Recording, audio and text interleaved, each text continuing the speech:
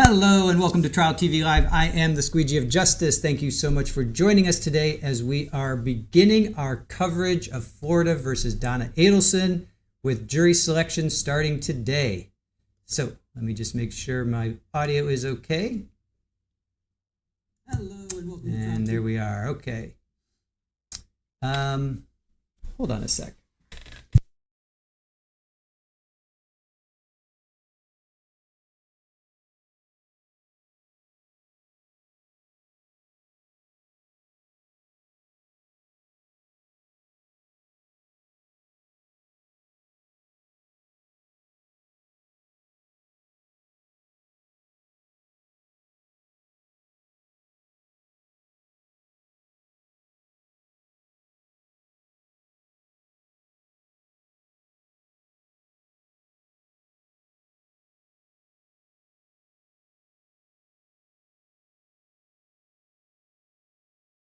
All right, little kitty action happening already in the morning.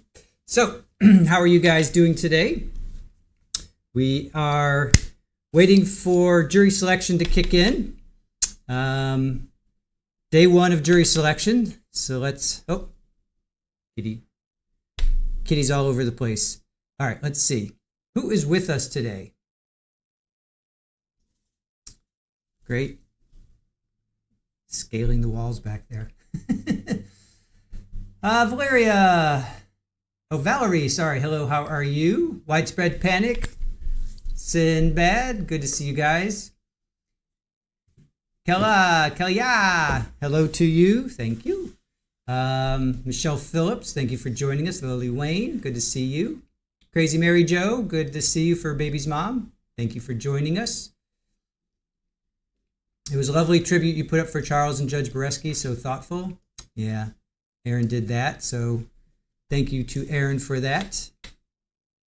The McCormick family and Aussie Gardner, thank you guys for joining us. Good morning, Tammy, good to see you. Shirley Roth, good morning. Maddie's mom and Alice and Miss Bree coming in. Thank you guys for joining us. JRN, good to see you. Red Snap, good to see you. Toots, thank you for joining us. Blazy, good to see you. Allison and Mary, thank you for joining us. All right, so we are waiting for jury selection to start. They told us it would be at, let me check in here. Let's just make sure that they are not actually live. They're not live yet. Let's see here. All right, yep. We're saying 8:15, which is 8:16 right now. All right. All right, let's go over for those that are new to this trial. Green-Eyed Cat, happy Tuesday to you. Taco Tuesday, right? All right, so for those that are new to the trial, just in case you are not familiar with the Adelson Markel saga. So Dan Markel is our victim. He was a FSU, which is Florida State University law professor. He was married to a Wendi Adelson, who has parents, Donna and Harvey. She has a brother named Charlie, and Dan and Wendi had gotten a divorce in 2013. Their divorce was finalized. And they had two kids, two boys, and they were having they were going through a very bitter custody battle, divorce with them, between the two of them. And Wendy's parents and Charlie all lived down in Miami area, Fort Lauderdale area. Harvey was a dentist. He had a dental institute, the Adelson Institute, and Charlie was a periodontist who would travel from Miami to Fort Lauderdale to West Palm up to Jupiter, all on the east coast of Florida, all within about 2 to 3 hours of each other. So on July 18th of 2014, Sigfredo Garcia and Luis Rivera from Miami drive up to Tallahassee, and Sigfredo Garcia shoots Dan Markel in his car, in his garage, twice in the left cheek. Dan survives for about 15 hours or so. Oh, all right. Hold on. We've got a feed. I'll just ask, as to that matter, does the defense have a position, or do you wish for it to remain the state is not to broach this topic other than what becomes ultimately necessary? That would be our position. Very well. As to the directs of any witnesses, Ms. Kappelman, Ms. Dugan, to the extent that it is possible to conceal the defendant's status as someone who is incarcerated, you are to do so if the door is opened. Once the door is open, the issue is the cat's out of the bag, but until then, do you need any clarification on this?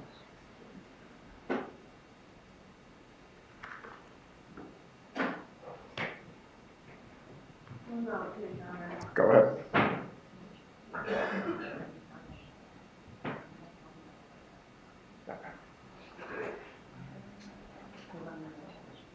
That's fine. And someone down there that's want to come in their individual number tag. We're going to do it up here because some people get lost on transit and go to arguments. So Joey's going to stay out there. Right. And do that. Judge, just one, Ms. Kappelman and I were discussing, essentially, until it becomes necessary if those witnesses testify, that the state not bring that up. And that was my understanding. Okay. Yes. No problem, Judge. I think there are many appellate cases on this issue where it talks about the jury can reasonably infer things. However, to the extent we're going to observe the fact that that is not to prejudice the jury that will be selected in any way, or after they are selected, we are going to observe that in accordance with the law. The jurors, as previously discussed, prospective jurors are going to be given numbers. While they are in this room, we are only going to refer to them by their number. The parties will have lists where there will be names and also address information that will correspond with the numbers. If you need to use the actual name of the prospective juror, please do so only in the room when we are doing the examination of the individual jurors. As far as telling the jurors that go through the individual screening process when to report back, I was anticipating telling them to come back on Thursday afternoon. By that point, I believe for this morning, this afternoon, Wednesday morning, Wednesday afternoon, and potentially also Thursday morning, we will have a suitable number of jurors at that point to move into group voir dire. As far as opening statements, and I believe before when we were discussing this in the context of whether we would have available to us Labor Day or need to work essentially non-standard days, my goal is to have a ruling for you on all outstanding motions before we actually move into the group voir dire process. Obviously,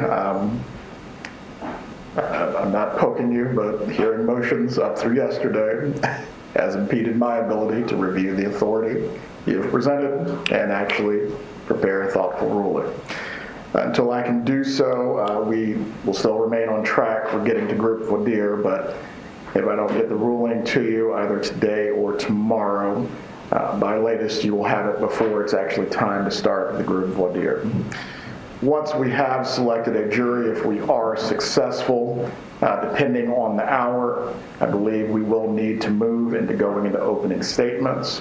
Once you have your ruling in hand, you will be able to tailor your openings as need be. I believe for the most part, the only outstanding rulings that remain at this point are the motion to suppress and the portions of the motion in limine that have not been ruled on. Are there any questions concerning these matters? Not this time, Your Honor. Very well. I believe downstairs, Judge Ashenofi Richardson is qualifying the jurors. Once they have been qualified by her, they will be brought upstairs, handed their numbers. I will ensure that anyone who needs to be excused for statutory reasons is excused before we move into the individual process. Also this morning,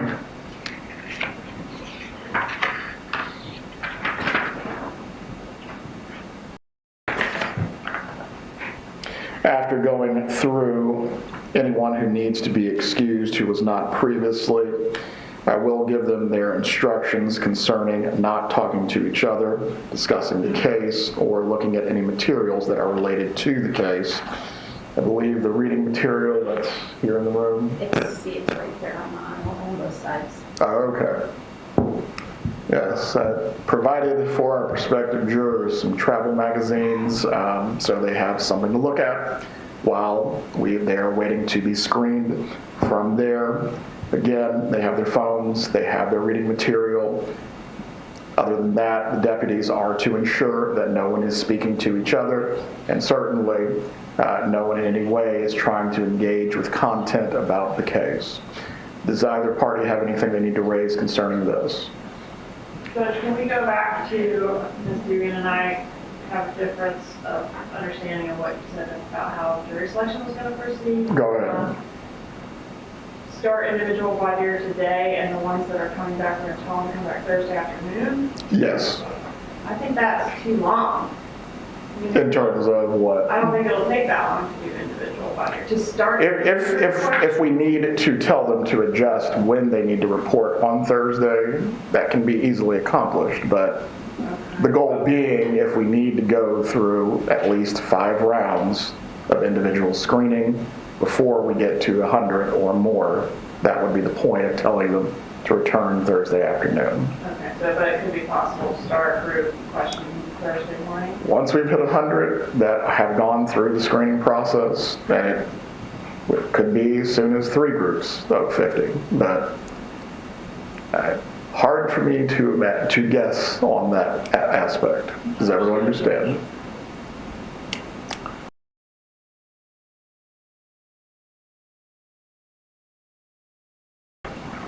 What's up? Okay. All right. For the timing of the trial that we will discuss with the jurors and going through the aspect of hardship, again, my expectation is to tell them, including the process of selecting the jury today, that we may need their service for up to 3 weeks. If this changes in any way, obviously we will have to let them know. But we will also have our 3 alternates in addition to our 12 jurors. I think by statute and rule, it's clear this is a 10-strike, 12-jury case. Does anyone have an understanding of the contrary? No, Your Honor. No, Your Honor. Very well. If either party needs to seek additional peremptories, as long as the process that is identified by the cases are followed, with that a proper ruling will be made. Does anyone have any questions as to that? No, sir. All right.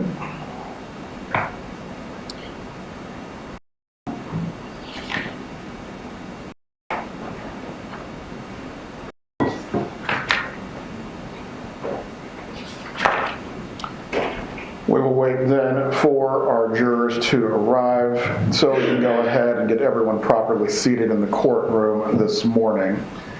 Other than the camera operator, I'm going to need everyone who's seated on my left, your right of this room to come over and take the seats that are over on the right side, so that way we are filling these benches with prospective jurors only.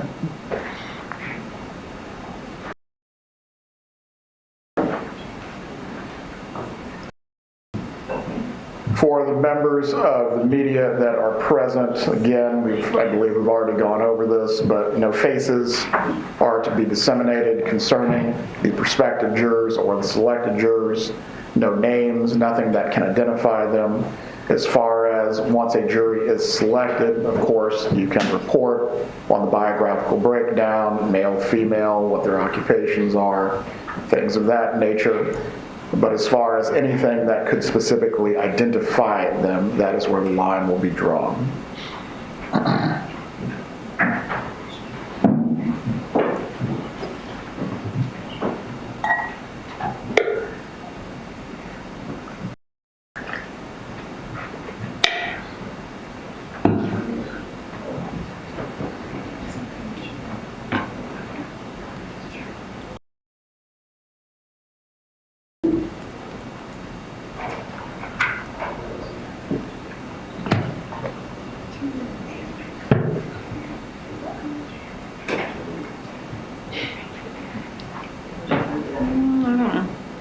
I think so, yeah, I said we're waiting. All right, when you get an update from downstairs, please let us know when the jurors are coming up. We'll get them seated and then we'll get started. We'll have a brief recess until we have our jurors upstairs.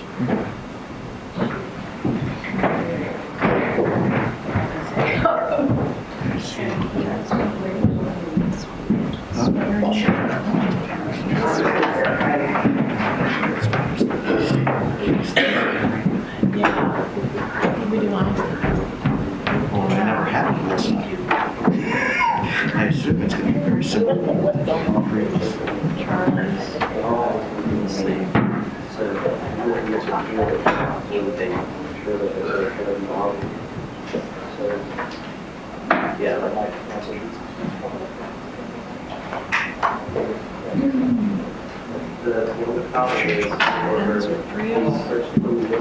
Oh, this whole thing?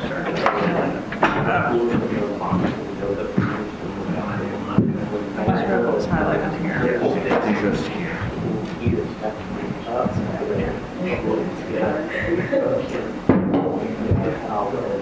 I mean, it's pretty sparse, but if you feel like it does the trick.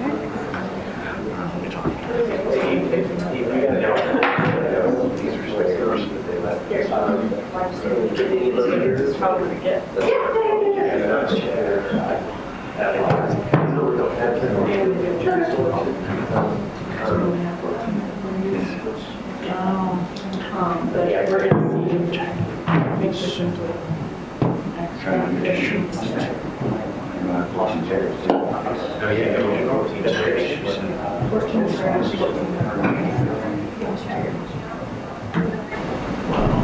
the judge said bring alternates. Usually you bring another chair. Yeah, I'm sure he's going to roll in a chair. This is probably a chair.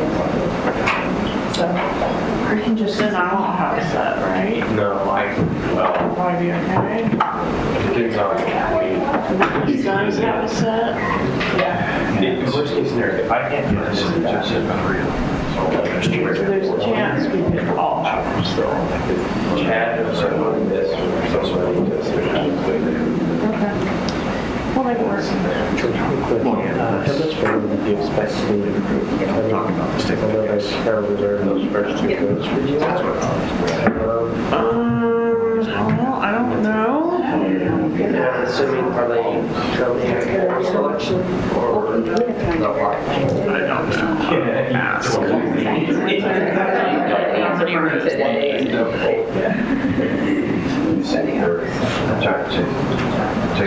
Yeah, but. Just he just moved there. I missed it. What kind of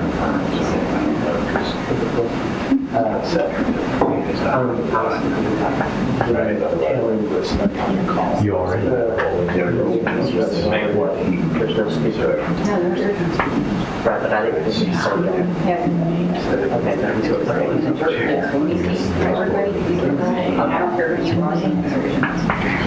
After she's going to come up with me.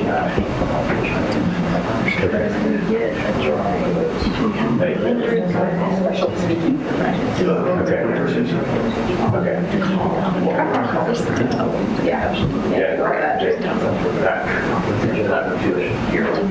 He loves that. He's yeah, he wants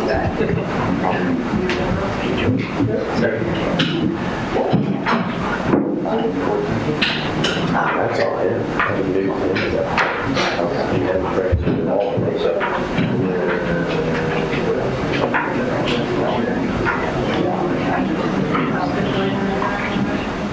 That's a great Joey's job.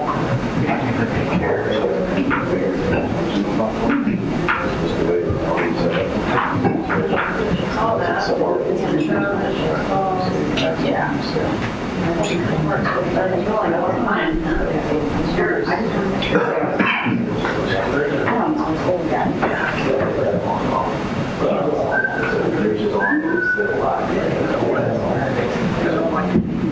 Am I on?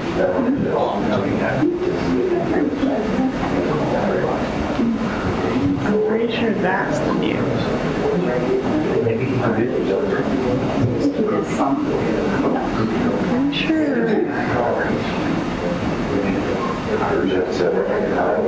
All right, can someone please text Jason and tell me if you can hear us?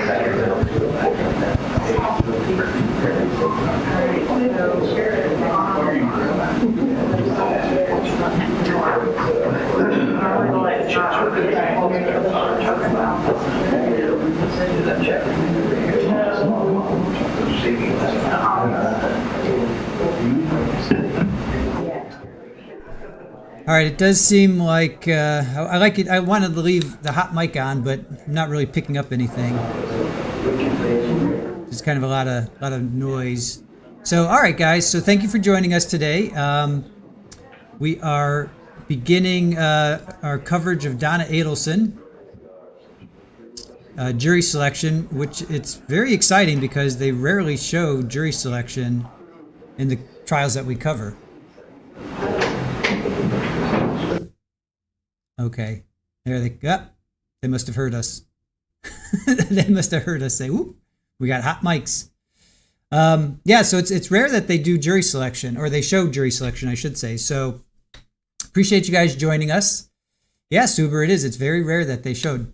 Sarah Boone, when we covered Sarah Boone, we were down there, we were streaming, and we got the last day of jury selection, which was pretty cool. So.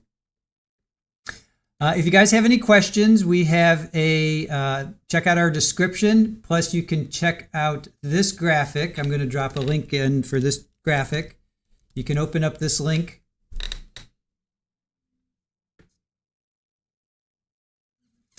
All right, you can check out this link. This will take you to the players, which is basically this screen right here. So if you guys want to follow along, we got Dan Markel, who was the victim. He was shot July 18th of 2014. He was married to Wendi Adelson. They were going through a bitter custody battle. Donna and Harvey are her parents. Charlie is Wendy's son. Charlie was convicted 2 years ago. Donna was arrested last year, a week after Charlie was convicted, on her way to Vietnam, which has a non-extradition policy.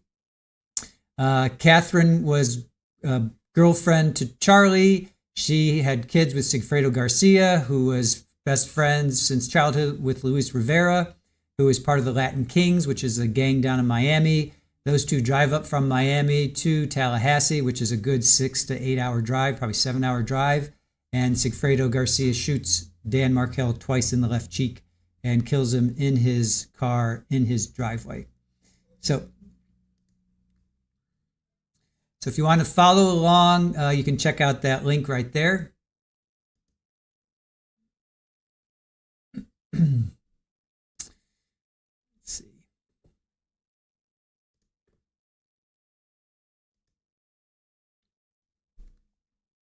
Sinbad says, last time I saw jury selection was the Murdoch trial. It's rare for these bigger trials. It is rare. I know Scott, recovery addict, he finds a lot of juries. Where is that? Is it in Colorado, or I forget which one? RAers, you guys know. You know, Scott always has that one courtroom that he always shows, and they always do jury selection. It's a small room. I forget which state that is in, but I'm sure you guys that watch Scott, you know what I'm talking about. Deviant, it's still too complicated for you. Well, ask questions. Ask questions. Sparkling Princess, yep.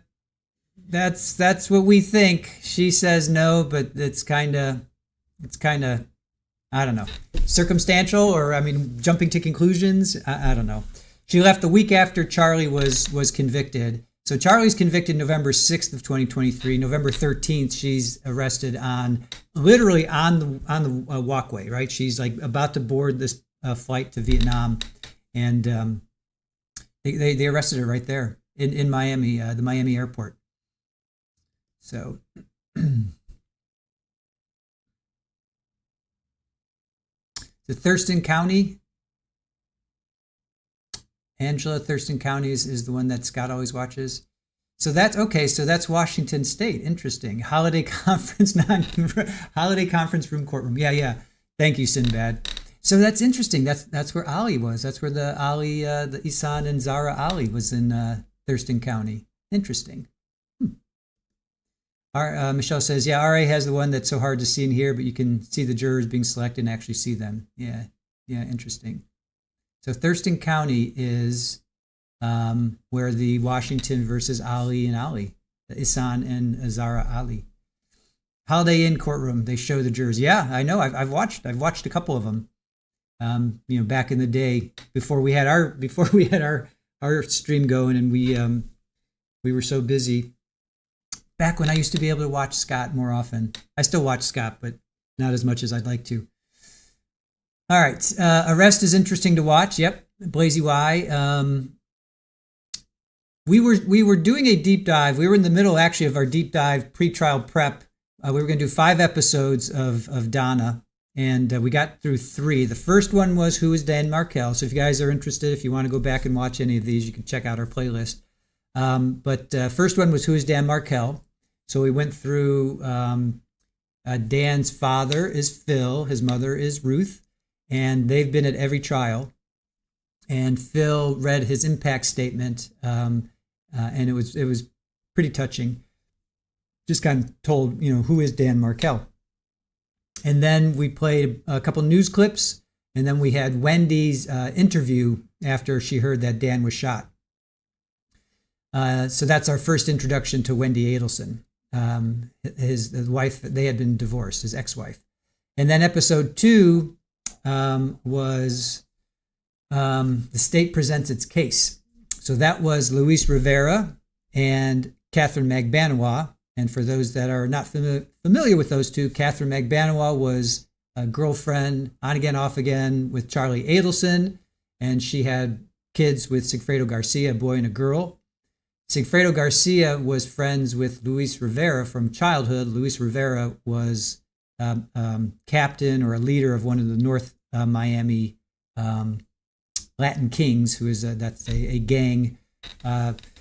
Luis, I guess, said they're in 35 states and they're all over Florida. So that was episode 2. Was Luis Rivera, Catherine Magbanawa's testimonies, and so she was tried twice. She was tried once with Sigfredo. Sigfredo was found guilty. Catherine, it was a hung jury. Then she was tried again. So that was 2019. Then in 2022, she was tried again and she was found guilty. Then in 2023, she flips on Charlie. She flipped and she ended up telling, quote unquote, telling the truth that in fact Charlie did come to her Halloween of 2013 and said, hey, do you know someone who can harm someone? Do you know anyone that can harm someone? And she said, yes, I do. She gets a hold of Sigfredo. Sigfredo gets a hold of Luis. They go up and they shoot Dan. So then episode 3 was Wendi and Jeff. So Jeff Lacasse, who we're going to hear from, he also testified. He looks almost exactly like Dan Markel. He also taught at FSU. He's a lawyer.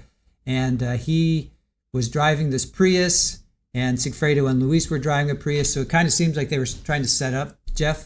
So anyway, he was up in North Carolina, so he had an airtight alibi. He had receipts, gas receipts, all that stuff.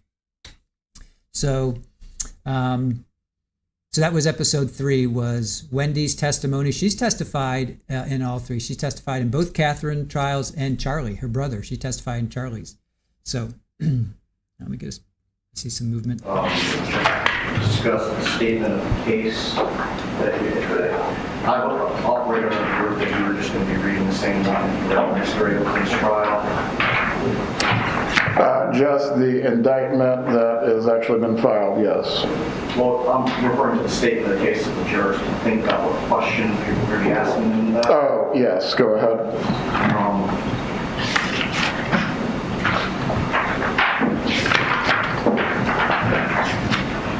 It might be easier if I just bring the transcript up. It's fine.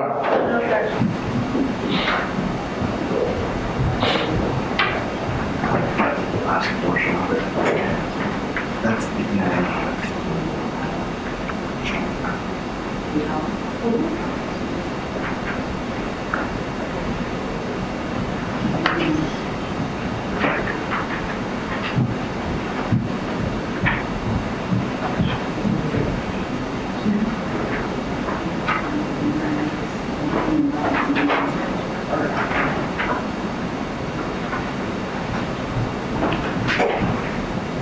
Sure, that's it. Just the questions that are highlighted. Yes, and the state of the case started on the prior page.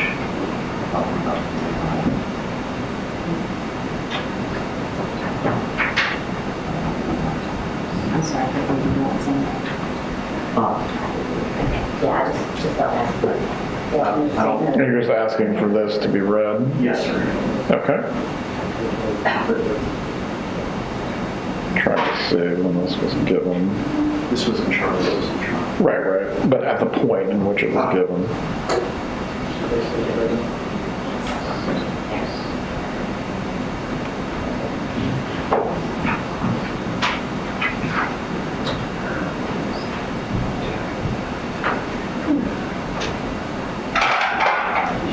Does someone have this portion printed out? I can get it. Please.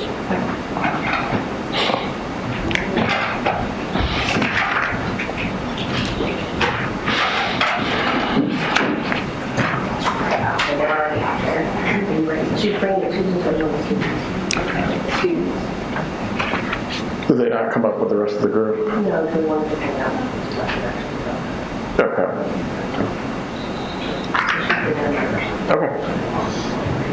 Are they first 14 in there, everyone else over there?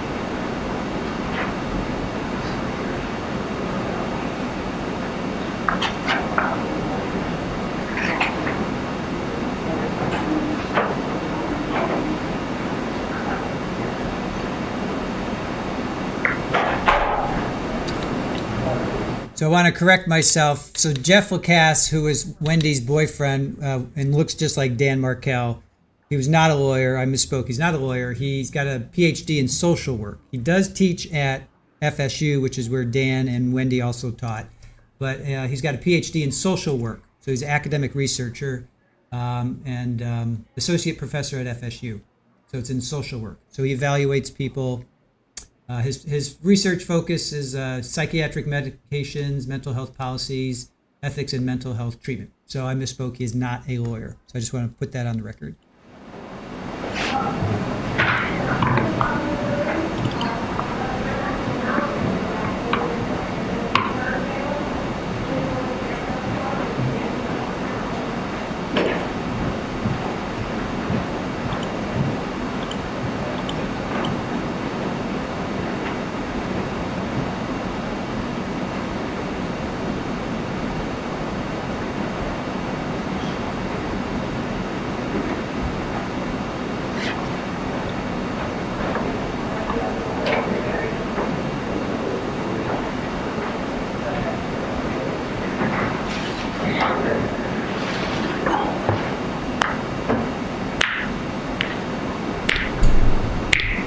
All right, so while we wait for them to start up with jury selection, I'm going to go through the witness list. So we've got Charlie's on the witness list.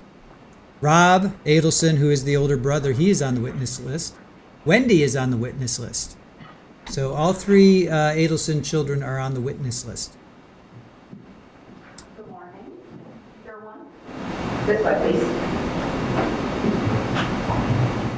We've got Sigfredo Garcia. He's the trigger man. He's the person who pulled the trigger. He's the one that actually shot Dan Markel. He's on the list.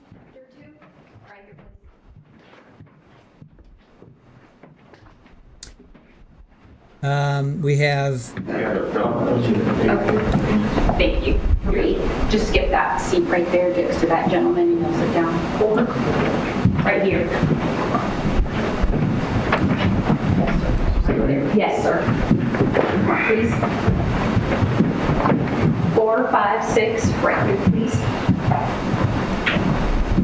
Good morning. Good morning. 4, 5, 6. Good morning. 7, 8. Good morning. 7, 8. Good morning.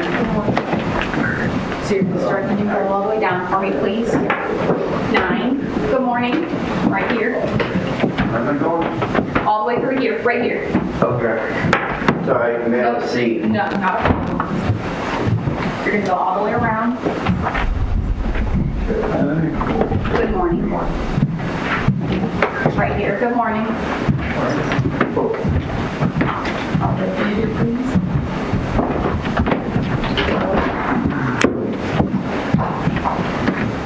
At least these are a little more comfortable Right than the here. others. Probably why they suggested grabbing the jacket. Good morning. Seats right there. Yes.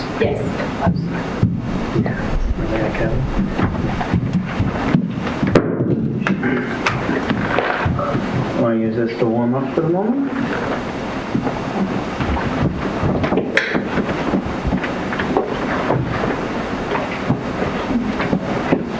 At least helps. Sir, if you can remain quiet for right now. I do apologize. Thank you.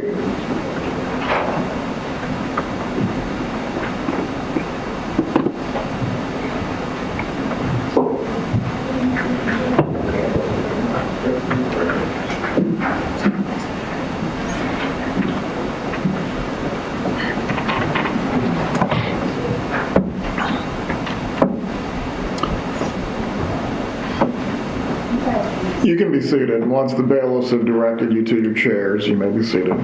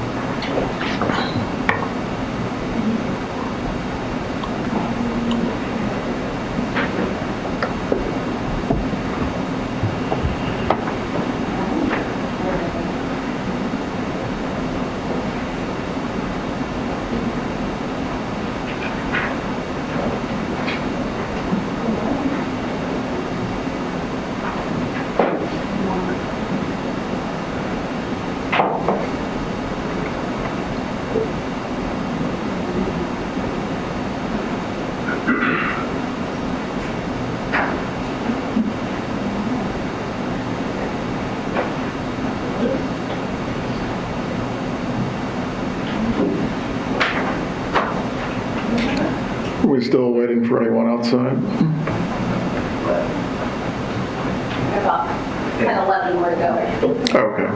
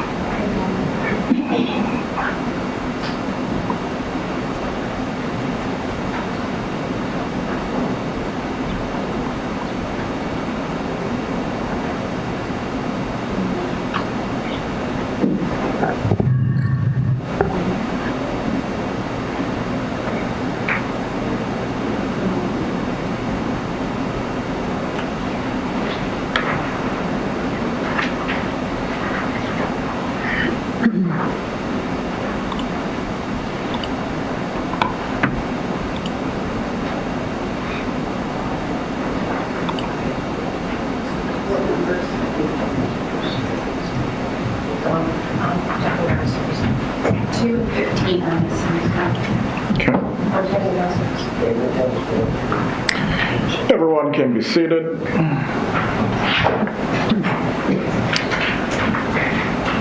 Patricia, once numbers 2 and 15 have been located, they're just to be seated in the back. We're going to move forward with what we have right now. Good morning, ladies and gentlemen. Good morning. Okay, not great. Let's start. I'm giving you a proper greeting, looking you in your eyes. All I'm asking back from you is for the same. Good morning, ladies and gentlemen. Good morning. There we go. I'm Stephen Everett, one of your circuit judges for the Felony Criminal Division here in Leon County. You have been summoned here today as prospective jurors in the case of the state of Florida versus Donna Adelson. This is case number 2023 CF 3226.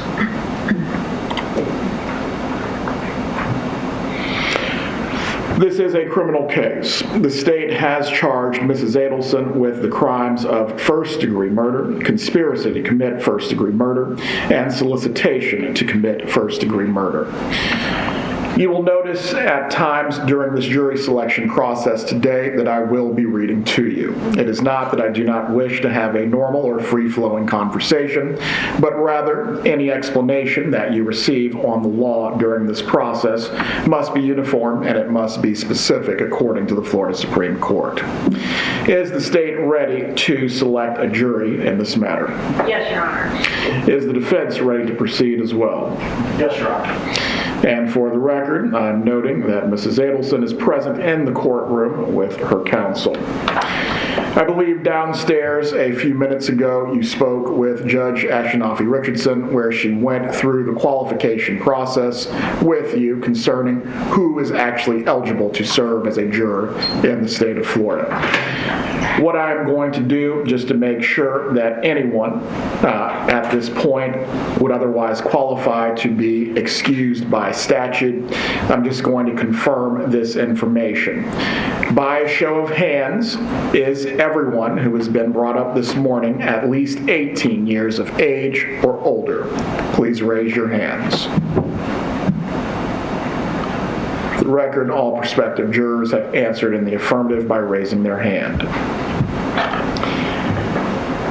Are each of you citizens of the United States of America and residents of Leon County, Florida? Please raise your hands if this is so. Again, for the record, the prospective jurors have raised their hands in the affirmative. Are all of you residents of Leon County? Please raise your hand if this is true. Again, the prospective jurors have raised their hands. Thank you. Do each of you possess a driver's license or identification card that's been issued by the Department of Highway Safety and Motor Vehicles, or have you executed an affidavit as to your eligibility to serve as a juror? Please raise your hands. Once again, for the record, the prospective jurors have raised their hands in the affirmative. The next series of questions are basically just going to deal with whether anyone should be excused at this point or is ineligible to serve. Has anyone been previously convicted in a state or federal court of any felony crime or a crime of dishonesty and you have not had your rights restored to you? If this describes your situation, please raise your hand. For the record, none of the prospective jurors have raised their hands.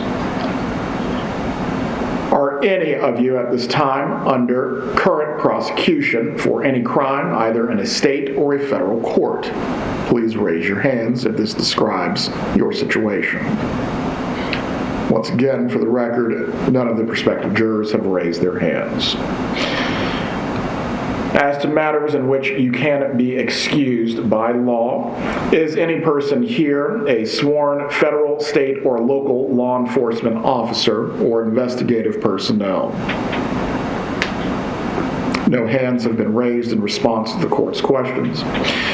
Is anyone an expecting mother or a parent responsible for the full-time care of a child under 6 years of age?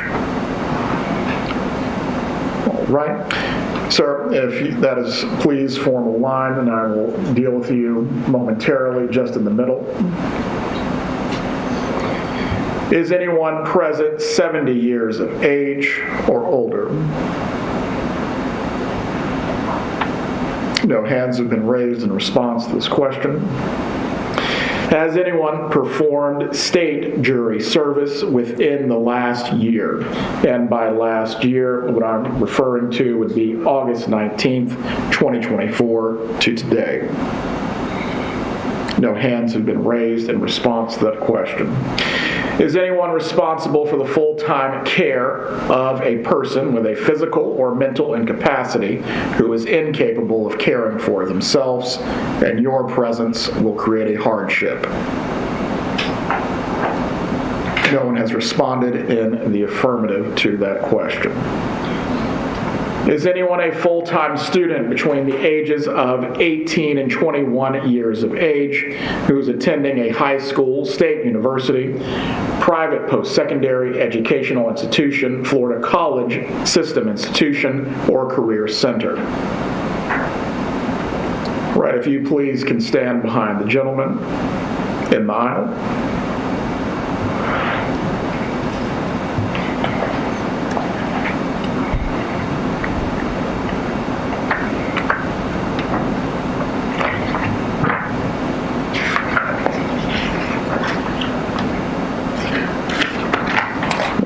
We also have one new one by statute. Has anyone given birth within the 6 months before the reporting date on your summons, and you are seeking to be excused for that reason? No hands have been raised in response. Right, one by one, if you please, can come forward, and I will address the issue in which you responded to your questions. Or to the court's questions, I should say. If the attorneys wish to listen to the court's conversation with the prospective juror, you can hold on here.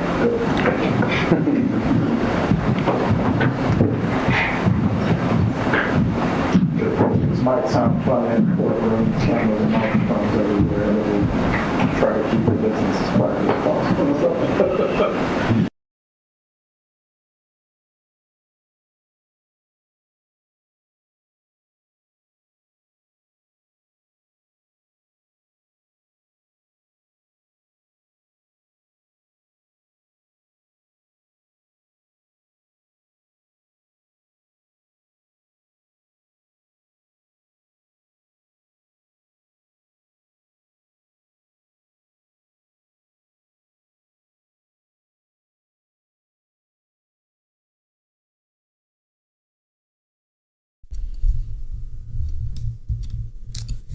All right, so while we wait for Judge Everett to continue on, just want to welcome in everybody. You are watching jury selection of Donna Adelson. Just started, so we consider this day one. And he expects this to go possibly to Thursday, but state prosecutor Georgia Kappelman thinks that's going to take too long because she's already tried 3 cases. She's tried Catherine Magbanawa twice, and she's tried Charlie Adelson. So she's basing it off of her past experience of finding a jury within 2 days. So she doesn't think this will go to Thursday or Friday. So Georgia thinks this that they can get a jury within 2 days. So they're getting rounds of 50. So he wants to get up to 100. However, they can get up to 100, and then they'll begin their voir dire.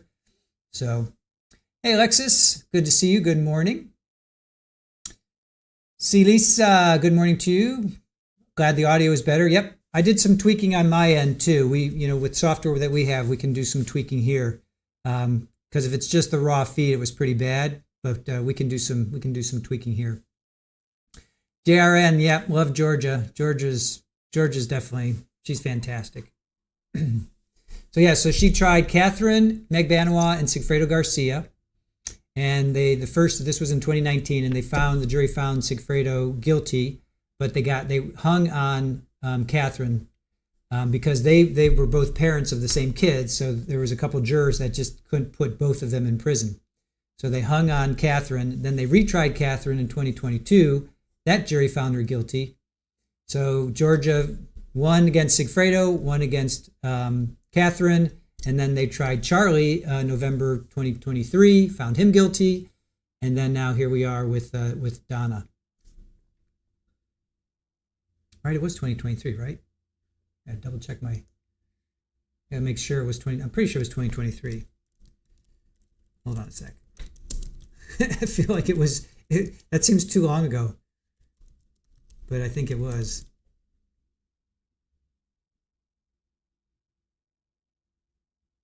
Okay, it was 2023. Okay.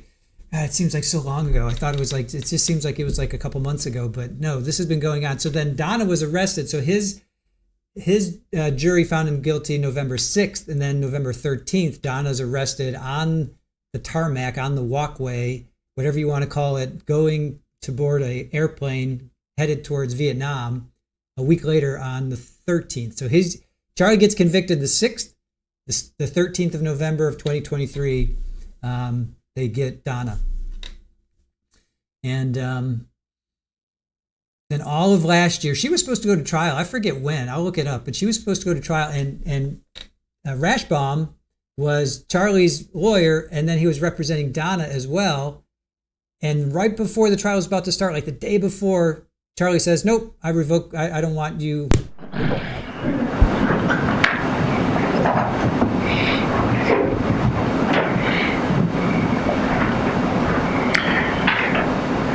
Now that we've settled the issues of who is eligible to serve and actually remain, we are going to proceed with the process this morning. The first thing that we are going to do is to discuss what you may know about this case, if you've heard anything about it at all. This case has received some publicity, and there also was a related case that took place almost 2 years ago. This process is going to be handled individually because you will not need to know what others may already know concerning this matter. However, before we start that questioning, I am going to give you some very important instructions. Many of you have cell phones, computers, and other electronic devices with you. Even though you have not yet been selected as a juror in this case, there are some rules that you must follow about using your cell phones, electronic devices, and computers from this point moving forward. You must not use your phones or devices to search the internet or to find out anything that is related to this case. Between now and when you have actually been discharged from jury selection or jury duty, you must not provide or receive any information about your jury service to anyone, including friends, coworkers, and family members. You may tell those who need to know where you are that you have been called for jury duty. If you are picked for the jury, you may tell people that you have been selected for the jury and how long the case may take. However, you must not give anyone any information about the case itself or the people that are involved in this case. You must also warn people not to try to say anything to you or write to you about your jury service or the case itself. This includes face-to-face interactions, phone or computer communications. In this age of electronic communication, I want to stress to you that you must not use electronic devices or computers to talk about this case. This would include tweeting, texting, blogging, emailing, posting information on a website or chat room, or through any other means at all. Do not send or accept any messages, including email and text messages about your jury service. You must not disclose your thoughts about your jury service or ask for any advice on how to decide the case. Further, you must not read nor listen to any news accounts about the case until you have been excused in this matter. Please avoid the newspaper and television broadcast, particularly the local news stations. Also, avoid any social media or any internet news sites concerning this matter as well. Mr. Zellman, if you still have the statement of case on your computer, I will just read it from that. Yes, Your Honor, may I approach? You may.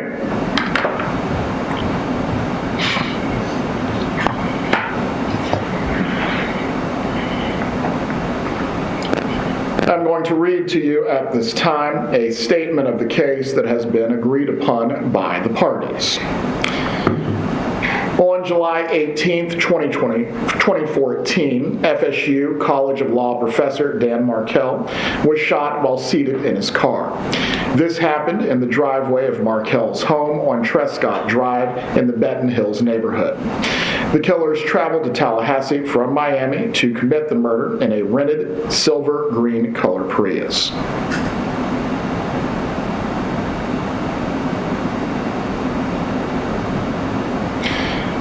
The defendant and alleged conspirator in this murder was the former mother-in-law of Dan Markel. She has entered a plea of not guilty. The statement of the case that I have just read to you is not evidence, and it's not to be considered by you as evidence or any proof of guilt. You must not be influenced by this statement. It is merely informing you of the accusation that has been made by the state against the defendant. Before we speak with you individually and privately about this case, some of you may be excused. Mr. Zellman, you can take it.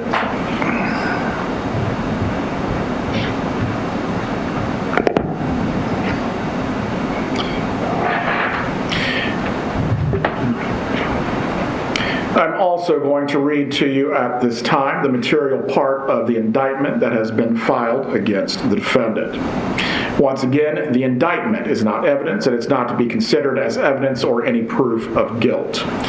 You must not be influenced by the fact that an indictment has been filed. In this case, it is merely a formal method by which the state makes an accusation against the defendant. It is alleged in count 1 that on or about July 18, 2014, Donna S. Adelson in the county, Leon, and state of Florida did unlawfully kill a human being, Daniel Markel, by shooting with a firearm, and the killing was perpetrated from or with a premeditated design or intent to effect the death of Daniel Markel, contrary to the Florida statutes. Count 2. Beginning in 2013 and until October 1st of 2016, Donna S. Adelson in the county of Leon and state of Florida did agree, conspire, combine, or confederate with Charles Adelson and or Catherine McBanois and or other persons to commit first-degree murder, contrary to the Florida statutes. Count 3. It is alleged that beginning in 2013 and until October 1st of 2016, Donna S. Adelson in the county of Leon and state of Florida did solicit another to commit first-degree murder, and in the course of such solicitation, commanded, encouraged, hired, or requested the person, Charles Adelson and or Catherine McBanois, and or other persons to engage in specific conduct which would constitute first-degree murder, which resulted in the death of Daniel Markel, contrary to the Florida statutes.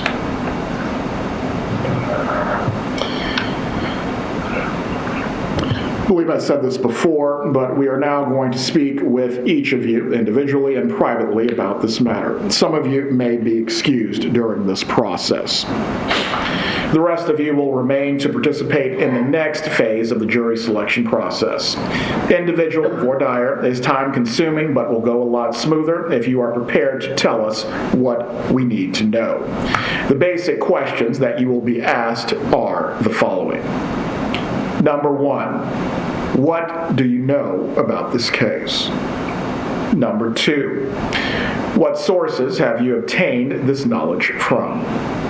Number 3, based on what you know, do you have an opinion about Mrs. Adelson's guilt or innocence? Number 4, can you set aside your present knowledge, disregard it, and render a verdict solely on the evidence presented in the courtroom? Can you be fair and impartial? Number 5, do you have any reason that you cannot serve on this jury for potentially up to 3 weeks? It will save us all a lot of time if you think about these 5 questions and you're prepared to give a prompt answer when you are called back. We are going to discuss one thing with you individually, specifically as it relates to the hardship of serving on this jury. We expect the jury selection process to take until Thursday of this week. After that process is complete, we expect the trial to start on Friday and potentially go for 2 weeks after that. All in total, we expect the proceedings from today may take up to 3 weeks. We understand that is a burden for anyone to serve for that length of time. However, we cannot make our system of justice work unless we have good people that are willing to do their civic duty as jurors. Similar to military service, we will have to call on our citizens at times to make sacrifices. Jury duty is one of those times. You will probably never be called upon again for something of this nature to serve in a lengthy trial. I understand for some of you this may not be possible under the circumstances. To give you a little more information about what this will involve, you are not going to be sequestered during the trial, meaning you will be capable of going home and returning to the courthouse each day. For the most part, we will work a regular business day, but on occasion it may be necessary to work a little bit longer based on the witness schedules. I will do my best to adhere to a regular schedule so it will not disrupt your lives. Please give some thoughts as to whether any of you may have a major problem, including a physical issue, that would prevent you from giving this case your full attention and performing your duties as a juror. Please be patient with us as we will be working as efficiently as possible. The bailiffs, the clerks, and court administration will be assisting here in the courtroom. Please follow the bailiffs or clerk's instructions. You are not to discuss this case while you are waiting or anywhere else until you have been excused. Also as well, there is reading material that has been provided by the court in the form of some magazines that are available to you if you would like to read. You also may look at your phones, but you are not to speak to each other or have any conversations about the case or anything else. For this instruction, does anyone have a question? Because I want to clear this up before we get underway. Again, you are not to speak to each other. You are not to discuss the case. You may look at your phones. You are not to look at any material that is related to this case. You also may read the reading material that has been provided by the court. Please do not listen to or read any media accounts on your phone or anywhere else until you have been excused. We will begin with the individual process at this point. If the parties, please, can relocate to the jury room. We will call each of you by your number, and from there, we will go through the individual screening. If the bailiffs also can position themselves through the room as need be to make sure the orders are going to be enforced.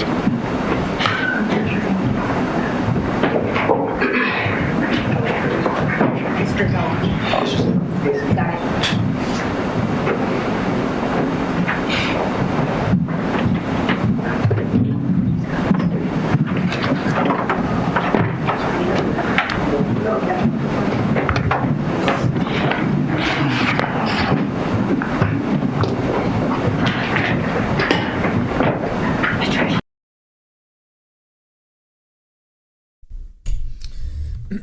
All right, just want to welcome in everybody that's coming in new and checking this out. This is jury selection for Donna Adelson. Just started day 1, and we do know that there are some people that have different opinions in this chat. We respect all opinions. We just ask that you respect each other, don't attack each other, and also let's just follow the process. Let's just follow the process.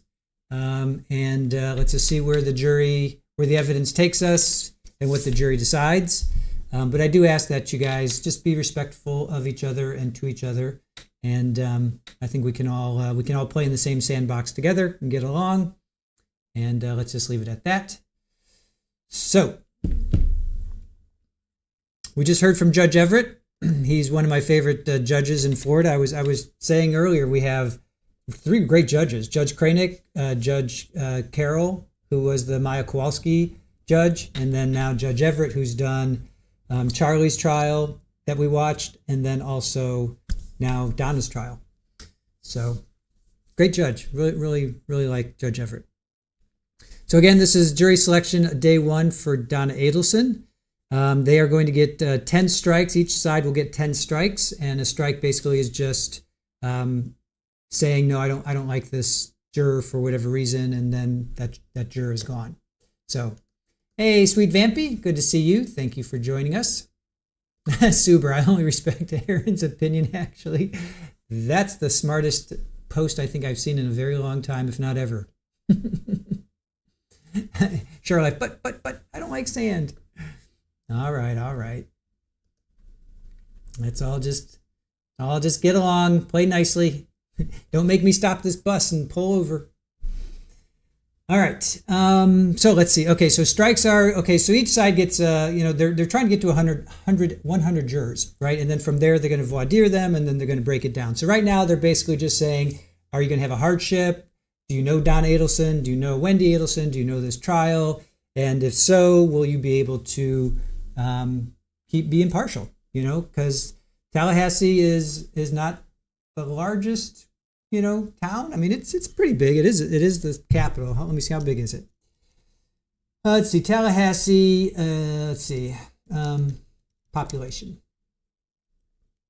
Tallahassee population 2025. 205,000.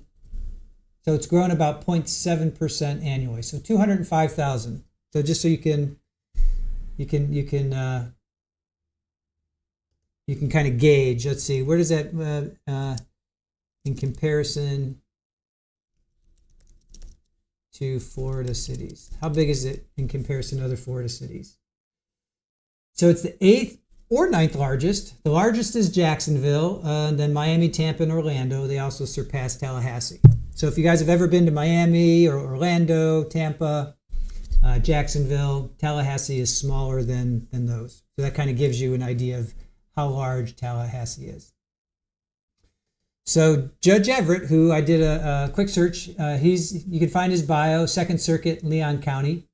So he's been a circuit judge since 2019. He's been Leon County judge from 2016 to 2019. He graduated from Louisiana State University with his JD and a Bachelor of Civil Law. He went to University of Florida, which is in Gainesville, UF, Bachelor of Science. His experience is Florida Department of Economic Opportunity. He was a public defender, 20th Judicial Circuit public defender, and then he was at the State Attorney's Office, 12th Judicial Circuit State Attorney. So he's worked both as a public defender and as a prosecutor. Let's see, he has won awards for Outstanding Judge Award 2018, the Hall of Fame NAACP Tallahassee branch 2018. He is involved with the Tallahassee Barristers Association, Tallahassee Women's Lawyers, Tallahassee Bar Association. He's a lifetime member of the NAACP or the NAACP, the Village Square Gulf Winds Track Club. That's funny. He also won the Richard W. Irving Equal Justice Award in 2019. So he's been on both sides. Judge Everett has been on both sides of the aisle, so to speak. So, all right, who is joining us? Yes, JMS, Judge Everett. He's good. He's solid. I like him. I have no problems. Population of the entire county is 300,000. That would be Leon County. So Tallahassee is not quite 100,000 over. So let's see what else. Thank you for that, Brat. GM Stewie, good to see you. Thank you for joining us. Sinbad, I've only been to Volusia County. Your bestie lives in Delbury. Where Delbury is. Update on the Ali sentencing. what was it, 20 months? I think 20 months, Lynn. I think it was 20 months. It was 14 plus 6 months. 14 months plus 6 months. So 20 months for Isan. Zara walked. She already had time served, so she's free. But she still has a 2-year court order for Isaiah. And Mr. Ali, 20 months. Plus he's got to do like community service. He's got a 10-year no contact order with Fatima. So basically 20 months he's going to be in jail. Mrs. Ali, she walked because of time served. So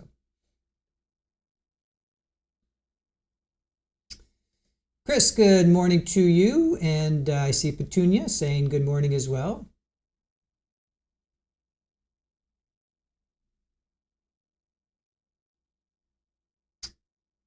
Let's see. Sparkling Princess Girl says there's many cases going all the time. Hard to always know them all, especially if you're more focused on one case. 100%. Yeah, Brian Koberger. I have no idea what other than he killed 4 kids out in Moscow. Was it Idaho? I think it was Idaho, right? I don't even know that. So, yeah, I knew nothing about Koberger. We were covering all other kinds of trials. I know everybody was into BK. They weren't even saying his name. So I know what you're saying. I hear you. And remember, not everyone watches YouTube or much news. That is true, Kathy. That is true. JMS, hoping trial starts Thursday. That's what they're shooting for. No. They're shooting for Friday. They're shooting for Friday. Expect the trial to start Friday. It may take up to 3 weeks. They're thinking it'll start Friday. They're hoping, Georgia thinks they'll seat a jury faster, because she's basing it on her experience with the past. This is her 4th go around. She did Catherine twice. She did Charlie, so that's 3, and then now Donna's. This is her fourth trial with the Adelson family. So Miss Kappelman, who is the state attorney here, she thinks it'll go faster. She thinks they'll get seated by Thursday. But the defense was saying they need a day. After they get seated, they say they need a day because they have a motion that Judge Everett needs to rule on. But he's saying he's going to rule on all these motions before so that they can just start. So Georgia thinks they can start Thursday afternoon. So we'll see. We'll see. Jim Stewie, I've been working, so only in and out today. Have they gone for a break? What's happening? They're in the middle of talking to the jurors right now. We're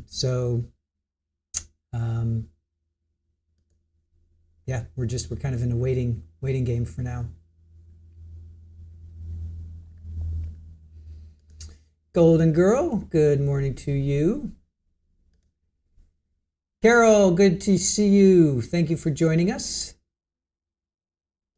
I watch the news all the time, watch many trials and follow cases, and I still never heard of this case. Sparkling Princess Girl. No, it happens. It happens. We were actually when this happened, we were in West Palm area, and we lived in Pompano and Fort Lauderdale, Aaron and I. So we kind of remember when all this went down in 2014. When I moved to Florida, that was in 2003. I moved to Fort Lauderdale, and then Aaron moved to the area back in '89, and so we were very familiar with Charlie and doing what he was doing, traveling from Miami up to Jupiter. So we remember when this happened, and we've been following it since then. So, Jerry, good morning to you. So happy to be here with everyone. Thank you.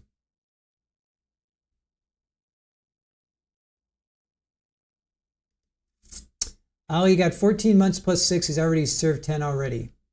So he's only going to be, so it was 20 months down to 10 served. Are you sure about that? I thought that he was not going to get that suspended. I didn't think so. Because remember the prosecution, The defense asked for that, and the state's like, I don't know what kind of math you're doing. And the DOC, I'm not 100% sure about that, but it's all right. Whatever. I'm not going to quibble over that. All right, Aussie Gardner, hurry back. Here, let me get closer to where we are here. Iowa Backyard Cam, good morning to you. Hope you're doing well. Melissa says, no, someone currently in the courtroom, nothing happening. They are in back, should be uneventful until they choose a jury. No family there today. Yeah, gosh, there's so many people there today, right? Joel is there, mentor lawyer's there, Gigi's there. Is Brandy there? You guys know, is Brandy Churchwell there? We know Court TV is supposed to be covering this. I don't know if they're there today, but I think they're probably there today. Just a Texan. I think it was 20 months, but we're hearing other. Petunia was saying something else. Well, let me read what. Well, you know what? Let's just go to the news.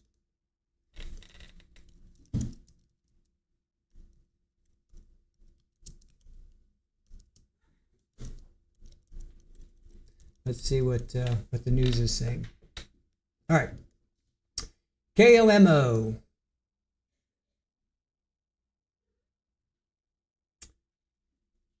All right. Maximum penalties allowed, which includes 14 months for assault, second degree, 12 months for unlawful imprisonment, and 364 days, with 182 days suspended for a total of 20 months for all the charges. So he's 20 months. He's spending 20 months.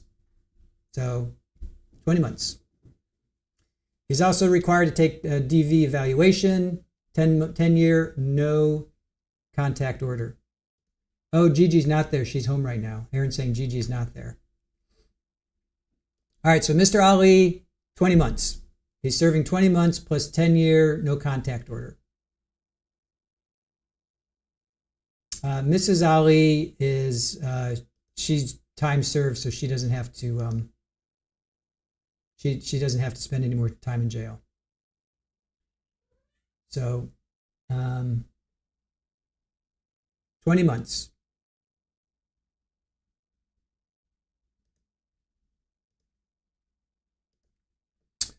So it's okay, Petunia. No worries. No worries. Brandy's not there either. Melanie says, yeah, Brandy's not there either. All right. So then I guess just Joel from Surviving the Survivor and mentor lawyer. What about Carl Steinbecker? Is he there?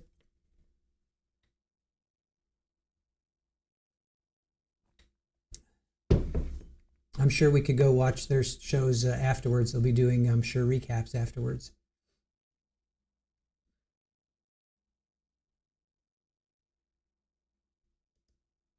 And JMS, Wendy's defense subpoena was quashed by the judge yesterday. She will be called by the state. That is true. We showed that yesterday during our one of our episode 3 of our deep dive. We cut into that and we showed that. So if you guys want to see that, that's in episode 3.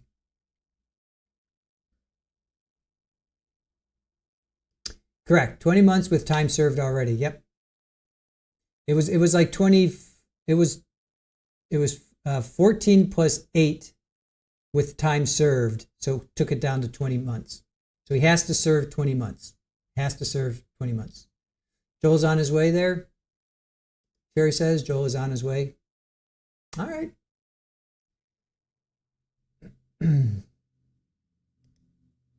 And John and Carl Steinbecks, yep. So we'll see if they might be there as well.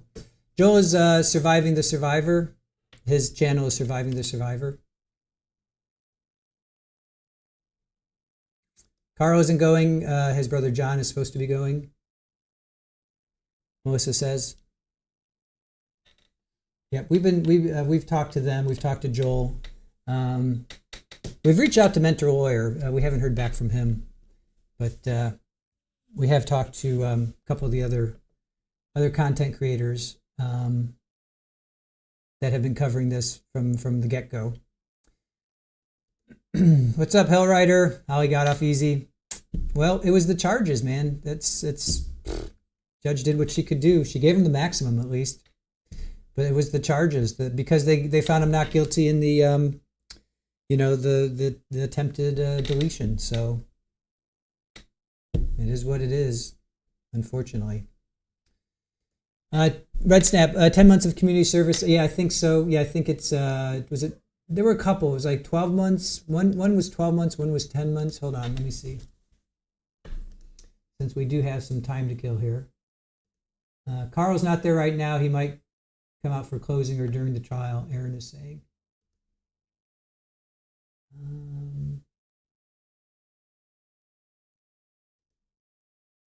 Oh, did I not save that? Oh, shoot. Shoot. I took a screenshot and I didn't save it. Doggone it. All right, hold on. I took a screenshot of what Court TV put up and I didn't. Heck. I didn't save it. Let me see if it's here.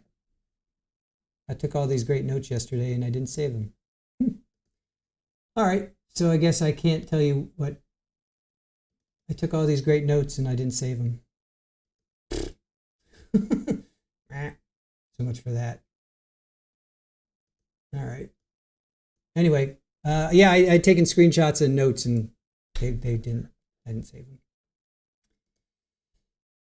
Let's see. Yep, he's got a 10-year, yep, JRN, he's got 10-year no contact for sure. Can you see Holly picking up trash on the side of the road? Right? 18-month community custody, is that what it was? Yeah, thanks. My notes are gone, so my notes from yesterday are gone, unless they're in another machine. Yeah, my notes are gone. I took a screenshot and took notes, and they're all gone. So I cannot be much help. Other than my memory.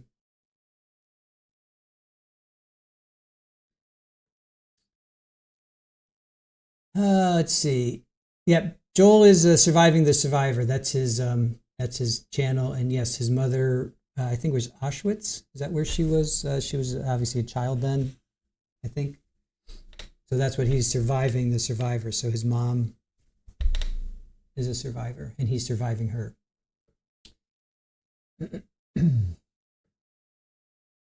What's up, Woke? Good to see you.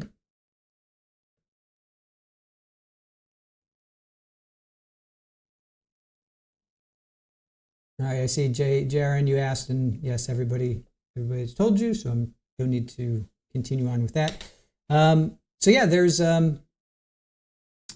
are let's see. No, Sinbad, I wrote you back. I'm not going to be able to get to the post office until Saturday at the earliest. So I do appreciate the gift that you sent. So I'll pick that up Saturday because there's just I can't leave. I'm kind of stuck here streaming. So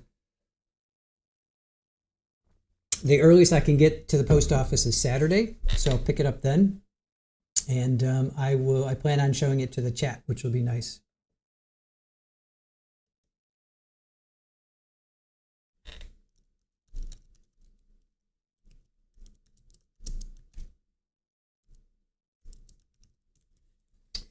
So, let's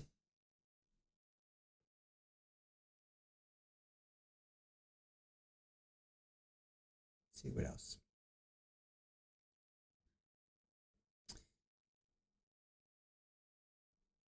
Hi there, Melanie. Good to see you.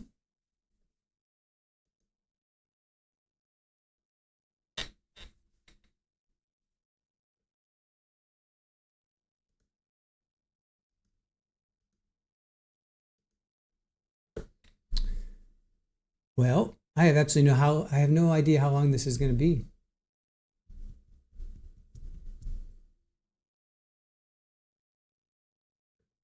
Thank you, Maddie's mom. Appreciate your $5 donation to the little fur babies. Thank you, thank you.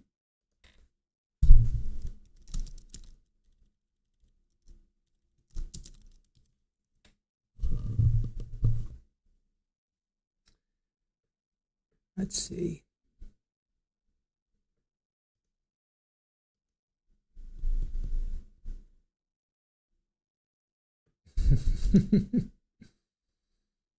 Hell yeah. Send us stuff, yeah.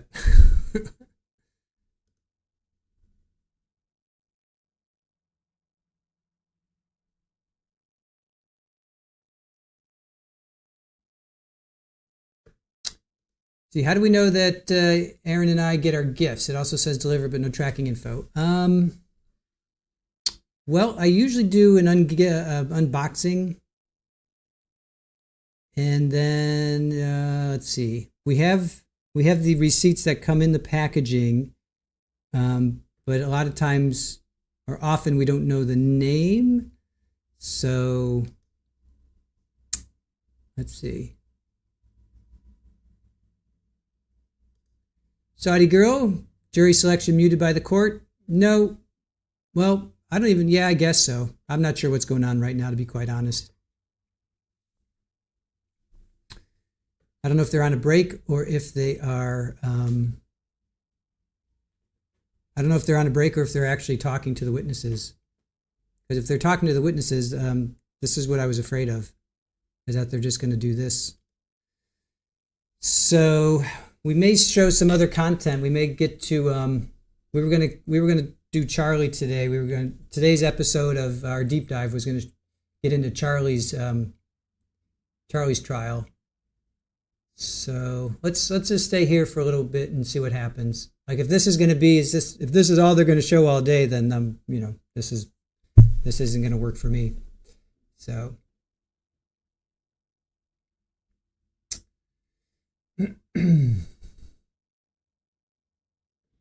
Joe likes to make the, well, I don't know. I guess, woke, I'm not sure. Sinbad, you'll speed read it next week? Yeah, I want to show it to chat. I think it'll be fun. Amy, you'll email us separately to make sure? Sounds good. Melissa, if my daughter wasn't getting married this year, I would be going to this trial. If Wendy gets arrested, you will be there.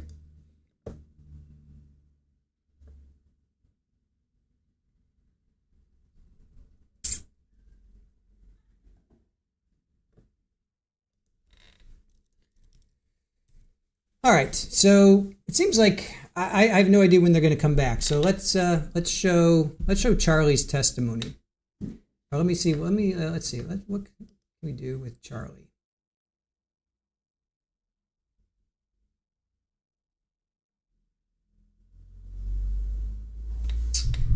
Let's see.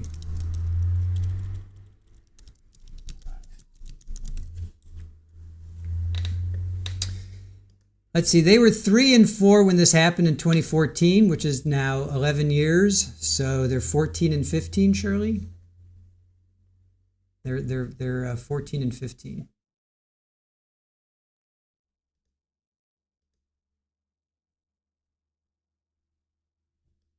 Oh, you know what? I know what we can play. What's up, kid? Hi. How you doing? Got a little bean here. Got a little bean. This is Fed, Cheddar Fed. Hi, bud. You can come say hello to everybody? Here, come say hello. Yeah. Little fuzzy guy. Say hi. Yeah. Who's that? Hi. Good boy. That's little Fedder Cheddar. Cheddar Fedder.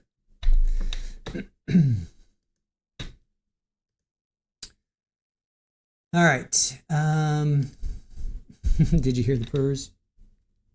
All right, I'm going to play, let's play Wendy's Arrest. Let's do Wendy's Arrest while we wait.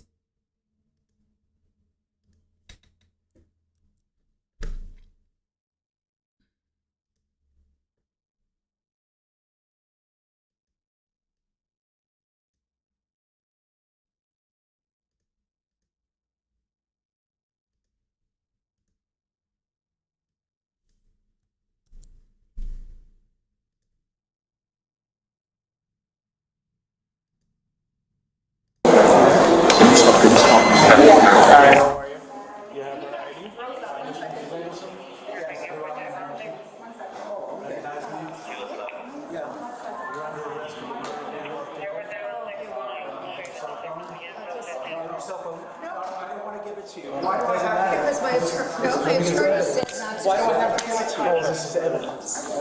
Evidence. She's under arrest.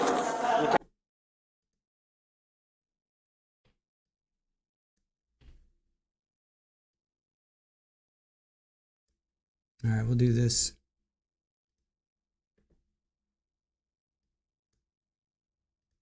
All right, so this is Wendi Adelson's arrest. I have to go with. I have to go. I have to go. You don't have no choice. Let me help you out. No, I have to stay. Please don't do this. Don't stay. You need to grab the bags. Take the bags. Yeah. And you need to wait outside. Okay. My husband's almost 80 years old. He can't Yeah, come I with can't. me? Please, can I go? No, you can't join me there. Oh, don't do this, please. Please. Oh, Someone's God. got to help him get home. This is terrible. You can't do this. This is So sorry, this is not Wendy's arrest. This is Donna's arrest. My bad, guys. Apologies for that. Thinking about, I guess, sorry. This is not Wendy's arrest. This is Donna's arrest.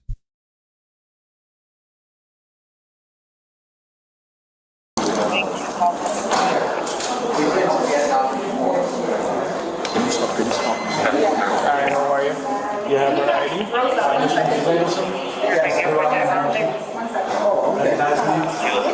Yeah. You're under arrest. Your cell phone? No, I don't want to give it to you. Why do I have to? because my attorney said not to. Why do I have to give it to you? This is evidence. Evidence. She's under arrest. I have to go with. I have to go. I have to go. You don't have no choice. Let me help you out. No, I have to stay. Please don't do this. Don't stay. You need to grab the bags. Take the bags. Yeah. And you need to wait outside. Okay. My husband's almost 80 years old. He can't Yeah, come I with can't. me? Please, can I go? No, you can't join me there. Oh, don't do this, please. Please. Oh, Someone's God. got to help him get home. This is terrible. You can't do this. This is insane. Can you hold on to that for me? Is that okay with you? Please. You don't have to have the handcuffs on. She's not going anywhere. Please. Please. You have anything in your pocket? No, no. Do you have anything of value in you? No, I Does she have a necklace on? You Wanna can go? take the necklace. I'll take it. Yeah, take it off. Yeah. And the earrings. And the earrings, the rings, take everything. You give it to your husband. Because once you arrive at county jail, they're gonna make you remove all that. Can I call my attorney? You can. You have a passport already? Where am I going? Just up on your finger. Where am I going? You're going to the Dade County jail. They county jail. Broward County, right? No, this is right here, the one on top.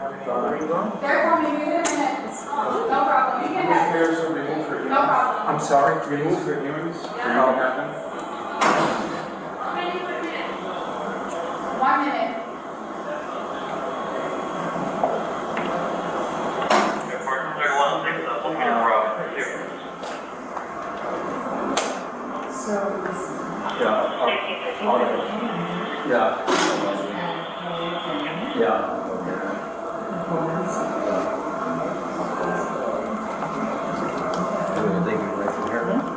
Yeah, we'll go back. Yeah, we'll go back out and just. You're making a mistake. Okay, It's another mistake. It's two do me a favor mistakes. and try to take the remote. See if you can get this off for me. Can you take it off, please, Donna? I don't I don't want to hurt her. That's why I Please. take it off. Just a minute. Just a minute. Please. It's getting there. Hold on. Listen to me. Yeah. I'll call. Get in an Uber, go home. I will. Take I will. it easy. I will. All right? Yes. Here, how? If there's anything else in her person that she wants to. Oh, it's coming, sweetheart. I got it's coming. Just a second. Do you have her driver's license by any chance? I'm sorry? Her driver's It's in my Yeah. it's in my purse. Yeah. How it Yeah, then you could give her the charge. Sure. Do It's you need her almost there. passport? Or can I give it to the husband? The passport can I give it to What's on? Where is it? It's in the blue and white. It's in the blue and white. Yeah, but I'm gonna get her driver's license for it. Yeah. the license, the address on your license is correct? Yes. She needs all her, When she goes to the jail, they work with the hospital. They're all in here though. Yes, but they work. If I take them here, what will happen is when you go there, they possibly toss them out. So when you go to there, you will meet the nurse and the doctor, and then they'll work in conjunction with the hospital to get you whatever you need. Yeah, but I don't have a list with me. I know what's. driver's license. Yes. I have a.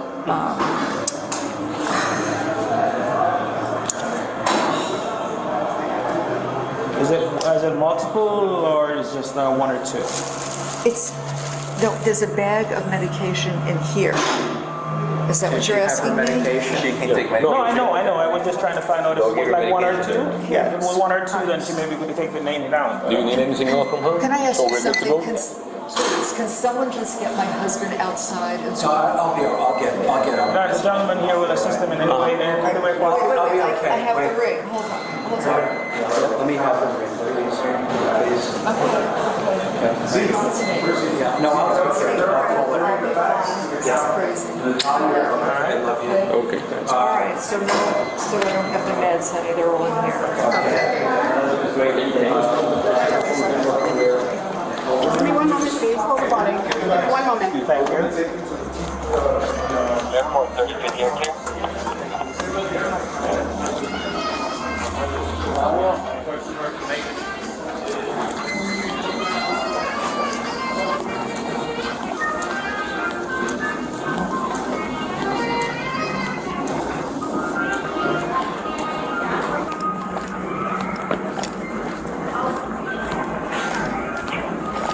All units, please adjourn. Go out or?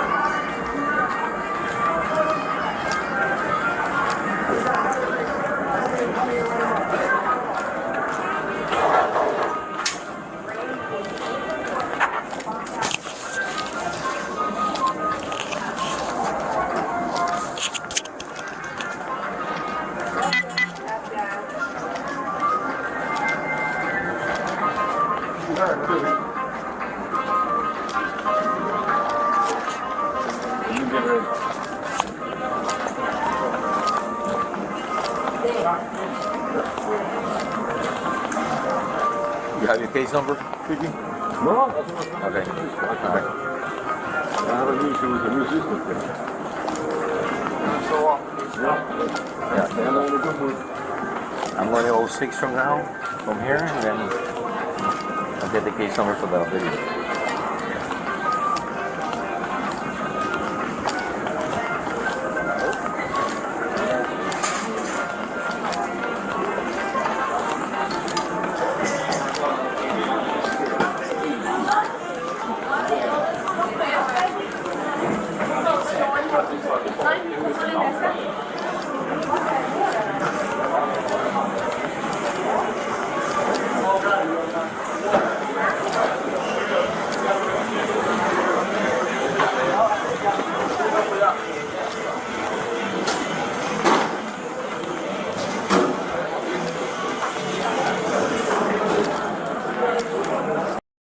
Whenever I see things like this, and I'm always, and like when we're watching trials and we see, like a Walmart video or, any kind of, surveillance, I'm like, what? And then you watch a trial, it's like, what if that was you in the background as she's walking by? Like, wait a minute, I know that person. That's Bob.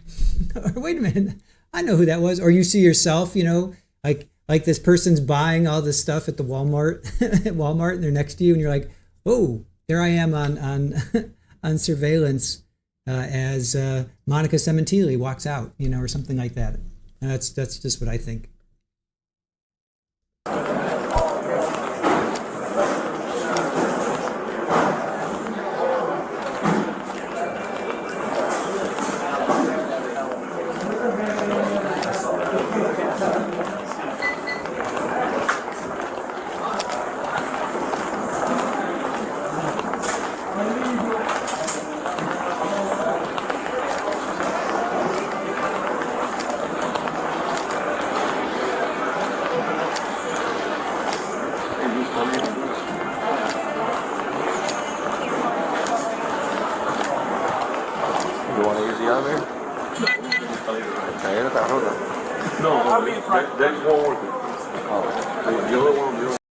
All right, hold on a sec. We just got color bars here. Hold on. All right, hold on a sec. What's going on here? Why do we have color bars? That's our... Oh, okay. Shoo. All right, they came back. I just want to make sure that we're still okay. Hold on, let me just check in with these guys. So this was our feed. That was weird. They just showed color bars. All right. I guess we're still okay. Adjust the antennas. All right. I just want to make sure we don't lose our feed. And we'll get back. All right. Let's do this then. We'll go back to Donna.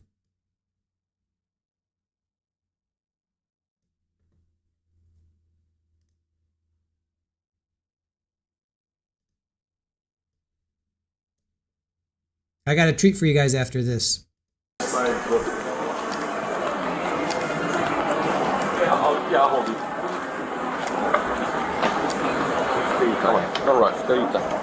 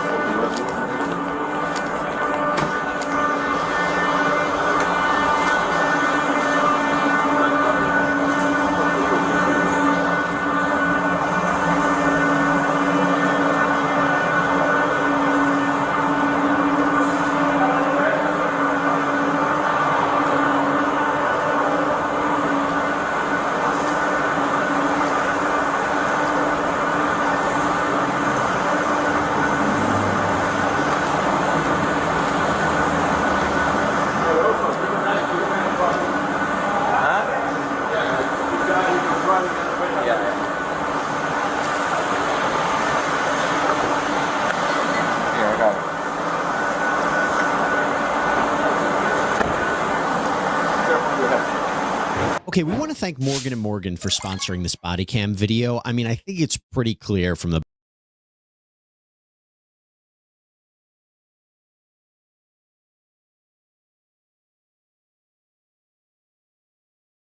Perfect. Thank you. Yeah.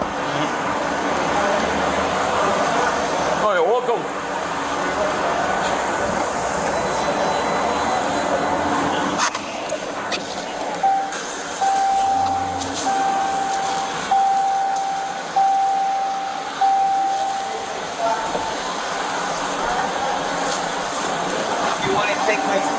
Yo me muevo ahora, porque hay una palanca. Okay, okay, I'll do that.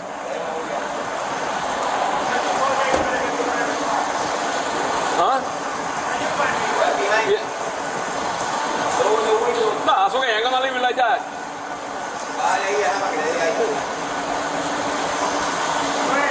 Let me. Well, you can have the car if you want, you. Let me leave the camera. The address on the license is good. Huh? The address on the license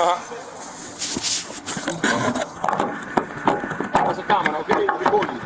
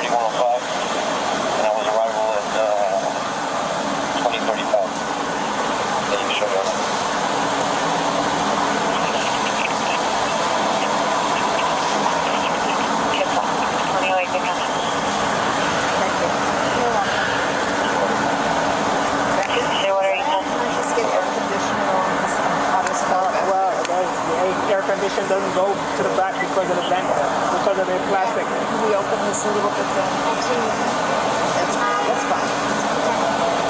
You'll be freezing. You'll be glad you have it.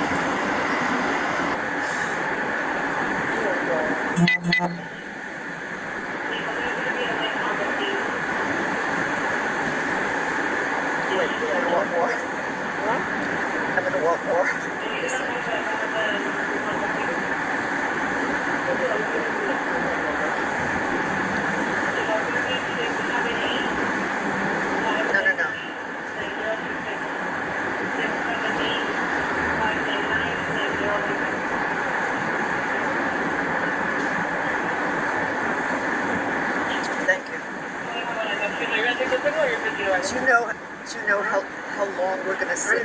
Oh, how long we're going to sit here? As soon as he comes back, he's going to take you from here to the warrant bureau and then to the facility. We're waiting for the other officer to come back. Oh, okay. Yeah, whatever information he took from you, I guess that's what he was missing, so he's going to enter that and come back. Okay. So the next place is what? The warrant? What did you say? Huh? What did you say the next place was? Well, see, what happened is the warrant that they have from you is from out of Leon County. When did they issue a warrant? So what happened is we have to take you to our warrant bureau for that information to get entered, and then after that gets entered before we can take you to the jail, to the local jail. Okay, because I didn't know there was a warrant. How would I know that? Well, we wouldn't have been able to take you if there wasn't something in place. So aren't they supposed to inform? Aren't they supposed to inform me if there was a warrant for me? Well, I don't know the details. I don't either. They had a warrant. The gentleman that you met earlier in the plain clothes. Yes. Right. They were supposed to inform you of whatever, and then because it's a county warrant, that's how we became involved. Okay. Yeah.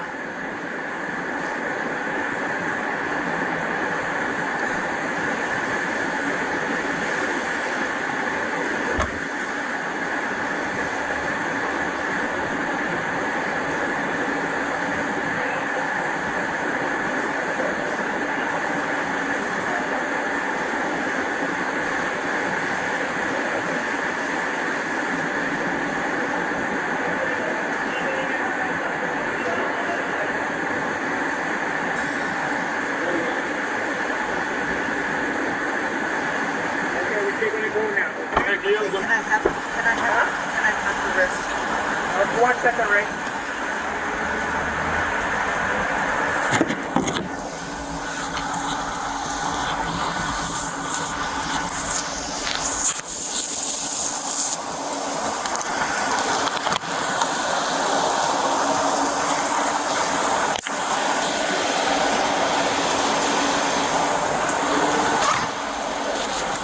Yeah, you're gonna have to bring up the window because it's raining.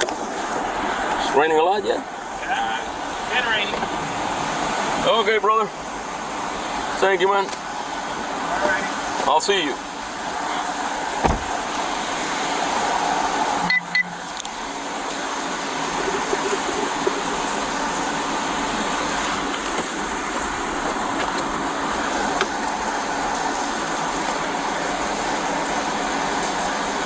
Report 3502.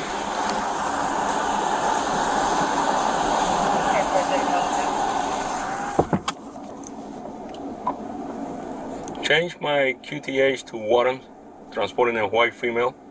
Ready for starting?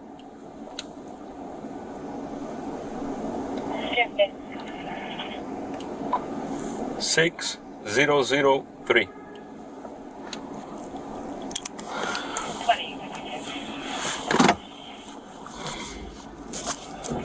Gonna roll up the windows. It's raining once we exit, okay?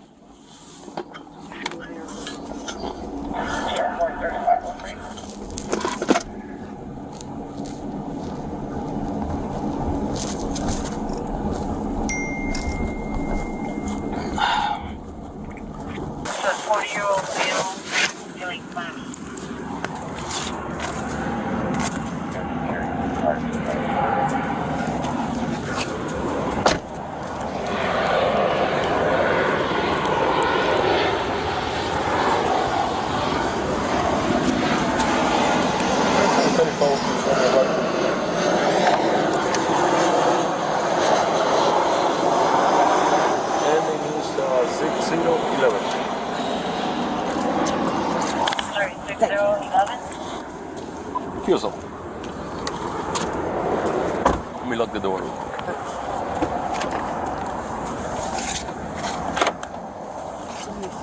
Just push my glasses up a little on my Absolutely. nose. Like that? Oh, Is that okay? thank you. No, you're welcome. I'm gonna go to that office right there in the corner.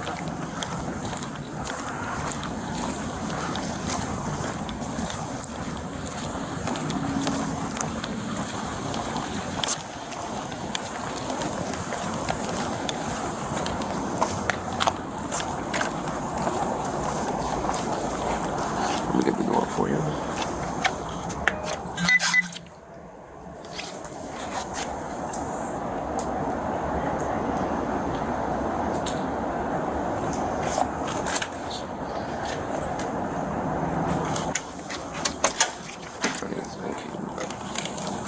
Thank you. How you doing? Let's have a seat over there. Yes, I am. Let's put this up.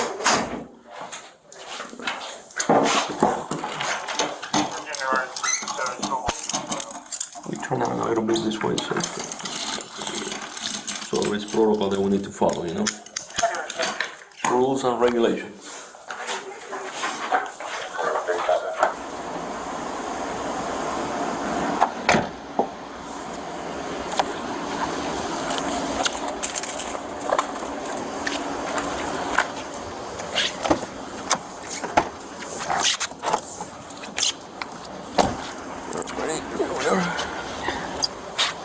Take your time, no rush, careful your head.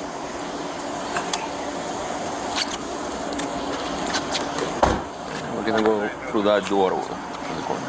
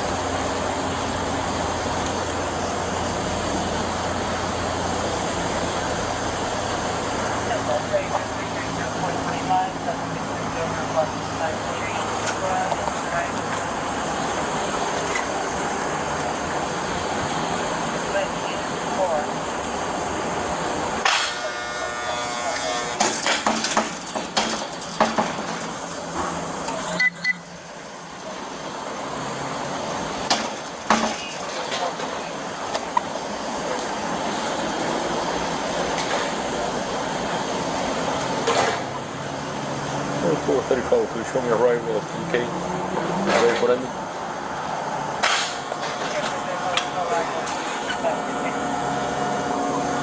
$6014.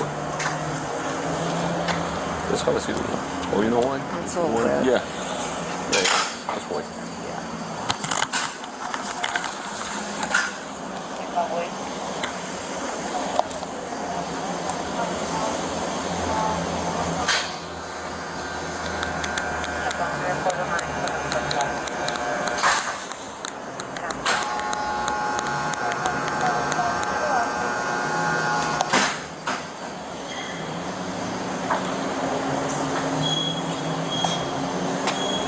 Well, let's stand over there just in case it starts raining.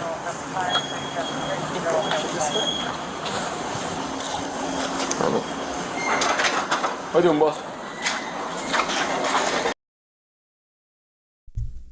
All right, I got another Aaron found this. So, Lily Wayne, to answer your question, yes, Donna does testify at her pretrials. Remember she was taking a shower and a woman runs her hand up her back. So she does testify in some pretrials. But then this is her first court appearance. So this is going to be fun. This is right after she was arrested. This was her first court appearance. We're here this afternoon and hold on. So this is her first court appearance. And I'm pretty sure this lawyer who's representing her, Tara, is that her name? Tara Kawas? I'm pretty sure, I think that's Tara, meaning she represented Catherine Magbanua. Listen, you guys that watched, listen to her voice. You guys that watched Catherine Magbanua with our deep dive episodes, I'm pretty sure this is the same. I think this is Tara Kawas. I think that was her name.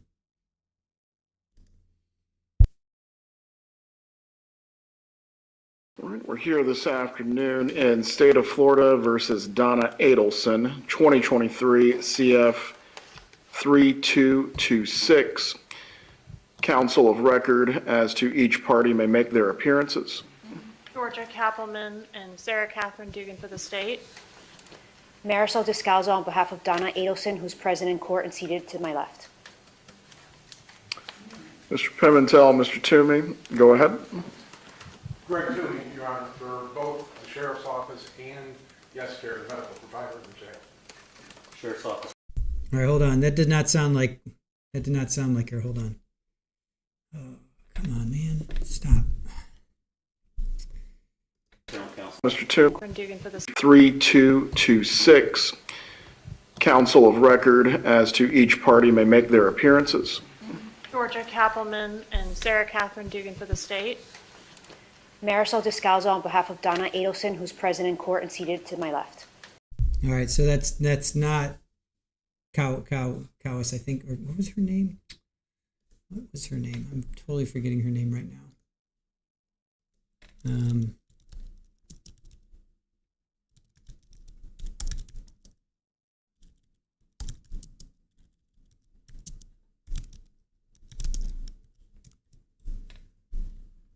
It sounds like her, but it's not. So it was Tara Kawas. So that was not Tara Kawas. All right, it sounded like her, but it was not her.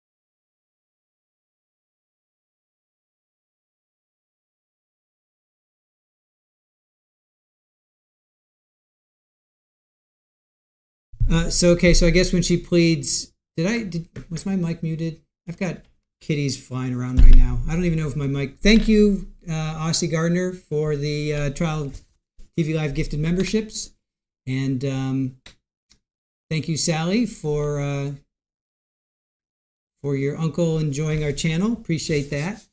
So I thought that this was the woman that represented Catherine, but it is not.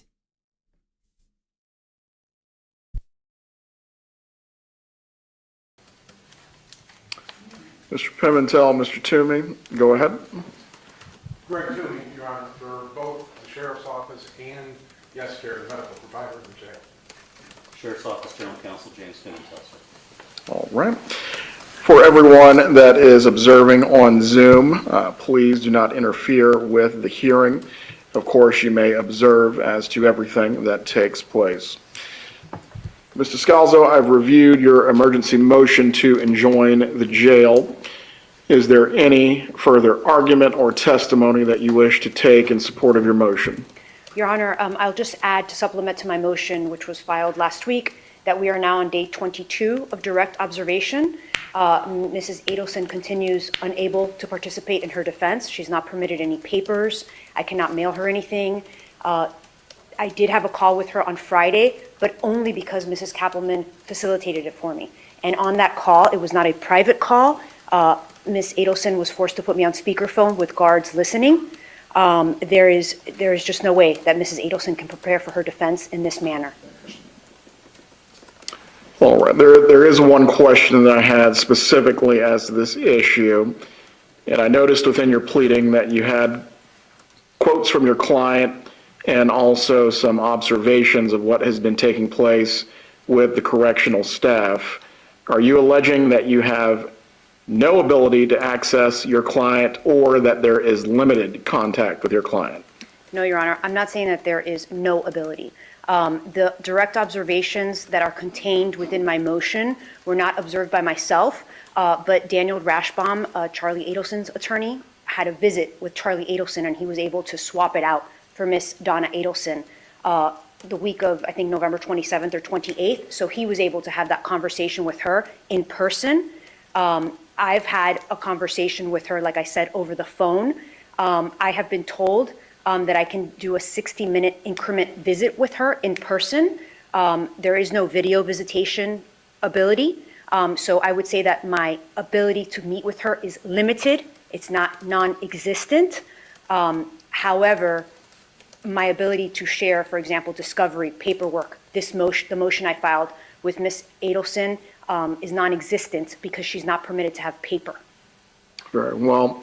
We'll take up the other aspect of this in a moment, actually, which deals with the level of confinement and what is going on with it. Ms. Kappelman, does the state have any argument to make concerning this matter?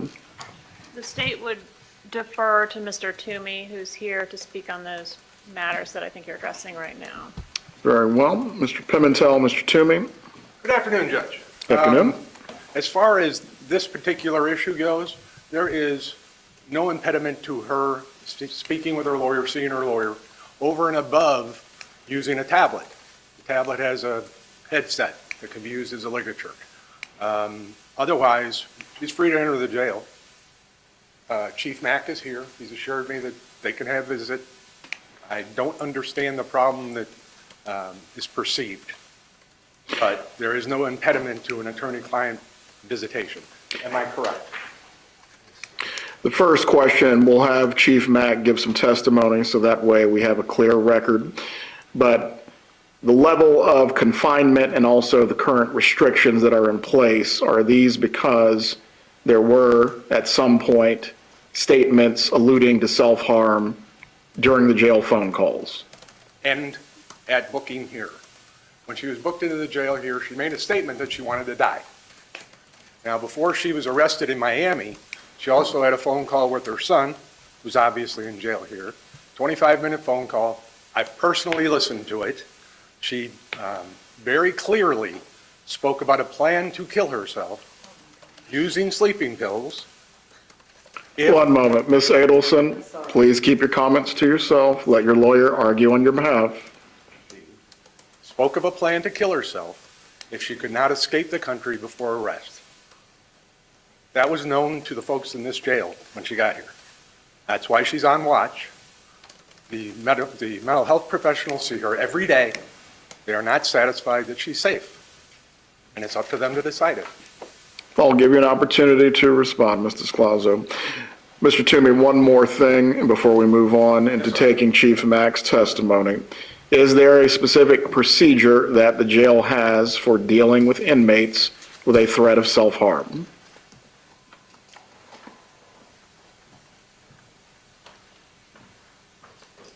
Chief Mack, let me swear you in. Do you swear or affirm the testimony you're about to give will be the truth? Yes, sir. If you can explain to me what the procedure is, Chief Mack, and from there, Mr. Toomey, Mr. Pimentel, I'll allow you to direct Chief Mack on any other matters you believe to be pertinent. Go ahead, sir. Okay. Anytime anyone makes a statement or we get evidence of someone wants to actually harm themselves, they're placed on direct observation. On direct observation, they receive a smock as well as a suicide blanket. And they're placed in an isolated room not, it's just direct observation is what it really is. So we have a staff member outside the door that actually watches them around the clock, make sure they don't cause any harm to themselves. When are the individuals who are under this status reevaluated for going back to general population? That's done daily with yes care personnel. Mr. Toomey, if you have any further examination for Chief Mack, I'll allow you to do so at this time. Very briefly. Chief, is there a way for someone that's on suicide watch to have a direct visit with their lawyer? Yes, we will pull the individual from the particular area that they are housed in and put them in an office with just the attorney. And Are there any remote capabilities for someone who is in the suicide or close watch observation wing? Remote capabilities? As far as phone calls, Zoom, tablets, things of that nature? That person will be escorted to an office where we can actually see through the door, a glass window, and the officer will stand on the outside and just watch them from the outside. And this is related to any concerns you have about self-harm? Yes, that's because of we just keep constant view, keep them in vision to make sure that they don't do anything or pick up anything they can take back to the room and harm themselves later. Mrs. Scalzo, do you have an examination for Chief Mack? I do, Your Honor. May I proceed, Your Honor? You may. Thank you. Would you like me to proceed from here? That's fine. Thank you, Your Honor. Chief Mackey, am I pronouncing that correctly? Mack. Chief Mack. Chief Mack. Have you listened to this 25-minute call that Ms. Adelson had before she was arrested? Not in its entirety. I actually heard the portion where she was speaking of wanting to do a pact with her husband. I'm assuming that's who the individual was.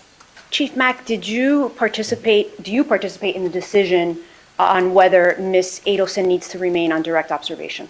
No, ma'am, that's a medical. Okay, is the medical person that makes that decision a psychiatrist or another person? That's Dr. Sapp. So is Dr. Sapp a psychiatrist? Yes. Okay. Do you know if Dr. Sapp has examined Ms. Adelson? She advised me that she spoke with her on different occasions or been around the area while another clinician was talking with her. Well, how is Dr. Zapp? Sapp. Zapp. How is Dr. Zapp? Zapp with a C, I'm sorry? If you could spell it, Chief Mack. S-A-P-P. Zapp. Zapp. So how is Dr. Zapp supposed to determine whether Mrs. Adelson can be removed from direct observation if she doesn't evaluate her? From what I was advised, she has evaluated her and also other members of her staff. Chief Mack, would it surprise you if Dr. Zapp has not evaluated Mrs. Adelson at all? I couldn't say that I wouldn't think that she would tell me something that wasn't true. Do you have a report from Dr. Zapp establishing, I wouldn't take, because of HIPAA laws, I don't necessarily get involved with medical paperwork of that nature. Chief Mack, did you come to court today knowing that you were going to testify about whether or not Mrs. Adelson was on direct observation or not? I knew I was supposed to be here, but the extent, I can't say I was privileged to told that I was going to actually testify, but I was prepared if I did. Okay.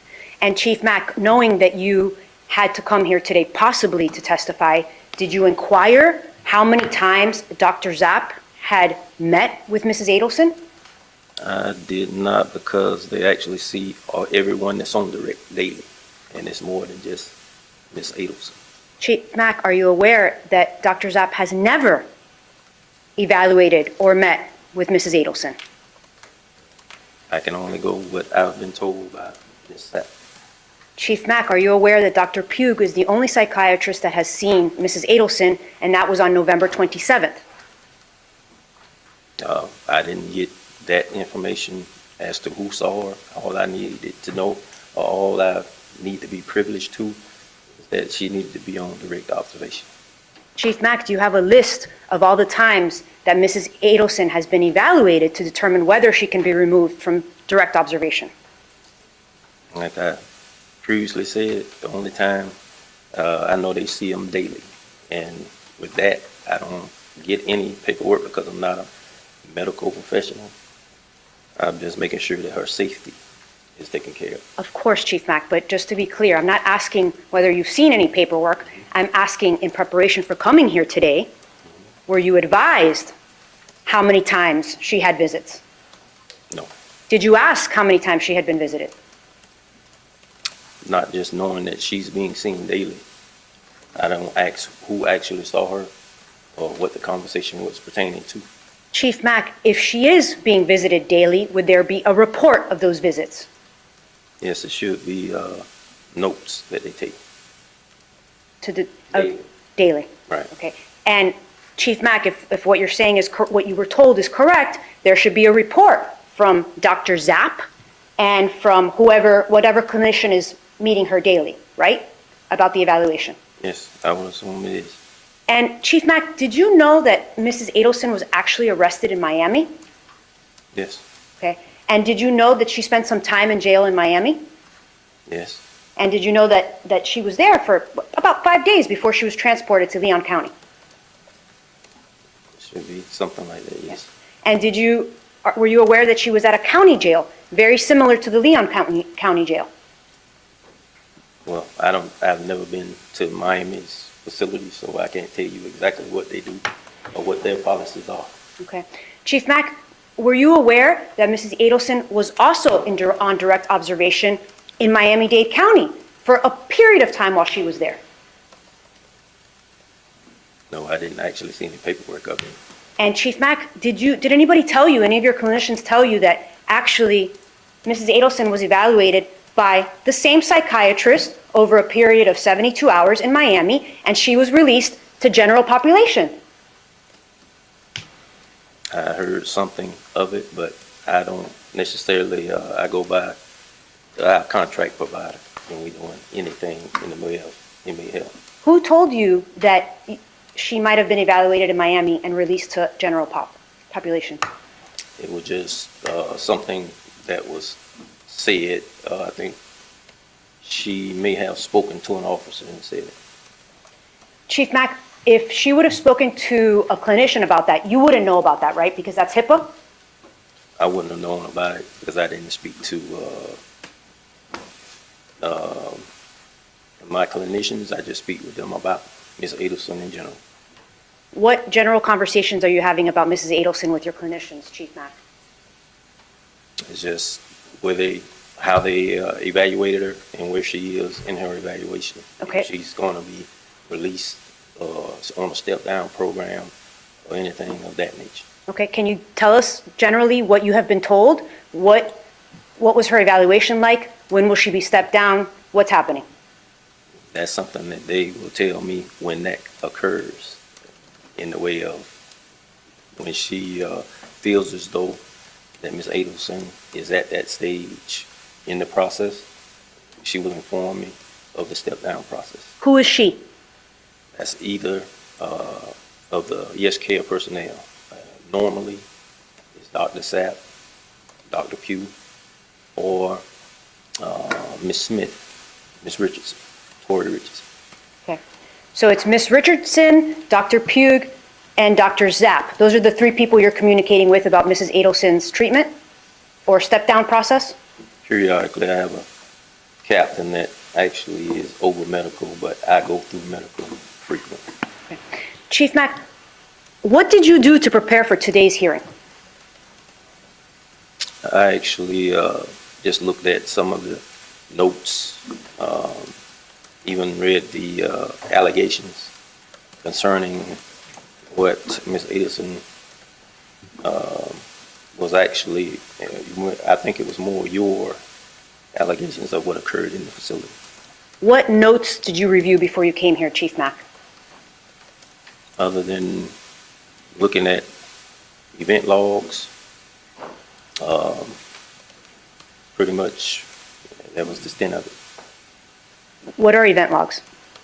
Event logs are what the officers sit that actually on direct observation and documents what's happening while she's on direct observation. Has there been anything that stood out to you in those event logs that the officers are leaving behind? Mr. Scalzo, before this continues on, I want this to remain focused on the subject matter of the motion itself. This is not a deposition. If you have further examination, I'll allow you to finish. Thank you, Your Honor. Chief Mack, are you aware that the only person that has been communicating or evaluating Mrs. Adelson since the one time on November 27th that Dr. Pugh saw her is Miss Richardson? Richardson. I'm not aware of who all. I know Miss Pugh seen her once, twice. I'm not sure, but it's just I'm getting information from my HSA and Dr. Sapp. So to go back, you're saying Dr. Zapp has personally told you that Dr. Zapp has visited Mrs. Adelson? She told me she was in the area with Miss Adelson. I don't know, because I wasn't present, as to what occurred during that meeting. So what does it mean she's in the area? That she was around? Yes, ma'am. That's what she advised me, that she was around. Did you interpret that to mean that she evaluated Mrs. Adelson or that she was around Mrs. I Adelson? interpreted it as she being present in the area. Okay. Thank you, Your Honor. No further questions. Mr. Toomey, and a redirect. Perhaps two. Chief Mack, Ms. Richardson, is she a mental health counselor? Yes, sir. All right. If there were notes regarding the interaction between mental health and the defendant in this case, where would those notes be? I'm going to be in a medical file. You recognize this document as her medical file. It's moving around a bit. It's been a day. Yes, I would say that was a medical file. All right. Do you know if anybody's asked for these besides me? No, sir. That's all, Judge. Chief Mack, you may take your seat. Mr. Toomey, the place I did want to start with there being a procedure in place is to assure that this is not random or arbitrary. Is there a procedure with regard to inmates with self-harm concerns or direct observation? There is. It's standard in each and every jail. It is that until a mental health counselor or another mental health provider, like a psychiatrist or psychologist, is assured that that person does not possess or present a risk of self-harm, then they stay on that status. And they figure out where that status is by charting daily. A mental health counselor sees her. Have you been able to provide a copy of either the policy or the patient file to Ms. Adelson's attorney? I haven't been asked. I can tell you, before this motion was written, no one has asked for these medical records because I am the final arbiter in this state for this client. I decide whether the records are going out. Very well. Moving on to the second issue that this raises, Mr. Scalzo, there is a very specific separation of powers issue that this poses for the court. The sheriff runs the jail, I run my courtroom. The DCAs have been fairly clear when it comes to the court essentially directing medical care, what goes on in the facility. It's basically a no-no without an actual violation of the Constitution. What is my authority to actually step in the situation and give you what you're asking for? Your Honor, I believe that there has been a violation of the Constitution here. There is, Ms. Adelson and I have not been permitted to talk behind this glass wall that they're speaking of. The first time we spoke was Friday. She was on speakerphone, I was on speakerphone, and she was sitting with a guard seated next to her. And the only way that that call was facilitated was because Ms. Georgia Kappelman was nice enough to call the jail and arrange it. I have called the jail repeatedly over the past 22 days, begging to be permitted to either speak to Mrs. Adelson or for Mrs. Adelson to speak to me, and no one responds. As to Mr. Toomey's response that nobody has called him, nobody has asked him for records, I tried calling the general counsel's office repeatedly in the past week to try to resolve this issue. I understand what's being said today in court, and like I said in my motion, I understand that there's separation of powers, and I understand that the court is limited in what they can do in directing the jail. But I think that one thing that Your Honor can do is, you have heard that the jail, and Mr. Toomey said, he's the arbiter in this state. All jails run the same. The jail in Miami-Dade County cleared Mrs. Adelson, a psychiatrist, a mental health professional that works for the state, that works for the Department of Corrections, has said that she is not required to be on direct observation. She comes here and all of a sudden that changes. So I feel that there's some sort of disconnect, and I think that there needs to be a third party evaluating her to make the determination. And I think that that's not an unreasonable ask. That's something that the jail can accept, and I think the state is not opposed to that. So that's what I'm asking the court, to allow me to bring in my own mental health professional to evaluate Mrs. Adelson and make a determination whether or not she is a suicide risk, or for the jail to accept the determination or speak to the jailers in Miami-Dade County that observed her and made a completely different determination about her mental state. Mr. Toomey and Mr. Pimentel, what administrative remedies are actually available to inmates absent the court stepping in? Well, that is a key question when it comes to injunctions. That's Yes. what we thought. There are two means. First, that there's a grievance procedure in the jail that can and must be followed. Second, there is always civil suit, either in this courthouse or the fancy courthouse up the street.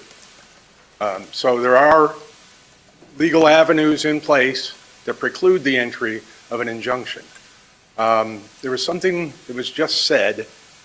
I am not the arbiter for the state. I am for this client in the jails that they have in this state when it comes to sending out the medical records. It's either by release or by subpoena. The authority is there. Mr. Pimentel, do you have anything further to argue on behalf of the sheriff? Well, Your Honor, I need to put something on the record first. James Pimentel, General Counsel for the Sheriff's Office. I've been Sheriff McNeil's General Counsel for almost 7 years now. I've never heard from this attorney. I haven't heard from anyone representing this defendant. Any assertion, sir, that they've attempted to contact the Office of General Counsel. I have a paralegal. I have email. I've never been contacted by this defendant or this defendant's counsel. Very well. I'm going to make my findings as follows. As to the issue of there being a Sixth Amendment violation where there is no access by Ms. Adelson to counsel of record, I cannot find that. However, Ms. Adelson being able to confer with counsel privately, Mr. Toomey, Mr. Pimentel, is there an ability to make accommodation for that even in the observation wing? Yes, Your Honor, there is. Chief Mack and I will work to ensure that. We have a protocol, Your Honor. Very well. What I would ask you to do then is please speak with defense counsel as to what accommodations can be made so she can visit with counsel privately as she prepares for her case. Obviously, there's a very voluminous amount of discovery that's already been provided by the state. Is that correct, Ms. Kappelman? Yes, Your Honor. She is going to need to be able to speak in private with her attorney and go through all documents, all records, all manner of evidence that the state is seeking to use as a part of its case in chief. Does she have ability to use either a computer or some form of multimedia while in direct observation? Your Honor, she wouldn't be able to do it while in the direct observation cell, but we would make accommodations through security to make that occur. Very well. According to the policy that you already have in place, when will her status as residing in direct observation be revisited? Every day, Your Honor, on a daily basis. Right, Mr. Scalzo, as to issuing an injunction against the jail, I do not believe I have the authority to do so. The District Court of Appeal rulings, and I'm specifically going to cite to Bradshaw versus Sandler. This is found at 955 Southern 2nd, 1219, 4th DCA case from 2007. that specifically dealt with a trial court who ordered a defendant to be taken to a dentist of his choosing.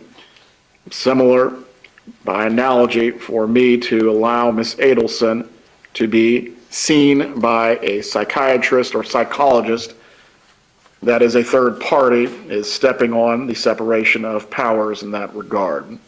Until there's been an exhaustion of remedies with regard to whatever internal procedure is available for her to avail herself of regarding grievances or other matters with the jail, an injunction is not something that I can entertain at this point. Did you wish to be heard further? No, Your Honor, not on this topic. Ms. Kappelman, did you have anything further you wish to argue on behalf of the state? Right, Mr. Toomey, Mr. Pimentel, and Chief Mack, if you can get with defense counsel, I think that will eliminate next time the need to have any hearings on a basis such as this. Obviously, Ms. Adelson wants to prepare for her trial. She is entitled to do so, but the sheriff runs the jail. I fully recognize that, and I respect that. Do you wish to be heard further? Nothing further. Right, let's move on to the matter of the arraignment, also while we were here this afternoon as well. Excuse, Judge? You are excused. Your Honor, before they're excused, I would like them to provide me, yes, their business card so that I may contact them. Thank you. That's fine. I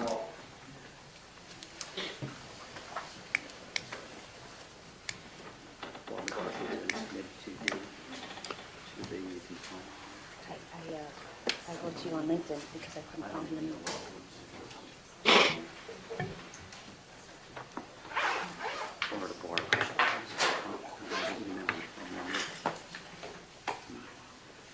Right.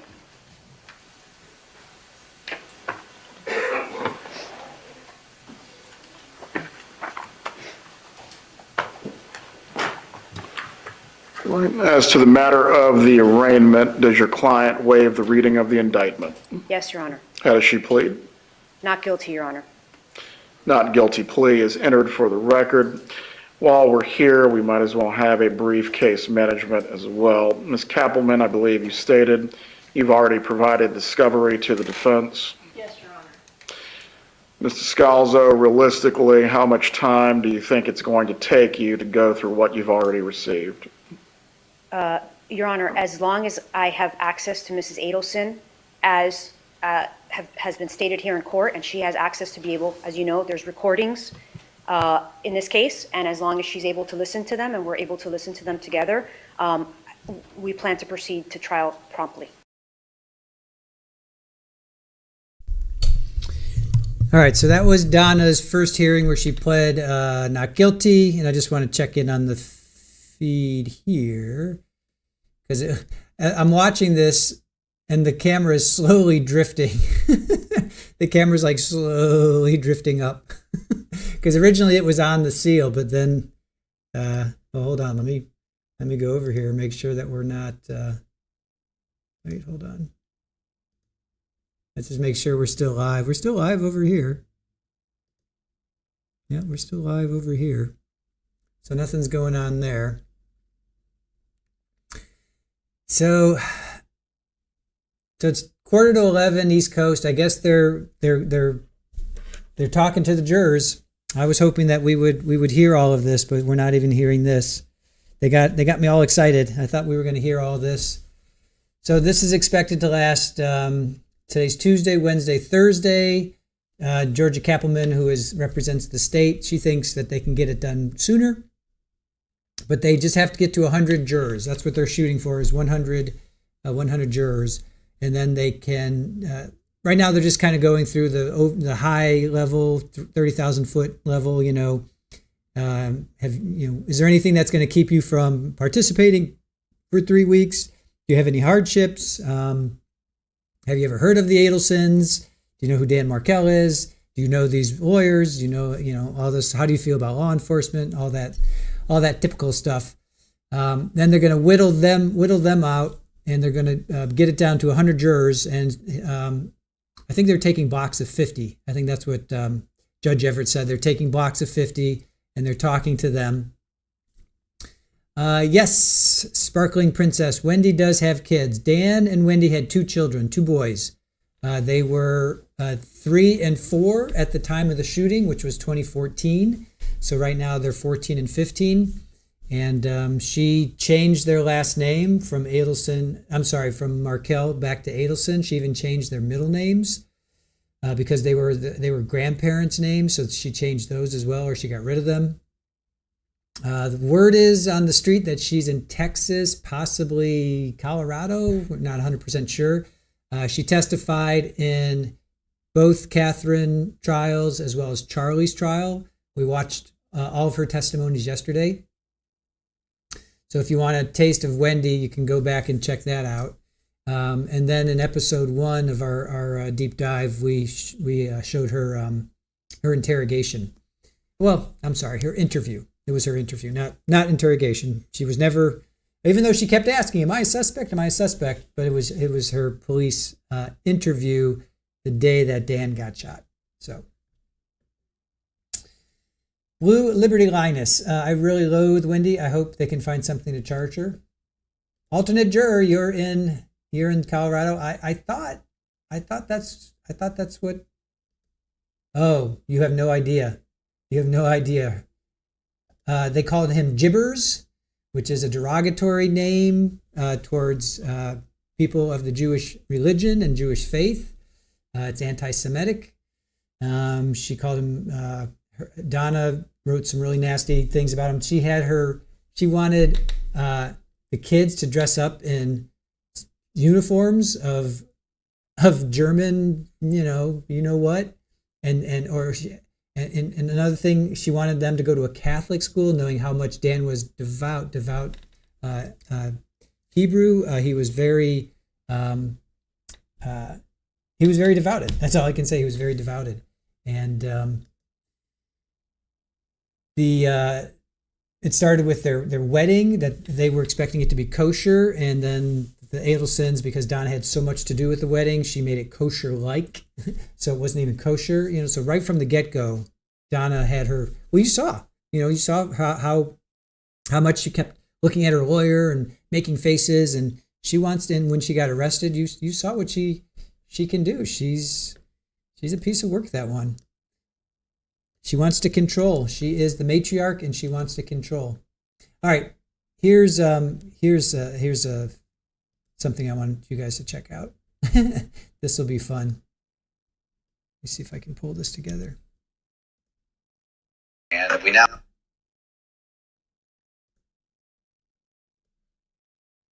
All right, hold on. All right, this will be fun, you guys.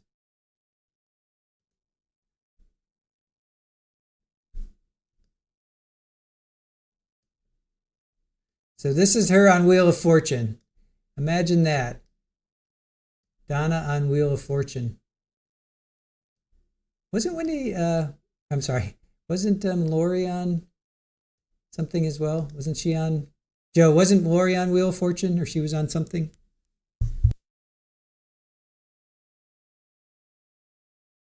And we now meet Donna Adelson from Coral Springs, Florida. I want to hear all about you, Donna. Let's go. Well, I'm a domestic coordinator. A domestic coordinator? Yes. I'm responsible for the activities, classes, and lessons of my son Robert, who is 16, Charlie, who is 12, Wendi, who is 10, my husband Harvey, who's in the audience, and my dog Sam. Donna. F. Yes. Mischief maker. Yeah, that's it, Donna.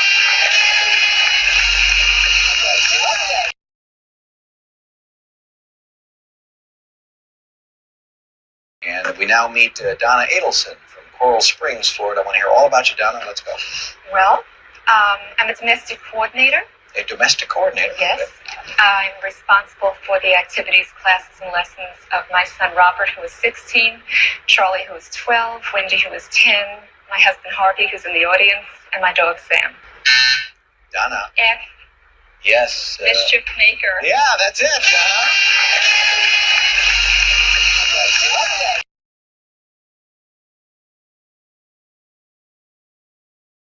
And we now. So I thought that was funny. shoulder game, yes. Shoulder pad game strong in the 80s. She's a domestic coordinator. All right, so now let's get to Charlie's. Let me see. Yeah, let's get to Charlie's testimony, or Charlie's trial, because that's what we were going to play today. We're going to do Charlie. It's all about Charlie. So this is you know what? Hold on a second. I want to play. Let's get to this. Hold on.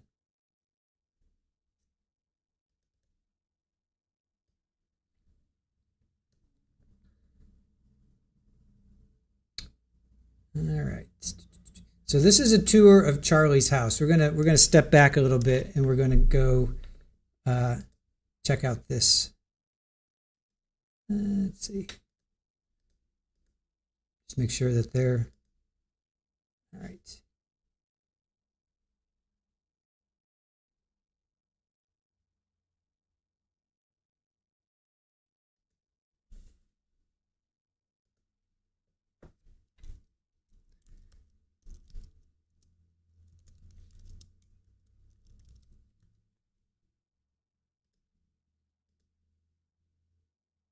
Here, hold on a sec.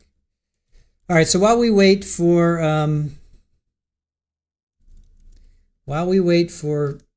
them to come back, and they may come back, they may not come back. I have no idea what's going to happen, you guys. I thought that we were going to see all of this, but maybe we won't. So in the meantime, we're going to continue on with our deep dive, and this episode was going to be about Charlie, so we're just going to pick up on that. I'll have it in the corner, though. Don't worry. I'm going to put this in the corner. Put this in the corner so we can still watch it.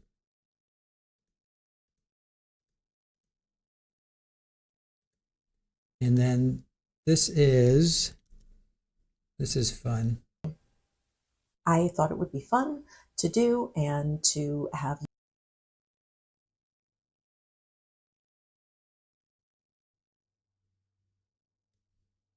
All right, so this is a content creator, Misha Janis. How nosy are you? So we asked permission, so she allowed us to play this. So if you guys don't know who Misha is, we're going to play this from her. All right, so check this out. She goes and tours Charlie's house.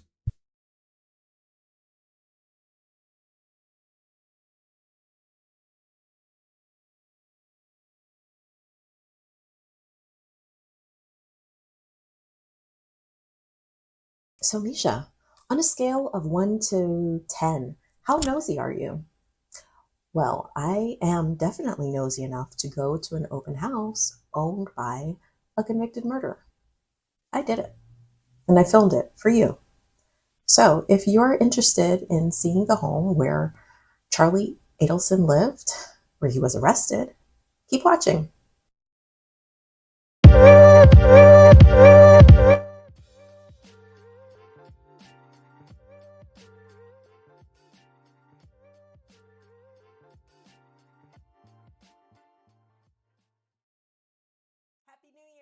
Welcome to 2024. My name is Misha Janis. Thank you for visiting my corner of YouTube. So let me get right into this. This video is a deviation from the norm of what I've been publishing since I started this channel maybe a month ago. Up until now, I focused it on the Corporate Transparency Act, which becomes effective today, January 1st, 2024. And it's going to be critically important for all small and medium-sized businesses in the US to comply with that law. So if you're not familiar with the CTA, with the reporting requirements, especially if you're a business owner in the US or you know a business owner in the US, check out my playlist on everything to know about the CTA. My goal for this channel is to bring information to business owners. All right, so we love Misha, and go check her out. But I do want to skip forward to the to the house. So if you guys don't know who Misha is, definitely go check her out. Please go and give her some love, subscribe to her channel. But we're going to go ahead and we're going to skip forward to her going to Charlie's house. So.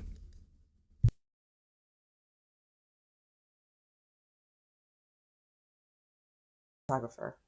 So grant me some grace, please. Enjoy.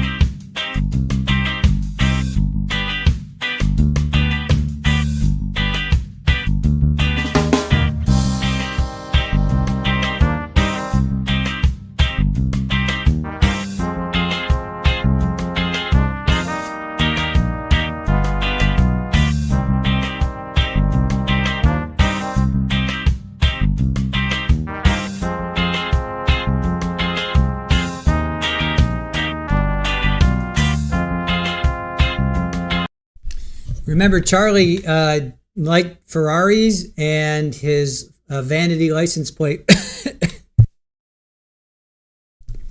Excuse me. He liked Ferraris and his vanity license plate was Maestro. So, and he had a roommate. See, that's the thing. Like, he had a roommate, which blows my mind. So he had Ferraris, vanity license plate that said Maestro, and yet he still had a roommate. So I'm always thinking, why would you need a roommate? For a company, I guess, or certainly not for, or maybe for security. It certainly wasn't to, to help pay for utilities and rent. But anyway, so this is Charlie Adelson's house.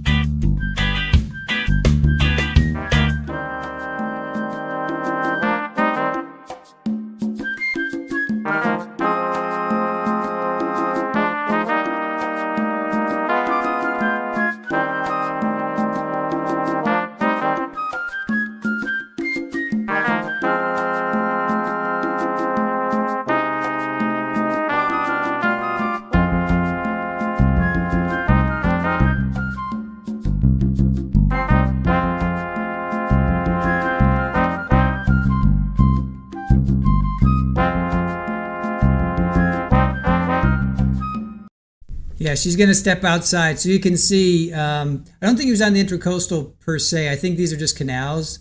Down in Fort Lauderdale, it's kind of, Fort Lauderdale, is, if you guys don't know, is like called the Venice of America or the Venice of Florida, one of the two. Anyway, it's known for a ton of canals. So if you have a boat of any size, well, not any size, but you'll see, she goes out and she shows the docks here.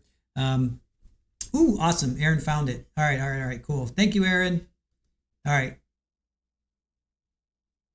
Aaron found the found it. So hold on a sec. So I don't think he's on the intracoastal per se, because that's the main waterway that goes up and down. So he's I could be wrong, but hold on, let me see.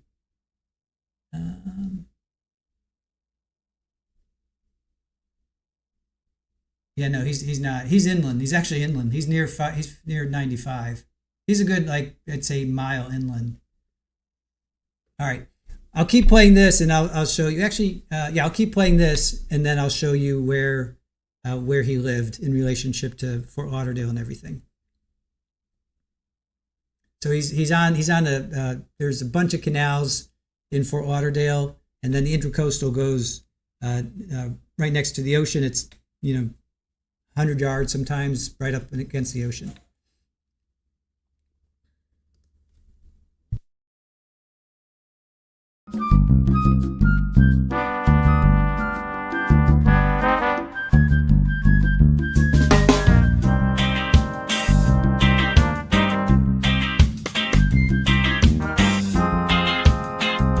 To answer your questions, yes, he did sell it, and I think I have that video too. I'll play that next. Yeah, Hell Rider. So this is Charlie's pad. Lily Waney sold the house, and Blasey, because she said at the top of this her stream, "Are you nosy?" She's nosy. It was for sale, so she went to go check it out.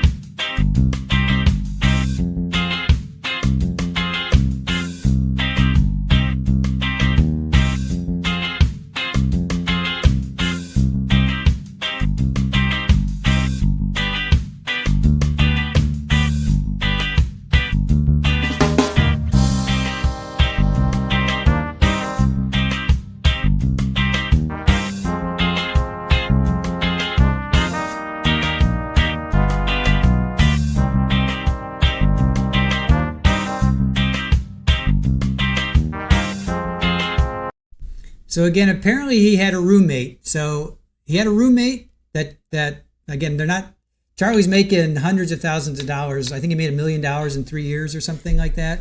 So I don't think he needed it he didn't need a roommate to help split expenses, as most people need roommates for.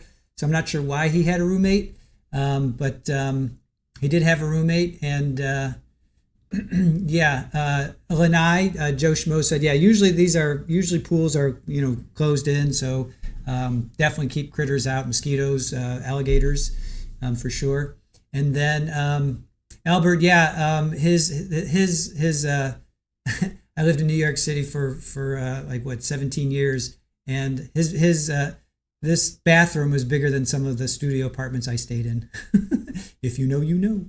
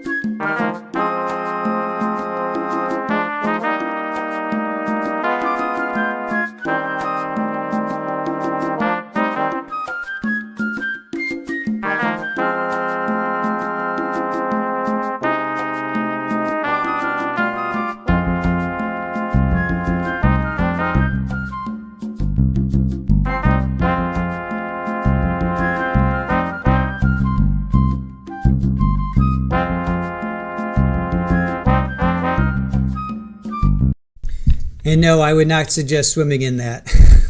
I would not suggest swimming in that because as beautiful as these look, they're really, really dirty.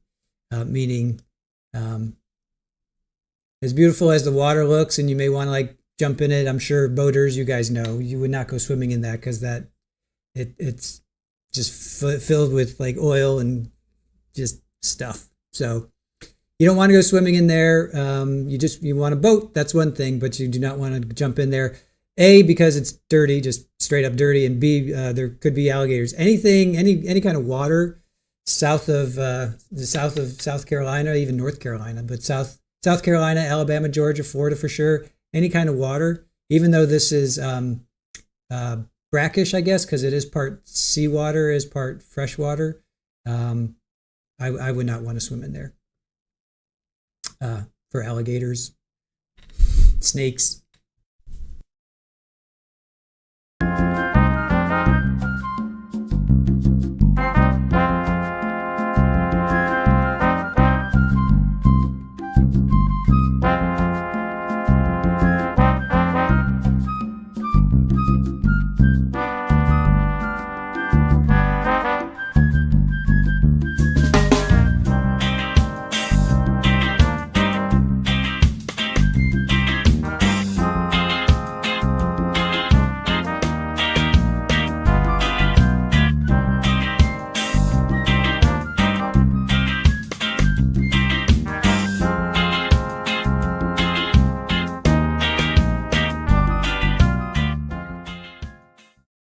So you see that it's a beautiful home. It's not my style, but objectively, it's nice. It's well maintained, a new roof, a newer AC.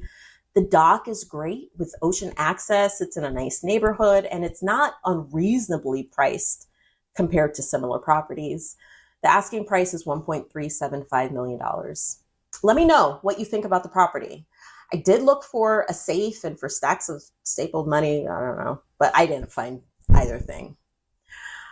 So just know that this is a deviation from my normal content, but I do plan on covering true crime and civil cases to the extent that there is some business angle or a business lesson that can be learned from the facts of the case. So that's all I have for you today. I would love if you would subscribe. And if you're a small business owner, you want legal tips, updates, general advice about how to proactively protect your business assets, hit that subscribe button. Leave me a comment to say hello or to let me know what you think about that property. And stay tuned. Happy New Year. Bye. So she's sweet. So that's Misha. All right, so here's where he's not on the beach by any stretch of the imagination. He's near 95. So there's the airport. If you guys are at all familiar with Fort Lauderdale, so there's the airport. There's 95. He's a good mile, if not 2 miles from the beach, but he does have access to. Here, let me.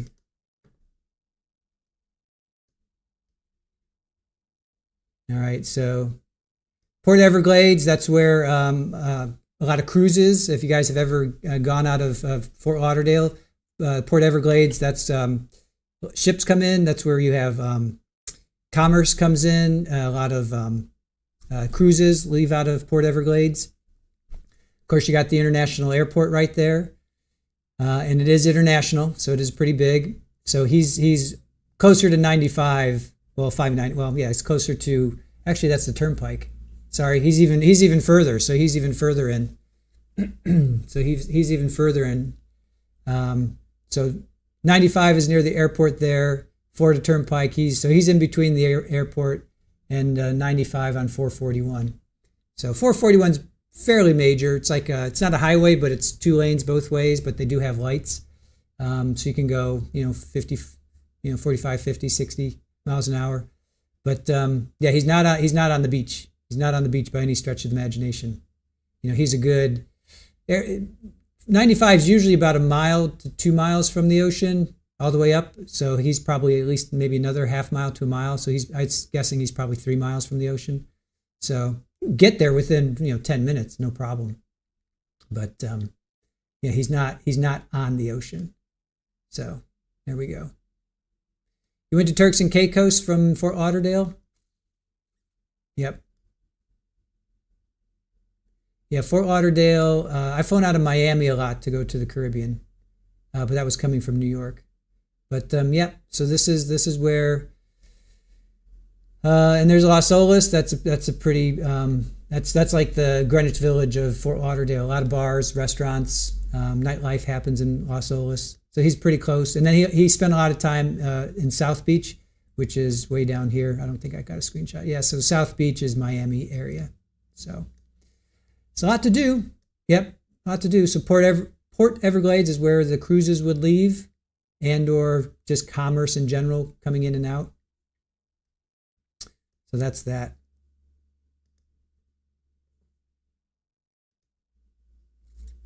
All right, let's check in on...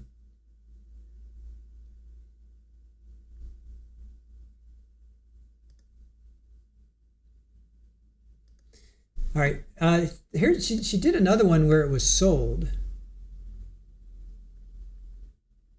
Oh, okay, here, this one she has a map. Okay, so this one, Misha Janis, she shows a map. So let me play this one. She did all this work for me. Here I was doing this and she did this for me. All right, hold on. Hi, everybody. Welcome back to Presume Legal. This is Misha Janice. This is a quick update video for everybody who wanted to keep posted on the status of Charlie Adelson's home in Fort Lauderdale that was up for sale. I posted that house tour video the beginning of this year in January and showed you what that property looked like. Now, one thing that I do need to edit that a lot of people pointed out to me, and I tried to keep up with responding in the comments. The Tortugas Lane home is actually not where he was arrested. He was arrested at his Whale Harbor home, which is in the same neighborhood on a different street. And I just want to show you on the map how close those properties are, and just clarify that in that video, I was mistaken. He was not arrested at the Tortugas Lane house. He was arrested at the Whale Harbor home.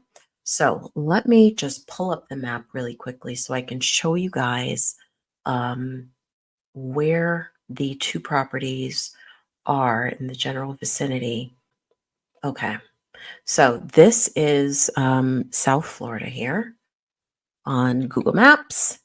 So let me just show you really quickly just relation to Miami Beach.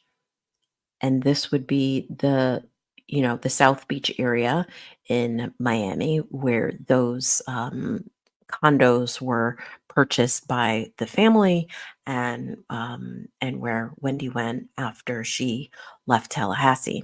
So this is Miami Beach. And if we are talking about going from Miami Beach to Charlie's properties, which are in the same neighborhood again, I'm going to jump on 95, go all the way north through Hollywood, and I'm going to zoom in here. Here is the Fort Lauderdale International Airport right here. And Charlie's neighborhood is actually right in here. So very close to a major highway, the 595. Scroll in here just a little bit more. So here we see Whale Harbor Lane is this street, and Tortugas Lane is actually the street right across the canal from it. So let's see. I think the Tortugas Lane property was probably this one or this one. It was right at close to the end of the street in the cul-de-sac area. And when you saw the canal in my videos, that canal was looking at the back of homes that are on Whale Harbor Lane. So, so those are the two. Those are the two streets that Charlie Adelson had properties on. Zooming back out really quickly, I just want to show you where in relation those houses are to Tamarack, which is where we know the Adelson Institute was. Let's see if it's going to pop up here. Pretty close by. Here it is. Here we go. Yeah, so it's in this general vicinity. Tamarack is here. So in relation to where the Whale Harbor home was, it's not very far at all. I think the Whale Harbor properties are down here, and Tamarack in this area is up here. And then if you go a little further north, we will run into Coral Springs, which is where Harvey and Donna lived for some time, and where the kids grew up and went to school. Okay, so the news is that the Tortugas Lane property we know was for sale. And I'm just going to go to the sales history. Charlie bought it in 2020 for $660,000. And once he was arrested, it was up for rent for $9,500 a month. They jacked that price up to $10,000 a month last March. And at the same time, they listed the property for sale, so for sale or for rent, for $1.8 million. The property remained vacant as far as I know. They reduced the price in July to $1.685 million, and they also reduced the rental amount per month to $8,500. They lowered it again to $7,945.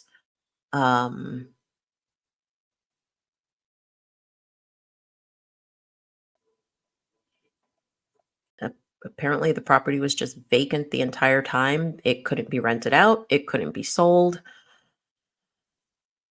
The rental price dropped again to $7,550, then to $6,500 in October. The sale price changed to $1.375 million in December, and finally it was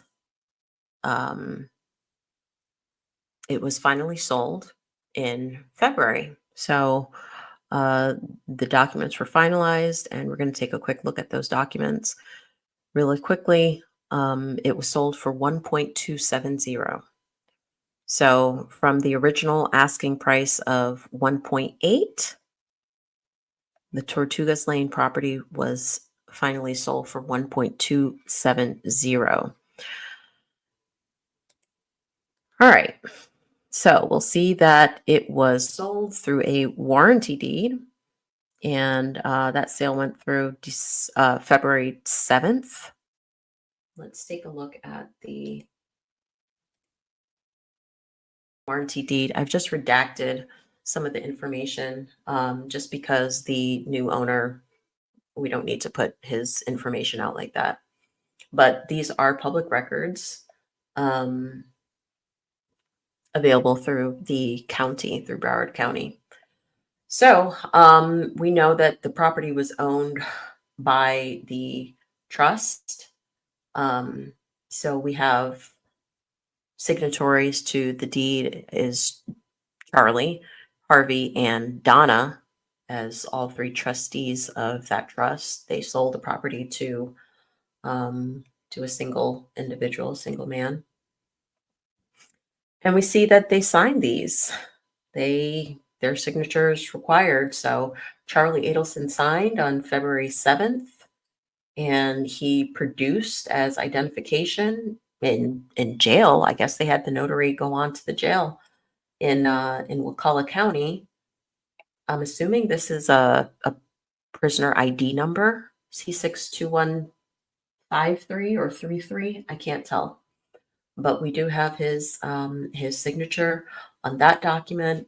Harvey signed as well. He signed in Palm Beach, producing his Florida's driver's license.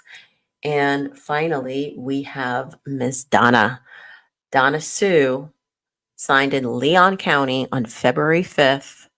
And she produced another, looks like a prisoner ID as identification for that, for the notaries.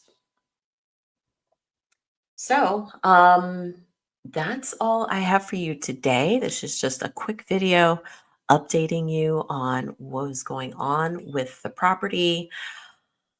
I hope you enjoyed it, and I'd love to hear what you think of that purchase price and all of those reductions in rent when they weren't able to rent out the property, and the final purchase price.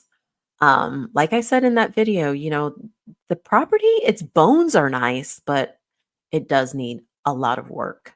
So best wishes to the new owner. I don't know if he knows anything of the history of the prior owner, who's now locked up for life. But best wishes to him. I hope he does some good work with the property. It could use it. That's all I have for you today. Interesting. She said the bones are nice, but it needs work. So, okay, so that's Misha Janis. I see that some of you have gone over to subscribe to her. Let me drop the link in here. So, Misha, thank you so much for letting us to play that. Misha Janis. Those 2 videos, definitely go over and give her a subscription. But she said the bones are nice, but it needs work. Interesting. So, yeah, so Misha Janis. Go over and check out her work on legal and business info for small business owners, influencers, content creators, freelancers, and paper chasers through commentary and storytelling. So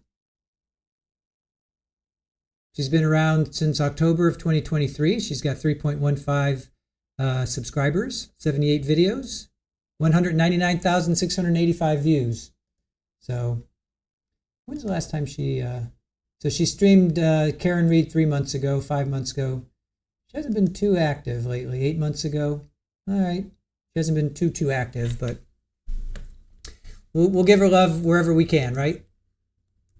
We'll spread the love around. All right, here I want to play, I want to show this. Now let's get to his actual house.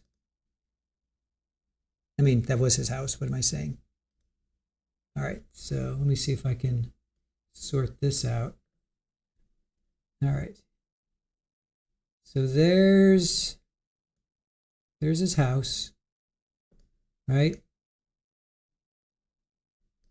So let's see if we can drop in. Blink. Here we go. All right. There's Charlie Boy's house. Nice looking house. Oh, there are the lions. There are the lions. It's got, oops. It's got some surveillance of cameras there. Hey, that's a decent looking house. I mean, I'd be happy to live there. I think that's a pretty cool looking house. Nice neighborhood. You know, got your neighbors. These are all one story. Actually, his house looks like it's the nicest one on the block. Oh, so here's a cul-de-sac.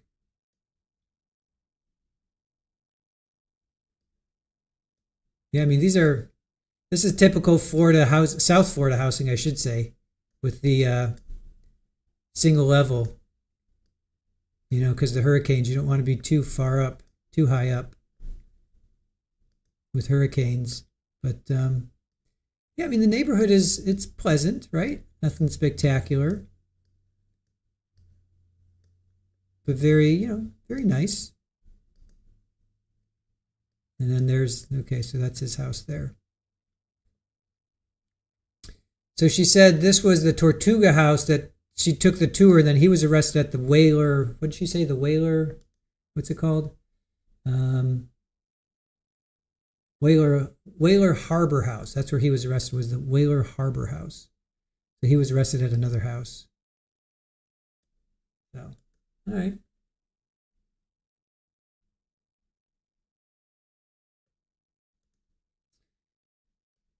All right, so that's Charlie. All right, so yeah, so as we're waiting for Donna to kick in, we're going to continue our deep dive, and we're going to start to check out Charlie. So first up is going to be is his girlfriend June. All right, so we're going to watch June Mchinda's testimony from Charlie Adelson's trial. So this is his girlfriend.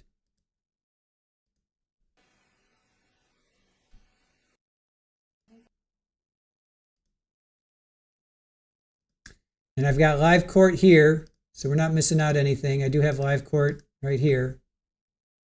There's live court. Nothing's going on right now. So we'll just put that down there. If something does pop up, we'll jump over to there. But right now, this is This is from the Trial Channel. If you guys don't know the Trial Channel, another fantastic channel. What they do is they record the videos of trial, and then they strip out all the the sidebars and the lunch breaks and all that stuff, and they just show you a nice clean feed. So please go over also and check out the Trial Channel. They are a friend of the channel. We are a friend of theirs, and they are gracious enough to allow us to use their content. So go check them out as well. So this is June Mchimda. This is Charlie's girlfriend, and this is his trial from 2023.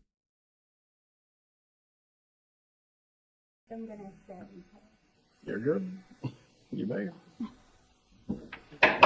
All rise, you're entering the courtroom.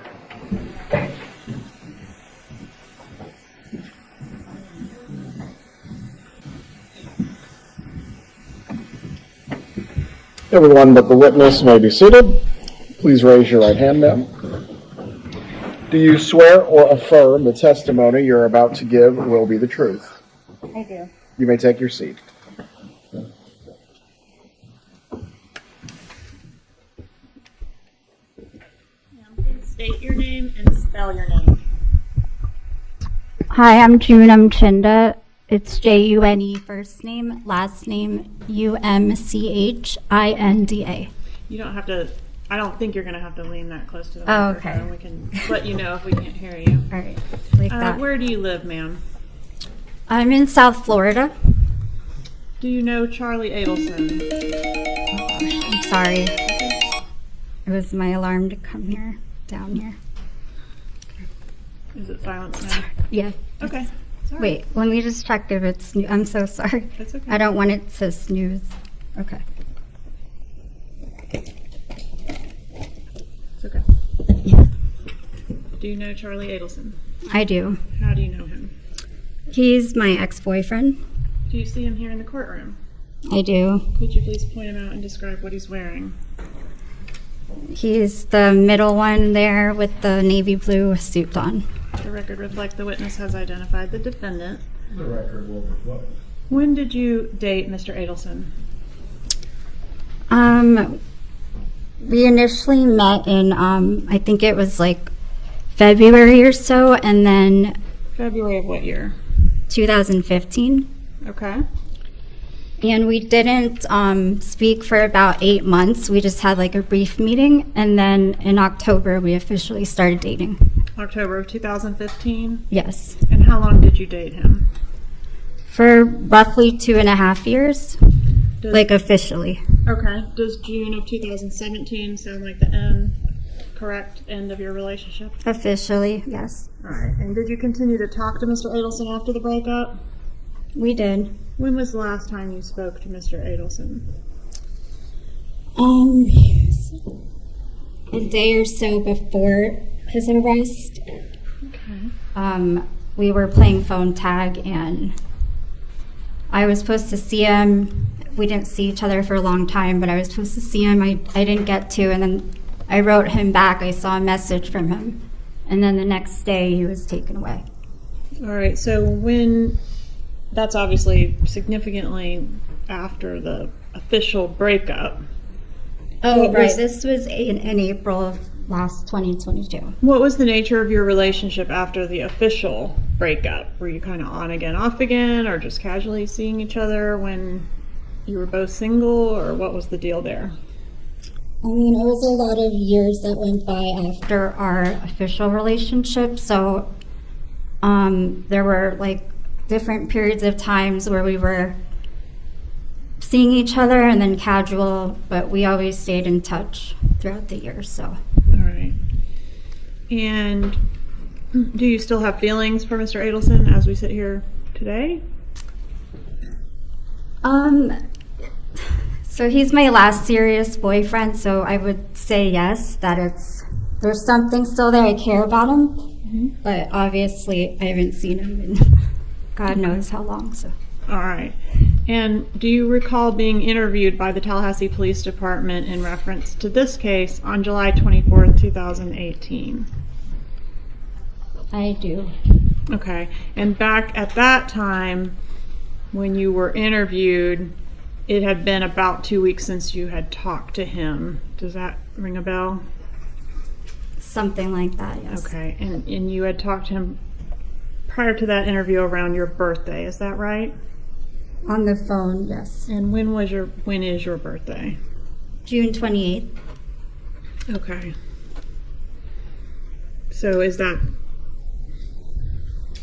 was prior to, obviously prior to his arrest, but just a few months before the trial of Catherine Magbanua? Did you talk to him then as well? I'm not sure. I don't recall when her trial was. I know she had a retrial, so okay. I don't know the date specifically. Okay, but in one of those trials, didn't you testify that you had spoken to him just the night before that trial? Right. I mean, we were still talking, so yes, I did speak. Okay, so I'm just kind of trying to establish, in reference to the important dates of this case, you seem to have had some communication with him pretty close in time to those important dates. Would you agree with that? Yes.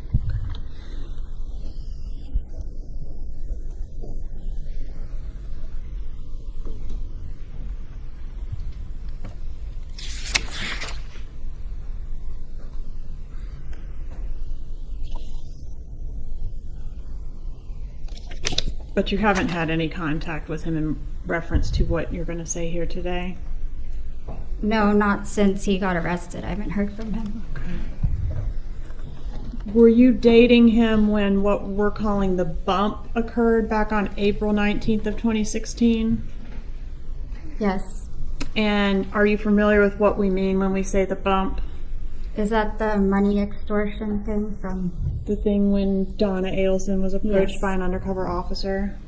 Okay, so how far into your relationship with him were you at the time that that occurred? And that's, again, April 19th of 2016. About a year, roughly, I would say. All right, but you began dating officially... Well, from October, so that's not a year. It's more like 6 months? Yeah. What was the status of your relationship, or can you kind of describe for us what your relationship was at that time, April of 2016? Oh, sorry, I'm trying to think of the dates again. So the bump was 2016, you said, in April? Yes, ma'am. So this would be about 6 months into your relationship. Were you seeing each other seriously? Were you seeing a lot of each other? Tell us about Every that. day, yeah. Every day, okay. And have you previously described the relationship at that time as a fairy tale? Back then, yes. Okay. Perfect? Yes. Inseparable? Yes. Okay, so the two of you were together quite a lot during that time frame. Yeah, I basically lived there. Okay, and so you spent most of the time that you were together over at his place? Yes. And is that the place on Whale Harbor? It is. Okay. And did the relationship change at some, before we leave that, when the bump occurred on April 19th, 2016, did Mr. Adelson, tell you about the bump? No. All right, so at some point, did the relationship change around this time frame, April of 2016? I can't say exactly like when it changed because we've had a lot of ups and downs, but I mean, it did change, so I don't know when exactly it was. Okay, I want to draw your attention specifically to the time frame between April and May of 2016. Are you able to tell the jury about some changes you observed in Mr. Adelson's behavior during that time frame? I don't know, like, if it was in that time frame exactly. Okay, do you recall giving a law enforcement interview in this case? I do. Okay, and that was done on July 24th of 2018? Right. Would your memory have been better back then on these issues, as far as the dates that things happened? Does it say what date? Like, they didn't ask me specifically how he was acting when, so I don't know exactly what they meant, like how he was acting, what time. Okay.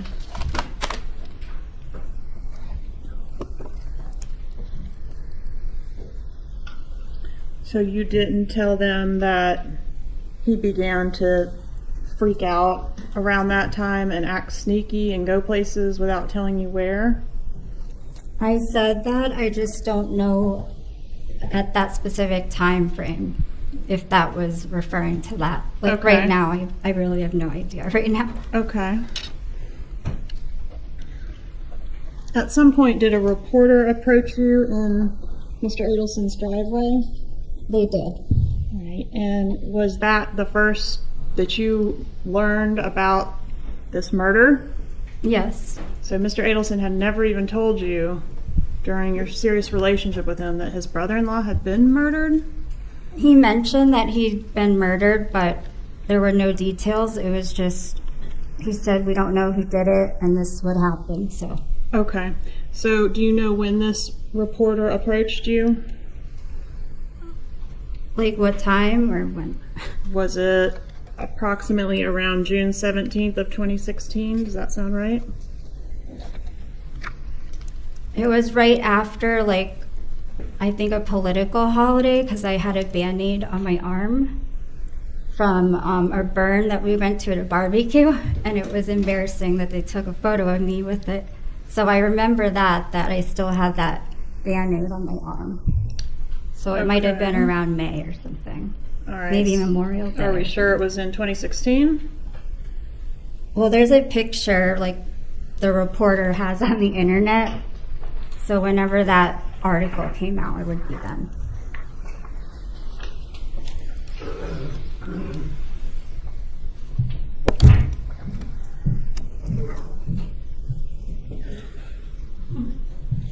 I can show you an article and ask if this is the one you're referencing.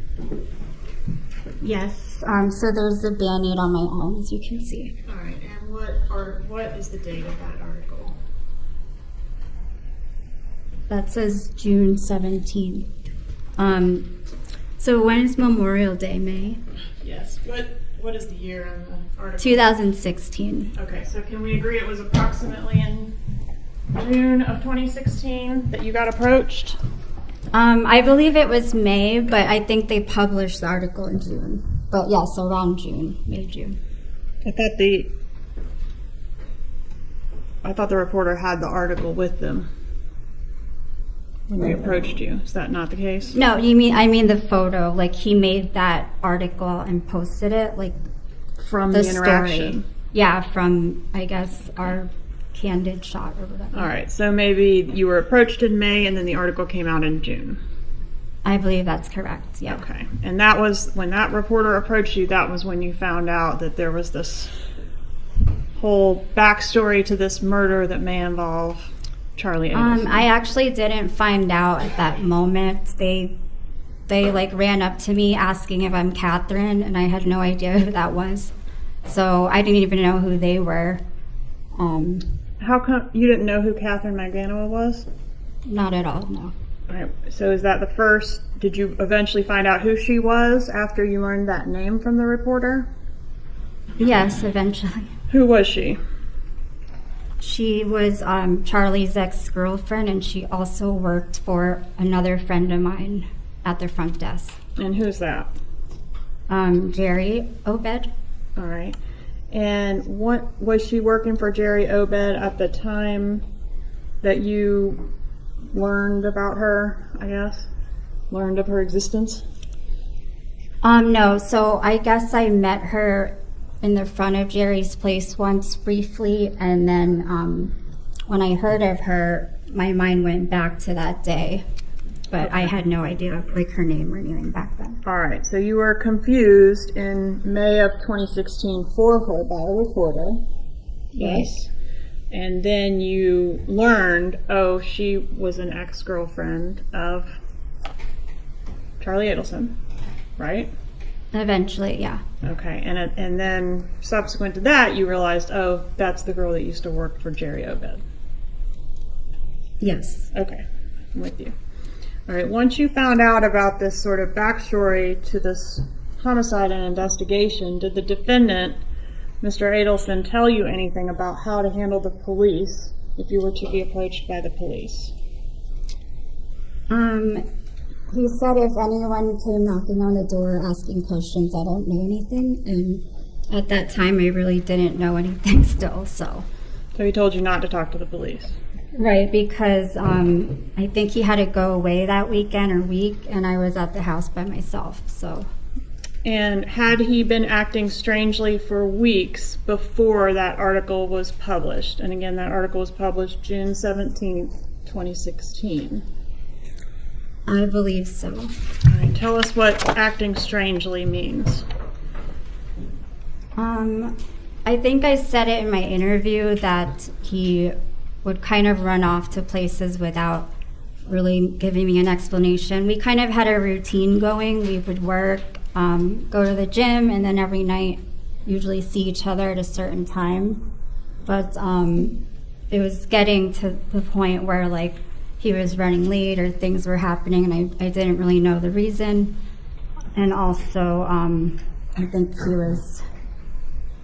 I just felt like something was different in our relationship. And did you notice that he had begun communicating with Catherine Magbanua around that time? The time, which the time 2 was weeks prior to the publication of that article, which was published on June 17th, 2016. 2 weeks before that.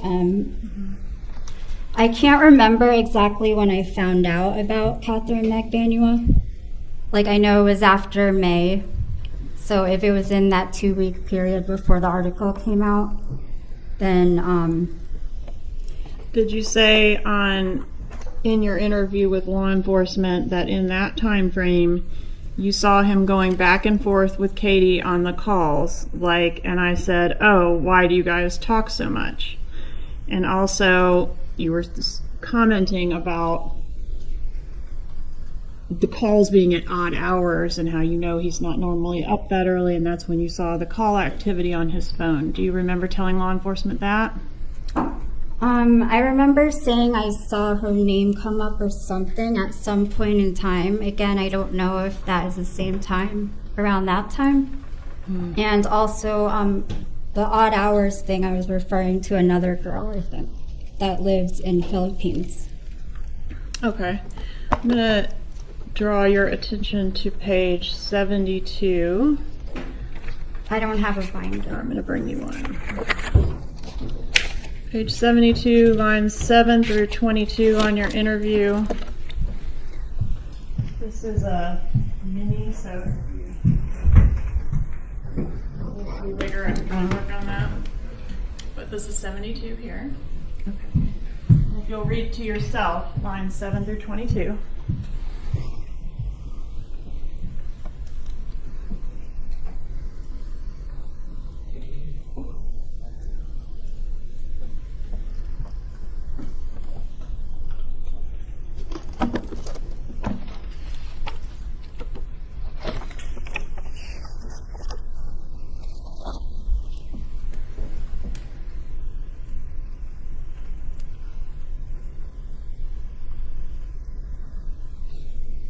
Okay, so let me ask a question. Yeah. Are you still maintaining you were referencing another woman in that comment, or were you talking about Catherine Magbanua? So in that comment, I actually was referring to when I found out the phone records of Catherine and Charlie, speaking in the morning when they showed how often they would speak on the phone. All right, thank you. Did Mr. Adelson ever express any interest in or curiosity to you about who had killed his brother-in-law? He just said he didn't know who did it, and it was just like an unsolved blank mystery. I'm going to ask you to look at page 34 of that same mini transcript in front of you, and if you'll review lines 10 through 15.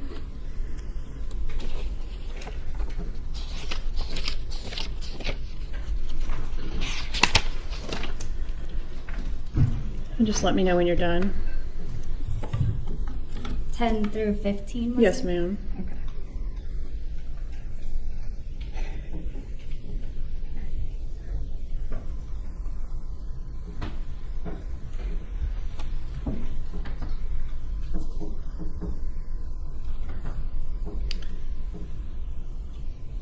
So yes, I see it.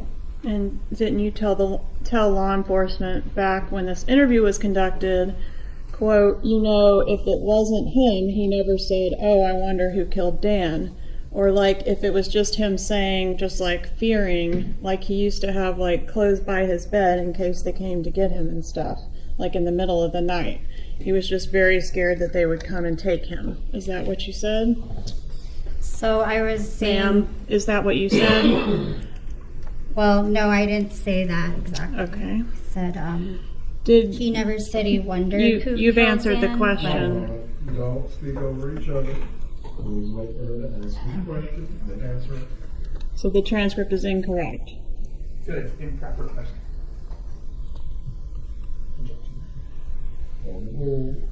Is the transcript incorrect? As That's a yes opposed or to no. your question, or you mean in general? The question I asked you. It doesn't match up to your question, no.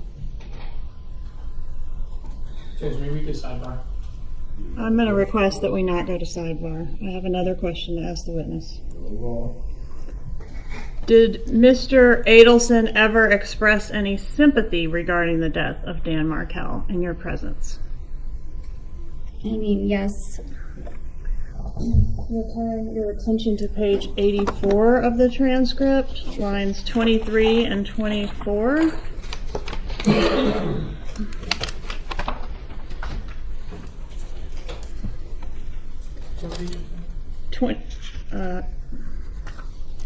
Page 84, lines 23 and 24.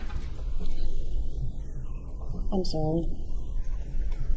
You mean section 84? Or? No, ma'am. It's page 84. I think I've got the lines wrong. Let me just take a look. Yes, okay. I was correct. 23 and 24, but you might need to back up a little for context. Didn't you tell law enforcement? That's what was weird to me. I'm always like, well, if you didn't do it, then who do you think did it or something? And he wouldn't ever like show any sympathy or anything. I don't even see page 84. All right, thank you. What about, let's go back to Catherine Magbanawat. Did you ever actually meet her or just knew that she worked at Obed's office? I mean, she greeted me when I walked in the door there, so I met her as like somebody walking in really quick. Okay, but never hung out with her socially or? No, I don't even think I spoke to her. Okay. Was Catherine Magbanawat, if you know, the girlfriend that was right before you with Charlie? I'm sorry, what? Was she the girlfriend that preceded you or was right before you? No, I didn't even know about her. There was another girl before me. Who was the girl that was right before you? That I know of, it was Whitney Kick. How long did he date Whitney Kick? So initially when I met Charlie in February, I don't know if it was February around then, he was with Whitney at that time, so I think he broke up with her a little before we got together, so. Was there anybody else between Catherine Magbanawat and you other than Whitney Kick, to your knowledge? There was. Okay, who was that? Someone named Jessica. Okay. Did you ever know of Catherine Magbanawat to be employed working for Charlie Adelson? No.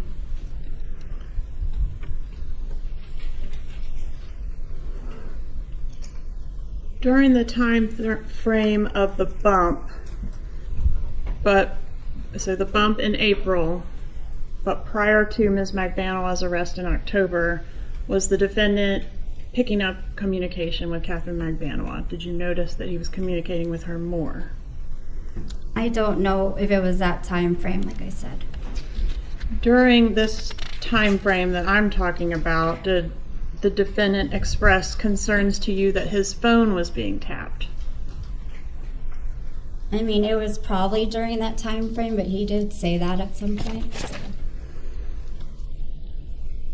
Were you still dating the defendant at the time that Catherine Magbanawat was arrested on October 1st of 2016? Yes. What was the defendant's behavior like after her arrest? I mean, I think around that time, the media got a hold of the story, so there was... That's not my question. What was the defendant's behavior like after Catherine Magdalena's arrest? Well, I guess his behavior was just someone that's being convicted of murder. Or not convicted, accused of murder, I'm sorry. All right, was he, quote, very scary to be around? I mean, I might have said that. You might have said that, or you did say that? I think I did say that because we had a fight, so I was afraid one time. Was he, quote, just like angry and different? I guess he was, yeah. Was he violent, agitated, and short-fused during that time frame? I believe so. Did he have trouble sleeping or being alone? Didn't want to be home? Do you recall saying that? Yes. When the case came up, did everything just tick him off? Yes. Did he start getting really red and screaming and take random walks, like just acting like a crazy person? Yes. Yes. Did he get a second phone around this time frame and possibly even a third phone? I saw one other phone. I don't know about a third. So. Did he start communicating with you via the WhatsApp application? He did. He started that because he was also out of the country once, so we started using it then. Did he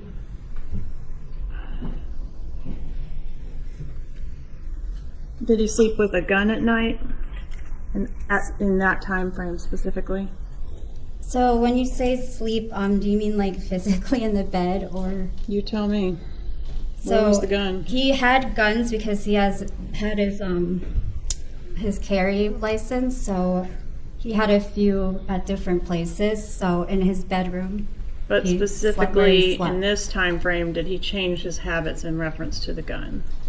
No, so not he didn't, that I know of. Okay, so he didn't begin sleeping with a gun under his pillow or near his bed where he hadn't before?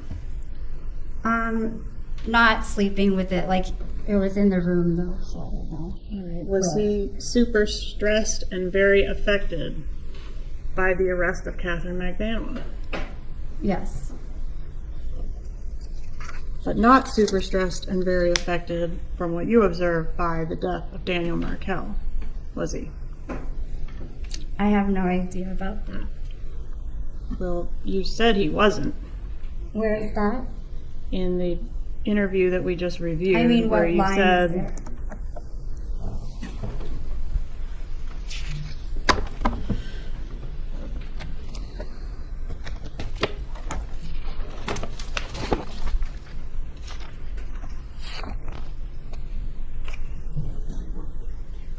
'84, lines 23 and 24, which we've already done. I think you couldn't find page 84. No, but I think I know what you're talking about. I think I was speculating on it. He didn't say. He wouldn't show like any sympathy or anything, right? I mean, that was my opinion, but I have no idea if he did or not. Well, the question was, did he express it to you? I think his actions did, but he didn't physically, like, verbally say it. His actions expressed grief over the death of Dan Markel? What were those actions? Well, I mean, just somebody concerned, upset over this tragedy and everything. But that's the opposite of what you told law enforcement in your law enforcement interview. Well, that was like a long time ago. So has your memory 7 years ago. Has your memory improved since 2018? Regarding what? This incident and Charles Adelson's lack of remorse over the death of his brother-in-law. So after that, after whatever I said, obviously it's been a lot of years, so he probably expressed sympathy after I said that. All right. What about his mother, Donna Adelson? Did you know her? I did. How is she holding it together during this time frame where the bump was occurring, after the bump occurred? I think she was also stressed out. Did you observe her to be crying or appear as if she had been crying? I've seen her like that before, yes. Did she tell you she was on painkillers for stress? She may have, I'm not sure. Did you notice that Donna Adelson was really involved with her grandchildren? I believe she was. And was that Wendy's kids? Yes. Specifically?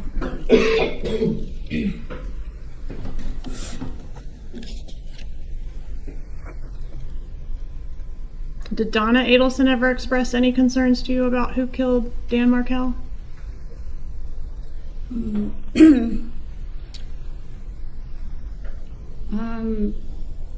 No. Did you say to law enforcement that the Adelsons weren't ever curious, like who really killed him? They weren't upset about it, it seemed like. Did you say that? I might have said it. Page 50, lines 19 through 23.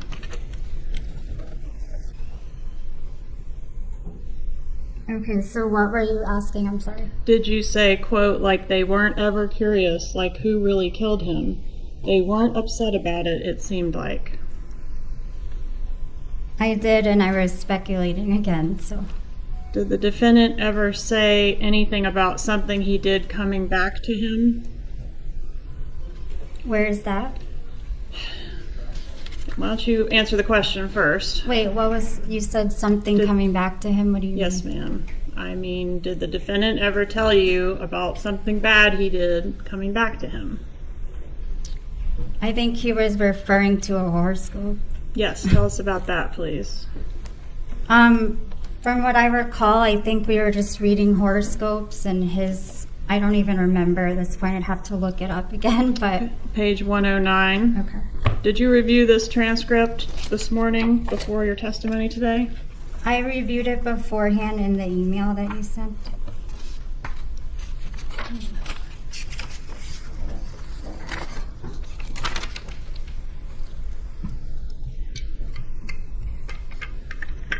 So which line was it?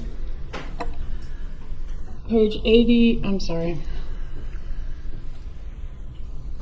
This is page 109, line 9, through page 110, line 1.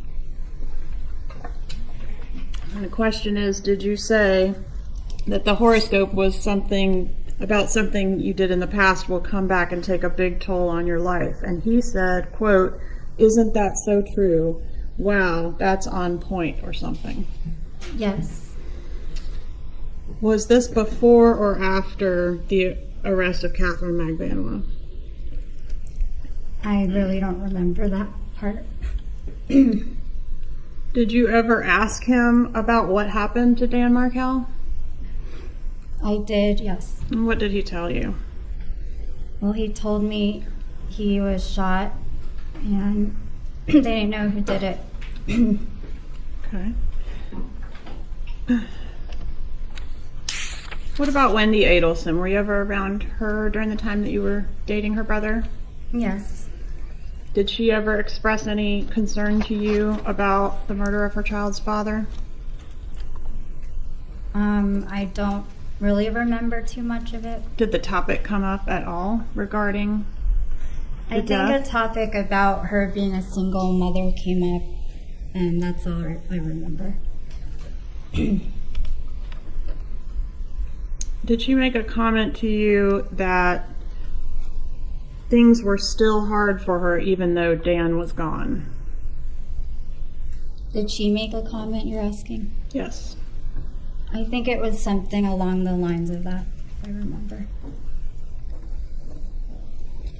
And did, at some point, Charlie Adelson tell you that he and Wendi were actually fighting about this case? He mentioned that at some point in time. And was Wendi not speaking to the defendant for some period of time because of something to do with this case? I don't know like how long the time was, but I believe, yes, she wasn't speaking to him at one point. And did you know what the thing having to do with this case was that caused them to not be speaking? I have no idea. During the time that you were dating Charlie Adelson, I think you said you would stay over there at the house in Whale Harbor. Was that every night or most every night? Every night. Maybe one night, like we missed, like, or if he was out of town, then. During the time that you were over there, did you have an opportunity to observe large amounts of cash in his residence? I've seen cash there. So. All right. And are you aware of a large safe that's there in the residence? There is a safe. Okay. And during the time that you were dating him, did he have money in that safe, cash? I believe so. All right. And did he have thousands and thousands of dollars, stacks of hundreds? Did you say that? I believe at one point in time. Did you say, quote, hundreds are like dollars to him? I did say that. Did you say that, quote, all of his money is like stapled together, the hundreds in bundles? I believe I did say that. Do you need to review the statement? No, I mentioned like the staples. I just don't remember the bundle part. Are those my exact words? Or? Page 42, lines 22, I'm sorry, 42, lines 20 through 22.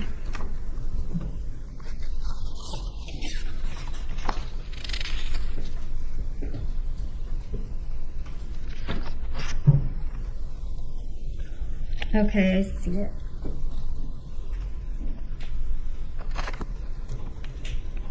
And did you say all of his money is like stapled? All of his money is like stapled together, the hundreds in bundles? Yes. After your breakup with Mr. Adelson, has he made any large purchases on your behalf? I don't know. You don't know? After our breakup? Yes, like has he bought you a big ticket item? A car, a condo? No. Has anybody tried to tell you what to say here today? No. Has anybody... Just myself. Has anybody told you, I don't know, to forget what you said in that interview?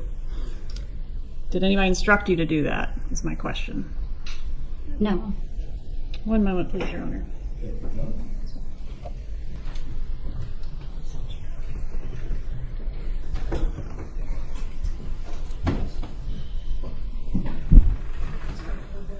Is there any water now?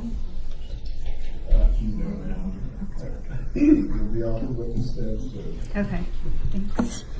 No further questions. Cross-examination. All right, well, let's start right there. Good afternoon. My name's Dan Rashbaum. Hi, good afternoon. Have we ever met before? No. Have you ever seen me before in your life? I saw you on the internet, but no, never in person in my life. Fair enough. Have I ever talked to you on the phone? No, I got a subpoena from you the other day to attend trial here, but I've never physically heard from you. Has anyone from my office, my colleague Kate Myers, anyone from my team at all ever reached out to you about anything? No. Okay. I was actually surprised you didn't get a depo or anything from me, so. I never deposed you, right? No, I haven't heard from you or Charlie or anyone. Okay. So let's just make that clear. Let's clear up a couple other things. Professor Markel was murdered in 2014. Right. Did you know Charlie Adelson in 2014? No. You didn't start dating him until, I think you said, give or take, October of 2015, right? That's right. Okay. So any type of feelings he had about the murder of Professor Markel in 2014, you wouldn't know anything about that, right? Right. Okay.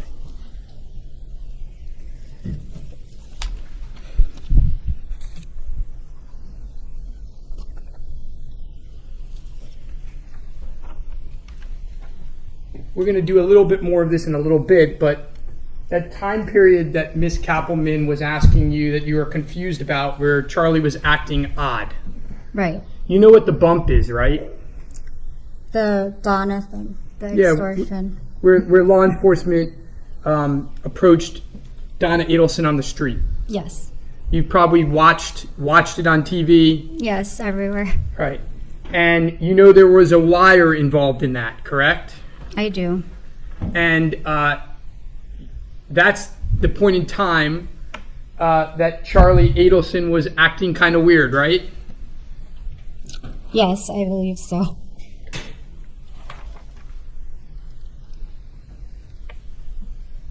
Let's go back a little bit. When you dated Charlie, did you go out a lot when you were dating?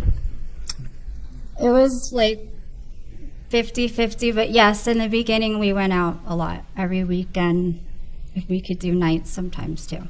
Did he work a lot? A lot. He started early in the morning and came home late at night a lot of days? Almost pretty much every day, but like Sunday and Saturday sometime. Saturday, Sunday. And he worked most of the time 6 days a week. Yes. And his work would take him all over the southern part of the state, right? Right. He'd be in the car a lot, right? Yes. When he dated you and he was in the car, did he bother you a lot by calling you all the time while he was driving? He knew I was at work and we would see each other before leaving the house, and then when we got back, so he didn't have a need to really call me on his way to work. He would text me and we would text sometimes throughout the day if I had a chance.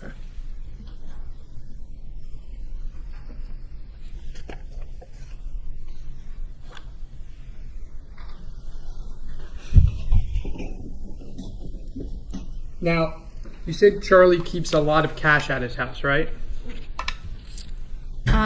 I probably said that, yes. Okay. And he staples his cash, correct? That's what I saw, yes. Okay. And again, you saw this cash at his house in 2016, right? When you dated him, well after the murder. Oh, yeah, well, way after that, yeah. Now, there is this discussion about a gun and sleeping with it. He keeps a gun in his nightstand next to his bed, right? Right.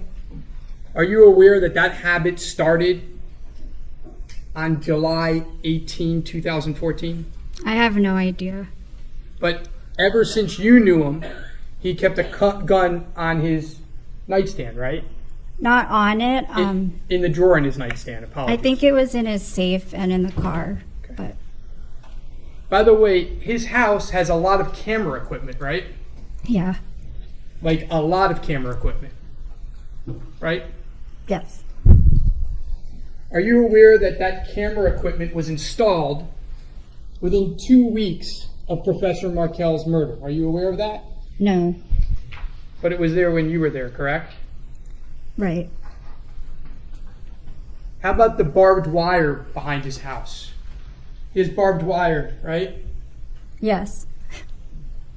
Are you aware that that was installed after Professor Markel's murder? No.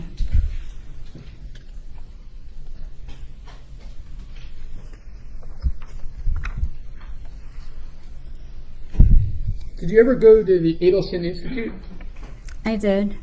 Did you see all the camera equipment there? I didn't notice.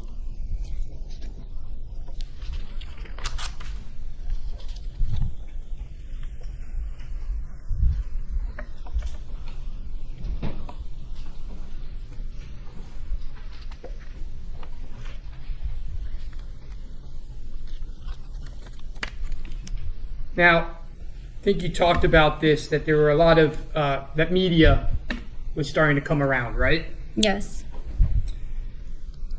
And this was in 2016 after the bump and after some arrests. Right.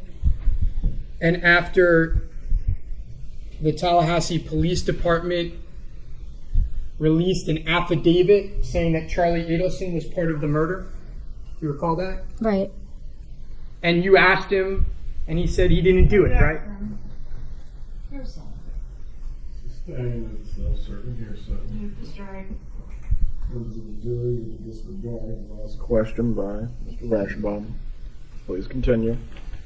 Did Ms. Kappelman just ask you whether you asked Charlie Adelson about the murder? Not in the same context, but yes, basically.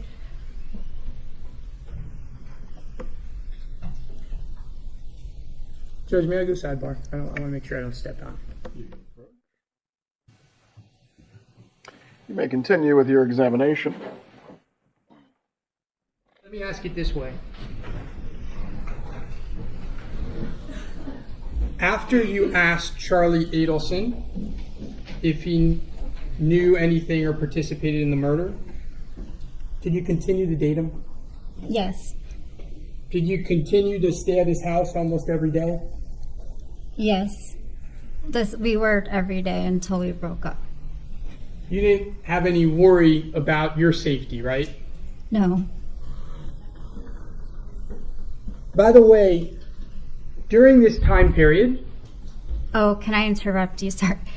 I did have a worry about... Hold on. Oh. They're going to need to ask you the question. You just don't need to start offering statements unless it's clarifying the last question. It was clarifying. Then you may clarify your answer as to the last question. So, I'm sorry, the last question one more time because now I forgot it. I have forgotten it as well. Did you continue to stay at his house and spend time with him, I believe? That was the question. Now I remember. Okay, you asked if I felt safe. So at one point in time, he was getting death threats and all this stuff. So at that time when we were together, I kind of felt unsafe with people recognizing us or something like that. Did you ever feel unsafe? Do you ever think that Charlie Adelson was going to hurt you? No. Now, during the time after these media reports, etc., did Charlie take trips overseas? Yes. Did he always come back? Yes. Did he once tell you he wasn't... Withdraw. Withdraw.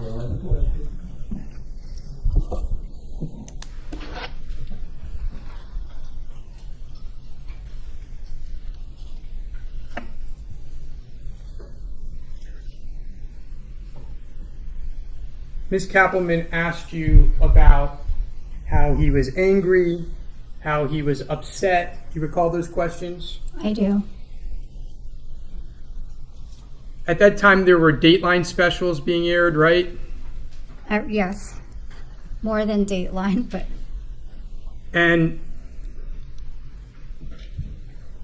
what was his reaction to these media reports? I think he was just flustered and stressed out and a ton of different emotions. Was he angry? Yes.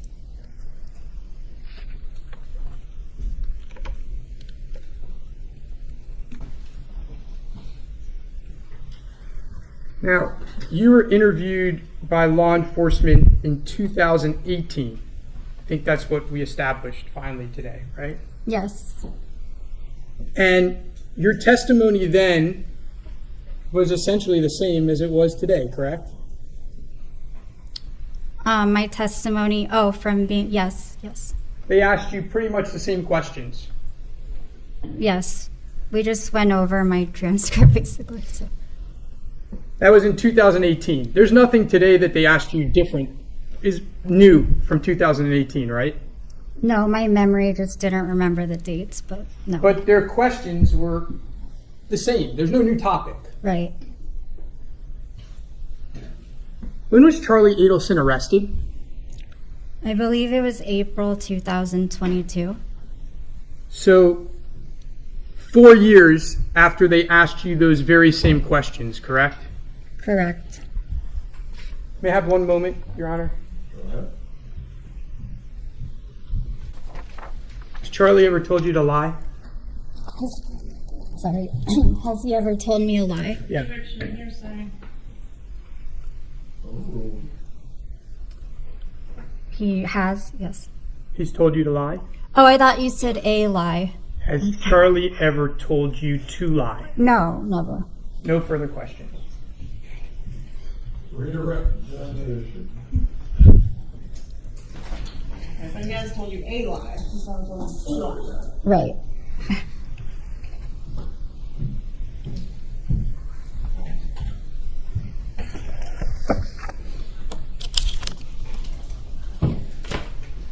So the defense was trying to get you to move the time period of when Charlie was acting crazy and angry to when the news articles were being published.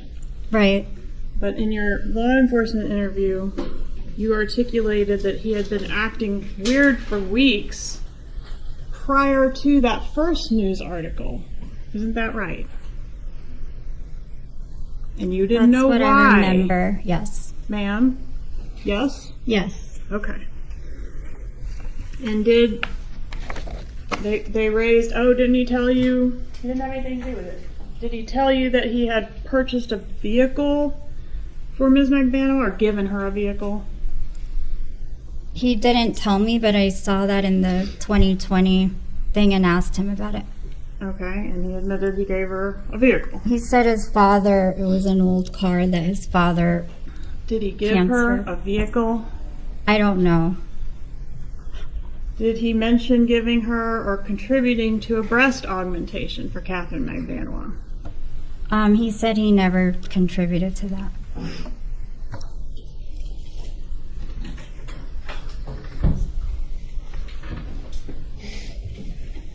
If you'll look at tab 1 of the binder in front of you, the trial on May 23rd, 2022 should be your first tab.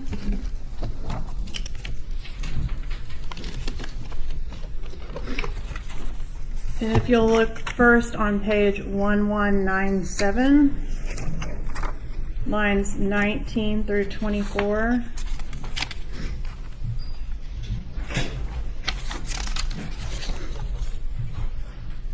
Are you with me? Yes. Can you I say haven't the asked lines question. again? What were the lines? Yes, ma'am. It's 1197 is the page, and the lines are 19 through 24. Right. Did you previously testify? Question. Did he put you on the payroll at the Adelson Institute after you broke up? No. Do you recall him telling you that he gave Catherine Magbanua a car? Answer, I do. Page 1216. That's what he said, yes, at the time. And would you turn to 1216 now? I'm there, yes. Oh, okay. And in that testimony, did you also testify? Question, so now your testimony is that he told you he paid for half of her breast augmentation. He said that at one point, but I think it was a joke.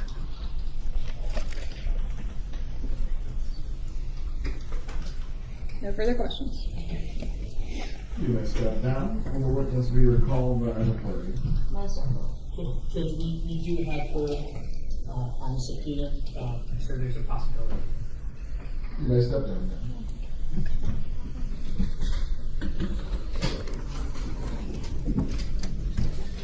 Thank you.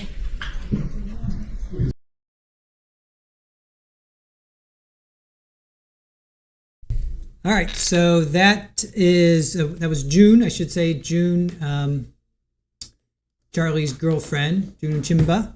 And we're a little out of sorts here because initially we were going to do, in our pretrial prep, this was going to be all about Charlie, right? So we were going to do state's opening and defense opening and all that stuff, but then we played June. So I kind of want to backtrack a little bit. I want to play the state's opening because it seems like we probably won't get, I don't know, at this point my hopes of actually seeing jury selection are fading very quickly. So I kind of want to go back, I want to reset, and I want to go back to what my initial thought was of today, which was going to be state's opening and then the defense opening, and then we'll take it from there. So we went just a little out of order, but I'm gonna bring us back home. Gonna bring us back. So we're gonna go back to the state's opening because I want to see what they say about Charlie. Now this is Susan Dugan. This isn't Georgia Kappelman. This is Susan Dugan, and again, this is the Trial Channel.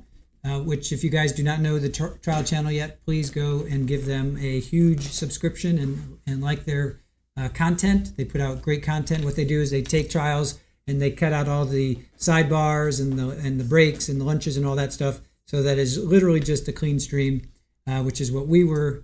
Our concept was at the very beginning, but we were doing it live. They're doing it from recording. So anyway, go check out the Trial Channel. Huge thank you to them.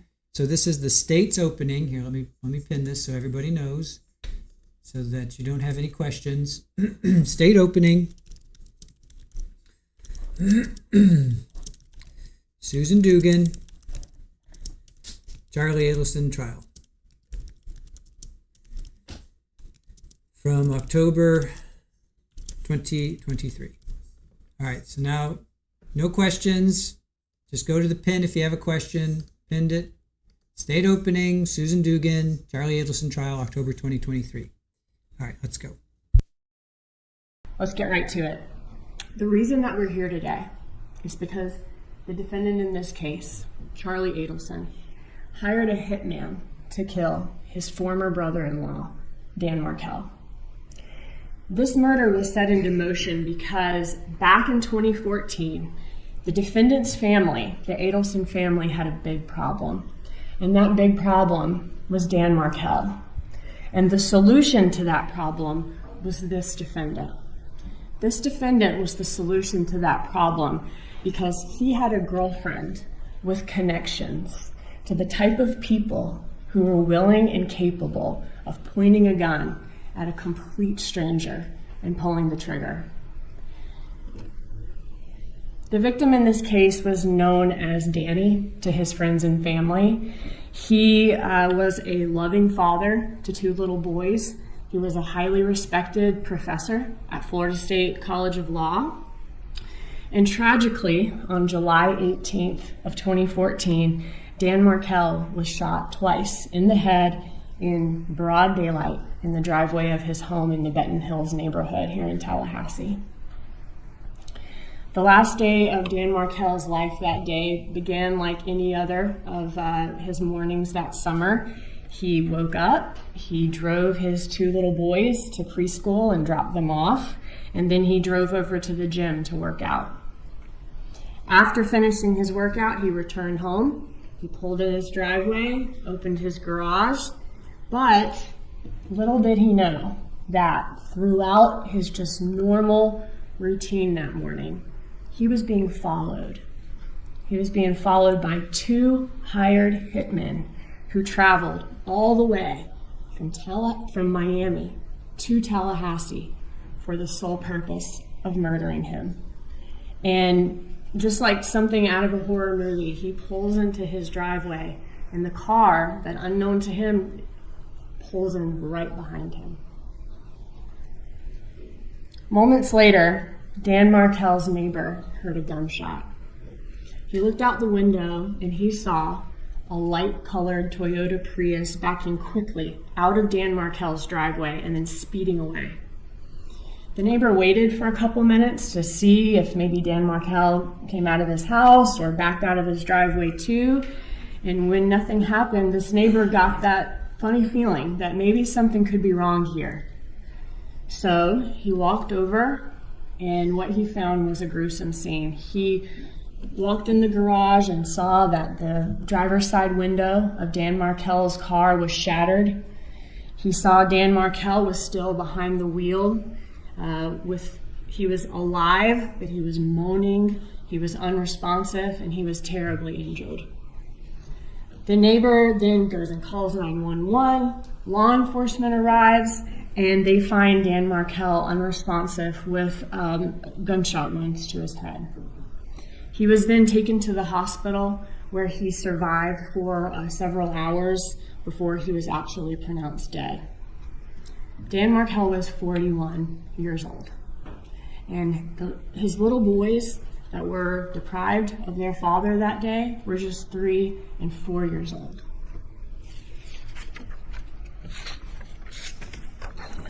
Law enforcement immediately began to investigate to figure out who shot Dan Markel. And the evidence they find sets them down 2 separate paths. One path is that they had to track down that light-colored Prius that the neighbor saw fleeing from the crime scene and identify who was inside that Prius.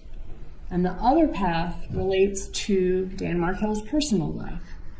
They looked to see who, if anybody, in Dan Markel's personal life would hate Dan Markel enough to kill him.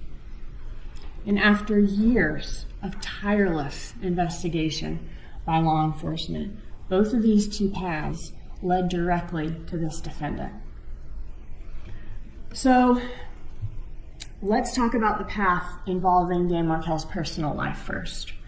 In looking at who might have a motive to kill Dan Markel, law enforcement learned that Markel was entangled in a very nasty divorce with his ex-wife, who is the defendant's sister. Her name is Wendi Adelson. A review of their divorce case file revealed that Wendi Adelson asked the court to allow her to move back to Miami, where she was from, with the kids, in order to be near her parents, whose names are Harvey and Donna Adelson, and her brother, the defendant. Dan Markel was adamantly opposed to his children being relocated to Miami. He was a law professor here in Tallahassee. This is where he lived. This is where his kids have been raised. He wanted his kids to live here with him. And for this custody dispute, the judge ended up ruling in Dan Markel's favor. So Wendi Adelson was not permitted to move to Miami with the children. Unless, of course, something happened to Dan Markel. A review of Wendi Adelson's emails revealed that her mother, Donna Adelson, hated Dan Markel and was desperate to find a way for Wendi and her children, who were Donna Adelson's grandchildren, to be able to move to Miami. Donna Adelson suggests in these emails that y'all will hear about several ways that Wendi Adelson could threaten or bully Dan Markel into submission, into getting what she wanted him to do. Donna Adelson even suggested offering Dan Markel a $1 million bribe to allow the relocation, and even said that this defendant, Charlie Adelson, would pay a third of that $1 million bribe to Dan Markel to make that happen. The evidence in this case will show that Donna Adelson's closest confidant was her son, the defendant. She and the defendant talked multiple times a day, every day. He was the person with whom she would constantly vent and complain to about Wendi's situation. The defendant was also the person that Donna Adelson relied on to solve her problems. And this was a big, big problem for Donna Adelson. And she made it the defendant's problem to solve. So the divorce between Wendi Adelson and Dan Markel was final about a year before the actual murder. But that was not the end of that case. Litigation was ongoing, to say the least. Each side would continue to routinely file violations of the custody agreement, violations of the settlement agreement, and that continued right up until Dan Markel's death in July of 2014. This was a highly emotionally charged situation between them leading up to his death. However, there was no physical violence that Wendi Adelson needed to be rescued from or anything like that. But make no mistake, this was a very messy custody dispute. Shortly before the murder, in fact, Dan Markel, the victim, filed with the court and basically asked the court, he alleged that Donna Adelson was disparaging him to his children by saying bad things about him. And he asked the court to enter an order preventing Donna Adelson from having unsupervised contact with her grandchildren. This motion was still pending in court when Dan Markel was killed. The murder of Dan Markel ensured that an adverse ruling on his motion would never be a problem for the Adelsons. And just about 48 hours after the shooting, Wendi Adelson and the little boys relocated to Miami shortly thereafter and moved into a home within walking distance of the Adelsons' Miami home. Within a year of Dan Markel's murder, Wendi Adelson legally changed Dan Markel's son's last name from Markel to Adelson, and just like that, their father was just effectively erased from their lives at 3 and 4. And the Adelsons family, their big problem had been solved. You'll hear during this trial that the Adelsons are a very tight-knit family. The defendant and his parents, Harvey and Donna Adelson, they actually even all worked together at the Adelson Institute, which was their family's dental practice. At the Adelson Institute, the defendant and Harvey Adelson were dentists, and Donna Adelson managed the office. After Dan Markel was killed on July 18, 2014, law enforcement interviewed Wendi Adelson. And Wendi Adelson acknowledged that her family had a motive to kill Dan Markel, or to want him dead. She admitted that her brother, the defendant, had even said that he looked into hiring a hitman to kill Dan Markel as a divorce present to her, but he decided to buy her a TV instead because it was cheaper. And coincidentally, or not, that TV that this defendant bought his sister as a divorce gift instead of hiring a hitman would be Wendi Adelson's alibi for the morning of the murder when the victim was killed by a hitman.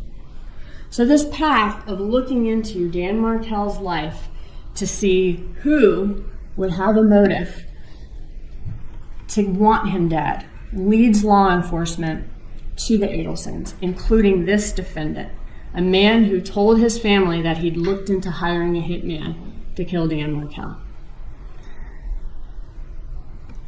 The defense asked yesterday in jury selection, who's talked trash or heard somebody talk trash about an in-law, which is not a rare concept. A lot of people don't like their in-laws. But the difference here is that the defendant's comment stopped being just a little bit of trash talk when Dan Markel was actually killed by a hitman. While the police are trying to investigate, who in Dan Markel's personal life may have a motive to kill him, they're simultaneously going down that second path I described to y'all, which was tracking down the vehicle that the neighbor saw fleeing the crime scene. When law enforcement retraced Dan Markel's steps the morning of the murder, they uncovered some chilling surveillance video of a Prius fitting the description of the one seen by the neighbor, following Dan Markel into the Premier Gym parking lot, waiting for an hour while he was inside, and then following him home from Premier Gym back to his neighborhood. They got these surveillance images from city buses, from Premier, from everywhere they possibly could. And these surveillance images, coupled with a massive amount of phone data and SunPass records gathered in this case, helped police to eventually track down the exact car used in this crime. But police still had to figure out who was in the Prius and why did they kill Dan Markel. As part of this really painstaking review that law enforcement did of all of these records. And when I say painstaking, finding this Prius and finding all of this evidence and all of these records was not an easy task, and it took longer than your average investigation. It was very difficult to do. They combed through tons of phone records and even did what's called a tower dump, which is where law enforcement collected a list of all of the cell phone numbers that communicated with the cell tower that serviced different spots in Tallahassee that Dan Markel was at that morning, including Premier Gym, when the suspect's Prius were there. Because they thought if the person in the Prius was using their phone at the time, then their number will be somewhere in this tower dump. They combed through all of that data, and they found a number with a Miami area code belonging to a man named Sigfredo Garcia. Law enforcement examined all of Garcia's call logs and saw that he was in frequent contact with another number that was also present at Premier Gym that morning. And that number belonged to a man named Luis Rivera.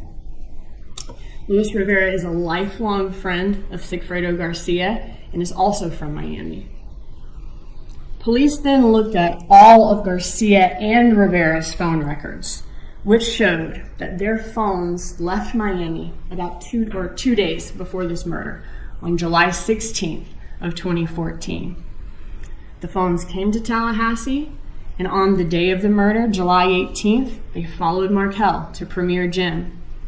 The phone data is consistent with both men turning off their phones just minutes before the murder and leaving their phones off until about an hour or so after the murder, when they're well on their way back towards Miami.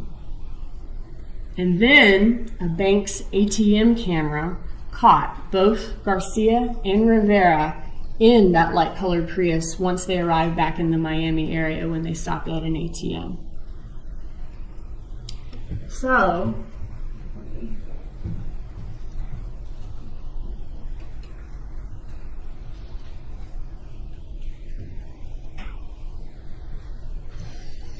police figured out the identity, and this should appear on the screens in front of you.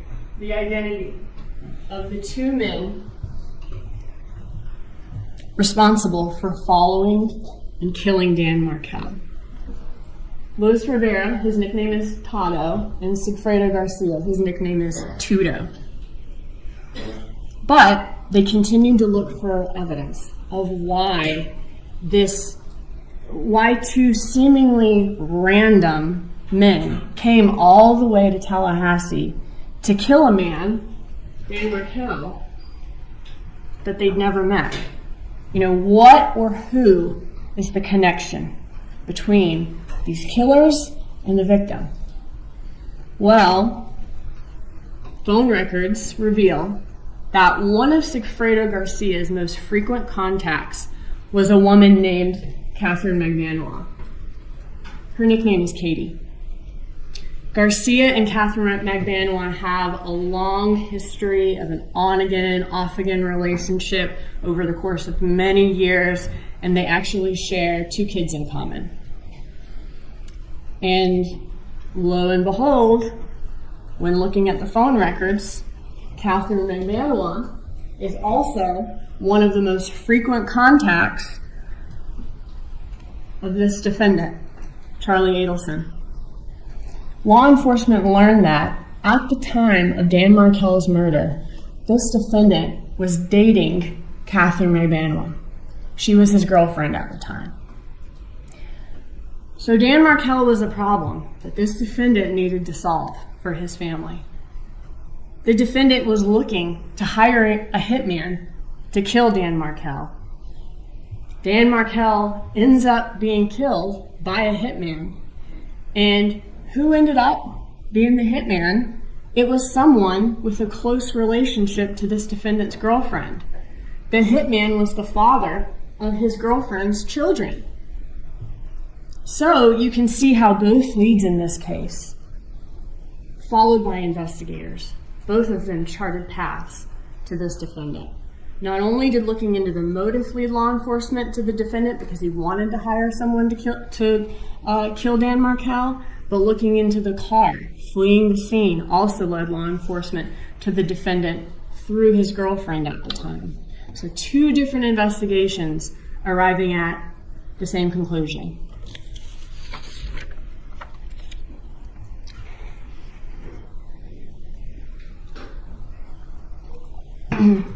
Law enforcement also tried to follow the money in this case, and that was a third way that the evidence in this case points to this defendant.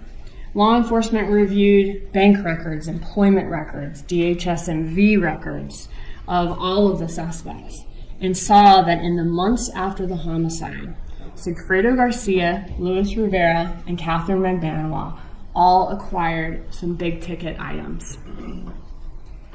Rivera and Garcia both bought motorcycles and cars.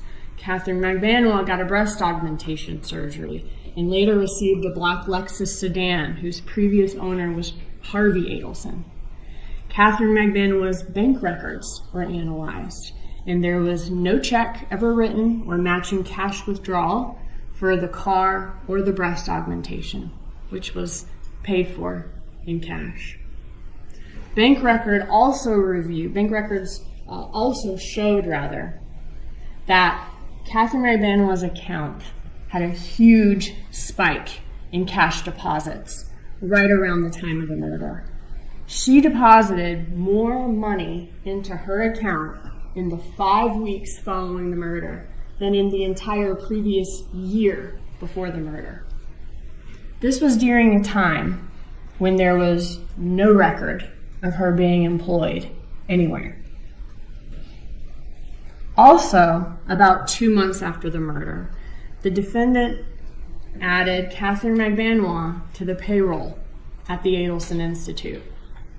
And she began receiving regular checks from their business account every 2 weeks for 2 years after the murder.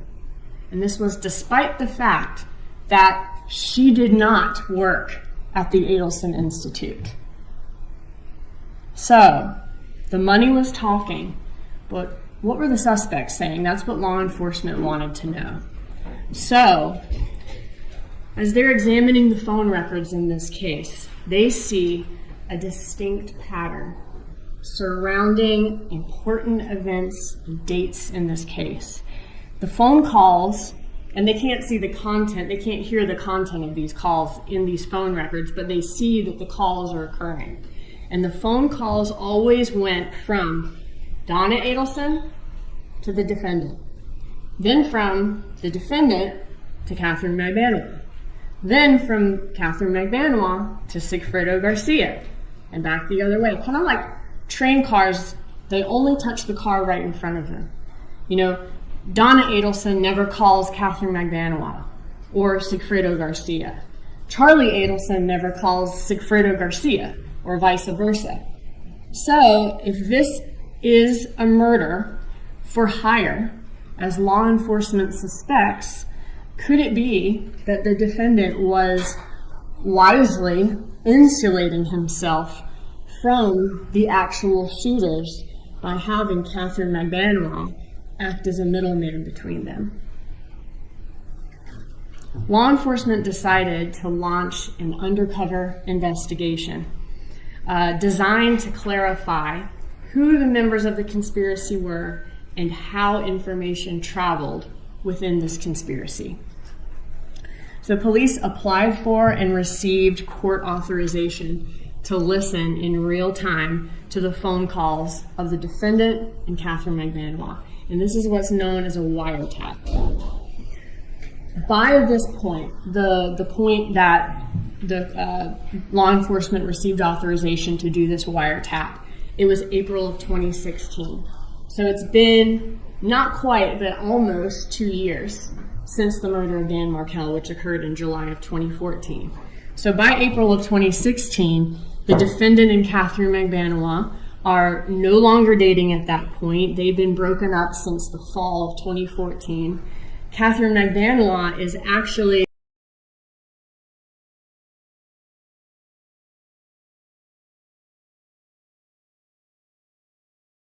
let's say. Yes, ma'am. On Thursday, do we know how long? For that, once we go through the group jury selection process, I cannot tell you how long it will run, but we're anticipating on that day finishing the jury selection process, the jurors who are selected being sworn, and we go through the opening statements. After that, you will be discharged for the evening. As much as possible, we're going to try to stick to an 8:30, 5 o'clock day if you are selected as a juror.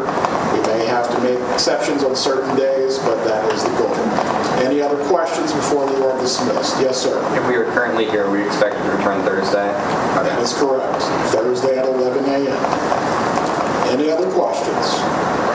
You said 11. Yes, ma'am. You said 11 a.m.? 11 a.m. on Thursday, report downstairs where you started off today. Okay. All right. I will see you Thursday. Oh, one more? No, yeah. Go ahead. So if we're not the actual jurors that you guys are choosing, we're taking one.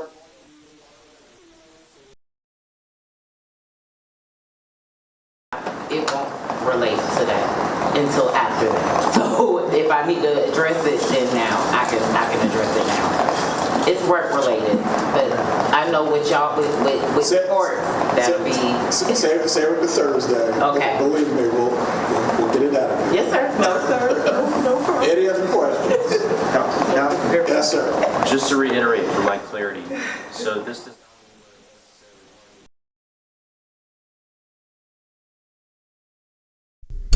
Audio's cutting in and out, you guys. I can't do anything about it. State and defense on Thursday. Okay. You are not a juror right now. You are still a prospective juror. You've just gone through the first round of screening. Okay.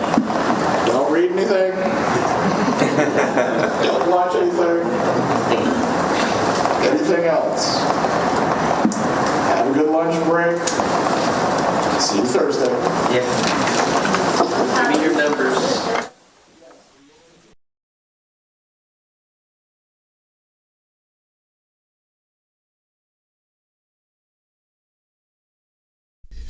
All right, so that's the first round of jurors that have gone. That's the first round of jurors that have gone through the selection process.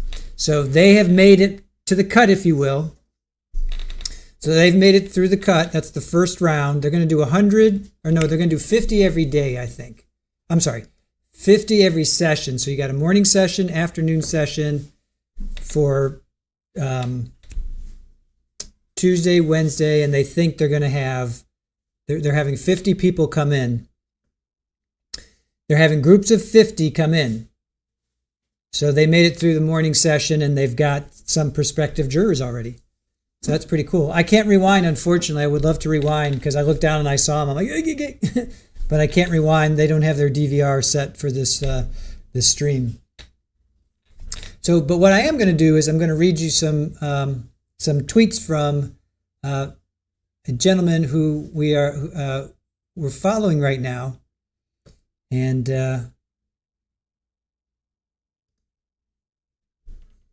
let's see what he says. So, judge asks to juror number 21, I know some people who are close to the Markel family. I met Dan Markel once through business, well before 2014. Judge says, do you have an opinion?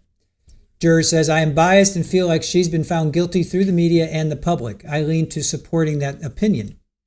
Judge asks, could you set aside that opinion? Are the two sides on even ground? Juror says, I don't think I can. I feel biased. So juror 21 was excused. So juror 21 had met Dan Markel well before 2024 through business, and he feels that Donna's been found guilty through the media and the public, and he leans in supporting that opinion. So that was one thing. Let's see what else we can find.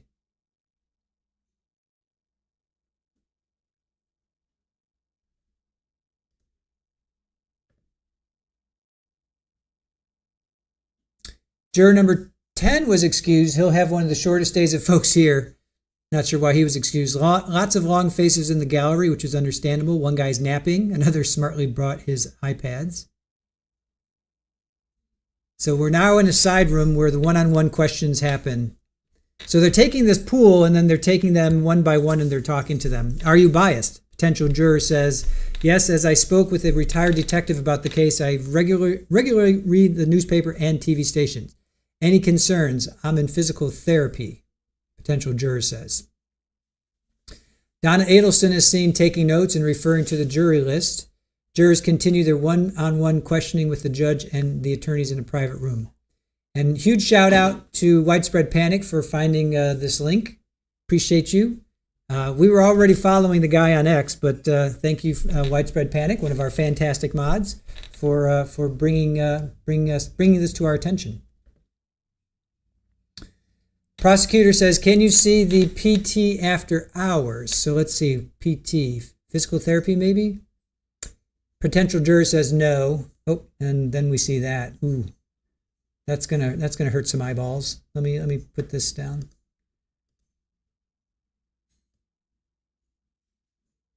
Let me shrink that down. The defendant. All right, hold on, we'll get back to that.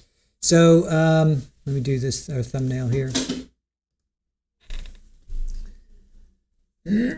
Cats.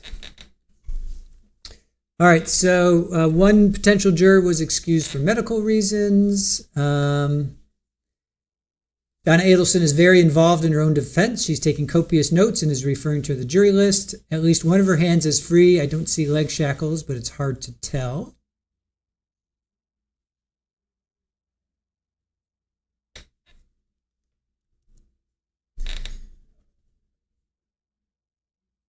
First round of jury selection is complete. More than 25 jurors advanced from the first 50. So another 50 are going to be brought in. So they're doing 50 groups of 50, morning session, afternoon session, morning session, afternoon session. So their hope is to get to 100 by Thursday, and from then they're going to whittle them down to 12 plus 3 alternates. So they're hoping to get to 100 potential jurors. So 25 of them, which we just heard him. That's Judge Everett was talking to the potential jurors.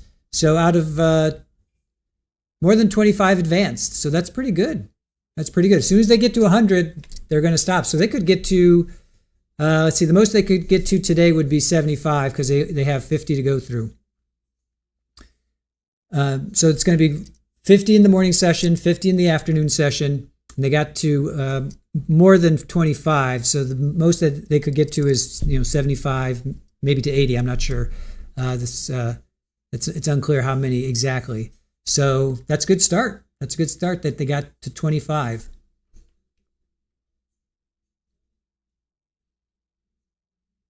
All right. They've struck about half the potential jurors so far. Still puts them on good footing. If they get 20 finalists from each panel, that's 100 plus by the time Thursday rolls around. They need 12 plus alternates. All right, so that's where we stand, you guys. And they're taking their morning or their lunch break right now, so they're going to come back for their afternoon break. So we'll just continue on with Charlie's trial. In the meantime. I see. Wow, that's a big advance. Yeah, they've already got more than 25. They need to get 75 more by Thursday, and then Thursday they're going to voir dire them, because right now they're just talking to them individually, very high level. Are there any medical issues that you're experiencing? Any family, you got a child, an elderly, anybody, you have to support, a daily basis. You have to be somewhere at a specific time to pick up your kid at 3 or whatever, or you have an elderly person that you care for, or whatever the case may be. And then, really, you guys, it's like a monkey mayhem breaking out back here. So then it's very high level. So first of all, personal, should you be excused from a personal standpoint? And then the other thing is,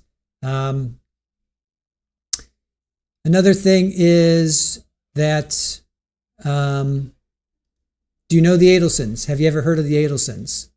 And apparently this, one of the jurors did. He knew Dan Markel. He did know Dan Markel. So.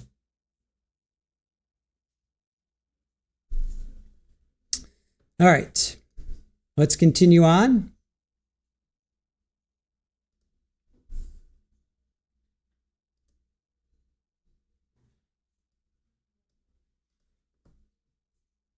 Defendant asked her, let me ask you a question.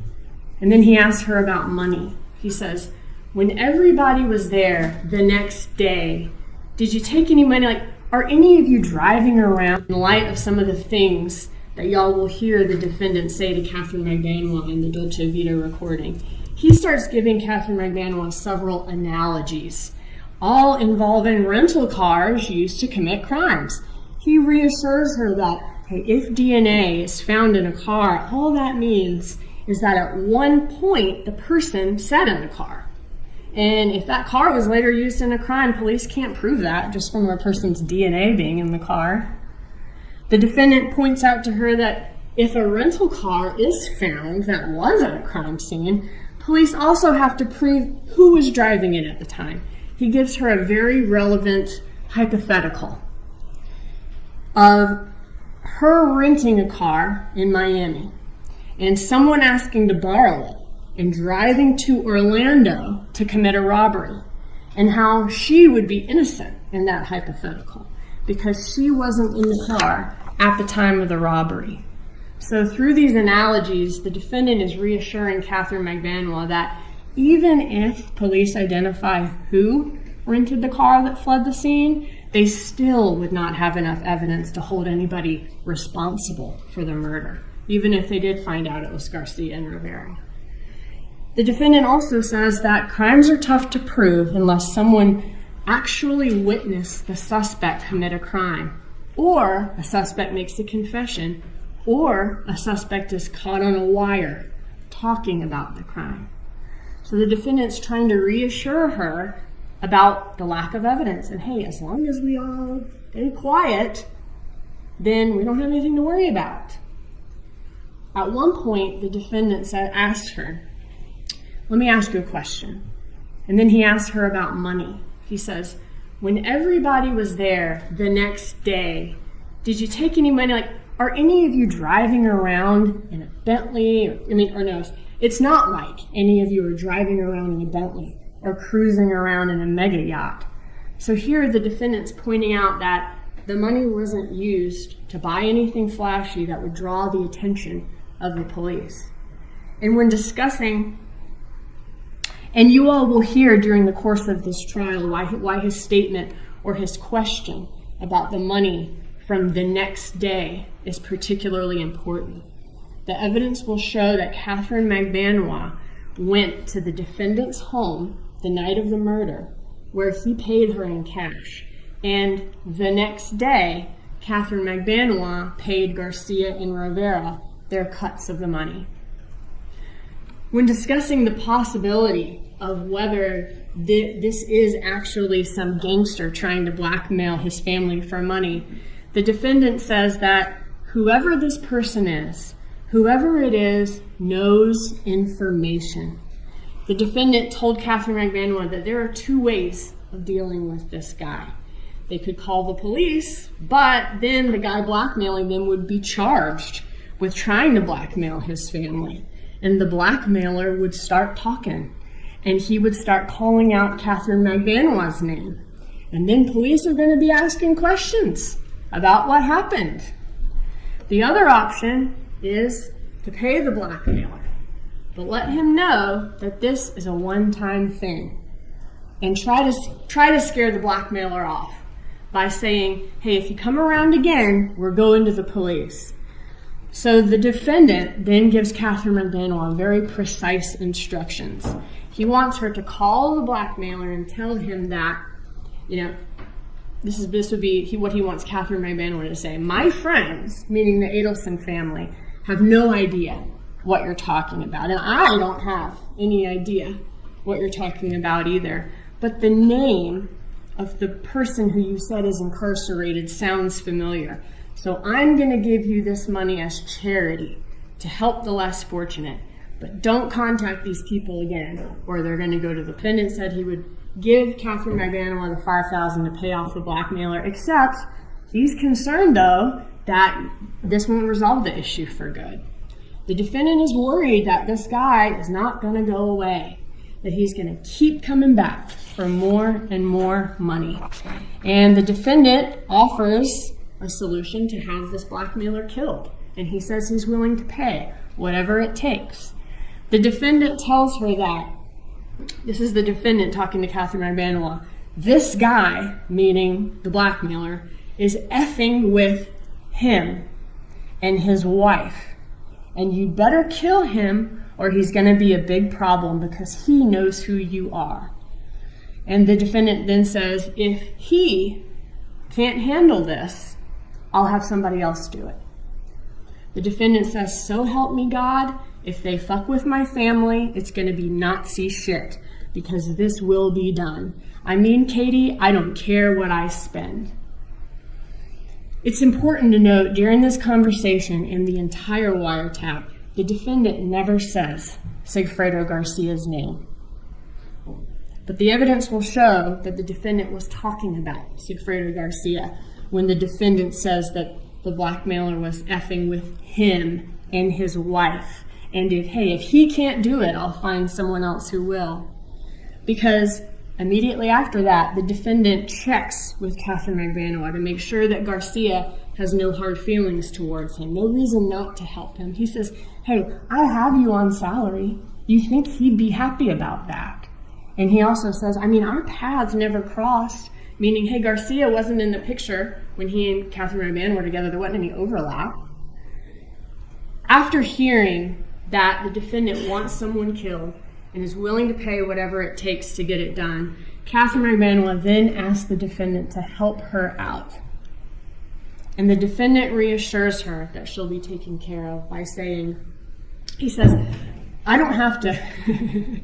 Sometimes his chairs can be a little wobbly. I know this is taking a bit, but I'm almost done. Thank y'all for being patient. All right, so she asks him to help her out. And the defendant reassures her that she'll be taken care of. He says he doesn't have to tell her the things that he'll do for her. He shows her what he'll do for her. She doesn't have to ask him for anything. He looks for things to do. He says, hey, when someone's birthday's coming up or there's car problems, she doesn't have to ask. He looks for ways to help. And after his meeting with Catherine Magbanua, the defendant immediately calls Donna Adelson to let her know that everything's fine. And he does this using some pretty obvious code words, which y'all will hear, and you'll hear the conspirators often use words to mask the meaning of what they're actually talking about. Catherine Magbanua then, also using these code words, tasked Garcia with calling the number on the paperwork and finding out if a blackmailer is a legitimate associate of Rivera or not. And in the series of recorded calls that follow, you guys are going to hear these conspirators talking and using words like TV, false leads, listings, properties, clients, rap songs, CDs, pot-bellied pigs, relationship advice, all these different terms that are normal terms any of us may use, but they're used in context in these calls that if you're listening to the conversation, do not make any sense. For example, in the calls, the defendant and Catherine Magbanua don't outright debate the pros and cons of whether they should pay this blackmailer. Instead, they talk about the fact that this property is cheap. They might expect a property like this to even be $1 million. This property seems like a great deal, but if you get the wrong tenant in there, the tenant may keep increasing the rent, and that tenant may become a leech that never leaves you. So it will be up to y'all to decide. whether this defendant is actually worried about a future tenant of a property that might raise the rent and pay him more money, or if the defendant is actually worried that if he pays off the blackmailer, then the blackmailer may continue to come back again and again, or send a cousin or a friend to become a leech that never leaves him, that he can't get rid of. In another of these calls, the defendant tells Catherine McBanois that whoever this person is, this blackmailer is, he's got a lot of effing details. And in another, they discuss the fact that this blackmailer is not from the inside. And the defendant says that this guy is probably not from the first layer, but the second layer. So not someone who got info from Garcia, but maybe somebody who got info from Rivera. But one fact, and let me just say, as the jury, you all will interpret and decide what they're really talking about in these calls.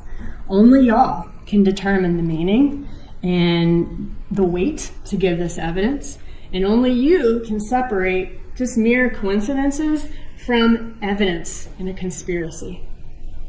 But one fact, though, is really clear throughout these calls, is that all of these conspirators are hopeful that this blackmailer is law enforcement just trying to get information, because they think if it's law enforcement and the police don't have enough to bring charges, just fishing for information, versus the other possibility, which would obviously be much worse for them, that the Adelsons are being blackmailed by somebody who actually knows inside information about their roles in Dan Markel's murder and may tell the police what they know. So, after this undercover operation, which was in 2016, Luis Rivera, Sigfredo Garcia, and Catherine McBanois are arrested. They're charged with the same charges before y'all in this trial. And Luis Rivera ended up cutting a deal with the state to tell law enforcement the truth about the murder of Dan Markel and the people responsible. Rivera told law enforcement that he was hired by Sigfredo Garcia to help kill Dan Markel. And Rivera described how Garcia told him that Catherine McBanois, the mother of Garcia's children, secured this job for them. And the job was in Tallahassee, and it paid $100,000, with Rivera's being about a third of it, $35,000. Rivera explained that he and Garcia actually made 2 trips to Tallahassee with the intent of killing Dan Markel. The first one was a month before the murder. It was in June of 2014. And the second was when Dan Markel was actually killed in July of 2014. Rivera said that he bought a gun off the street for that second trip, and Garcia rented a car. For the June trip. Rivera bought a gun off the street, and Garcia rented the car for that trip. Garcia and Rivera did some scouting on that trip of Dan Markel's residence, some surveillance, but ultimately couldn't get the job done. They ended heading back to Miami. During the trip to Tallahassee, he said that Garcia had a piece of paper with a picture of the man that they were supposed to kill on it, and some handwritten notes as well. Cell phone records corroborated Rivera's information about the June trip. Rivera also told a story about an incident in Tallahassee where he and Garcia were riding down the road in the rented Prius, and Garcia accidentally discharged the murder weapon, and the bullet struck the floorboard of the Prius. Law enforcement tracked down that actual Prius again and were able to see evidence in the undercarriage that corroborated Rivera's information about the accidental discharge. So they're looking at the phone evidence, they're trying to find whatever they can to kind of corroborate what he's telling them.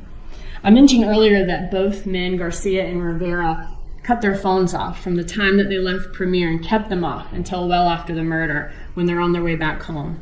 Rivera said that the first call that either of them made after the homicide was from Garcia to McBanois, where Garcia told her that the job was done. and Magbanois assured them that they would get their money the next day, which they did. Rivera says when Catherine Magbanois brought cash to him at his home. And all this information that Luis Rivera provided them was corroborated by, including when the money was dropped off, was corroborated by cell phone records in this case. Luis Rivera told police that the next day after the murder, he was paid in cash by Catherine Magbanois, and that the money was packaged in a very unusual way. The money was in stacks of $100 bills, and the money was stapled together. The stacks of 100s, every $1,000 was stapled together.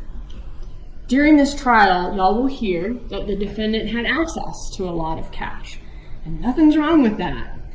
He had a lot of cash because his family gives cash discounts at their dental practice, and he keeps the cash that he receives in a safe. Again, nothing wrong about that either. However, what is relevant in this case is that the defendant had a very unusual practice of keeping the cash in his safe in $1,000 stacks of $100 bills that were stapled together, just like the money Luis Rivera received. Over the last few years, since the 2016 arrest and interview of Luis Rivera, law enforcement has not stopped working on this case. There were trials in 2019 and 2022, so right before the pandemic and right after the pandemic, of co-conspirators. Law enforcement also continued to try to gather all the evidence that they possibly could. They continued to interview people who may possibly have any information about the case. They tried to clarify any audio recordings that couldn't be clearly heard. While the phone wiretaps are very clear, the wiretap conversations that took place in public places when these people were meeting in person were not clearly audible back in 2016. Some still aren't. But because these public places are often too noisy. For instance, the recording of the conversation between the defendant and Catherine Magbanois at Dolce Vita had too much background noise to be able to clearly hear what the conspirators were talking about. However, since 2016, as technology developed over the years, and thanks to law enforcement's just continued dedication, law enforcement eventually found an expert that was formerly employed by the CIA with improved technology and enough expertise to clarify this recording at Dolce Vita that y'all will hear. And he did that by being able to reduce as much background noise as possible. And once this recording was clarified, which was actually just early last year in 2022, the state arrested this defendant. The presentation of this evidence, as y'all can see from opening, it's a lot. It's a lot of information. It's going to take a little bit of time. And it may be tedious at times. And I want to thank y'all in advance for the careful attention to all of the evidence y'all see in here during this trial. When you'll see that this defendant carried out his plan to hire a hitman to kill Dan Markel. He conspired and he solicited Catherine Magbanois to get this murder done. And he paid her for the job once it was completed. This defendant acted in furtherance of this murder plot that went beyond just thinking about it or talking about it. And these acts make him guilty as a principal to first-degree murder, just as if he pulled the trigger himself. While the defendant's choices helped solve a problem within his family, they came at a very high price. He took the life of a loving father of 2 little boys, and he caused a lifetime of grief for Dan Markel's loved ones. Y'all heard a lot in jury selection about how important this trial is to the defendant, which I'm sure it is. But Dan Markel was loved. He was a brother. He was a son. And this trial is his family's opportunity to see justice done for the person who set up their son's murder. And at the conclusion of this evidence, y'all will be convinced beyond any reasonable doubt that this defendant is guilty. And at that point, we'll ask you for the only verdict that does justice in this case, which is a verdict that the defendant is guilty as charged. Thank y'all.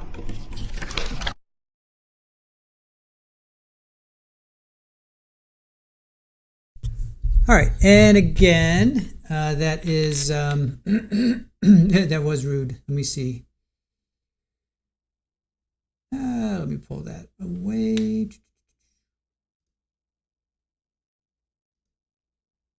Okay. So we are listening to Charlie's. This episode, it's kind of become this de facto episode of our deep dive. It was going to be all about Charlie. So while we're on jury selection, they went through. Here, let me pull up. They went through the morning session of let's see. They had 50 potential jurors in the morning session, and now they took a break for lunch, and they're going to have 50 potential jurors for afternoon session.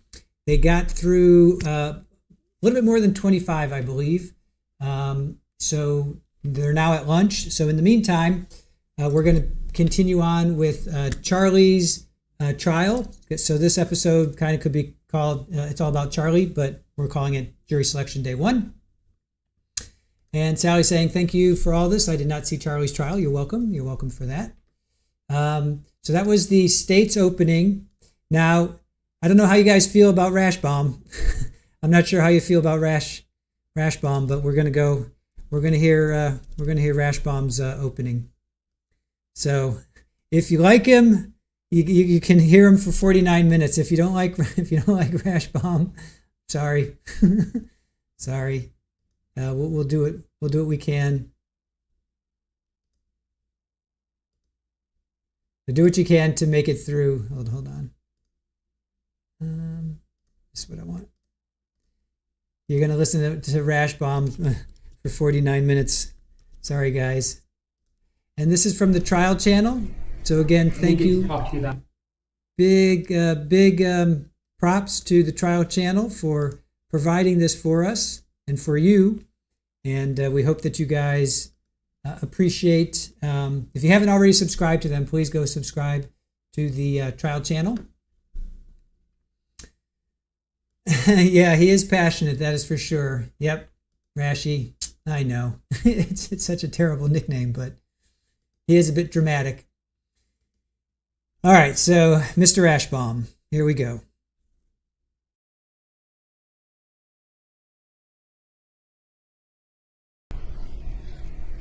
I didn't get to talk to you that much the last couple of days. My name is Dan Rashbaum, and with me is Kate Myers, and we represent Charlie Adelson. Now let me start by saying the obvious. The murder of Professor Markel was a tragedy. The world lost a brilliant legal mind.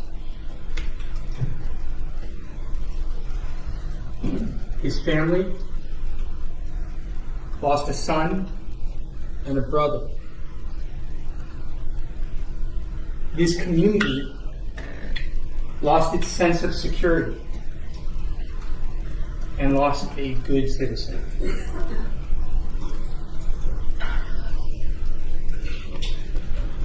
And his two boys, the nephews of Charlie Adelson, lost a loving father. His senseless murder continues to be felt throughout this community and others. It was inexcusable, despicable, evil. But what I'm going to tell you today is what actually happened. You will see that Charlie Adelson had nothing to do with the murder of Professor Markel. You will see that the state cannot come close to meeting its burden Why? Because Charlie Adelson is innocent. Now, I don't have to prove innocence. But what I'm telling you, I very rarely say in a courtroom as a defense lawyer. Charlie Adelson is innocent. And we'll get there. But the next thing I'm going to tell you, I also rarely say in a courtroom. And you may be surprised to hear this from a defense lawyer. I have great respect for the prosecutors and law enforcement on this case. I have admiration for their efforts after the murder of Professor Markel in trying to find out who did it. You will see that they spent countless man hours, cell phone tower dumps, surveillance videos from a boatload of places, buses, cameras on the street. Great law enforcement activity. And it paid off. They got the 3 killers. They convicted them. Sigfredo Garcia, convicted for life. Luis Rivera, Catherine Magbanua, convicted for life.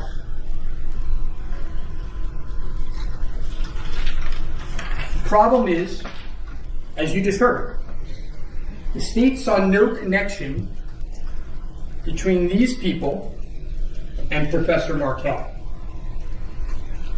So from the very outset, the state suspected the Adelsons, the family.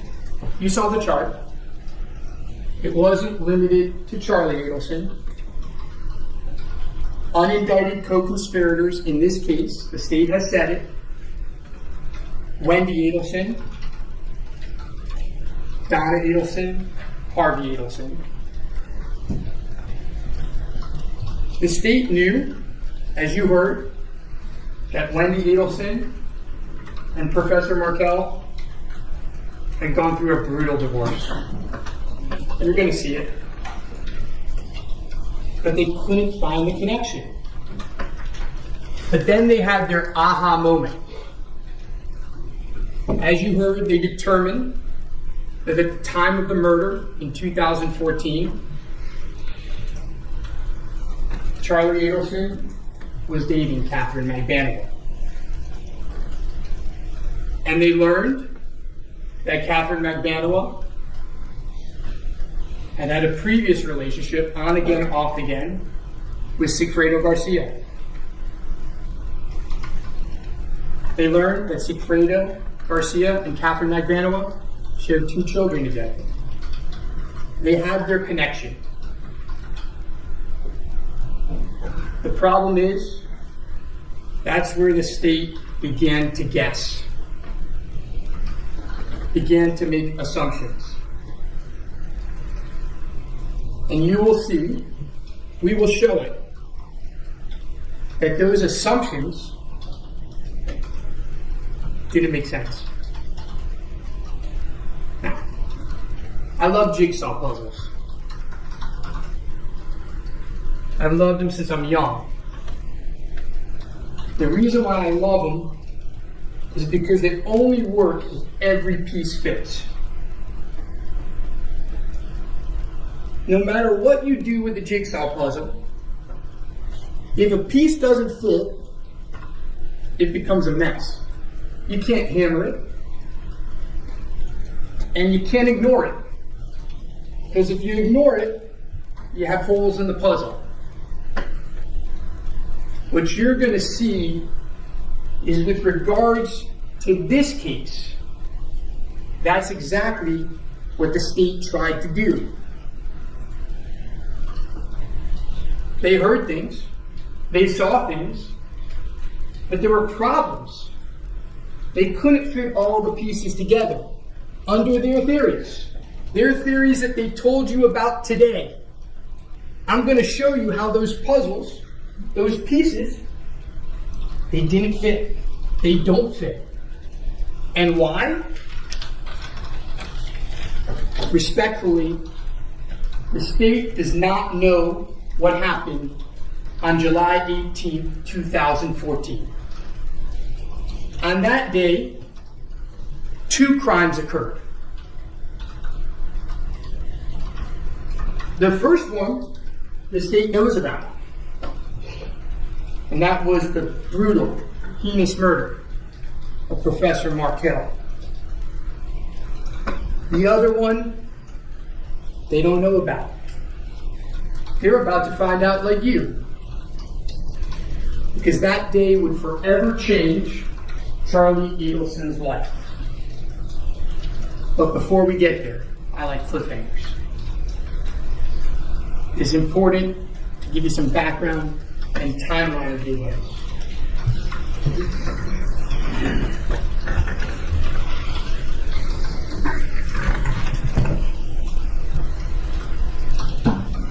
Charlie Adelson is 46 years old, single with a young son.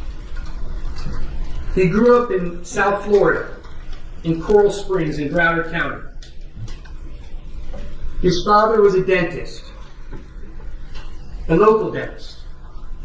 It wasn't the Adelson Institute when Charlie was growing up. It was a small dental practice with his dad.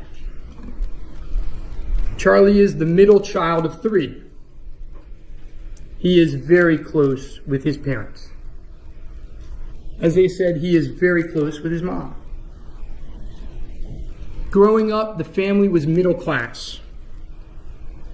And Charlie was not particularly close with either of his siblings. He grew closer with Wendi as they got older. He went to college at the University of Central Florida, went to dental school in South Florida, and then periodontic school. When he graduated as a periodontist, he had an idea. Rather than work in his own practice, he figured that he could travel around to dental practices all over South Florida. He would be a traveling periodontist. So what you are going to learn in this case is that Charlie Adelson had practices from the very south of South Florida to as far places as Jupiter. He was in the car sometimes for hours in a day. And he worked a lot. You're going to see that. He was a workaholic. He spent a lot of time in that car. And what did he do when he was in the car to pass the time? He spoke a lot on the phone. He would talk to whoever would listen to him. And you're going to see in this case, this is one thing we won't deny, Charlie Adelson likes to talk. And he likes to repeat himself. And who would he speak with the most? He'd speak with his girlfriend. He'd speak with his mom. He'd speak with his friends. Now, Wendi Adelson, who's a state witness, followed a different path. She went to a prestigious university in Boston. She then went to school in England on a Truman Fellowship, and later went to law school. She got scholarships for law school and college. Soon after starting law school, she met Dan Markel, and they fell in love. They got married. They ultimately moved to Tallahassee, where they both worked for FSU. Professor Markel as a law professor of the law school. Charlie Adelson didn't have much to do with either Professor Markel or Wendi during their marriage or before their marriage. He would talk to his sister periodically, maybe once every 2 or 3 weeks. They lived in Tallahassee for years. Charlie Adelson visited him in Tallahassee 2, maybe 3 times. Charlie loved his sister. He sought advice from her, as she did with him every once in a while. But they weren't super close. They were brother-sister. The truth is that Charlie Adelson was a little self-centered. He was building his career. See, that traveling periodontist, in the beginning it wasn't that successful. But by the time of this case, in the 2013-2014 time period, you're going to see that Charlie Adelson was making a lot of money. His practice was booming. He was working 6, sometimes 7 days a week. You'll see it on the wires. You'll see it in text messages. He would start his day early in the morning, and most days he wouldn't get home till 8, 9, 10 at night. At the time when this murder occurred, he was not married. He had no kids. He had a lot of money. And he was living a very good life. Now, in 2012, Wendi Adelson, on a trip down to South Florida, confides in her brother that she was having problems in her marriage.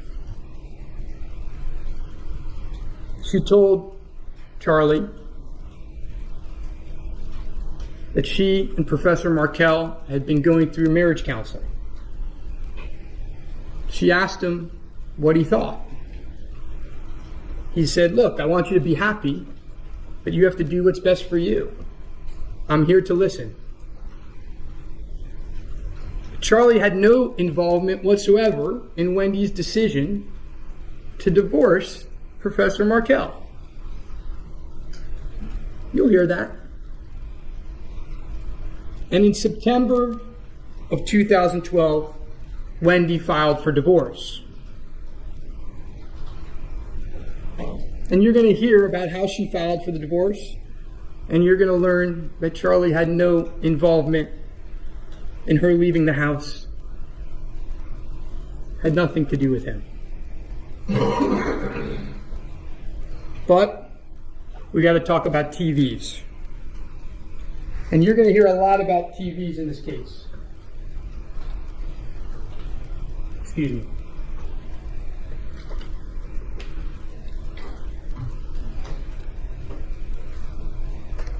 See, Charlie has a really bad history of telling bad jokes. So when Wendi left the house, his mom told him that she didn't have a TV. He asked her, he said, "What can I do to help Wendi? She's moved to a new place. She's left most of the stuff behind. What can I do to help?" And his mom said, "She doesn't have a TV." He said, "Okay, when you go to Tallahassee, go to Best Buy, buy a TV for Wendi, and I'll pay you for it." And so Wendi got the TV, and she called Charlie. This is back in 2012. The murder's in 2014. And she thanked him for the TV, and he didn't say he looked into hiring a hit.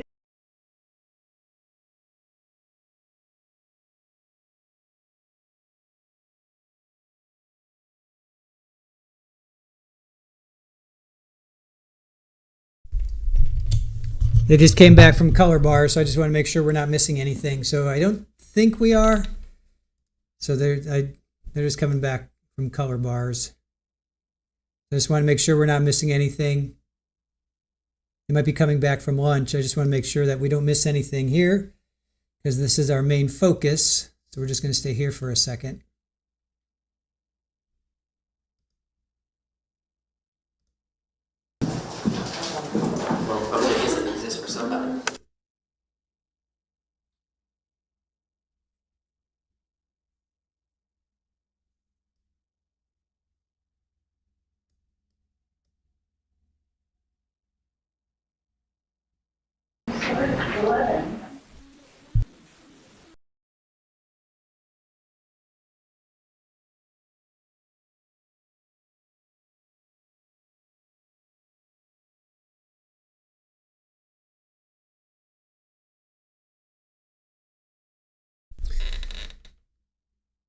So nothing new reporting from the, oh wait, hold on.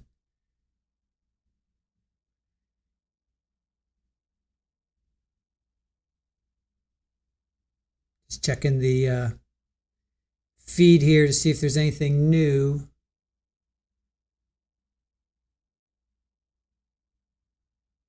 So when they broke for lunch, they had a little bit over, it seems like they had over 25 jurors out of the 50. So they're doing groups of 50.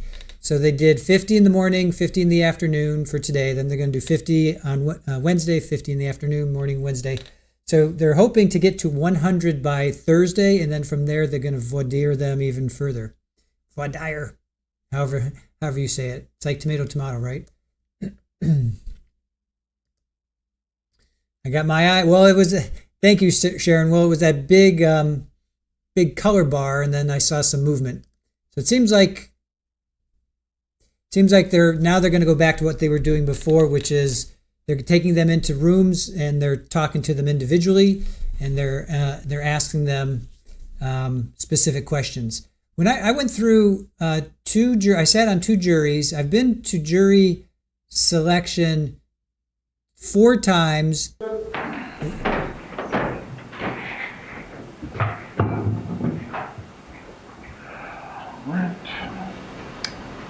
We're just waiting on the jurors to return at 1:45 at this point. Are there any matters that we need to address before we continue?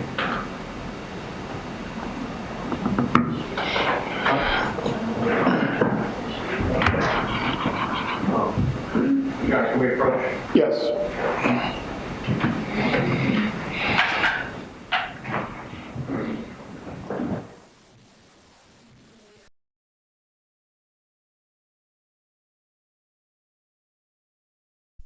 Jennifer, Wendi has the kids.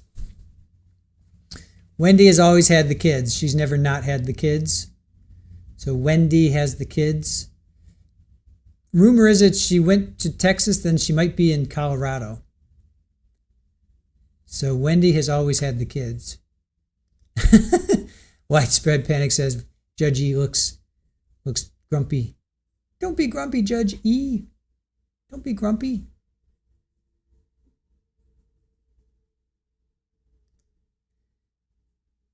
Celissa, or is it Clissa or Celissa? I have to say it the French way to justify my years of French class.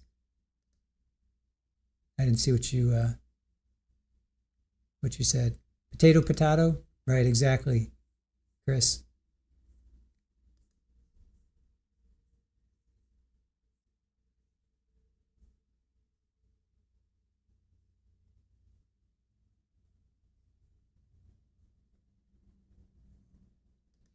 Lily Wayne, yep. We'll have to give his same talk to this group of jurors too. That is true.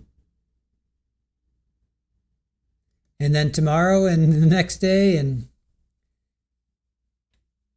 wonder what they're talking about.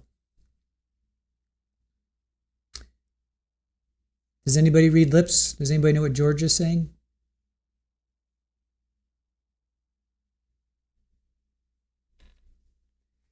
Judge Everett's a big guy. He's a big guy. He's tall. He is an imposing figure. I don't know how tall Georgia is. But she doesn't seem like a petite woman either. She's probably about 5'6" or 5'7", maybe 5'8". Maybe even 5'9". And Georgia is always animated. Woke's joke says, Judge E seems like a cool dude. Diabetes worries me, though. Petunia, I love her new hairstyle. Yeah, I was noticing that, too. Pammy, Georgia's like, pfft. All right, who reads lips? We need a rip leader. We need a lip reader. And Sarah Dugan. So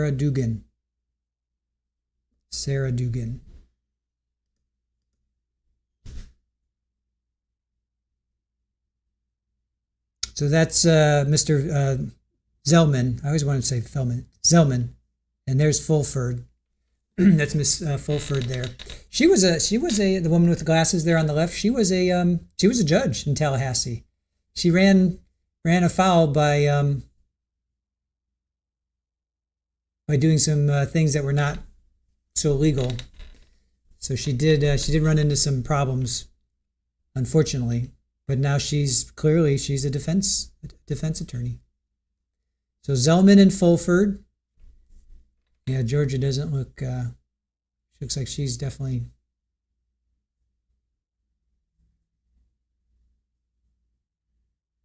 So is it?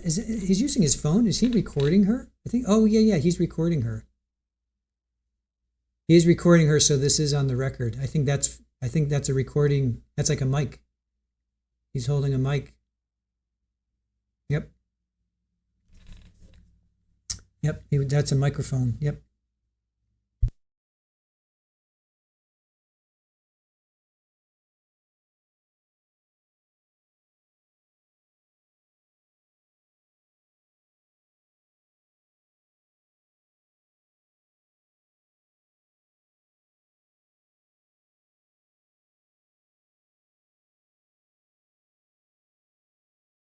Uh-oh, they went back to color bars.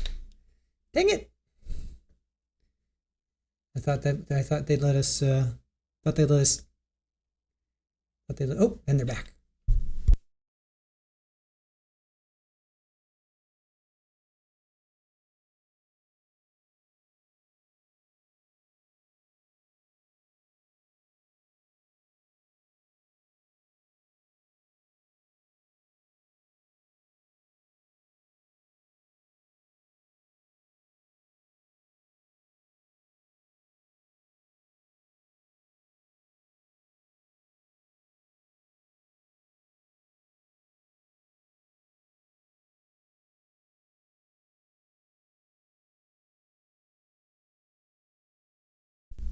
All right, just so you know, nothing's going on yet.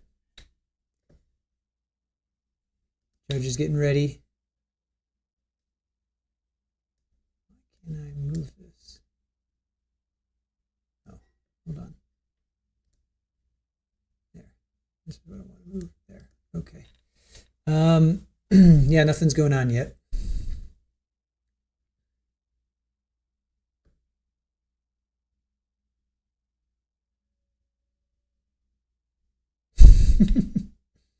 Woke's joke, Chris in Georgia, who else could rock the feathered hair better? Nobody.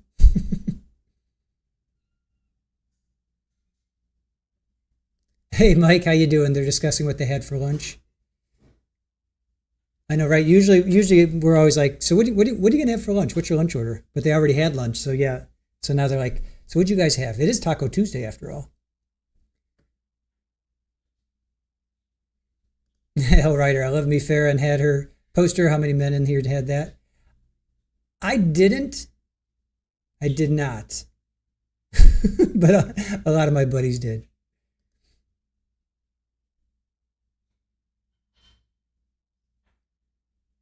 No, I had like Hendrix and Jimmy Page. Those are my posters.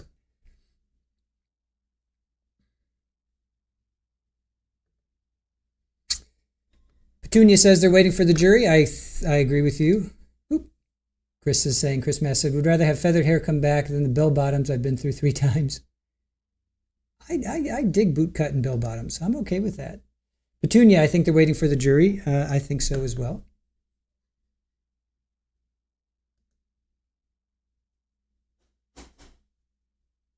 You had a floor-to-ceiling poster of John Bon Jovi. I like that soul coughing video you sent earlier. Widespread. I was cheated as a child. No, it's all good, man. I was good, Hell Writer. My friends all had posters. I was a Kate. Was that Kate Jackson? Yeah, no, Jacqueline Smith. I was a Jacqueline Smith. I liked her because she was intelligent. I like the intelligent women. Always have, always will. Tacos are more than just Tuesday. That's right. Just like Pizza Friday. Pizza Friday is more than just... Pizza should be had on more than just Friday, right? Petunia had a huge Eric Clapton poster in your dining room. Nice.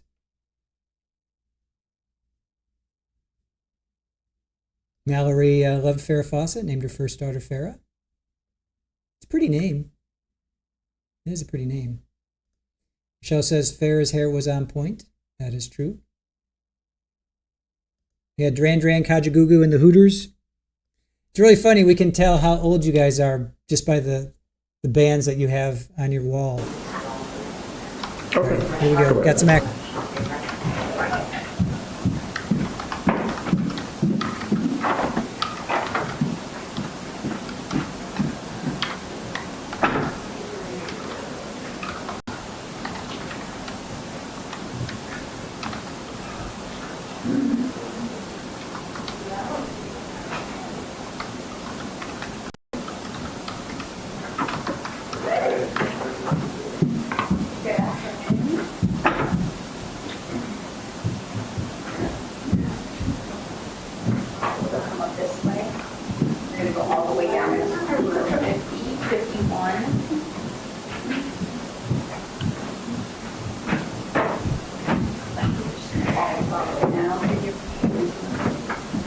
Right here.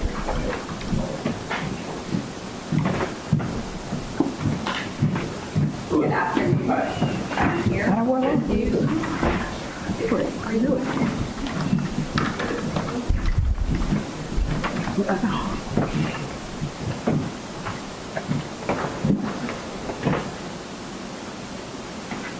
Right this way, sir. Good afternoon.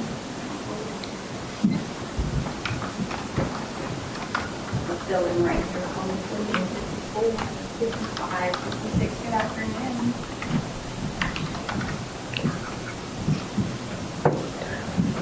Consider Here. You will start my next row all the way down there. Good afternoon. All the way down. Right here.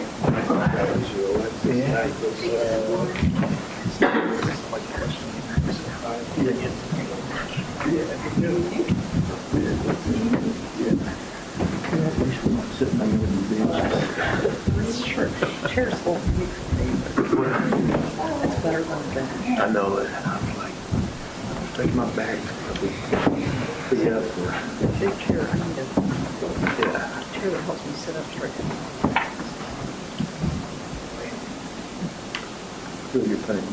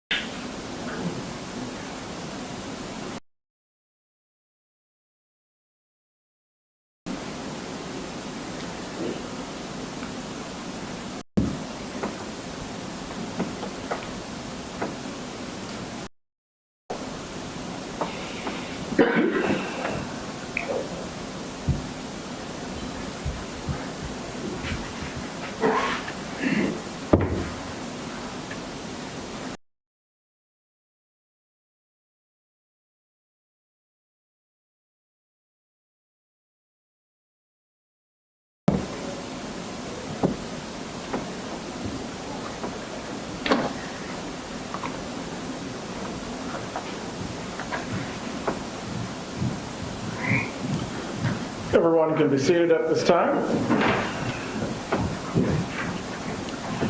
Good afternoon, ladies and gentlemen.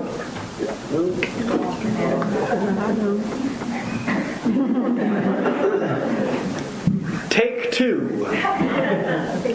Good afternoon, ladies and gentlemen. Good afternoon, Your Honor. Thank you. I'm Stephen Everett, one of your judges in the Felony Criminal Division here in Leon County. You have been summoned here this afternoon as prospective jurors in the case of the state of Florida versus Donna Adelson. This is case number 2023 CF 3226. This is a criminal case. The state has charged Mrs. Adelson with the crimes of first-degree murder, conspiracy to commit first-degree murder, and solicitation to commit first-degree murder. You will notice at times during this jury selection process today that I will be reading to you. It is not that I do not wish to have a free-flowing conversation, but rather any explanations on the law that you will receive throughout this process must be uniform and must be specific according to the Florida Supreme Court.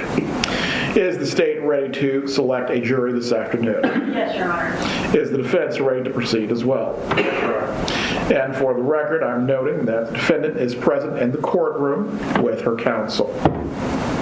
I believe earlier this afternoon, Judge Riggins qualified everyone. However, I am going to confirm with the qualification if there is anyone that needs to be excused on a statutory basis. That will happen before we move on through our process this afternoon. When I ask the following questions, please raise your hands if you are responding yes to the questions. Is everyone here that is a prospective juror at least 18 years of age or older? Please raise your hands if you're over 18. For the record, I will find that the prospective jurors have answered in the affirmative. Is everyone here a citizen of the United States of America? Once again, for the record, the prospective jurors have answered in the affirmative. Is everyone here that is a prospective juror a resident of Leon County?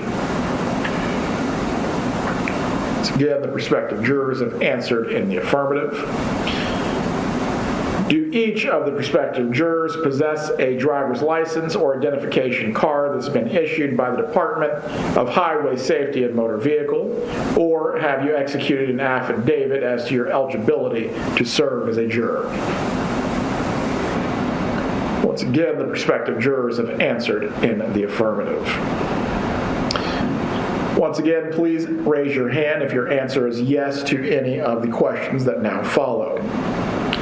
Has anyone been convicted in a state or federal court of a felony crime or a crime involving dishonesty, and your rights, your civil rights, have not been restored to you? None of the prospective jurors have raised their hands in the affirmative. At this time, is anyone under prosecution for any crime, either in a state or a federal court?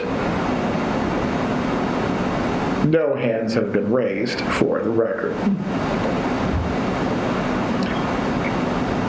The next grouping of items that I'm going to go over are people that may be excused by statute for falling into a specific grouping or class. If you can go ahead and silence your cell phones at this time. After I ask the question, if you are responding to this particular basis to be excused, please raise your hand and I will address you separately in just a few moments. Is anyone a full-time sworn federal, state, or local law enforcement officer or investigative personnel? Please raise your hand if this applies to you. No hands have been raised in response to the question. Is anyone an expecting mother or a parent responsible for the full-time care of a child that is under 6 years of age, and there is no one else to take care of the child? No hands have been raised in response to the question. Is anyone present 70 years of age or older? No response has been given to the question.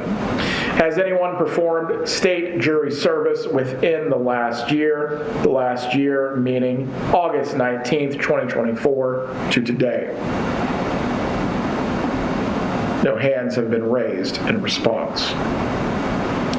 Is anyone responsible for the full-time care of a person with a physical or mental incapacity who is incapable of caring for themselves, and you being here today will create a hardship for them? No hands have been raised in response.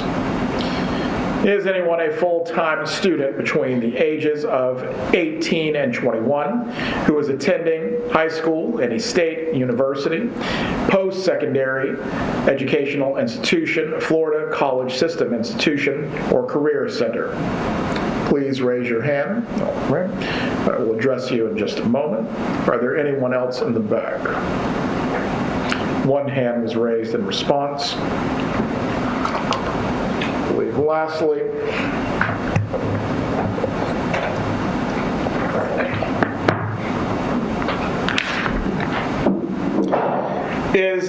has anyone given birth within the 6 months before your reporting date on the summons, which would be today? Please raise your hands.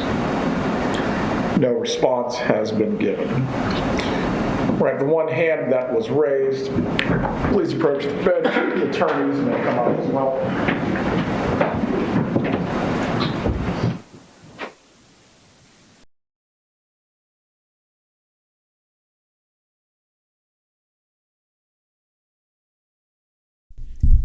I'm trying to remember from the morning session. I think this is it, right? I think this is all we get after he swears them in. I think this is it. Then they go into the individual rooms.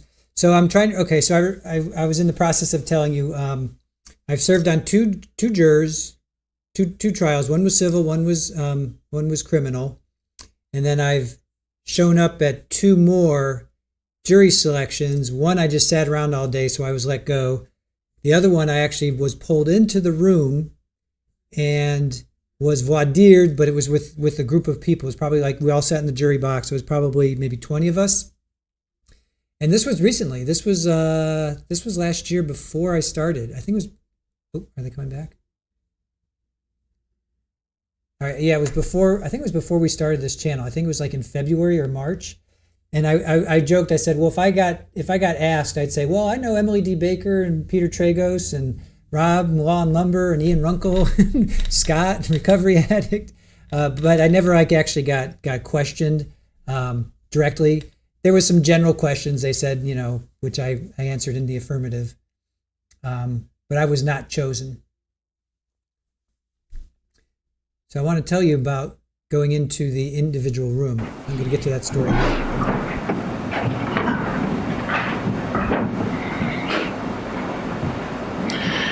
The first thing that we're going to do this afternoon is discuss what some of you may know about this case.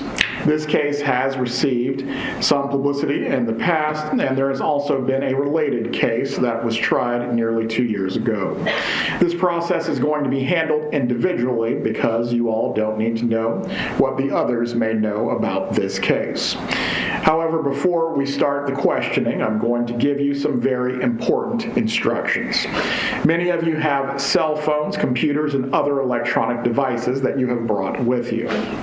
Even though you have not yet been selected as a juror in this trial, there are some rules that you must follow about using your cell phones, electronic devices, and computers from this point moving forward. You must not use your phones or devices to search the internet or to find out any information that is related to this case. Between now and when you have been discharged from jury duty in this matter, you must not provide or receive any information about your jury service to anyone, including your friends, co-workers, and family members. You may tell those who need to know where you are that you have been called for jury duty. If you are picked for this jury, you may tell people that you have been selected for the jury and how long the case may take. However, you must not give anyone any information about the case itself or the people that are involved in this case. You must also warn people not to try to say anything to you or to write to you about your jury service or the case. This includes face-to-face communications, phone or computer communications as well. In this age of electronic communication, I want to stress that you must not use electronic devices or computers to talk about this case. This includes tweeting, texting, blogging, emailing, posting information on a website or chat room, or through any other means at all. Do not send or accept any messages, including email and text messages, about your jury service. You must not disclose your thoughts about this case or your jury service, or ask for any advice on how to decide the case. Further, you must not read nor listen to any news accounts about this case until you have been excused by the court. Avoid the newspaper and television broadcasts, particularly the local news stations. Also, avoid social media or any internet news sites. I am now going to provide to you a statement of the case that has been agreed upon by the parties. On July 18, 2014, FSU College of Law professor Dan Markel was shot while seated in his car. This happened in the driveway of Markel's home on Trescott Drive in the Benton Hills neighborhood. The killers traveled to Tallahassee from Miami to commit the murder in a rented silver green color Prius. The defendant and alleged conspirator in this murder was the former mother-in-law of Dan Markel and has entered a plea of not guilty. I will also now read to you the material part of the indictment that has been filed against the defendant.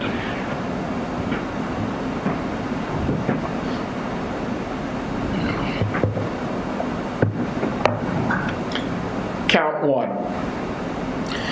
It is alleged that on or about July 18 of 2014, Donna S. Adelson in the county Leon and state of Florida did unlawfully kill a human being, Daniel Markel, by shooting with a firearm, and the killing was perpetrated from or with a premeditated design or intent to effect the death of Daniel Markel, contrary to the Florida statutes. Count 2. It is alleged that beginning in 2013 until October 1st, 2016, Donna S. Adelson in the county of Leon and state of Florida did agree, conspire, combine, or confederate with Charles Adelson and or Catherine Magbanawa and or other persons to commit first-degree murder contrary to the Florida statutes. Count 3. It is alleged that beginning in 2013 until October 1st, 2016, Donna S. Adelson in the county of Leon and state of Florida did solicit another to commit first-degree murder, and in the course of such solicitation, commanded, encouraged, hired, or requested the person, Charles Adelson and or Catherine Magbanawa and or other persons to engage in specific conduct which would constitute first-degree murder, which resulted in the death of Daniel Markel, contrary to the Florida statutes.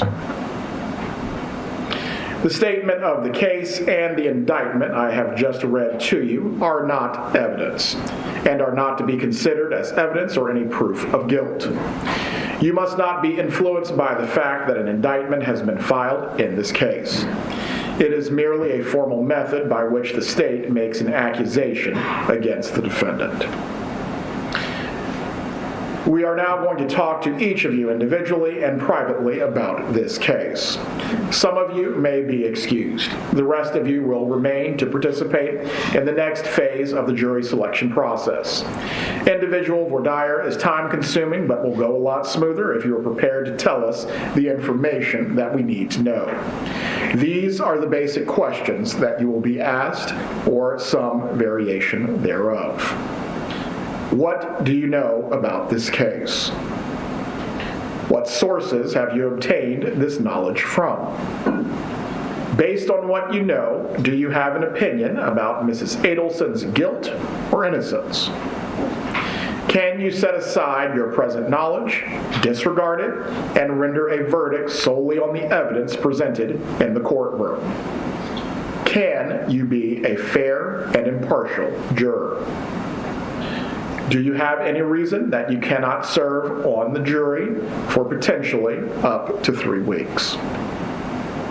It will save us all a lot of time if you think about these questions and be prepared to give us a prompt answer when you are called back.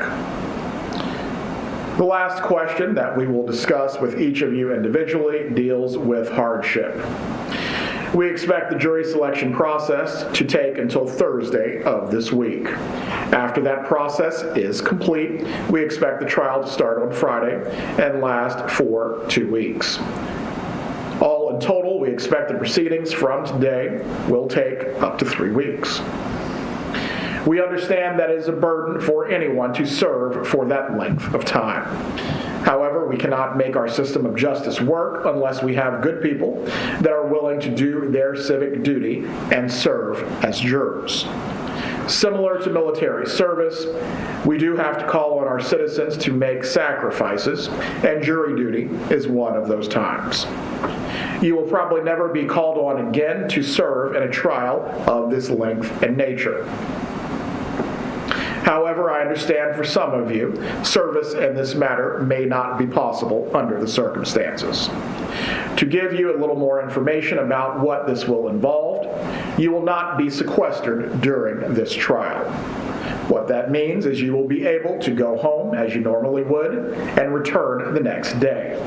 For the most part, we will work a regular business day, but on occasion, it may become necessary for us to work a little bit longer based on the witness schedule.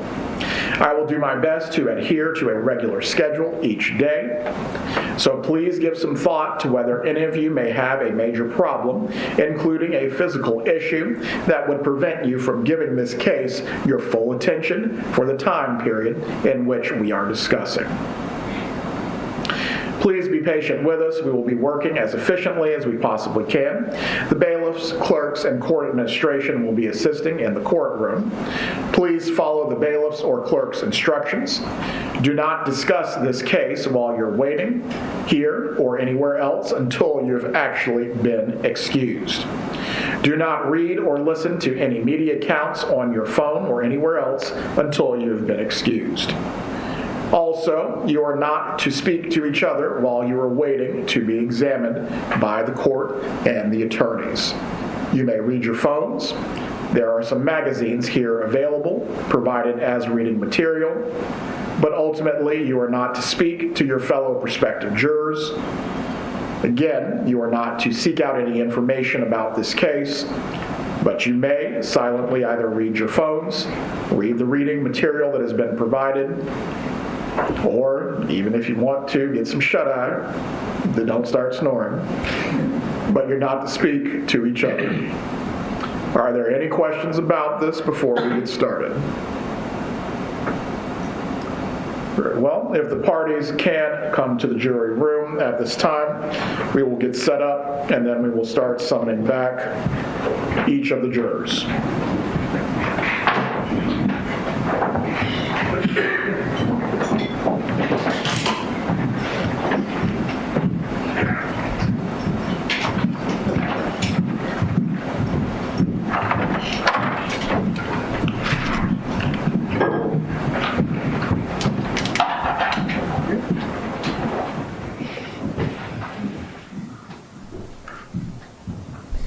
All right, that seems to be it. Yeah, why do all these courtrooms sound like there is a subfloor, right? Like, aren't these concrete or slab? I guess not. They all sound like they're these subfloors. All right, so that does it for the afternoon session. Remember, there's 50 jurors they have to go through. Excuse me, there's 50 jurors they have to go through.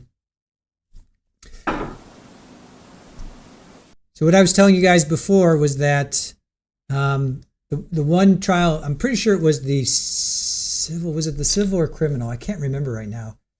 It was a long time ago. And they put us in a room. I mean, they literally put us in the room with like remember like in high school, there was like high school seating with like those desks, and they went around and they asked us questions and stuff. And I was in my smart alecky days, my misspent youth. I wasn't smart aleck. I respected the process because I have family members that are in the law enforcement and law arena. So I respected the process, but I did not want to serve because I was a musician. I was like, oh my God, I do not want to serve. But, because I just didn't want to spend time away. I was freelancing, any time spent not freelancing or playing music meant not making money. So I was in the room, and I was cool. I was answering the questions. I was like very respectful. And there was this one person who was trying to be all smart alecky, and they got put in their place. I think the judge, I'm pretty sure the judge was like really talked them down. They dressed them down. They were like, I forget exactly what he said, but he put that person in their place. And I was like, ooh, damn. It's amazing. Once you are in that position, you think, I'm this, I'm that. I don't believe in this. I don't believe in that. Blah. But then once you're put in that position with a bunch of other people, depends on how you act. But I was like, yeah. I ended up. It was actually really interesting. I had a really. It was very informative. It was very cool. Cool experience. Yeah, Sherry. Love the sound of rain on a tin roof.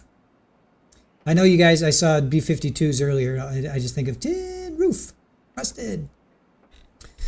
All right, so that seems to be it until probably 4-ish, right? 4, 2:30, 3:34, 4:30. Yeah, he'll probably come back around 4:30 or so. So I saw you guys talking a lot about music, so that's cool. Justin Hayward's still touring. He's so talented, but not the same without Mike Pinder. Yep, Ray Thomas.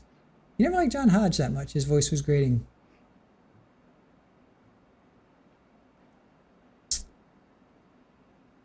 Shelley, you served on a DV case? Arwen says, I'm 70. Maybe I won't get any more court jury summons. You can still get them, but you just say just prove your age. You do not have to serve. Yeah, it's after. I remember they said that the last time I served, which was last February. They said if you're 70 and older, you do not have to serve. I don't know what the reasoning is. It does seem like it might be a little bit of age discrimination, but all right, Pammy, you're gonna go do your errands. See you all around somewhere. Very good, very good.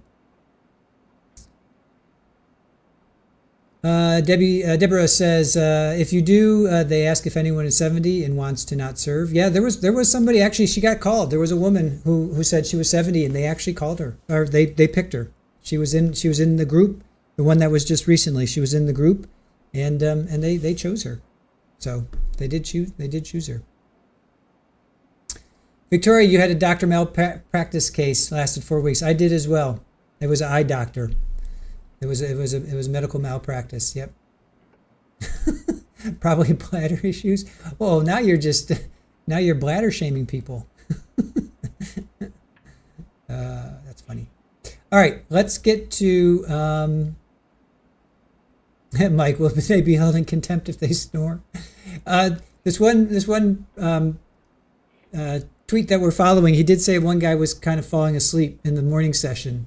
He did say this guy was starting to fall asleep in the morning session. One guy is taking a nap, but that was the morning session, so they had to be there at like 8:30 or something, 8:15, 8:30. They had to be there early, so they had to wake up early. All right, let's get back to I think I kind of forgot where we are with where did we end up? The right one. Nope. This one. Hold on. All right. Oh yeah, Rashbaum. All right. Let's get back to Rashbaum's opening statement.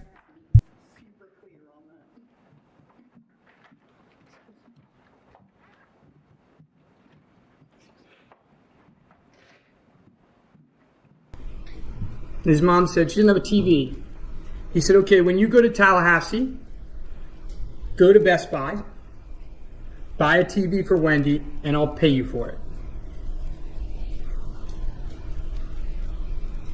And so Wendi got the TV, and she called Charlie. This is back in 2012. The murder's in 2014. And she thanked him for the TV. And he didn't say he looked into hiring a hitman. He joked, a bad joke. And he said it was cheaper than hiring a hitman. Now, not only was it a bad joke, but you're going to hear in this trial, Charlie repeated the joke. He repeated it a lot to a lot of people. You're going to hear that he repeated it as late as March of 2014. So the man that they think hired a hitman is joking to others about hiring a hitman. Puzzle pieces.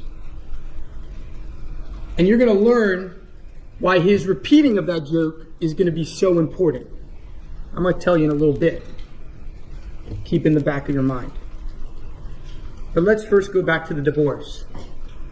The divorce was bitter. It was emotional. Wendi Adelson and Professor Markel, they'd have good times. But when things were bad, they would fight about everything. And in January of 2013, Wendi Adelson filed a motion to relocate to South Florida with her 2 boys. That motion was opposed by Professor Markel. Now, what you're going to learn in this trial is that Wendi Adelson never thought that motion would be granted. Her lawyer told her that motion would never be granted. But she said, let's give it a shot. Charlie had very little to do with the motion. He knew she was filing it. He knew she didn't have much chance of getting it. And the motion was denied. When it was denied, it didn't change Charlie Adelson's life one bit. But unlike Charlie, his mom and dad were upset.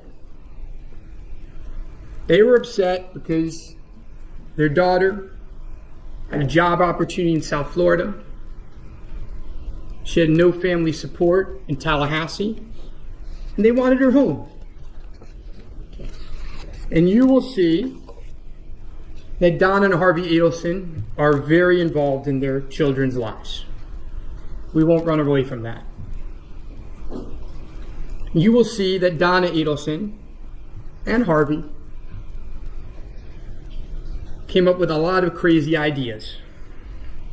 I mean crazy ideas. You're going to see them. You've heard about some of them. When they show you those crazy ideas, take a look if any of them includes murder. Doesn't. Take a look at any of those crazy ideas include anything illegal. It doesn't.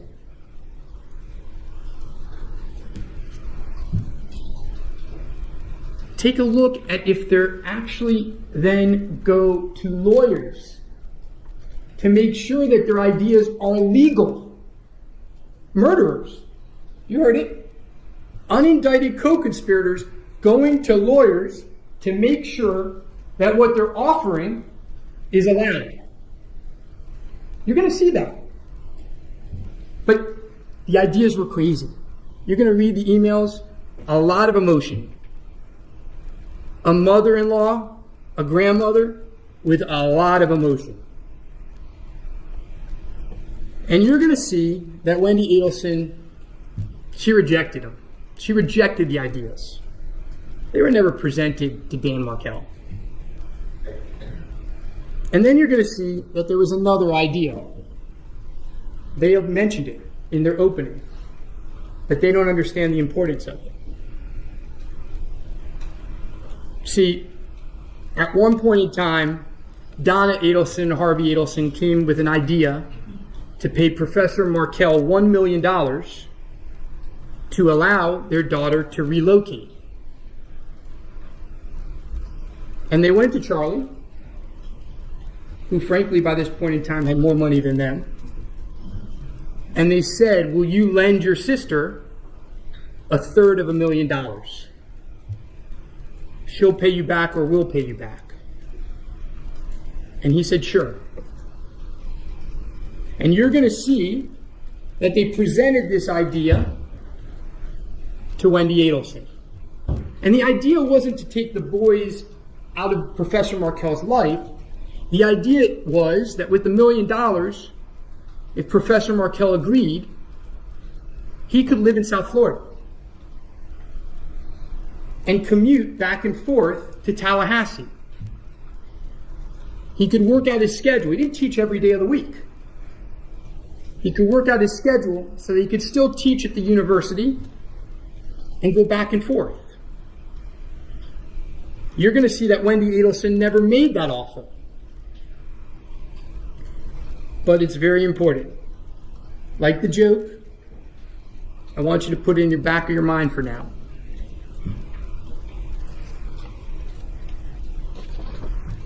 Let's fast forward to October 2013.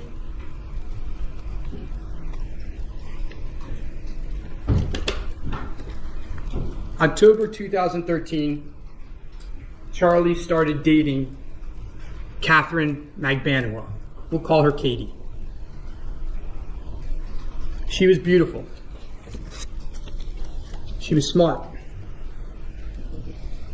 Like Charlie, she graduated from UCF. She was hardworking. He met her in one of the dental practices. At first, the relationship was casual. They wanted it that way. Charlie particularly liked it and liked Katie because she had 2 children. He worked a lot. His priority was his job. And Katie didn't bother him a lot. He only saw her like once, maybe twice a week. That's what he liked. And she was smart. She was fun. And he treated her very well. And that was very different, you'll learn, from how she was treated previously. Now, you'll hear that he spent a lot of time with Katie over the months that they dated. And remember how I told you Charlie talks a lot and repeats himself a lot? Well, when they were together, he did just that. He talked about his day. He talked about what was going on in the world. He talked about his family, which, by the way, was a constant topic every single day. Because when Charlie's driving in the car, every morning for an hour to work and an hour home, sometimes longer, he talked to his mom on the phone. And when he talked to his mom on the phone, what would be a topic of heavy conversation quite frequently? Wendi's divorce. All the problems in the divorce. They told you that. They told you that in opening. And what would Charlie do? He would tell these things to his girlfriend. And what were some of the things he told her? Well, he told her about the $1 million offer. He told her that he could pay it in cash. She said, that's a lot of money. He said, no, I have it in cash. And I'm going to get it back. He told her several times the joke. Over time, you're going to see through text messages. that Katie wanted a deeper relationship. And you'll see that Charlie didn't want that. You'll also learn, and the timeline is important, they meet in September, they start dating in October of 13. You're going to see that over time, it takes a couple months, Charlie starts to learn a little bit more about Katie's ex, Sigfredo Garcia. And what you're going to learn is that Charlie Adelson never meets Sigfredo Garcia officially, but by all accounts, he was not a good guy. Violent. Long criminal history. Sigfredo Garcia and Katie had been high school boyfriend-girlfriend. And Katie was the love of Sigfredo's life. He lived for her. And you're going to see that Sigfredo Garcia hated Charlie Adelson. Puzzle pieces. So let me repeat it. You saw their chart. The shooter of Professor Markel, the man who murdered him, hated Charlie Adelson, according to them, his co-conspirator. And you're going to hear, not from our witnesses, from their own witnesses, that he wanted to kill Charlie Adelson. You're going to hear that in March of 2014, just 7 or 8 weeks before that first attempt of murder that they talk about, he tried to kill him. Puzzle pieces.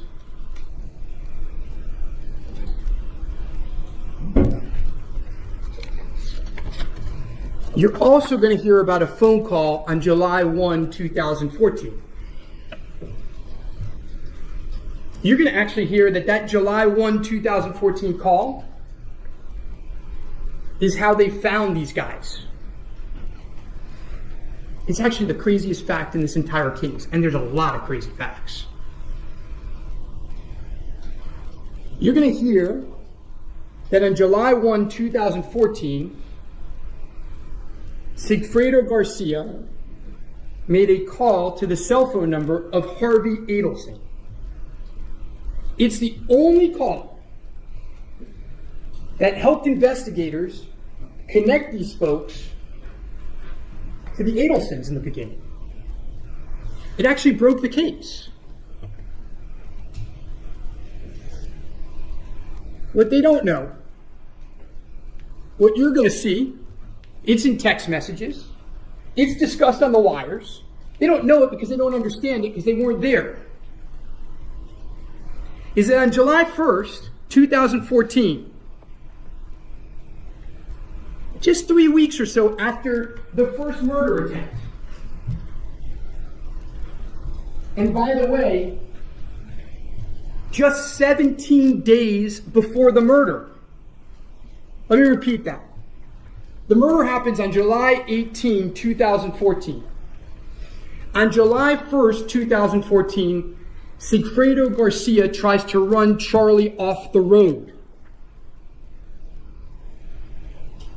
He threatens him. And what you're going to hear is that on July 1, he's so upset that he calls the Adelson Institute. He doesn't realize that Charlie isn't the doctor at the Adelson Institute. He just comes in and out of the place. So he gets their voicemail machine, and you know how dentists are? They say in an emergency, call a cell phone number, take your call at home on the cell phone number. Well, he hears in an emergency, call Dr. Adelson at such and such number. He thinks he's calling Charlie Adelson, but he calls Harvey Adelson. And he calls him, and he threatens him. He tells him, if you keep dating Katie, we're going to go mano y mano. I'm going to kill you. 17 days before, according to them, he conspired with this man to kill Professor Markel. Puzzle pieces.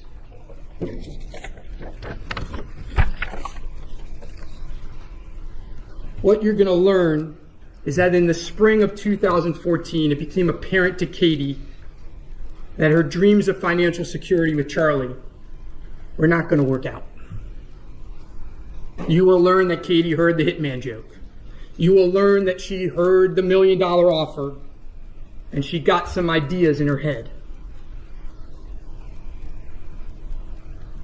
The state itself has called Catherine Magbanua the mastermind. And that's exactly what she was. So now, let's get to July 18th. I kept you waiting long enough.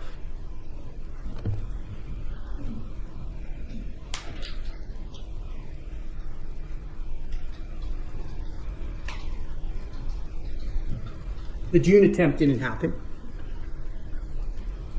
because Rivera didn't want to kill Dan Markel when his boys were around. See, what you're going to learn is during that June attempt, on June 4th, 5th, Professor Markel had custody of the boys. You're going to learn that Professor Markel and Wendi Adelson shared custody 50-50. But you're going to learn that the state thinks Wendi Adelson was involved with her brother in a murder for hire, and she chose for the killers to kill her ex-husband when he had custody of her kids. Puzzle pieces. So you're going to learn that Luis Rivera, who is a bad guy, he had some conscience somewhere and he didn't want to do it in front of the kids. So they came back. By the way, on July 18th, who had custody of the kids when the murder actually happened? Professor Markel. You're going to hear he dropped them off at school. But this family who did this so that their grandchildren could be with them were going to risk for 2 hired hitmen to go up when he had custody of the kids. Puzzle pieces.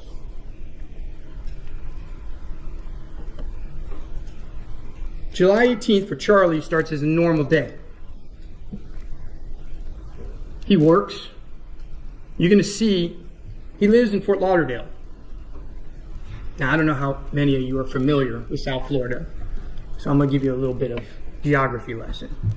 He lives in Fort Lauderdale. That day he's working in 2 offices, because he'd often work in 2 offices a day. He'd work in the morning at one place and in the afternoon at another. So he's working in 2 offices. The first office he's working in, both of them actually, are in Jupiter, Florida. Now, if you're familiar with South Florida, Fort Lauderdale and Jupiter are not close. With South Florida traffic, in the morning, he was in the car for at least 2 hours. Now, he came home late that night, you're going to hear, so traffic was a little bit better, but it's probably still an hour to an hour and a half. Jupiter is north of Palm Beach. When I drive up here and I hit Jupiter, I know I'm about a third of the way here. That's a good way to look at it. If you live in Fort Lauderdale, when you hit Jupiter, you're 1/3 done. He's in the car and he's talking on the phone. And you're going to see it. We're going to show you what the phone calls are about. He talks to his sister. talks to his mom, talks to his girlfriend. We'll talk to you about it. There are phone calls. You're going to see it. There are a lot of phone calls. And there are a lot of phone calls to his girlfriend. And there are a lot of phone calls to his mom. We're not going to deny that. And he works in these two offices. And at around 6 o'clock, you'll see a text message that he's about to start a very long surgery, a big procedure. By the way, the text messages throughout the day are normal.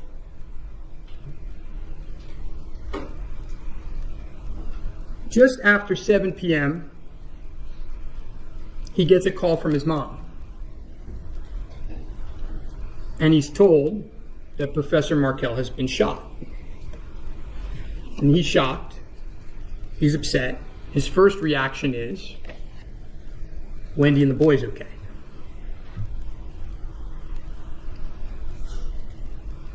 He's supposed to have dinner originally with a friend that night.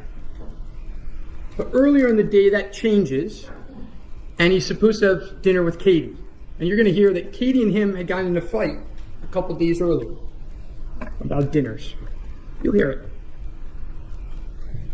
And what you'll learn is after he finds out what happened, tells Katie he doesn't want to go to dinner. He leaves the office at around 8 o'clock in Jupiter. And you'll learn that Katie tells him she'll come to his house that night to comfort him. He's shook up. Now, let me be clear. You're going to hear he wasn't close with Professor Markel. They weren't friends. They had nothing in common. But he shook up because someone he knew, the father of his nephews, had been shot. When Katie arrived that night, and you're going to learn more details of how she gets there, what she has to do to get there. It's not planned. You're going to see that. The state's going to put on that evidence. You're going to learn that she's scrambling to get a babysitter. You're going to learn, by the way, that Charlie had seen her for lunch the day before. So, if it's a murder for hire, why didn't she get the money then? Puzzle pieces. But you're going to learn that she gets there that night, sometime after 11. And when she gets there, she is frantic. She's upset. And he's scared because he's never seen her this way. And she sits him down and she tells him something terrible has happened. She says that a friend of hers had shot Professor Markel. She tells him over and over that she had nothing to do with it. But these people, she was talking too much. And her friend and these people learn about the problems that his family was having with Professor Markel. They learned about the $1 million offer. And they got it in their minds to do this. As you can imagine, his life has just forever been altered. He asks, who are these people? She won't tell him. It's not safe for you to know. Screaming at her, she won't tell him. Charlie had a guess. You will hear in detail what happened that night. You will learn that Charlie Adelson was told if he didn't pay within the next 48 hours, he or one of his family members would be next. You will learn that Katie repeatedly said that she had nothing to do with it and acted distraught. You will hear how she said that she would help him. You will learn about the initial payment. It wasn't $100,000. It was more than $100,000. took out everything he had in his safe. You're going to learn about that. The state doesn't know it. It was more money. But you're going to learn he didn't have $333,000.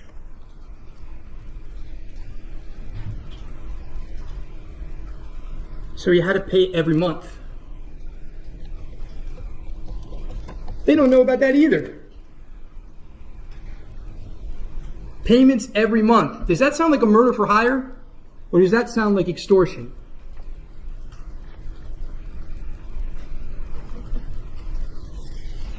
You're going to hear about these gifts.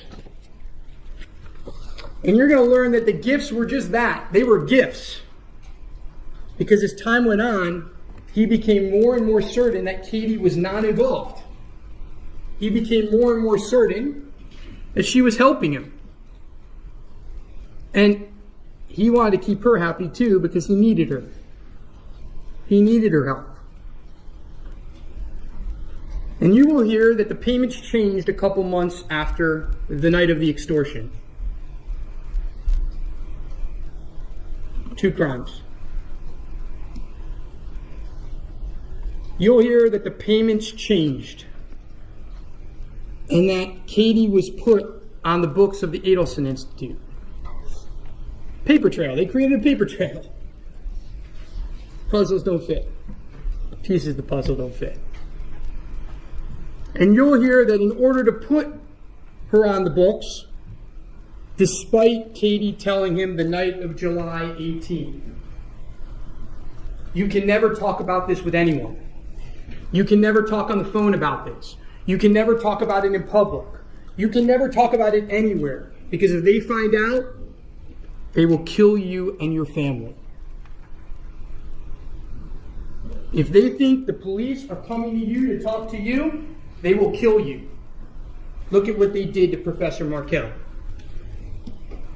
But you will hear that he told someone. He had to. He told his mom. You'll learn that she was the bookkeeper for the Dental Institute. You'll learn why he had to tell her. You'll learn about those checks. They've never been able to understand. Why are they so sequential? Why are they back and forth? You'll learn why.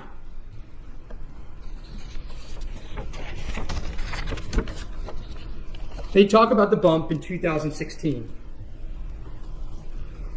What I like to call is the second extortion. What they don't realize is that their undercover operation was an extortion on an extortion. They don't know it. It's not their fault. And we're going to go through the wires with you. We're going to go through Dolce Vita with you. And we're going to show you how they actually prove his innocence. We're going to show you how they are talking carefully.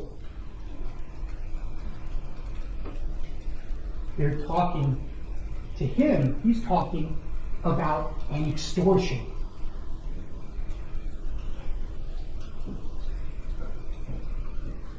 They're happy if this bump is the police, because if it's the police, none of them are going to get killed.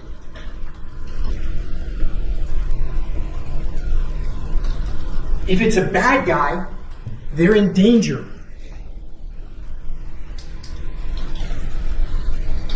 If you do a murder with someone, the last person in the world you want this bump to be is the police.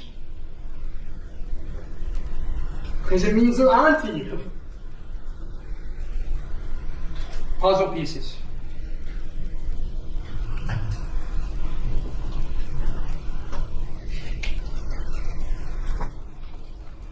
Not from the first layer, she says, but from the second layer. I got goosebumps when she said it. It's one of my favorite lines in the recording. Not from the first layer, the first extortion, but from the second layer. 20 months later is the bump. That's the second layer to Charlie Adelson at that point in time.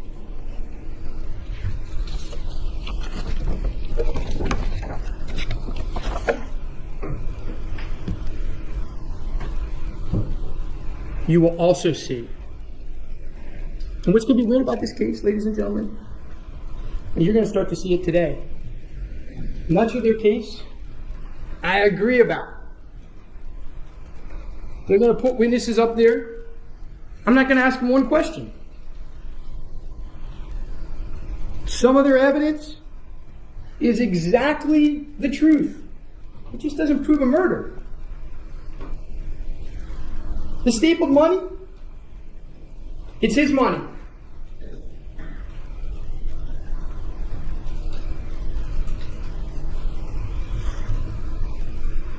You will also see that Sigfredo Garcia was arrested on May 25, 2016. You will see that Luis Rivera was arrested on June 2nd, 2016. You will see that Catherine Magbanua was arrested on October 1, 2016. Guess who wasn't arrested? Charlie Adelson. He wasn't arrested for 6 more years. And what you're going to see is that they have the exact same evidence in 2016 against Charlie Adelson that they do today. The same liars.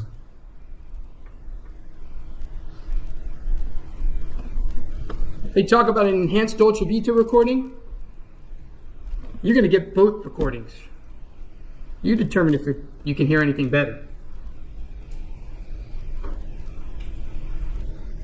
See, the state's case against Charlie Adelson is a case of assumptions. It's a case of guesses. It was not brought until weeks before Katie Magbanua's trial. You can ask yourself why.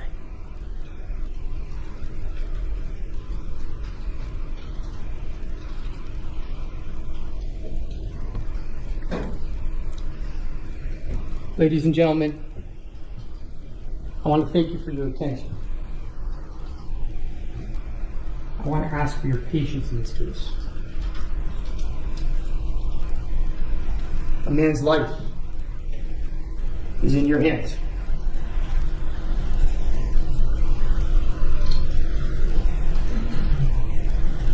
He's innocent.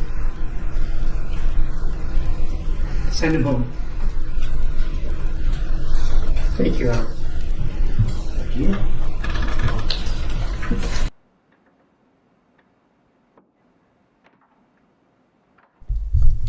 All right, we're going to get to the bump. The bump, the bump, the bump. We're going to get to the bump next. Yes, the bump. The bump, the bump, the bump.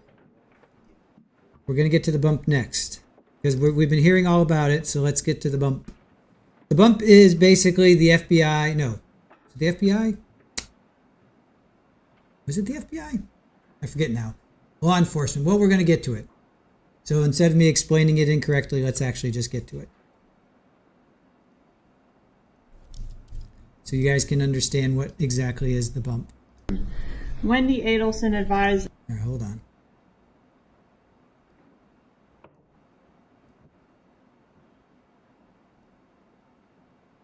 All right, this is being provided by the Trial Channel. So again, if you guys are not familiar with the Trial Channel, definitely go give them some love. All right, here's the bump.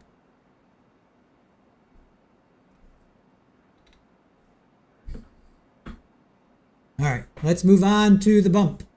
Here is the bump, the infamous bump. I'm sure they'll play it during Donna's, well, they're going to have to play it during Donna's trial because she is part of the bump. All right, so here is the infamous bump. April 19th.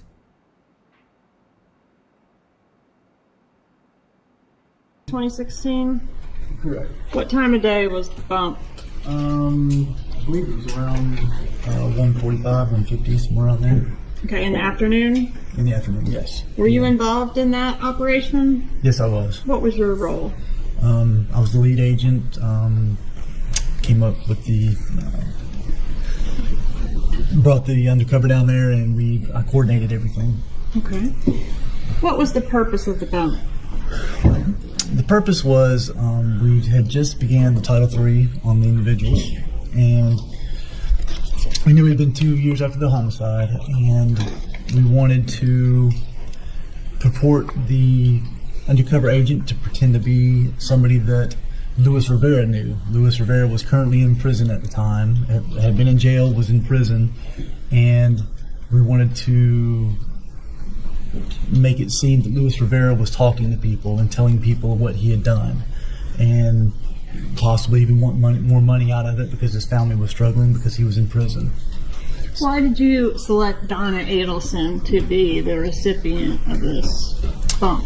Because we noticed the pattern of calls leading up to the murder and around the time of the murder. The calls were always Donna Adelson to Charlie Adelson to Catherine Magbanwa to Sigfredo Garcia, and then back. It was always going back and forth pretty much in that order. So we wanted to start it on one end and see what would happen, see if it would travel that same line of people. All right, Judge, at this time I'd like to publish States 105, the bump video. You may proceed.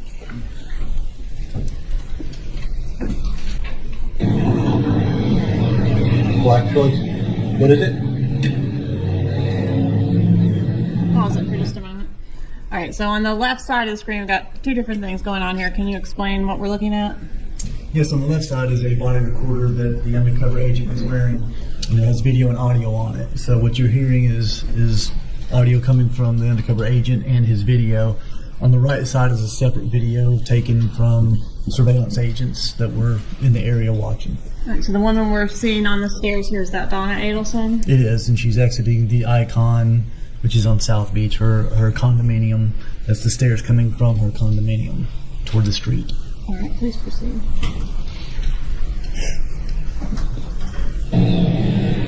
Okay, bud.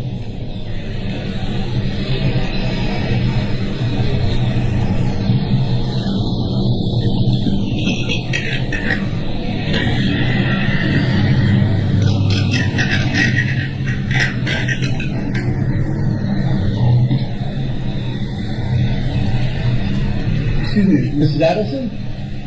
How you doing? Just want to give you this. Listen. No, don't be scared.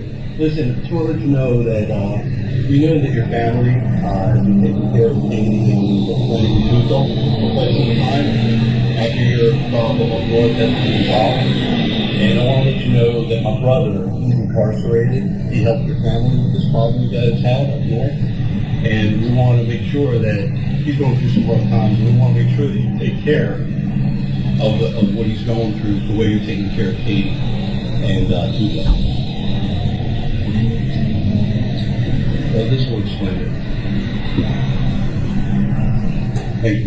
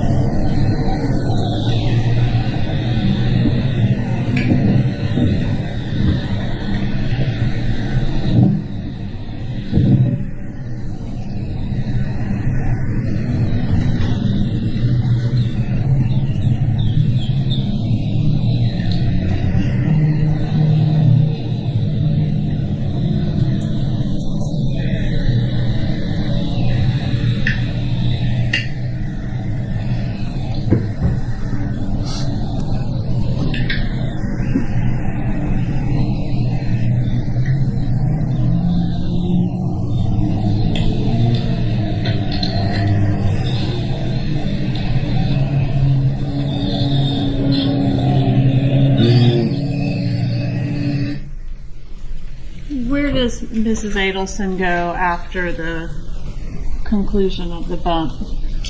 She goes into the elementary school there, to the door to the right, goes inside and retrieves the children, and then goes back to the Icon back across the street. And are those Wendi and Dan Markel's children? Yes, they are. So they're in school just literally less than a block over? Right across the street from where she lives. Okay. And when the Undercover bumps Mrs. Adelson. Do we know if she had a cell phone on her person? We don't know that. Okay, but you didn't take one out and make a phone call. She did not. All right. When is her first phone call after the bump? After she goes back into the icon. Okay. And the undercover references a name, Katie, actually two names, Katie and Tuto. Was there a strategic reason why the name Katie was used? Yes, there was. Could you tell us what that was? Yeah, basically, we believe that the Adelson family had been already in the public limelight because of the bad divorce. We believe they possibly could be. Let me back you up. Because of a bad divorce, they're in the limelight, or under suspicion for this murder? Under suspicion for the murder because of the bad divorce. Okay, I'm with you. Okay, and then so we felt like Katie couldn't.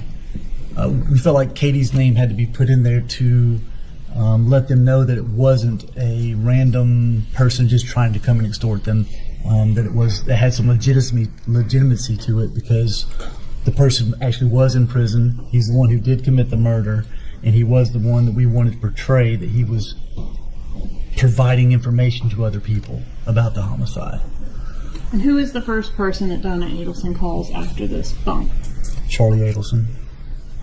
Judge, at this time, I'd ask to introduce 124. This is a wire call summary that I've created to assist the jurors in following along with these wire calls.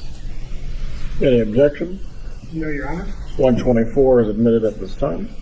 Judge, I've marked one copy for evidence. Would it be permissible to pass out copies so everyone can follow along? Please show them to the defense, I guess. Yes, sir.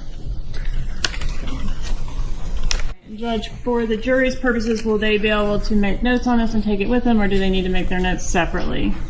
Does the defense have any objection to the jurors writing on the summary and taking it with them? Not at all. All right, hold on. I didn't want to play too much. What was after the bump? Okay, so then we get to a bunch of phone calls. All right, but we're going to go to this instead. So that's the trial channel. So now we're going to go to this one. All right, so these are wiretaps now. All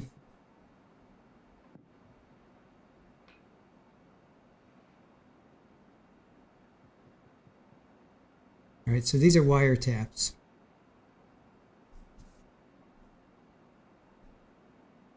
And this is from phone calls from prison. So let's check these guys out. Yeah, no, I'll come down and see her that night.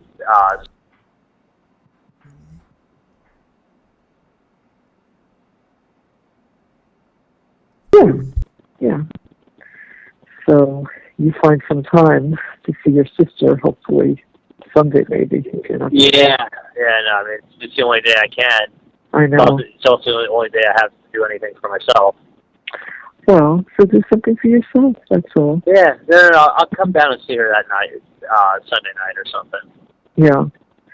So, I mean, it just means, like, if I want to take the boat out, I can, or do something like that. Oh. So, let me see what's going on. I mean, I talked to her, but Yeah.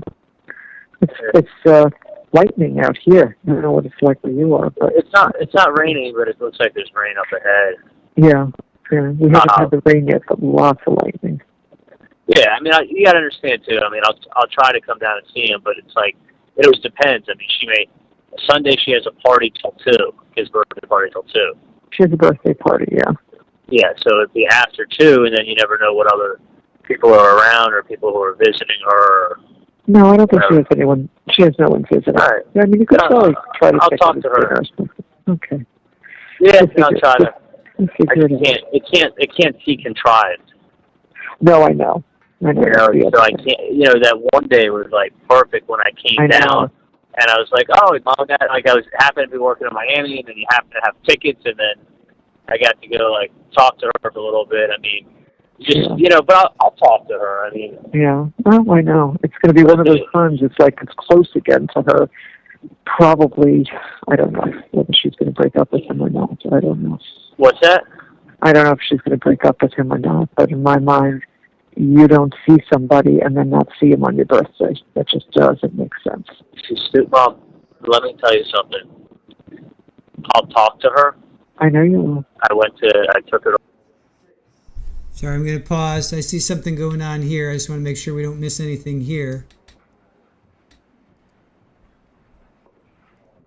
Just want to make sure we're not missing anything here. I just saw this move. I can't rewind this, so I just want to make sure we're not missing anything.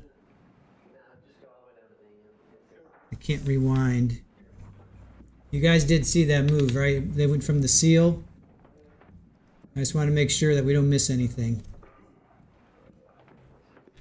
So, just bear with me. Just want to make sure we don't miss anything here. Because this is our main focus. We'll get back to Charlie. So those are phone calls.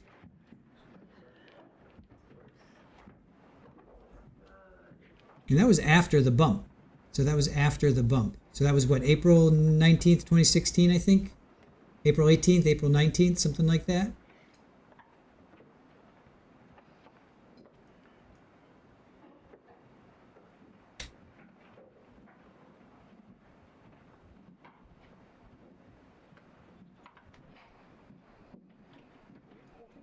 All right. I think we're going to stay here. Something's happening. Maybe the camera operator's just bored and having some fun.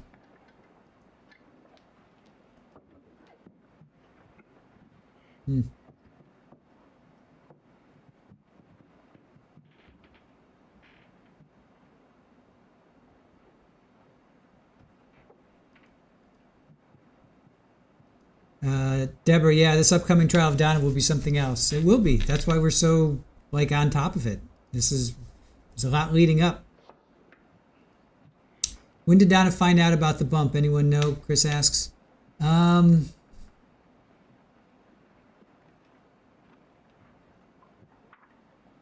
guess during Charlie's trial. Probably Charlie's trial, I think. Or yeah, I think probably Charlie's trial. But this was from the bump happened April 19th, 2016. So that's when the bump happened. So she had no idea. And then the FBI guy calls back. So he basically were saying, you're taking care of Katie and Tuto. You got to take care of Tato. And Tato is Luis. So Tuto is Sigfredo Garcia. Tato is Luis Rivera. So they're saying, hey, you're taking care of Katie because you're giving Katie all this, you're getting her breast augmentation. You're giving her paychecks. You're taking care of them. My guy's sitting in jail, or my guy's sitting in jail, and you need to take care of him. So then Donna calls Charlie, and then it just goes to crap from there.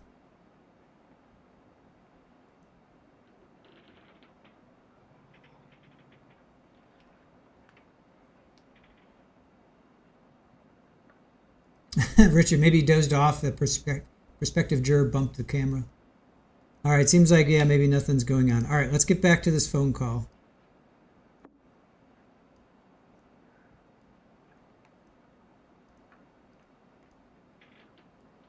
Oh, come on.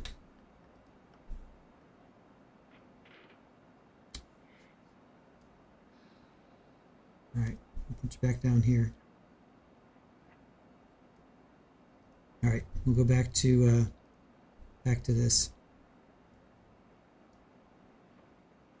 To lunch the other day to Rocco's. Yeah, you said that day. She said I'd miss it. Well, she said with her life, I know. So it was all positive. I mean, she said her life without him, she would be sad. And I was even talking to Bree about it. I mean, listen, as soon as Dave dates somebody else, if Wendi pushes him off and Dave dates someone else, Wendi and the boys ain't coming over and hanging out with Dave's new girlfriend. They're not. That ain't gonna happen. Bree didn't say that, did she? Yeah, of course. She did. Oh, so Bree's very good friends with Dave. I mean, I know. What do you think Dave's gonna have the girl he used to be in love with, and really wanted to date, around the new girlfriend. No! I mean, what are you on So crack? she needs one more session with you. I'll And give her that's one about all more. you can do. That's all you can do. That's it.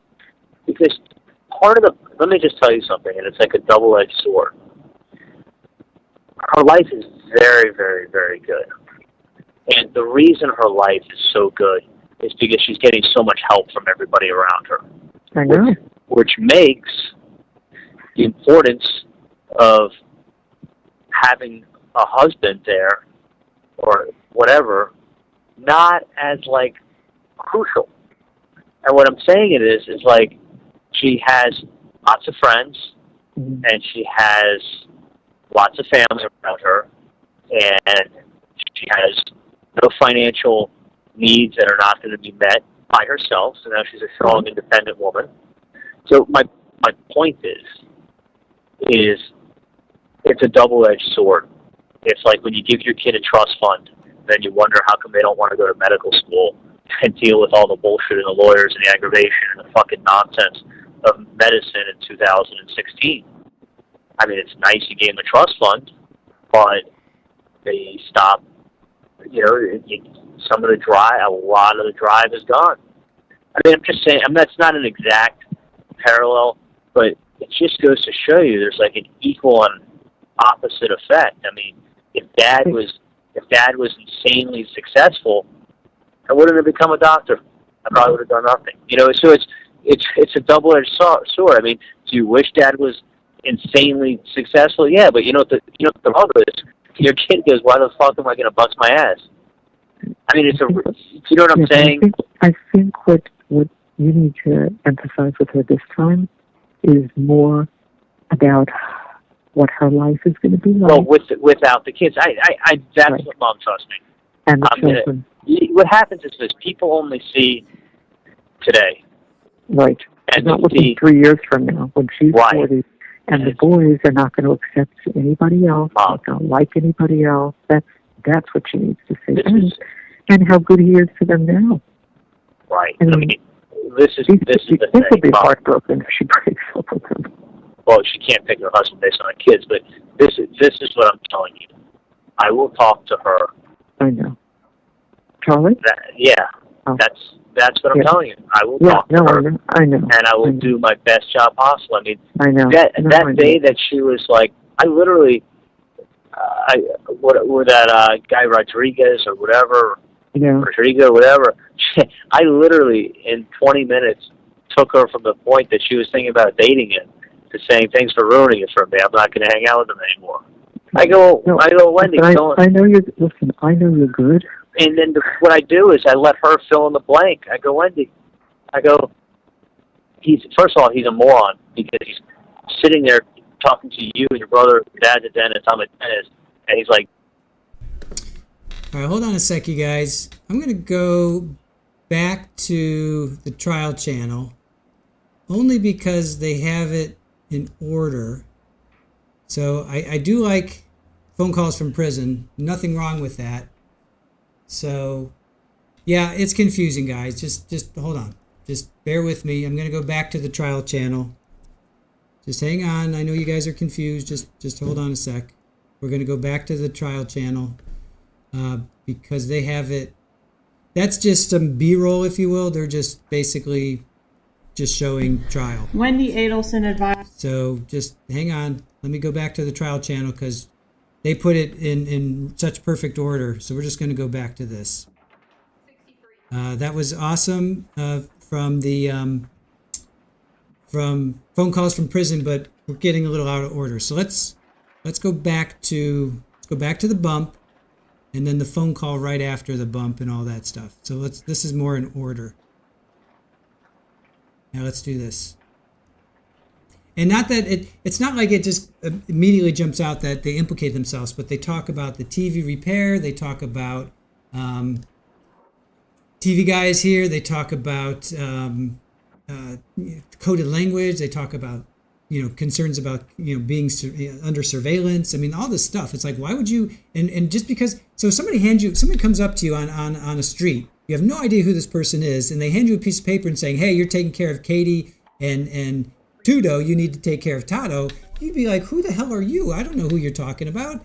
Let me call the police, or, get away from me. You wouldn't immediately call your son and start talking all this weird stuff. So it doesn't come right out and say, hey, we killed Dan Markel. No, it develops over time. They called each other a lot, and it develops over time. So let's get back to this, and we'll just we'll listen. This is the testimony. This is actual trial. The other one I think was just some B-roll. They were playing the phone calls that happened, that they were wiretapped. So this might be a little bit more clear. Let's check this out. $2016. Correct. What time of day was the bump? I believe it was around 1:45, 1:50, somewhere around there. Okay, in the afternoon? In the afternoon, yes. Were you involved in that operation? Yes, I was. What was your role? I was the lead agent. Came up with brought the undercover down there, and I coordinated everything. Okay. What was the purpose of the bump?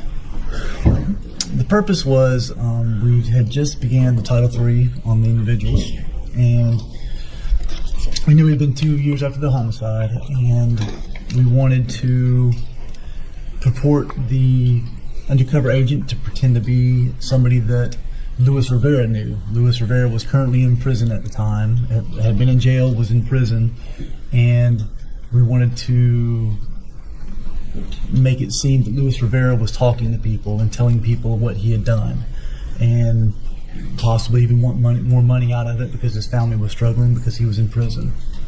Why did you select Donna Adelson to be the recipient of this bump?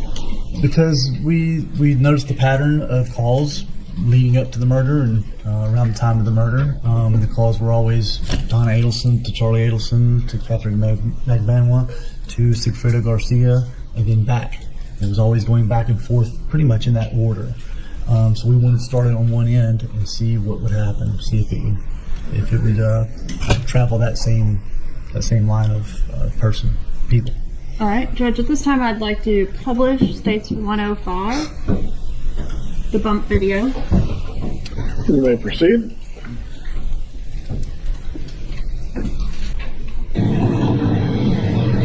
Black choice. What is it? Pause it for just a moment.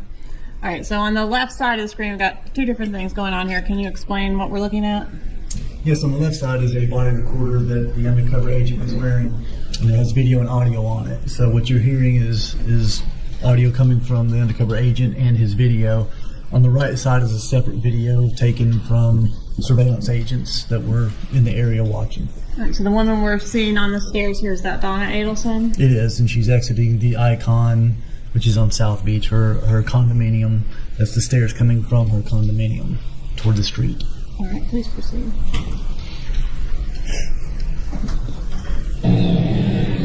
Okay, bud.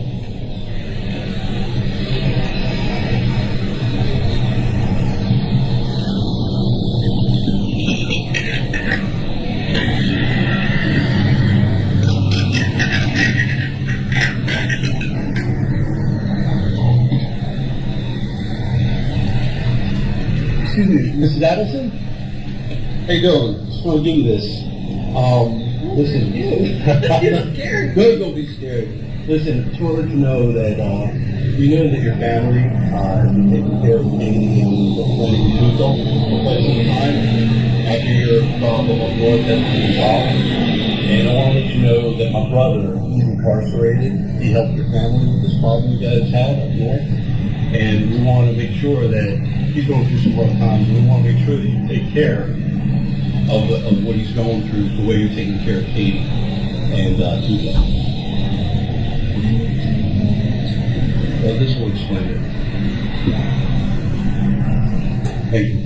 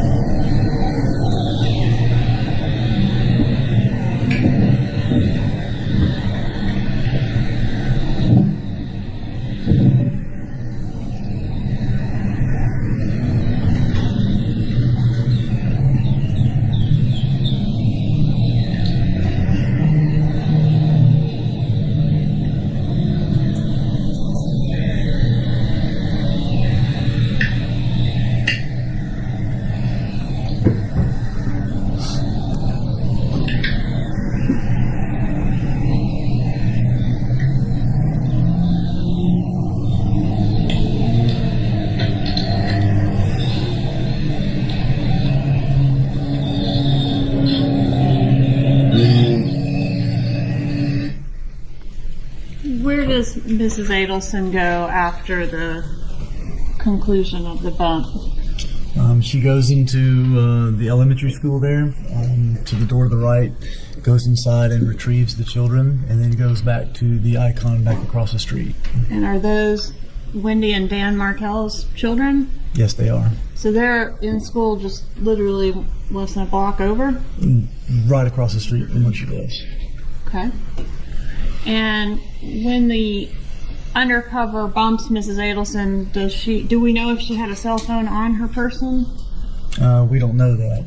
Okay, but you didn't take one out and make a phone call? She did not. All right. When is her first phone call after the bump? After she goes back into the icon. Okay. And the undercover references a name, Katie, actually two names, Katie and Tuto. Was there a strategic reason why the name Katie was used? Yes, there was. Could you tell us what that was? Yeah, basically, we believe that the Adelson family had been already in the public limelight because of the bad divorce. We believe they possibly could be. Let me back you up. Because of a bad divorce, they're in the limelight, or under suspicion for this murder? Under suspicion for the murder because of the bad divorce. Okay, I'm with you. Okay, and then so we felt like Katie couldn't. We felt like Katie's name had to be put in there to let them know that it wasn't a random person just trying to come and extort them.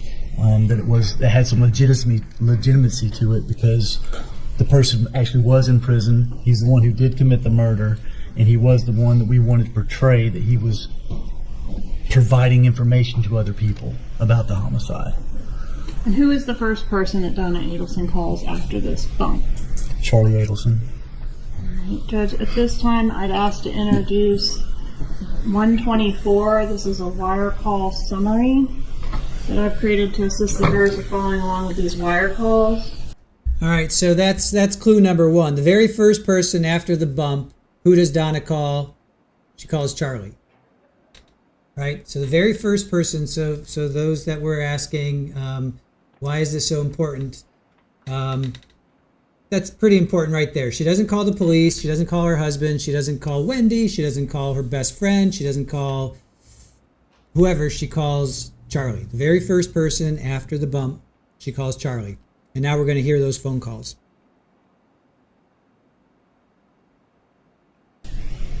Any objection? No, Your Honor.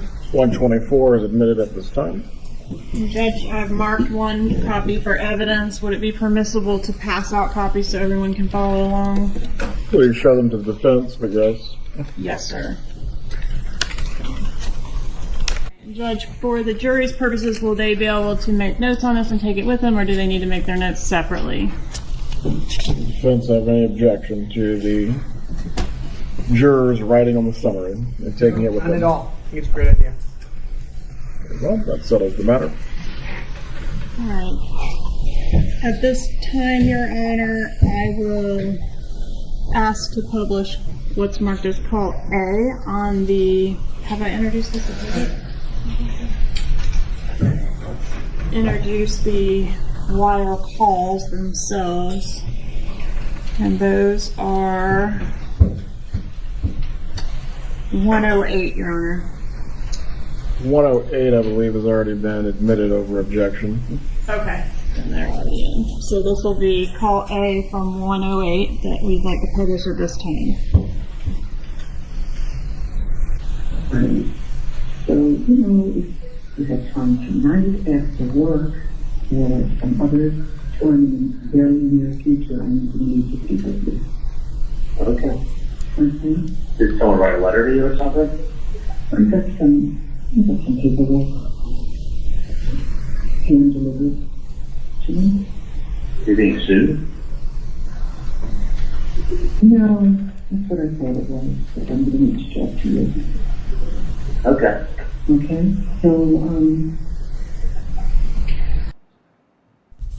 So again, the very first words out of her mouth are, he says, "Are you being sued?" And she's like, "No, that's what I thought it was, but I'm going to need to talk to you."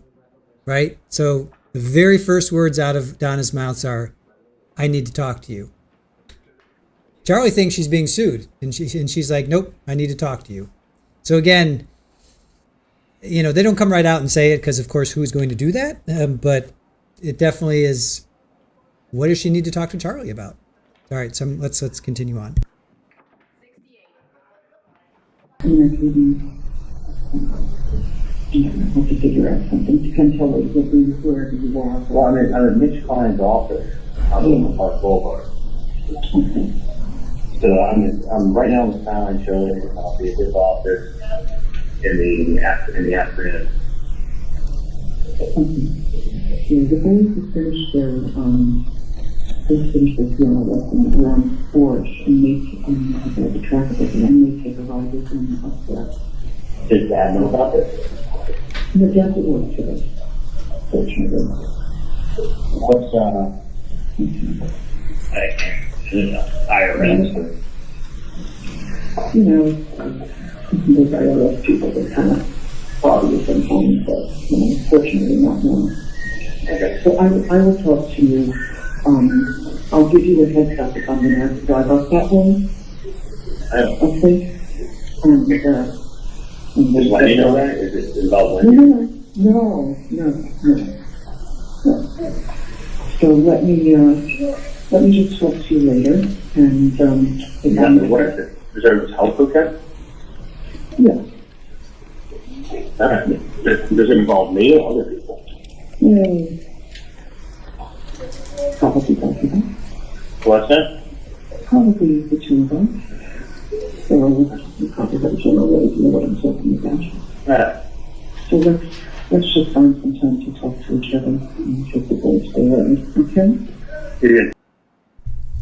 So, you guys know we're not a channel that interrupts, live court, but I feel like I can interrupt here because you get a general idea of what I'm talking about. Let's just find some time to talk to each other and take the boys for a ride, okay? So he keeps trying to say, what's going on? And she's like, we need to talk. It's about both of us. Again, you guys that were asking, how does this implicate them? Charlie's like, what is it? And Donna's like, we need to talk. Don't talk on the phone. We need to talk. So let's just say we need to talk. It's about both of us. So. Take the boys up there? Once he doesn't come home and he doesn't get this old out children, he's going to get here. So it's order to talk to me today? Today or tomorrow, and then it's important. All right. Well, I'll be up at Mitch Klein's office. You want to come up? Oh yeah, so really late. I'm just concerned that I would have to get up there and get back in time for Wendy to get them. Sometimes she gets out a little early. I didn't want her to come in now. Can I ask you a question? Who's the paperwork have that? I see them. That's great. I was something that's in hands of nursing. I exited the program today. And was it ranked? Was it anonymous or? Oh no, it's not anonymous. Not anonymous. I just don't want to discuss it on the phone. Right, whatever it is. It's silly, but if you want, I wouldn't bother you. Trust me. Yeah, no. Do you want me to come down to see you tomorrow? I have to have the day off. Yes, that would be wonderful. Dad actually starts later tomorrow. He goes in at 1 o'clock. We both work out at the gym from 9:30 to 10:30. So whatever it is, I'll take a look at the paperwork. Yeah. I hope it's not the IRS. But I just would like you to review it and give me some input as to what your thoughts are. All right. Okay. So come down tomorrow. Dad leaves at 12, so anytime after 12 would be good. 12 tomorrow. Yeah, he leaves at 12, he starts at 1 more, so 12, 12:15. All right, I'll come down in the afternoon. I'll be able to hang out with you and see what they see. That would be great. Perfect. All right, I'll talk to you later. I'd love you coming by.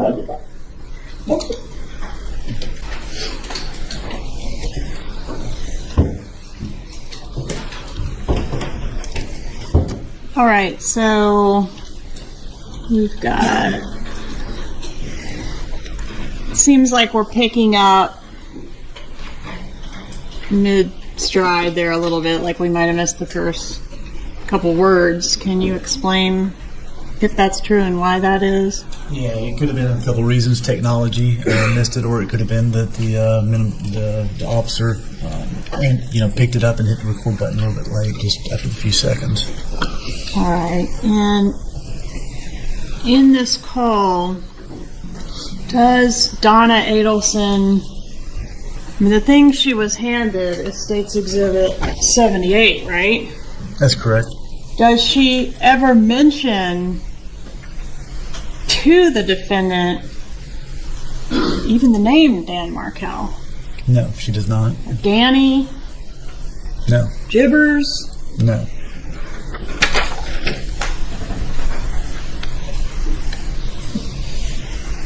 All right. We've established that the undercover did say the name Katie to Donna Adelson. Correct. Does Donna Adelson say the name Katie to the defendant? No, she doesn't. What does she say? She says girlfriend. Who does she say this matter involves? Not Wendi, right? Right, not Wendi. The Who two does of them. she say? The two of them. The two of us? Two of us. Meaning herself and Charlie Adelson? That's correct. Is there another call where the defendant calls Mrs. Adelson back shortly after this? Yes, And is that the next call on the wire? it is. How long after the first call is this call that we're about to hear call B? From my memory, a few minutes. I mean, I could look. You can look on the Okay. wire call summary in front of you. 2:09. It was 5 minutes. The call we just listened to was 5 minutes long, a little over 5 minutes. This call's at 2:35. Okay, so less than half an hour. Correct. All right, publish B, please.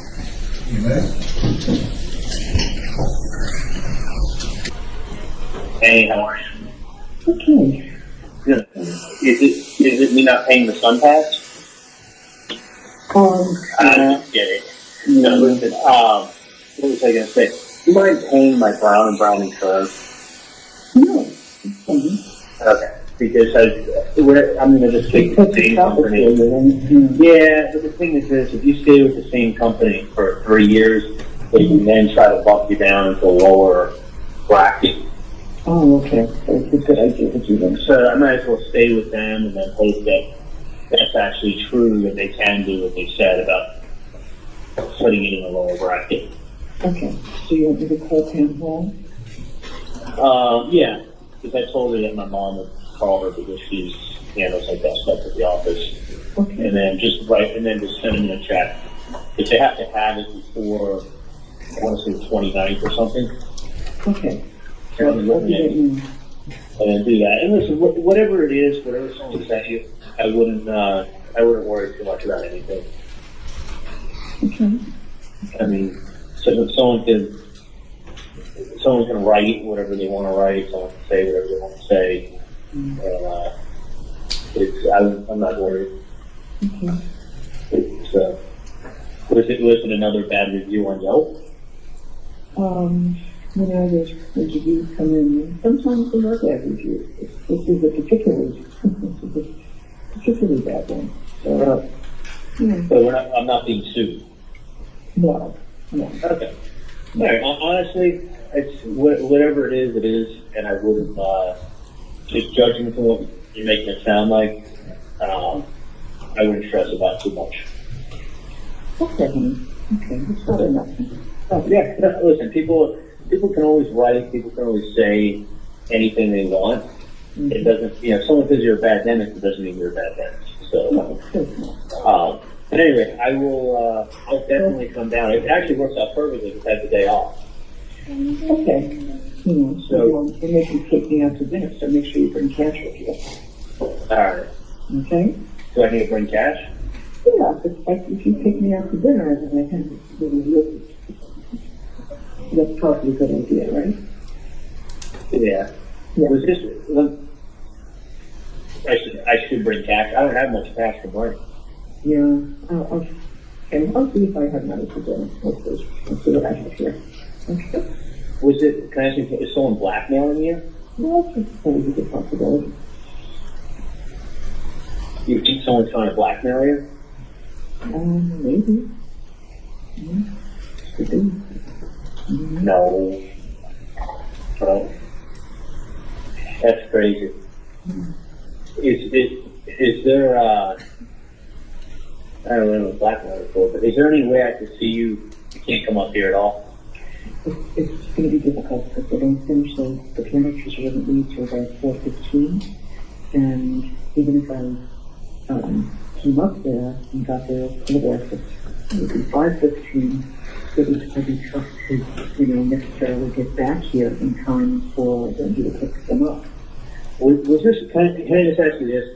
Is this anything government related, or is this like whack job writing a letter to you? Like who? Is it like a whack job writing a letter to you, or is this government related? No, I don't know if it's government related. So it's not government or military or anything like that? No. Who is the letter addressed to? Me. To you? Mm-hmm. That's crazy. Mm-hmm. Did it have do you know who sent it to you? I have a pretty good idea. But, let's talk later. Either, I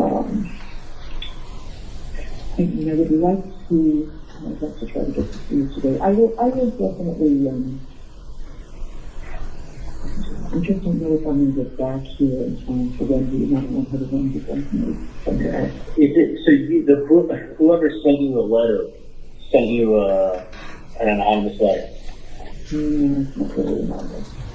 Did they sign it? It's hand-delivered thing. So someone showed up, was it like by a process server? That's what I said it was. It wasn't. It wasn't? No. Where did they come to you at? When I walked out of the building, and I made a right, and I put past both drivers at the icon. Right. And I'm on the sidewalk, and I'm about 5 feet from pressing the button so that I could cross the street to pick up the boy this afternoon. Right. And just as I got on the sidewalk. Yeah. Okay, sweetie, so we'll stay right here then, okay? We'll stay right here. I'll look on the computer and then finish it, okay? So, it's amazing. Somebody knew exactly where I was. Called me by name. And he came over and handed you, was it a young guy, old guy? I'd say probably mid-30s. I wouldn't forget that face. Really? Yeah. Charlie, I can make the attempt to go up there. I'm just concerned about getting back here in time when we say we're early. I don't think it's a good idea for the boys to say we're going to have you know? All right. I didn't dream the day. English, I needed to go to a shop or something that's happening. Well, I mean, you have to get into stuff with insurance. I mean, it's crazy that someone handed you a letter like that. Mm-hmm. I don't know.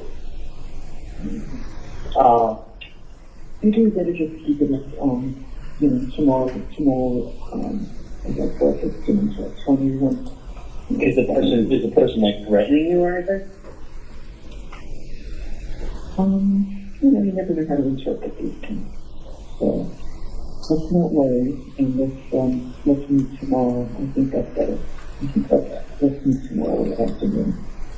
All right, let me ask you this. Do you want to take a picture of the letter and send me what someone sent you? No. So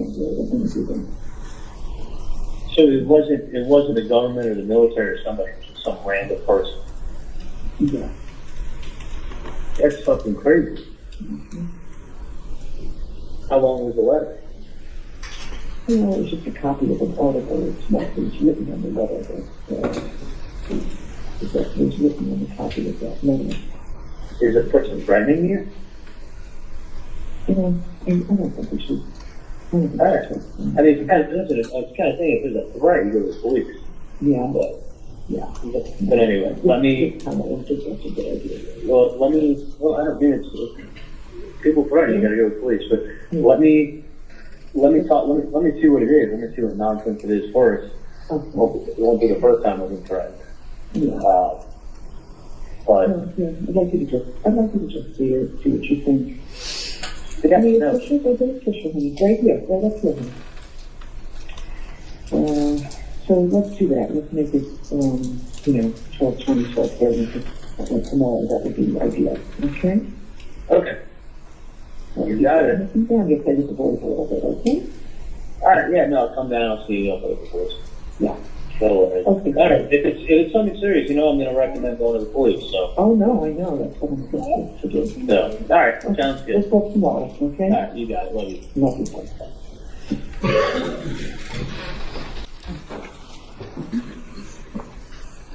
Does Mrs. Adelson mention Dan Markel in this call? No, she doesn't. There's mention of going to the police. If there was a threat, we're going to go to the police. Did anybody go to the police? No. And again, does Mrs. Adelson in this call ever mention the name Katie or Catherine Magbanua? No, she doesn't. Who is the first person that... Oh, I'm sorry. We've got one more call between... does the defendant call Donna back one more time? He does. All right. And is this the same date? It is. Okay. What time does this third call happen? It happens about 3 o'clock, about 15 minutes after the last call. All right. Publish C, please. You may proceed.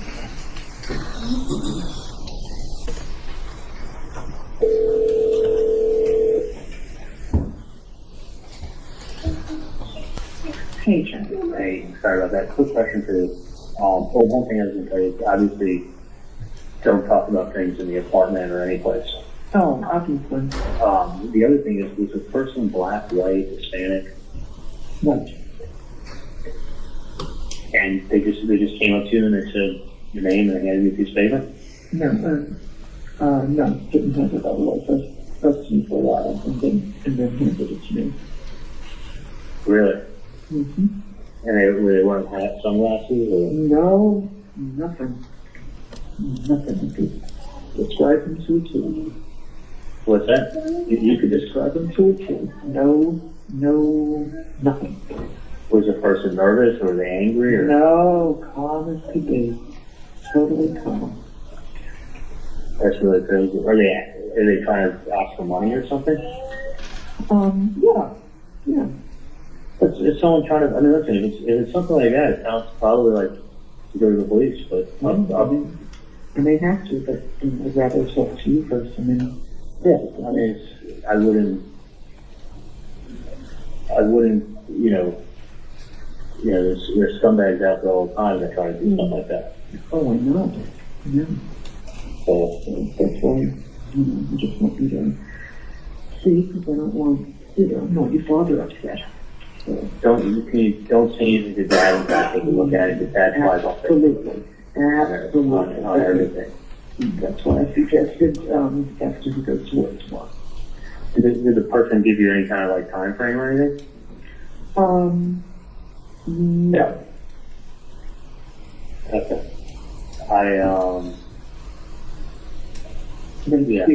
It's clear. That's one person. What is it? Kind of ask you, what do they ask for? I don't know. This TV is probably about $5,000. They asked you for $5,000? Mm-hmm. That's fucking crazy. Mm-hmm. Yeah, I mentioned, like an ex-girlfriend. Hi, Sandra. Come on in.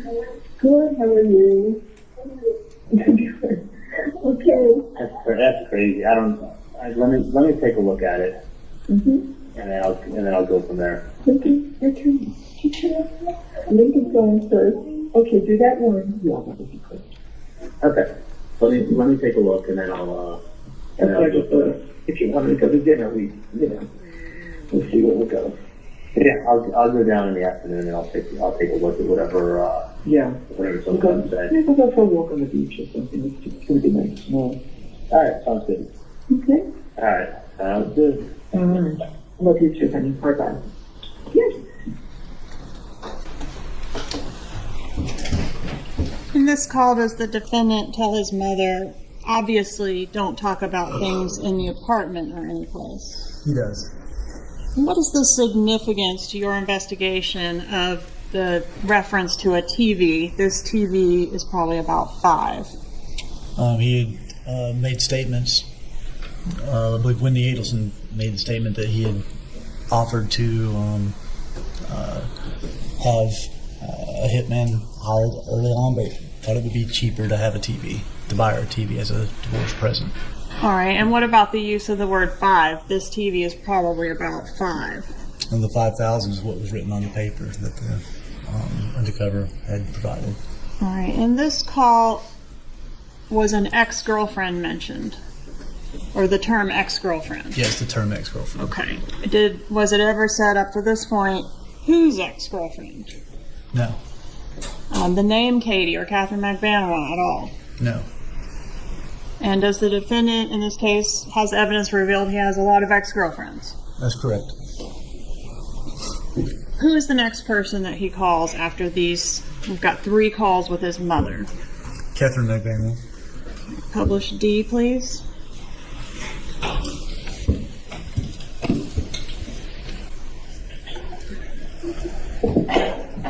Hello? Hey, what's going on? What's up? All right, you someplace you can talk to me? So what? Are you any place that you can talk to me? You can talk to me. What's that? Let's talk right now. Let's talk. Okay, can you go someplace that's not loud when I'm talking to you? I can't. This is like loud. Like I can't get out. Okay, I'm trying to walk outside and talk to you right now. I can't even fucking get outside. Alright, somebody... Hang on, okay?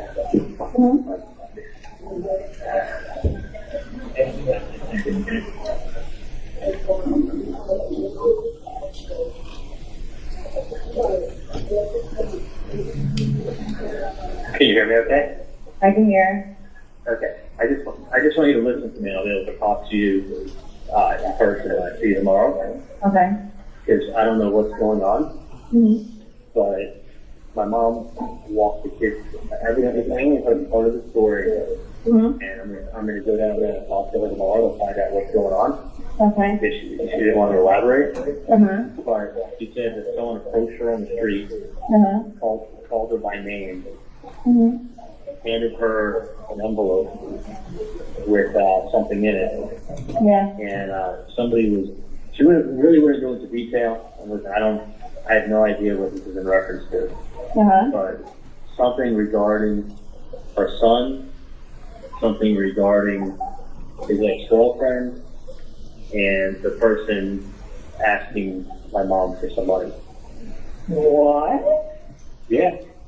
So I said, I'm like, first what you're saying, I thought it was like something involving the IRS or a payment or something like that. So I don't even know what the fuck it's about at all. So somebody just like bumped into your mom like that? Well, they came up to her on the street after she dropped the kids off at school. I guess she brought them to school, and I don't even know. But they must know her routine and must know who she is. Yeah. They walked up to her, they called her by name, they handed her an envelope. She said they spoke to her for a few minutes. And then she said they were making reference to my ex-girlfriend, which I have no fucking clue what that's about. Yeah. And then they explained that they needed to be paid some money. For what? I already know mom didn't want to talk to me on the phone. But like, did she see the person? Was she like, you should have like... Oh yeah, I said, listen, that's what I said. I said, someone's going to try to blackmail you or something. Exactly, right, threatening you like that. I said, you got to go straight to the police. She's like, I don't even know what this is about.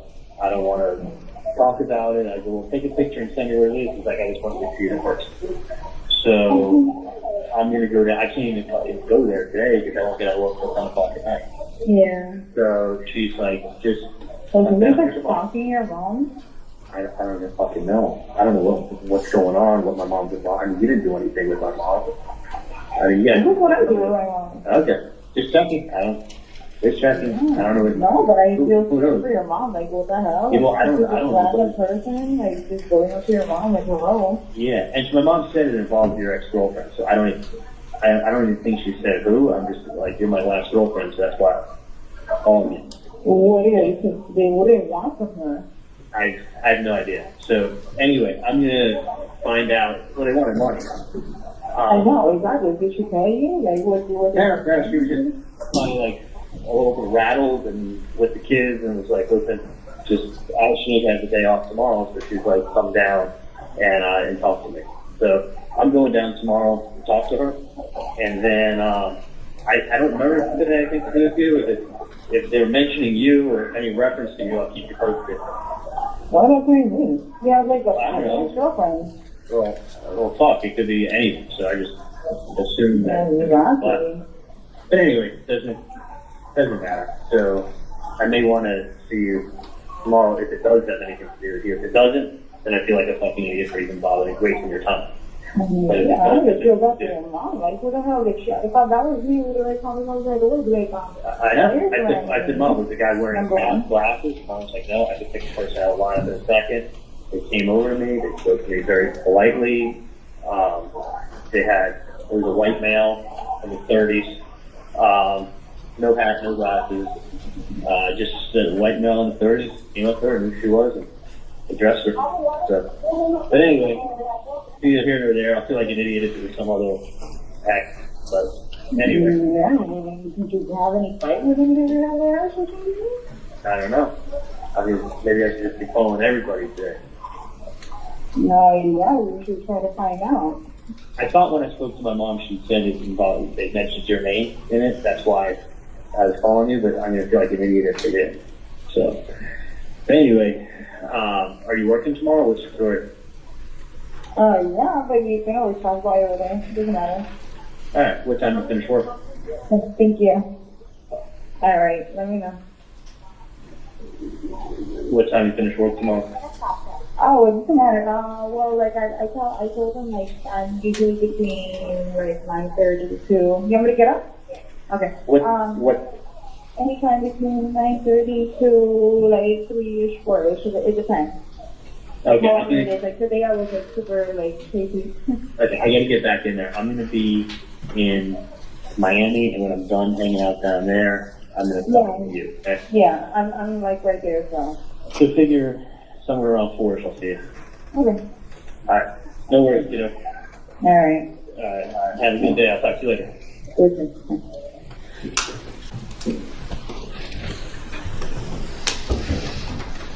In this call, we hear Charlie Adelson say that the undercover mentioned something about her son, meaning that the undercover mentioned something about him. Did the undercover mention anything about Charlie Adelson? No. Anything about Charlie Adelson's ex-girlfriend? No, not in those words. No. He did say the name Katie Correct. and Tuto, correct? Correct. But didn't specify your son's ex-girlfriend, anything like that. That's correct. In this call, we hear the defendant stating that Catherine Magbanua was his last ex-girlfriend, and that's why he's calling her. Is it true, based on the evidence that was collected in this case, that Catherine Magbanua was in fact his last ex-girlfriend? No. Okay, so he had other girlfriends in between Catherine Magbanua and the bump? That's correct. Including who? Whitney Kick. Okay. Did he call Whitney Kick at all on the wire? No. Did he ever call any other ex-girlfriends other than Catherine Magbanua about this matter? Not about this matter, no. All right, I want to go to the next day, April 20th, 2016. Do we have a meeting that occurs that day? We do. All right, and Charlie and Donna have discussed we're going to meet in person. We don't want to talk on the phone. Did that meeting take place on April 20th? It did. Where did that meeting take place? It started inside their building, but they walked out the back of the building of the Icon where Mrs. Adelson lives. They walked out the back of it and then walked down the sidewalk, which is which is a marina right on the water of South Beach. There's a marina right behind their building.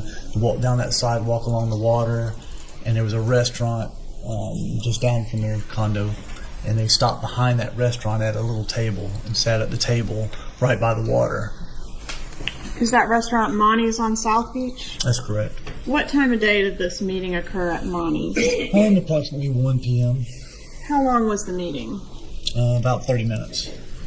Were you present for the meeting? I was. And can you describe sort of their demeanor or what they were doing at the meeting? They walked very closely to each other, went and sat kind of next to each other. There's a little round concrete table. They sat next to each other, and they were kind of leaning in, intently talking to each other, very low voices. Were there any attempts made to record what was being said at that meeting? Yes, we did try to record it. Okay. What were the results of those attempts? We were not able to get close enough to them. They were isolated across the sidewalk next to the water. We weren't able to get close enough to them to be able to capture any audible conversations. How close did agents get? Did they have bags similar to the ones that were previously described, like recording devices in bags? There were recording devices in bags, yes. And we were able to get, I think the closest we were able to get is maybe 20 feet from them. All right. And was the recording from that, was the expert that we heard from earlier, McElveen, able to get any audible words out of that recording? Not from those recordings, no. Okay. Was there a photograph taken of this meeting? Yes, I took a photograph. All right, Judge, at this time, is any of your states stood before? Any objection? No objection. State 54 is admitted. Permission to publish? You may.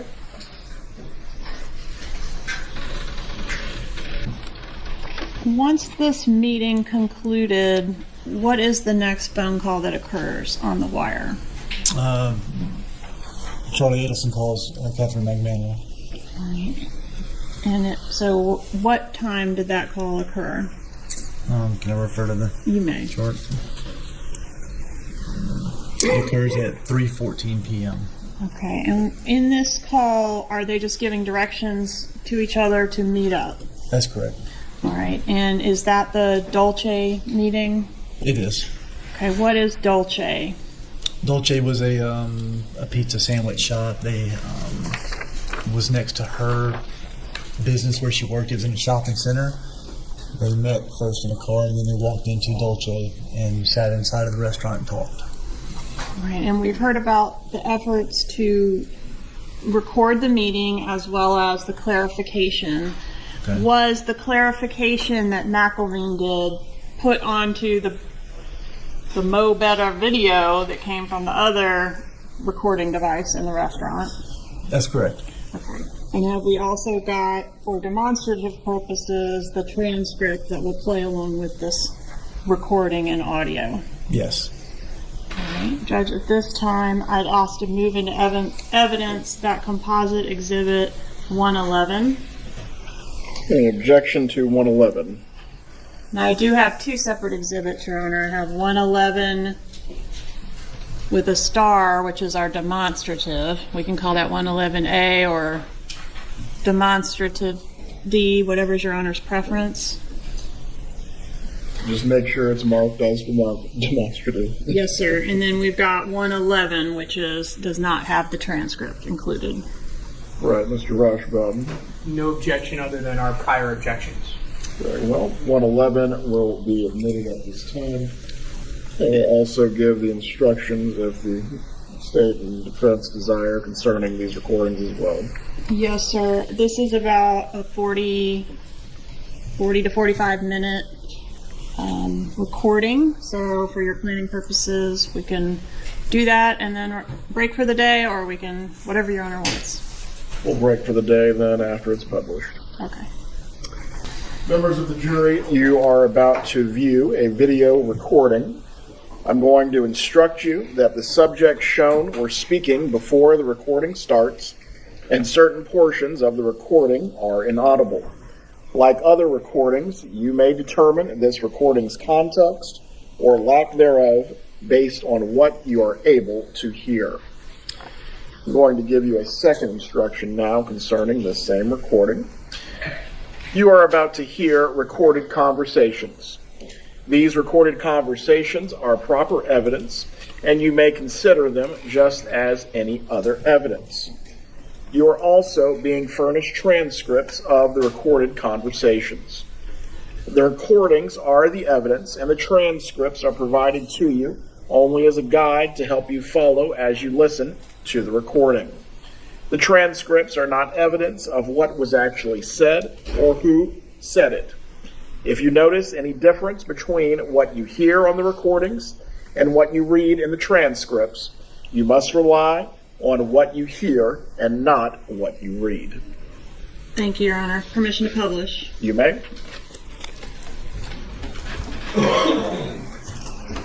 And Judge, for this is the recording that's more difficult to hear, so I would ask that all jurors use the headphones for this particular publication. Members of the jury would all put on your headphones at this time if you have not been using them already.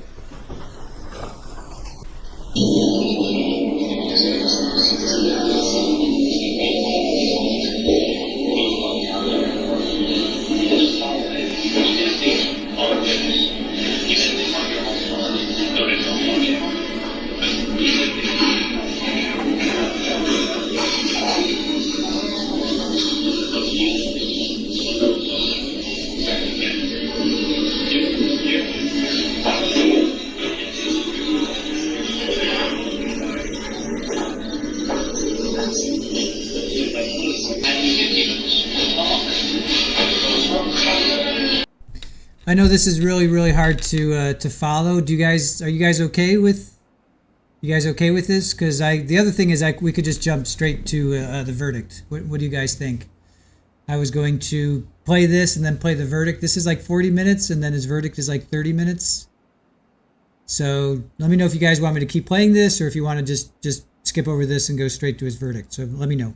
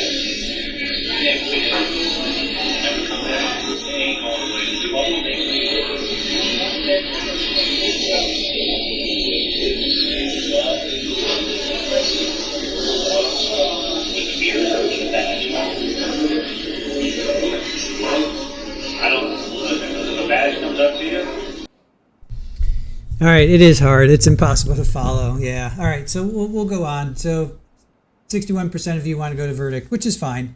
That's cool. Yeah, and think this video or this audio was even worse.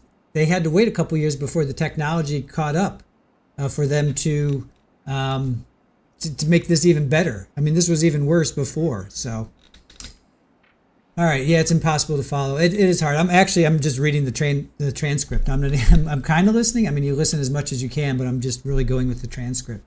All right, so and I'm also keeping an eye here because this is why we're here. We're keeping an eye on this and nothing yet. So, keeping an eye on that as always. There's nothing going on there. He should be. I mean, it's after 4. I don't know how long Judge is going to go. I don't know how long Judge Everett is going to go till 4:30 maybe. They got there like 8:15 they had to show up. So, it's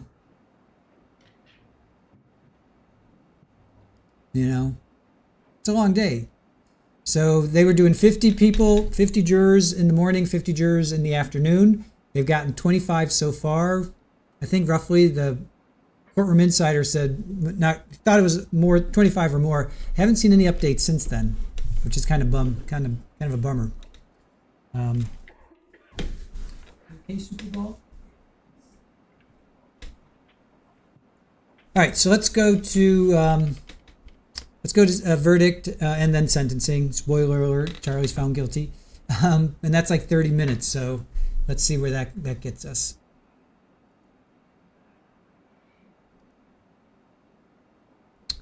Let's see. Okay, over here. And again, the trial channel is providing like a lot of this content. So thank you so much to the trial channel. If you guys are not familiar with the trial channel, definitely go check them out. They take trials and they. Juror Brazos, was your verdict and the verdict of the jury as a whole just announced? Hold on. Juror Gardner, was your verdict and the verdict of the jury? Hold on. The trial channel puts together trials and makes them clean, so that you don't have to sit through the sidebars and the lunch breaks and the long pauses like what we're seeing here. So, can you move the court to the top left? Let's see. Top left? One up there? All right. We can put it up there. You want to see closings? Want to see closings instead before the verdict? You guys want to see closings? Let me see how long are closings.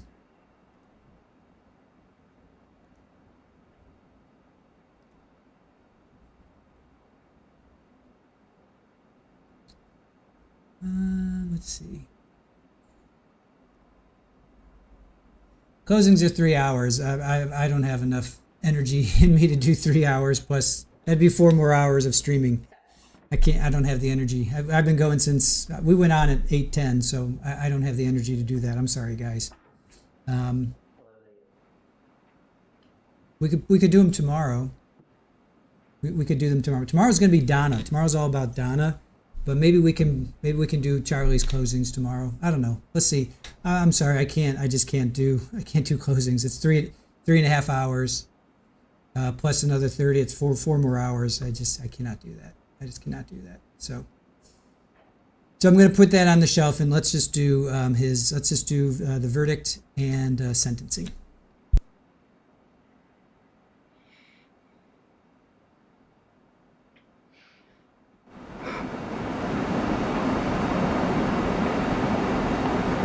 Jury comes in and answers it.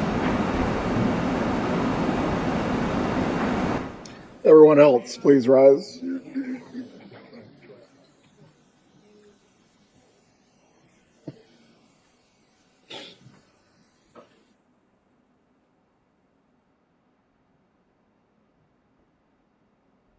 Everyone but the foreperson can be seated. Has the jury reached a unanimous verdict? Yes, Your Honor. If you please could hand the verdict form to the bailiff.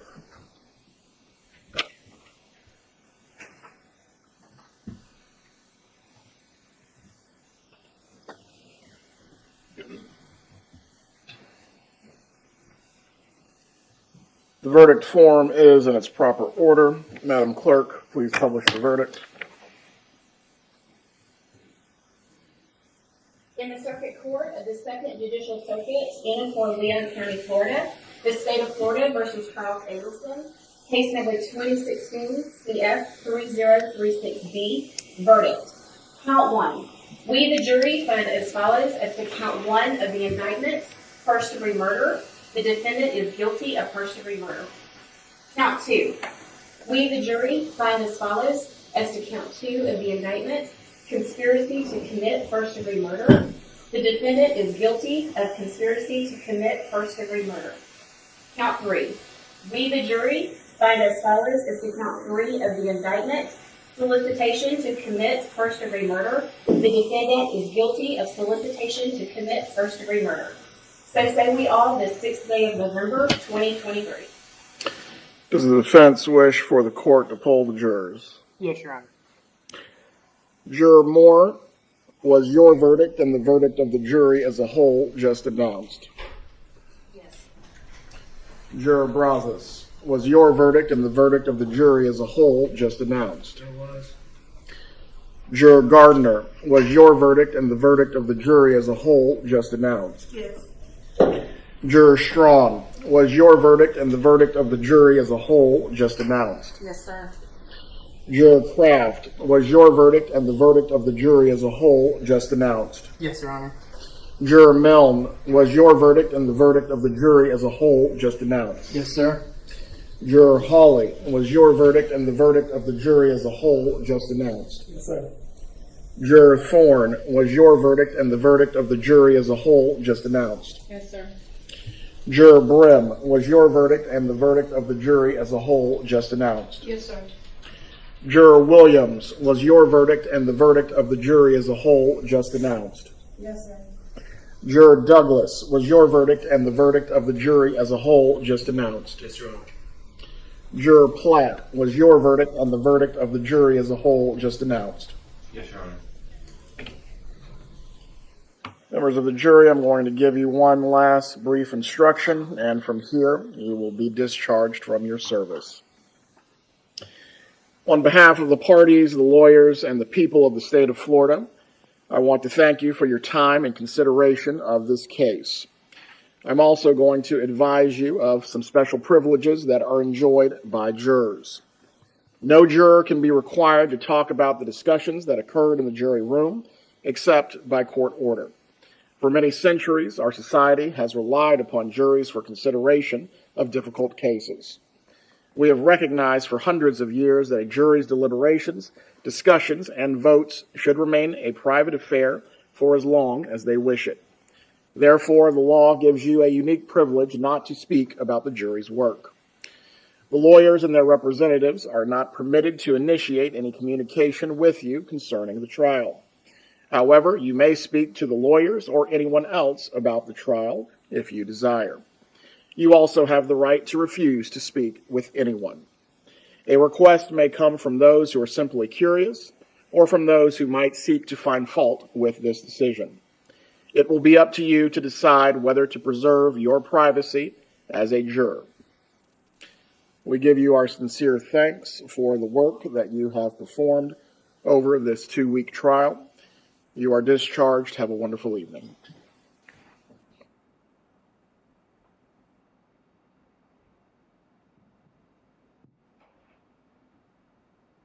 Everyone may be seated. Mr. Adelson, you are going to be remanded pending sentencing at this time. Does the defense wish to have a pre-sentence investigation report prepared as to counts 2 and 3?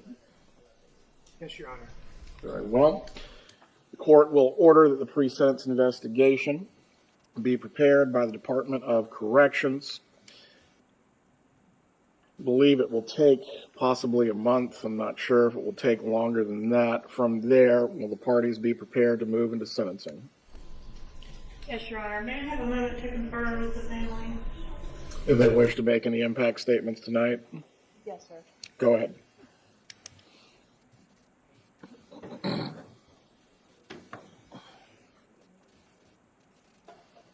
So for those that want to see Charlie's testimony, Victim impact tonight, but as you know, the family. if you want to see Charlie's testimony, we did a the Ego Takes the Stand episode on him, and both Widespread and I posted it, and we are going to do sentencing after this here.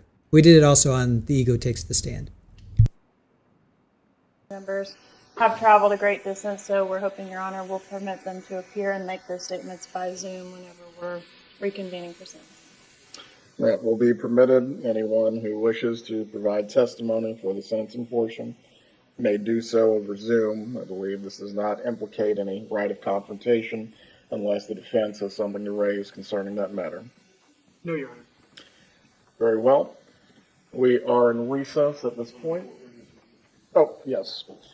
We are going to wait until the jurors have vacated the courthouse, and from there, everyone will be dismissed. Let's go ahead and set a case management date as a status. This will ensure that we have the PSI in place. That will be on December 12th at 2:30 in the afternoon. If everything is prepared, we can go ahead and have the final disposition on that day as well. Yes, Your Honor.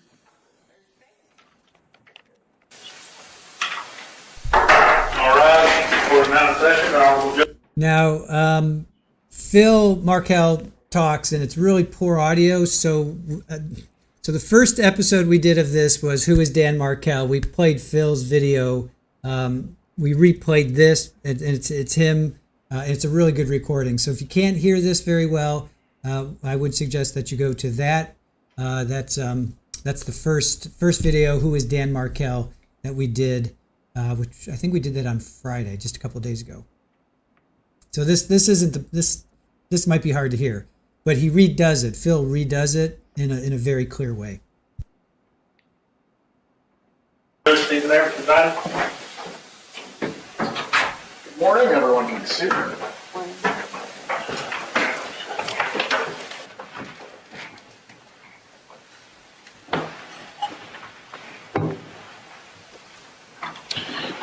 Going to turn on the Zoom, and once I'm logged in, at that point we will move forward.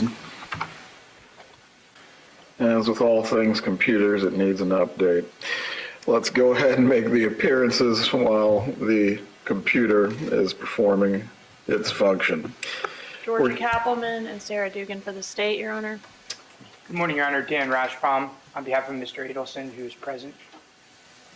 And we're here this morning for final disposition after jury trial in Mr. Adelson's case. Did either the state or the defense have anything they needed to raise concerning the pre-sentence investigation report? Nothing from the state, Your Honor. No, Your Honor. Very well. The pre-sentence investigation report will be filed as a part of the court record. Once the Zoom has finished updating, from there I will open up the Zoom room, and I believe the victims' families were intending to either be present or make additional victim impact statements. Mr. Yes, Kappelman? sir. We have several members of the family that will be present and one that will be speaking on behalf of the family. Very well. Mr. Rashbaum, does your client wish to make a statement, or will you be making any argument on behalf of counts 2 and 3? Both of us will be making a very quick statement. I'll make a quick argument, and Mr. Adelson would like to make a very quick statement. He'll be given the opportunity to do so. First, we will take the victim impact statements. If the parties are intending to sign into the Zoom, you may do so. Just make sure your devices are on mute so it does not create any feedback or problems.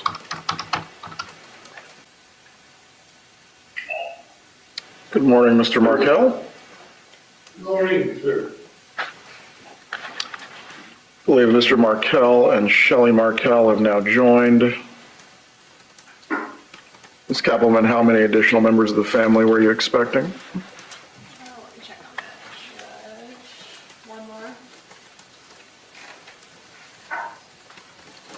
I have my mother with me. Ruth Markel is with me. I was about to ask that question. All right, Judge, I think we're ready. All right. Good morning. At this time, we are going to start with the victim impact statements. Mr. Markel, I understand you are going to provide it today on behalf of the family. Yes, thank you. You may speak when you're ready. Take all the time you need. Good morning, Your Honor. My name is Phil Markel. I am Dan Markel's father. Dan, my only son, was born October 9, 1972 in Montreal, Quebec. During that time in Quebec, husbands were not allowed to actually be in the delivery room during a child's birth. However, since the obstetrician was a very close friend of ours, I was allowed to experience the most amazing of moments, the birth of my son. I will never forget the emergence of his head, and then those shoulders of an NFL football fullback, a boy of 10 pounds. There I was, holding in my arms this gift of life, my bundle of absolute sheer joy. From the time he was a child, my son had tremendous energy, intelligence, and great warmth. Dan had a vibrant, fun-loving personality and lived life to its fullest.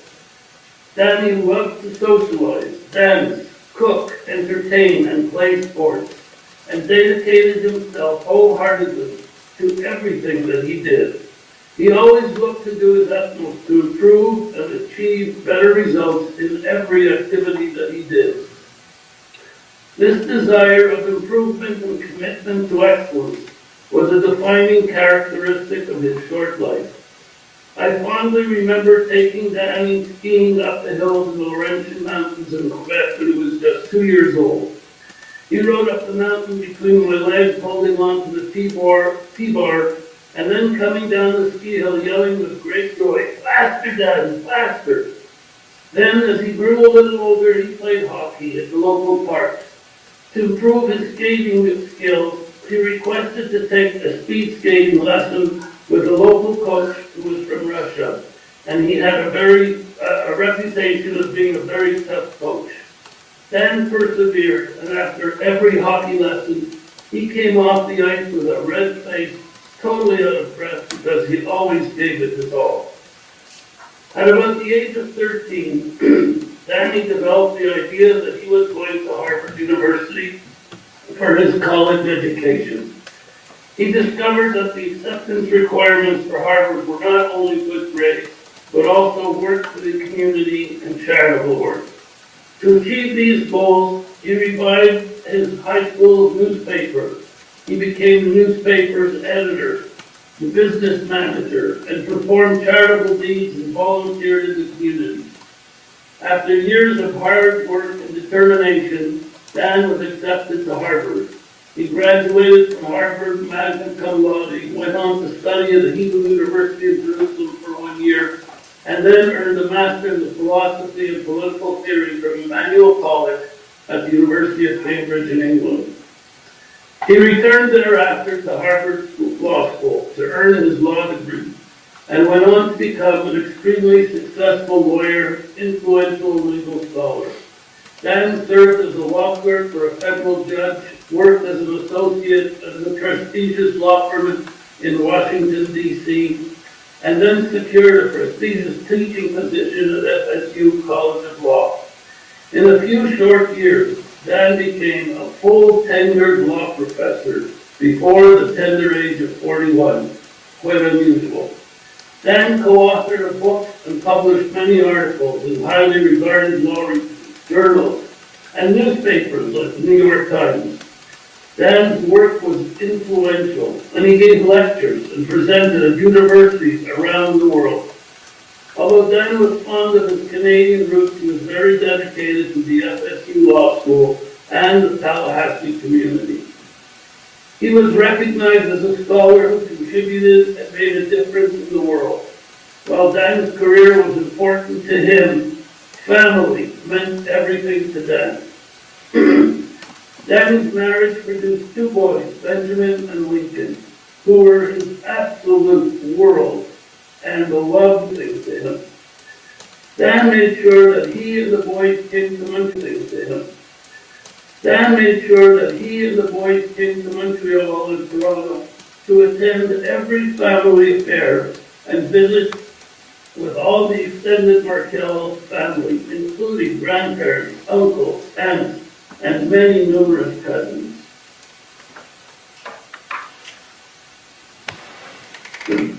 Despite the distance, Dan felt that the boys had to know and be a part of the family. Dan also made sure that he and the boys participated in the Tallahassee community and they were involved in the local synagogue and neighborhood. Dan left home at the young age of 17 to go to Harvard, but he always came home for summer vacation, holidays, and all family functions. Danny and I, despite the fact that we lived quite far apart, regularly communicated by text, email, and phone calls. Despite the physical distance, as time moved on, we grew ever so much closer. At Dan's suggestion, we would plan to talk and have a meal together. At the appointed day and time, we each would prepare our meals, set our tables with a tablet in the middle, and over Skype, we would sit together and enjoy each other's company for a couple of hours despite the actual distance. Dan's life was abruptly cut short, and he was forever taken from me, his boys, and the rest of our family, and all his many friends and colleagues. My life has been in total disarray since Dan's murder.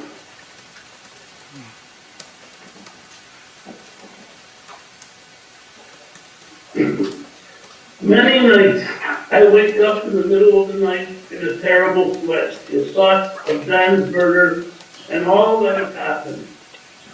There is not a single day in my life since Danny's death that in one way or another he does not enter into my thoughts.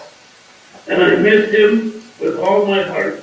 I'm constantly reminded of Dan's murder and his absence. When I meet new people, the topic of discussion always comes up when they ask whether I have children. How do I respond? It is difficult to put into words the heinous acts that took Danny away from us, the unthinkable pains that I must live with every single day. Losing a son or a daughter is something I wish nobody should have to experience. It's not in the order of nature. Danny is never coming back. We continue to hope and pray for justice and the return to normalcy of seeing and playing a vital role in the lives of our two grandsons, Ben and Lincoln. It has been a number of years since I last wrote a impact statement, sharing how Danny's death has affected me. Despite our persistent efforts, we still do not have a real relationship with Danny's sons, Ben and Lincoln. Visits are limited and very controlled. For 6 years, we were denied any and all visits with the boys. In the last 2 years, I've been permitted 2 60 to 90-minute visits, supervised visits. This limited contact is incredibly painful, and I feel like we have cut out of our lives. Not only have I lost my son, but I have effectively lost 2 of my grandkids as well. Even their family names have been changed from Markel to Adelson. While we work hard to help introduce a new bill in the state of Florida known as the Markel Act, which gives grandparents important rights, unfortunately, our relationship with Ben and Lincoln has not been material and true. As this bill was coming to fruition, there was a lot of negative publicity in the press and media about Danny's ex-wife, Wendi. In my opinion, Wendi was focused on improving her public image, and as a result, extended an invitation to us to Ben's bar mitzvah. Ruth and I were invited to attend only the ceremonial part of this important stage in a Jewish boy's life. And we were not invited to participate in any reception typical of this celebration. But this invitation opened the door to one of the limited visits described above. In order not overwhelm Ben and Lincoln on this important day, we asked to arrange a meeting before the bar mitzvah in order to make things easier on the boys, who we hadn't been allowed to visit in years. We were able to arrange a brief 90-minute supervised visit with Ben and Lincoln, and a few weeks before the bar mitzvah. However, immediately after our brief visit, Charlie was arrested, and Wendi rescinded our invitation to the bar mitzvah. At the time, she said that they were going to either postpone or completely cancel this bar mitzvah ceremony. Neither of those happened. Excuse me. Take your time, sir.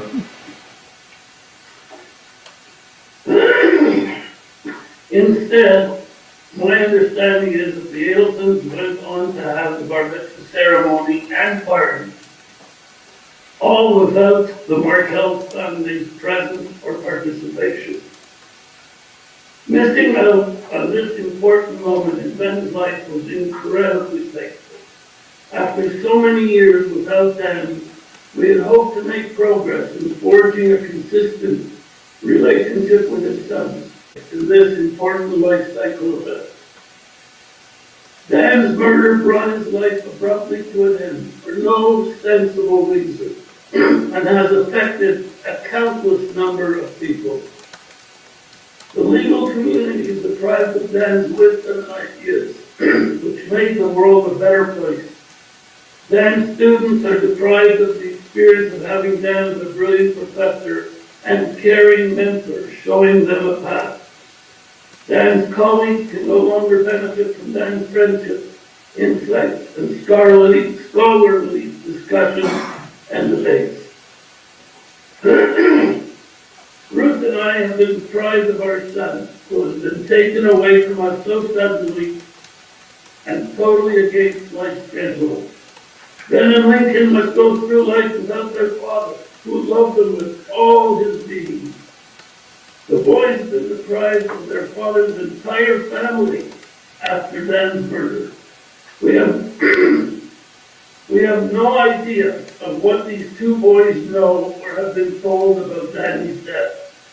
I truly believe that they have been brainwashed in all these years, from the ages of 3 and 4 years of age to the present day.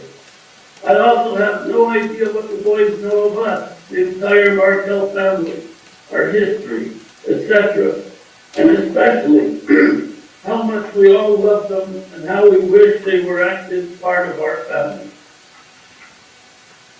Both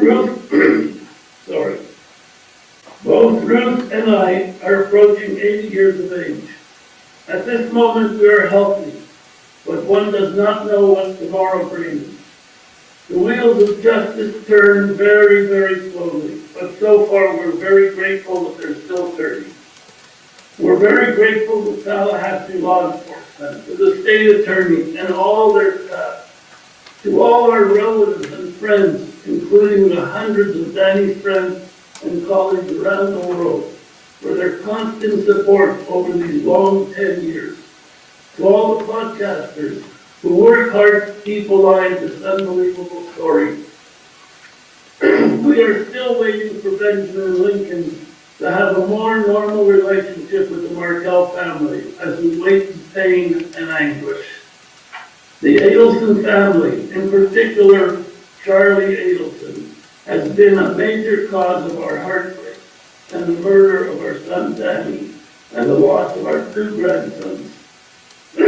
I have suffered tremendously, and we as a family continue to suffer. It is satisfying to see justice being done, and it would be appropriate to ask for the maximum sentence for the perpetrators of Danny's murder. Thank you. Today is a good day. Thank you, Mr. Markel. Was there anything else that you wish to say as a part of your victim impact? No, sir. Ms. Kappelman? You're asking me. We do have some letters which we submitted to the court. As Your Honor received those and had an opportunity to review them. I did. I was able to review the letters. They were also a part of the pre-sentence investigation packet, which will be filed in the court file as well. Yes, sir. Nothing further regarding victim impact. What is the state's argument with regard to sentence, at least as it concerns counts 2 and 3? In regards to counts 2 and 3, Your Honor, we are seeking the maximum sentence. We're asking for consecutive 30-year sentences on both of those. I have prepared a score sheet in reference to those. May I approach? You may. Have you already showed the score sheet to Mr. Rushbaugh? I think so, but I'll... Does the state have any further presentation to make? The only other matter... He's going to give a brief statement that is interesting.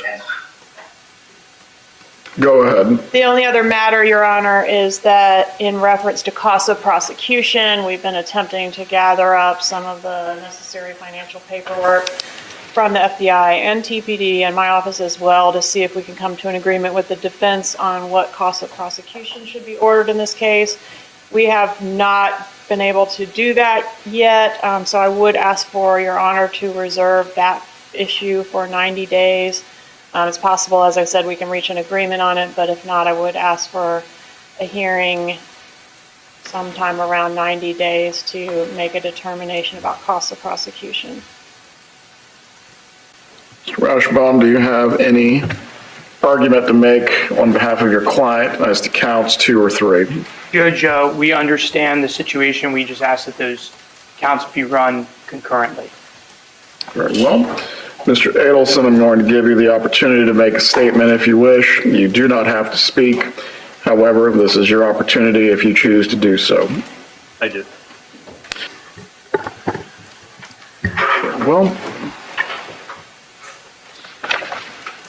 Please rise. I am now going to pronounce this. As to count 2, you are going to be sentenced consecutively to 30 years in the Department of Corrections for conspiracy to commit first-degree murder. As to count 3, you are going to be sentenced to 30 years in the Department of Corrections consecutively for solicitation to commit first-degree murder. The credit for time served that applies in this matter is how much? 597. 597 days will be applied as credit for time served in this case. If the clerk could please read all fees and costs that would apply as well.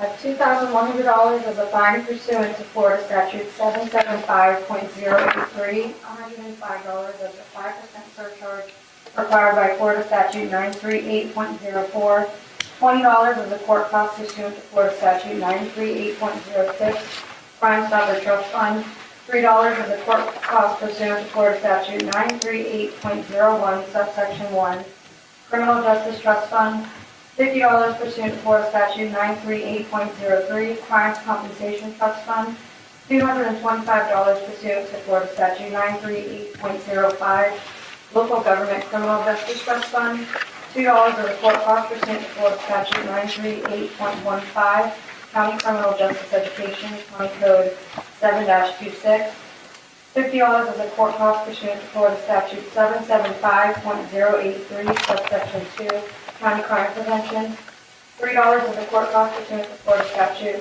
938.19, Teen Court Assessment, Mayor County Florida Code 7-28, $65 as a court cost pursuant to Florida Statute 939.185, County Additional Court Cost, County Code 7-24, with a total of $2,623.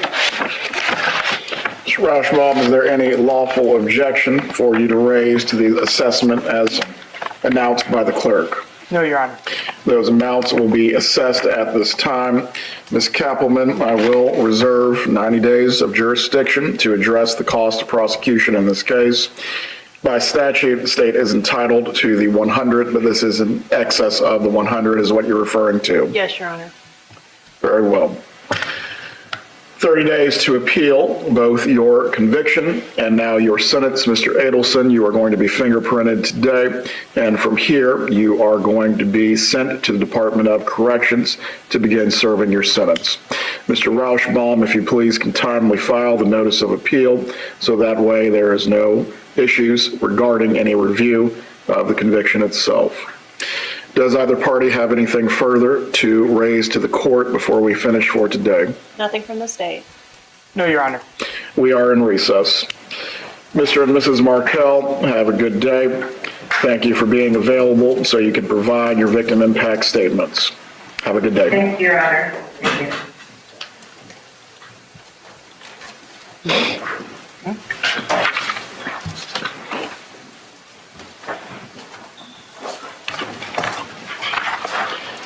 Cheyenne, you can take this. This is the pre-sentence investigation information.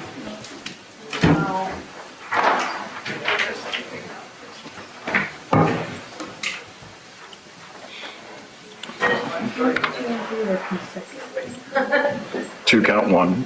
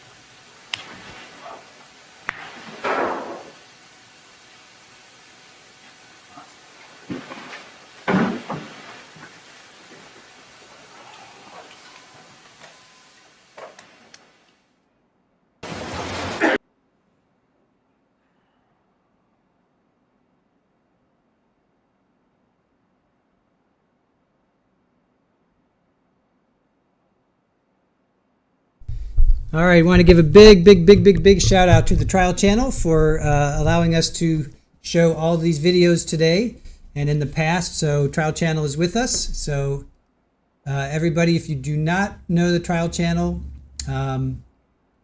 please go over and support them. They produce fantastic, clean streams. They edit out all the sidebars and the lunch breaks and all that stuff. So if you guys do not know the Trial Channel, definitely go over and check them out. They are coming in saying hello. So hello to you and thank you so much for providing clean streams and content for us to show while we are waiting for Judge Everett to come back from, they've been in their afternoon session, so we're waiting for them to come back. So, lots of love for the Trial Channel. So while I checked, Leon County Courthouse closes at 4:30. Well, the court closes at 4:30. The rest of the court closes at 5:30. It's almost 5 here, you guys. It's 10 to 5. So we'll stay here until a little bit after 5 just to make sure we don't miss anything. But in the meantime, I'm going to read through what has happened. Hold on, let me just get to interact here.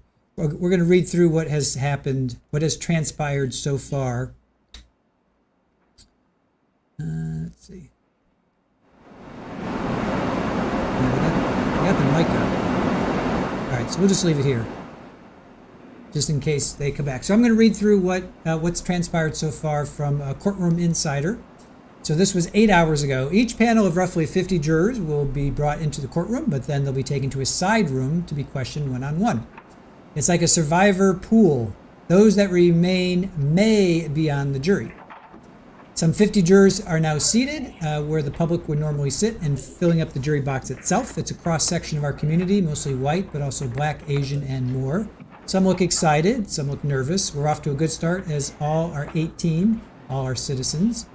One potential juror is the sole full-time caregiver for a child under 6. That person will be addressed by the judge directly, as will a couple of others who have exceptions.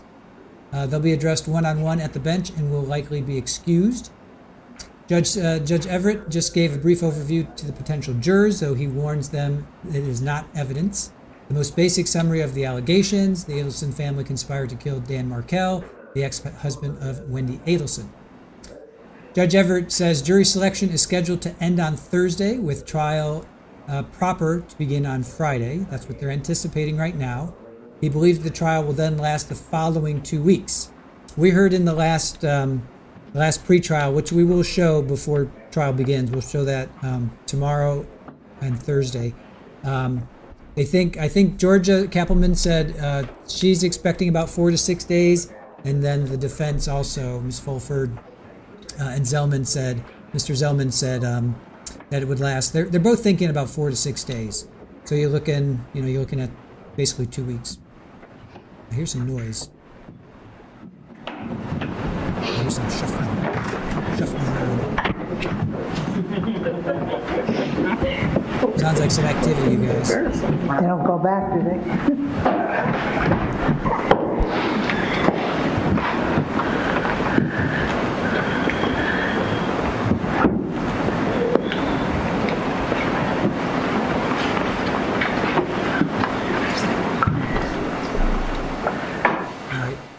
Keep reading on. So let's see.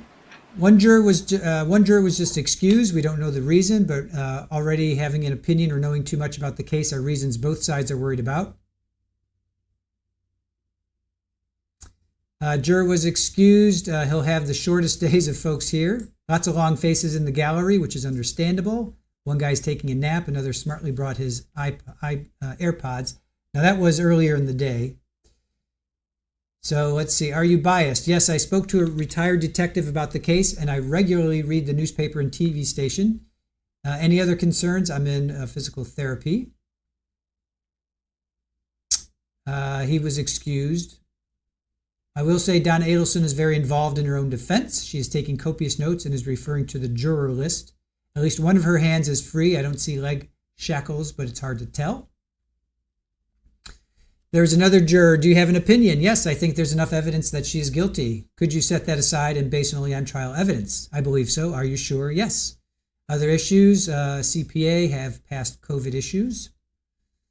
Another jury judge asked, would you have loss of income? My firm will pay, but it will create hardship on my clients. I would need to be working steadily up until September 15th.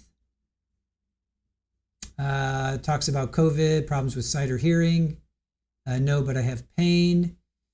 Defense, you indicated I believe so when asked if you could set aside your opinion. Would that still be on your mind in the jury room? No, you hesitated, wanted to give a thoughtful answer. Judge, any thoughts on dismissing because of medical? Prosecution, I don't feel it reached hardship. Defense is still experiencing pain and has a follow-up during trial. I'm concerned about her ability to focus. Judge, I'm going to excuse her on medical grounds over prosecutor's objection. The next juror, she appears to be African-American in her 30s or 40s. She says she knows nothing about the case and hasn't even heard Donna Adelson's name. Recalls vague references on the radio, maybe. Juror 18 is gregarious. She likes listening to Steve Harvey. Says they're a single mother to a 12-year-old who is in school. The father is in prison, which perks folks up. Prosecution, could you still do drop-off and pickup? Juror says yes. Judge says you will advance to the next round and remain in the jury pool. Juror 20, because 19 was struck. This is a younger white woman who is smartly dressed. Judge asked, what do you know? I know some of this case. There was an early podcast. I listen to true crime podcasts. Juror 20, whoop, whoop, listens to true crime podcasts. Whenever I see an article about it, I look at it. Someone I know was on the jury for one of the other trials. Judge asked, do you think you know more about this case than others? Juror 20 says, I'm not sure. Did you discuss with that relative? Not in depth. A few days ago, I heard on NPR that jury selection was coming up. Judge asks, what is your opinion? That she was involved. Judge says, can you set that aside? Juror says, I do believe I could. Judge asks, are you able to or not? Juror says, I don't know. Judge asks, can you be fair to both prosecutors and defense? Juror says, I would like to think so. Are there any other hardships? I work at a restaurant and I am one of the only ones working day shift. My staff is mostly students, so there's nobody else to bring in. After no follow-ups, judge excuses juror number 20. Juror 21 is now coming in, a white man in his 40s or 50s. Short-cut hair, sunglasses. What do you know? The judge asks. I read local media and watch TV news daily. I'm also on social media. I know some people who are close to the Markel family. I met Dan through his business and well before 2014. Judge asks, do you have an opinion? Juror says, I am biased and feel like she's been found guilty through the media and the public. I lean to supporting that opinion. Judge asks, can you set that aside? Are the two sides on even ground? Juror says, I don't think I can and I feel biased. Juror 21 is excused from the pool. Juror number 22 is being questioned. She's an elderly woman with a cane. She says, I know quite a bit about this case. I watched coverage, let it go, and then watched it again. I've seen quite a bit of it on court TV. Judge asks, do you watch local news? She says, only national news. Judge asks, what's your opinion? Juror says, guilty based on the media coverage. Judge asks, can you set that aside? Juror says, I would hope. My opinion is pretty fixed. Judge excuses juror number 22. Juror number 23 enters. Donna Adelson is looking at the jurors as they walk down the little ramp. Juror 23 is a middle-aged Hispanic man. He says he's watched the case online. I mostly watch videos about the case on YouTube. What is your opinion? He says guilty. Judge says, can you set that aside? He says, nope, my opinion is firm. Juror number 23 is gone. Juror number 24 enters. She is a middle-aged white woman. I know absolutely nothing, she says. I moved away and didn't move back until 2021. Judge asks, do you watch local news? No, just hurricane tracker and the weather. I wouldn't even know where to look. My only concern is the dates you mentioned. My husband and I have expensive travel over the next month. Our first trip is the end of the next week, and we've spent thousands on that, followed by a cruise we also spent money on. Juror 24 is excused. She says, I'm so sorry. Aw. Juror number 25 is brought in. She was a FSU student at the time of Markel's murder. She does read the newspaper and other local news. Do you have an opinion? I don't know. This whole thing is very suspicious. It doesn't look good. Can you set that aside? I would like to think so. I have a lot of information in my head.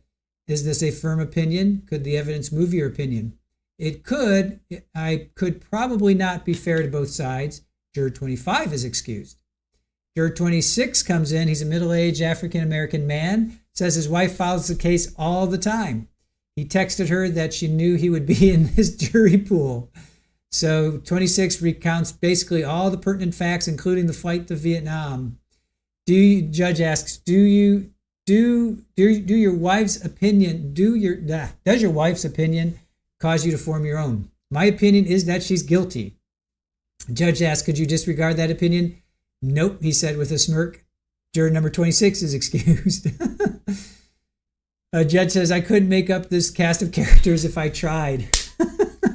Oh, I wish we were there. I wish they were showing this. This is brilliant. At least if we could get the audio. This is fantastic.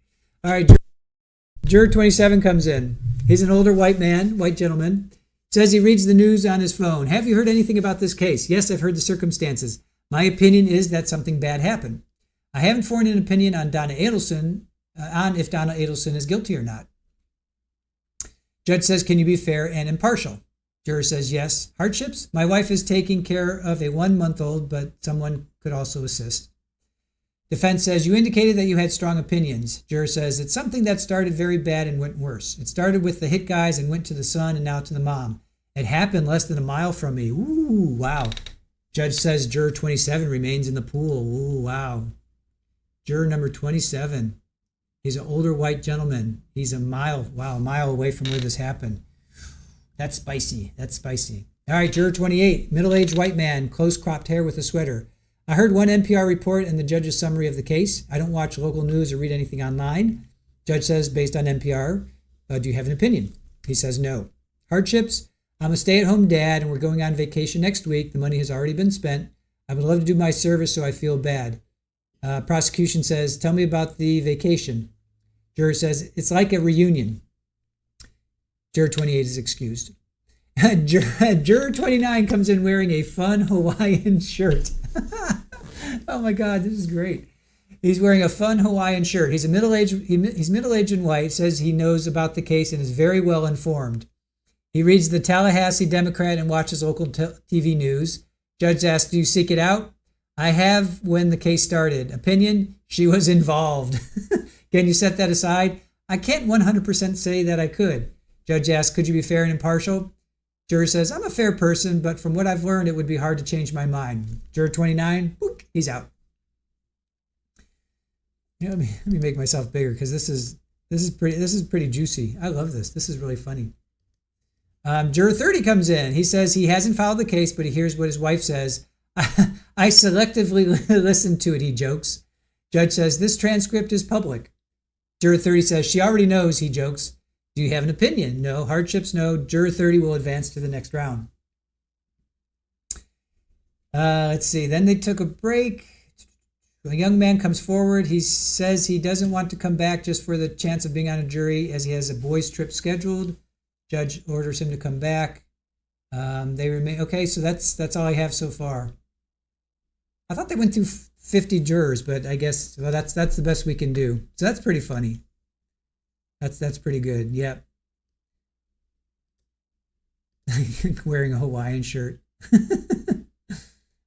That's pretty funny stuff. And the judge, where did they get this cast of characters? Or what did he say? Something like that? This cast of characters? Sally, this is awesome. Appreciate you reading this all to us. Yeah, no problem. My pleasure. Glad you guys are enjoying it. I'm enjoying it. Thank you for enjoying it with me.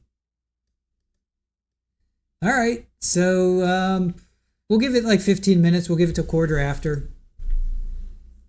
Ellen, I was listening in the kitchen. Oh, that was just hilarious. Right? That's so funny. Blazy, that was great. Clarinet Girl, were jurors allowed to take notes in other trials related to this case? Murdoch jurors were not allowed to take any notes.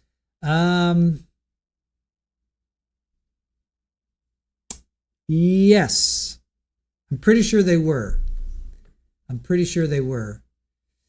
Michelle, you taking off? Have a good night. Thank you for being with us. It is juicy. I hate it. But I have to run.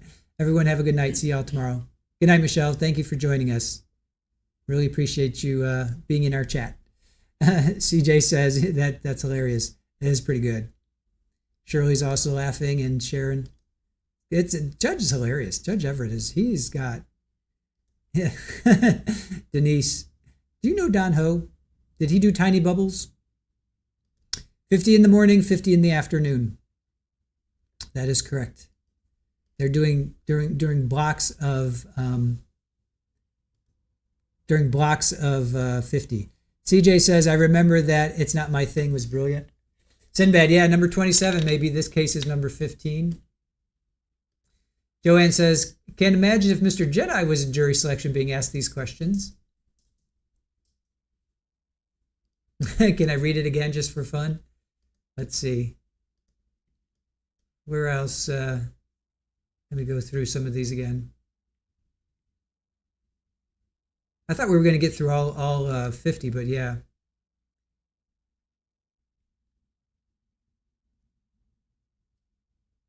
All right, so juror 17 had the health issues. I'm not going to read that one again.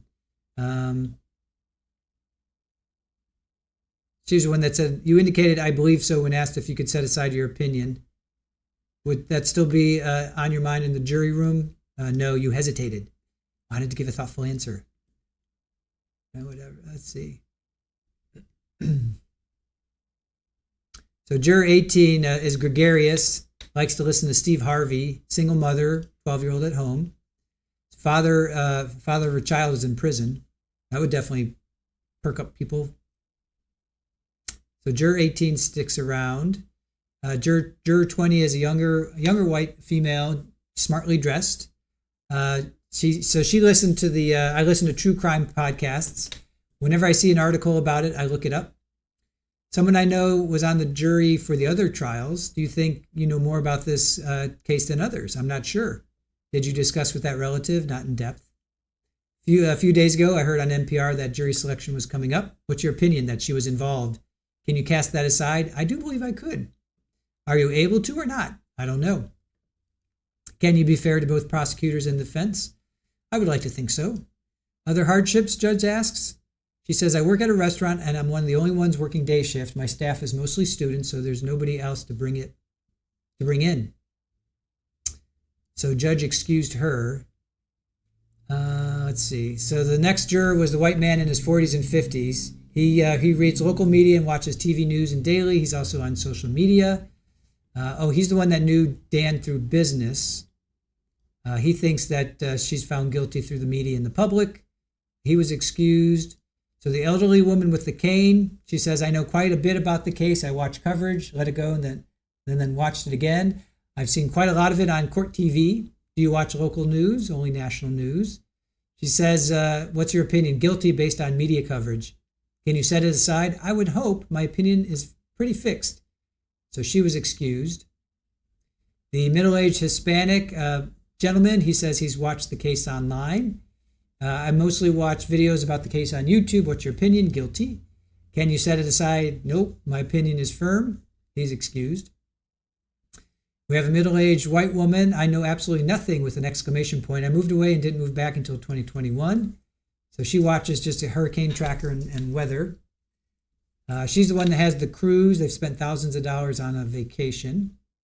Then there's a juror, FSU student that's brought in. She does read the newspaper and other local news. She says, I don't know, the whole thing is very suspicious. It doesn't look good. Can you set that aside? I would like to think so. I have a lot of information in my head. Is this a firm opinion? Could the evidence move your opinion? It could. I could probably not be fair to both sides. So she's excused.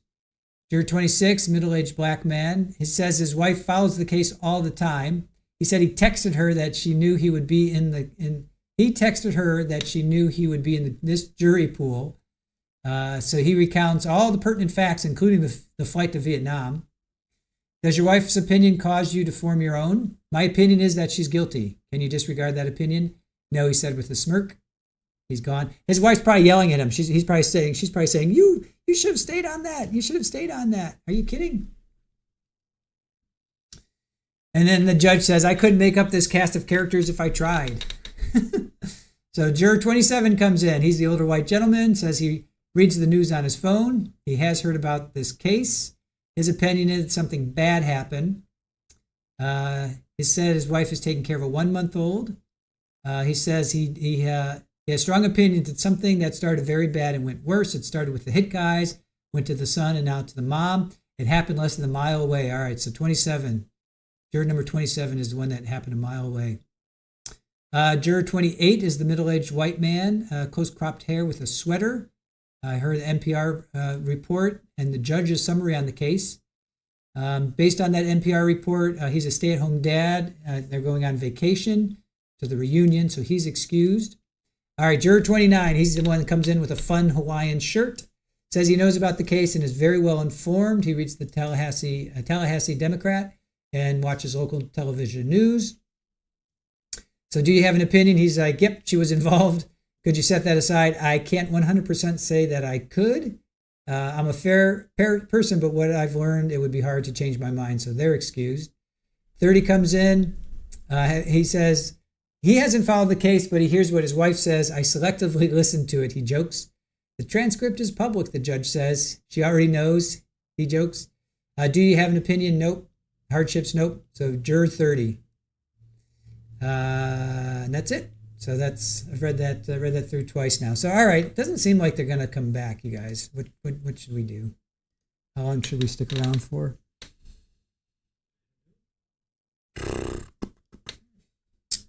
How long should we stick around for?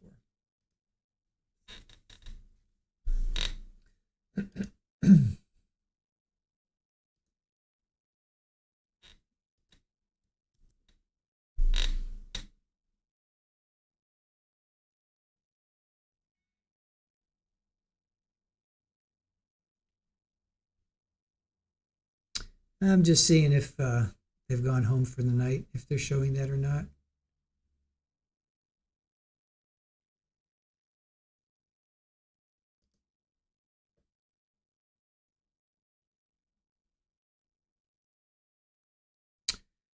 Uh, 8:30 tomorrow.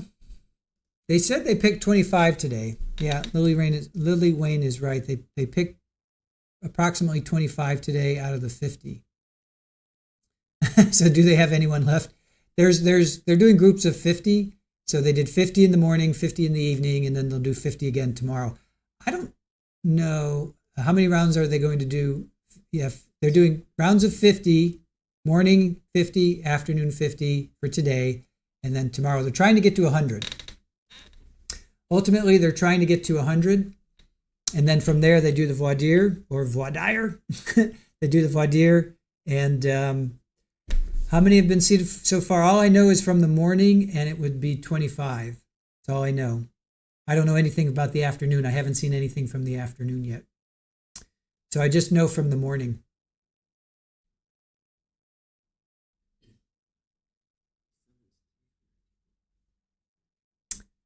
Let's see. If I lean to my left, I'll have bunny ears, right? That's funny. No. It shouldn't take weeks. Nope. They're thinking they'll get one Tuesday and Wednesday, and they're thinking they'll have a jury seated by Thursday. What time tomorrow? I guess 8:15 again. Yeah, I guess 8:15. 8:15 again tomorrow. So we'll do what we did today. We'll start at 8:15. And we'll start at 8:15 again, and we'll play some more Charlie stuff and Donna. Charlie stuff and Donna stuff. And trial phone calls. We have their phone calls we can play for you guys. And we'll just keep deep diving into Donna and Charlie and their phone calls, because there's a lot of them. He called her like 50 hours in the week or something ridiculous. I mean, there was some. Charlie ended up calling her like in the course of a week or over. He called her over a course of a couple of weeks, I think, but it was like a ridiculous amount. I'll figure all that out tomorrow, but it was a lot. There were a lot of phone calls. Who has the pool cam? We don't know. Yeah, we're not sure who's running it.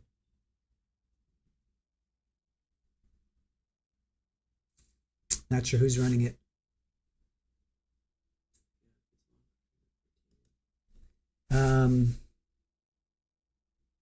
Yeah, I don't know that. See, this is where we need our courtroom insiders to tell us. Jules would know. Jules would find out. Can Gigi find out? Can Gigi find out who the pool cam is? Can we put an alert out to Gigi? Gigi, calling Gigi. Who is the pool camera? Thank you. Thank you, Ellen. Appreciate that. Oh, local channel has it. So it's not Court TV or Law and Crime. Interesting. Amber, this is taking place in Tallahassee, Florida. Tallahassee, Florida, which is in the panhandle, near the panhandle of Florida. Good night, Shirley. Have a good night.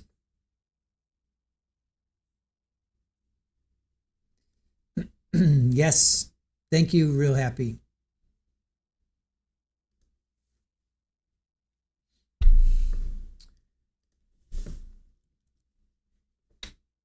I just don't want to be sitting around here for hours knowing that they left, you know?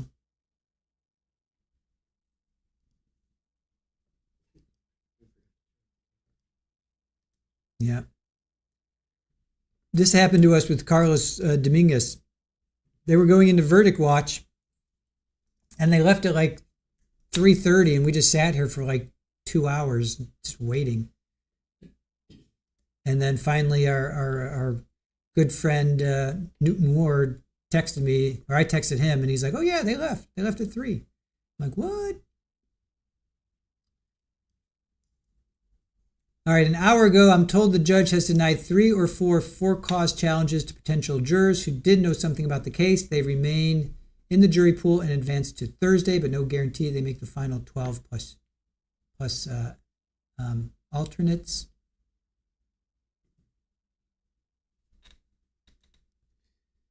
Oh, is Joel? What about Joel? Let's go to Joel. Is he? Oh, he's not there. He was on his way. Oh. Today, so, All right. I don't know if he's there yet.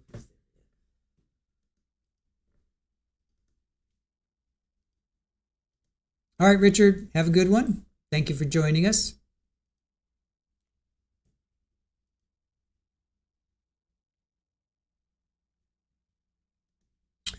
Yeah, that's true. We can recap it. We're going to have all day tomorrow because, as we found out today, Judge just comes in, does his little spiel, if you will, and then we just watch at the seal all day. All right. I can't imagine that they're going to continue letting. I mean, it's after 5.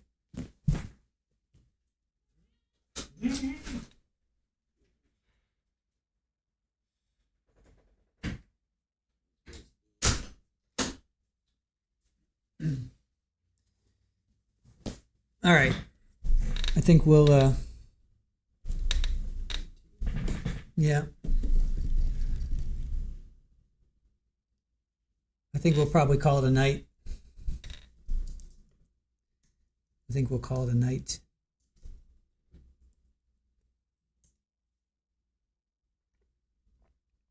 All right, guys. I think that's about it for today for us. We'll look at the news for, tomorrow. I'm sure people will be posting about what happened today, but I think we will call it. We'll call it. It's almost 20 after 5. They're off. The courthouse closes at 5, so I can't imagine they're still going on. Hey, Bella, appreciate this recap since I didn't follow the previous trials. Awesome. All right, guys. With that, we'll call it a night. We'll say goodbye. We'll see you guys tomorrow. And thank you for joining us. Thank you to Aaron for putting together all kinds of great things in the background, all the goodies that you guys are getting.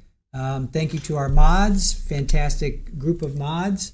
Thank you to Super Ball. You can't really see her. She's over there. She's blowing out the... There she is. So...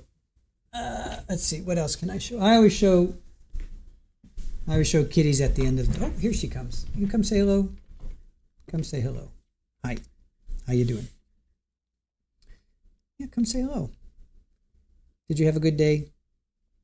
Did you have a good day? All right. I know. Life is tough. Life is tough when you're Super Ball. And you sit on my keyboard. Look up here. That's a good girl. Yeah. Super Ball knows when it's the curtain call. There you go. She's going to be like, I need food. Give me some food. Also got Polly's like right over here. Polly's right there. I think we got little Fetter Cheddar, he's back there. Got my little Cheddar, he's back over there. So, all right, guys. All right, that's it for today. Thank you so much for joining us. We will go on. We'll go stream tomorrow at 8:15 a.m. Eastern, and we'll go through phone calls between Charlie and Donna. We'll kind of focus. We'll turn our focus more towards Donna. So. Part of our deep dive, we've done Who is Dan Markel? That was episode 1. Then episode 2 was The State Takes the Stand. That was Luis Rivera. Well, that was opening statements for Catherine's trials. And also that was Luis Rivera testified. Catherine Magbanawat testified. Episode 3 was Jeff and Wendy's testimonies. from the all three trials, 2 of Catherine's and 1 of Charlie's. And then today was jury selection, but it was also, it's all about Charlie. So tomorrow will be jury selection again, and we're going to turn our focus more on Donna and her role in all of this. We're going to play more wiretaps, more phone calls from prison. So we'll get more into that. So thank you for joining us. Really appreciate you guys. Appreciate the love and support.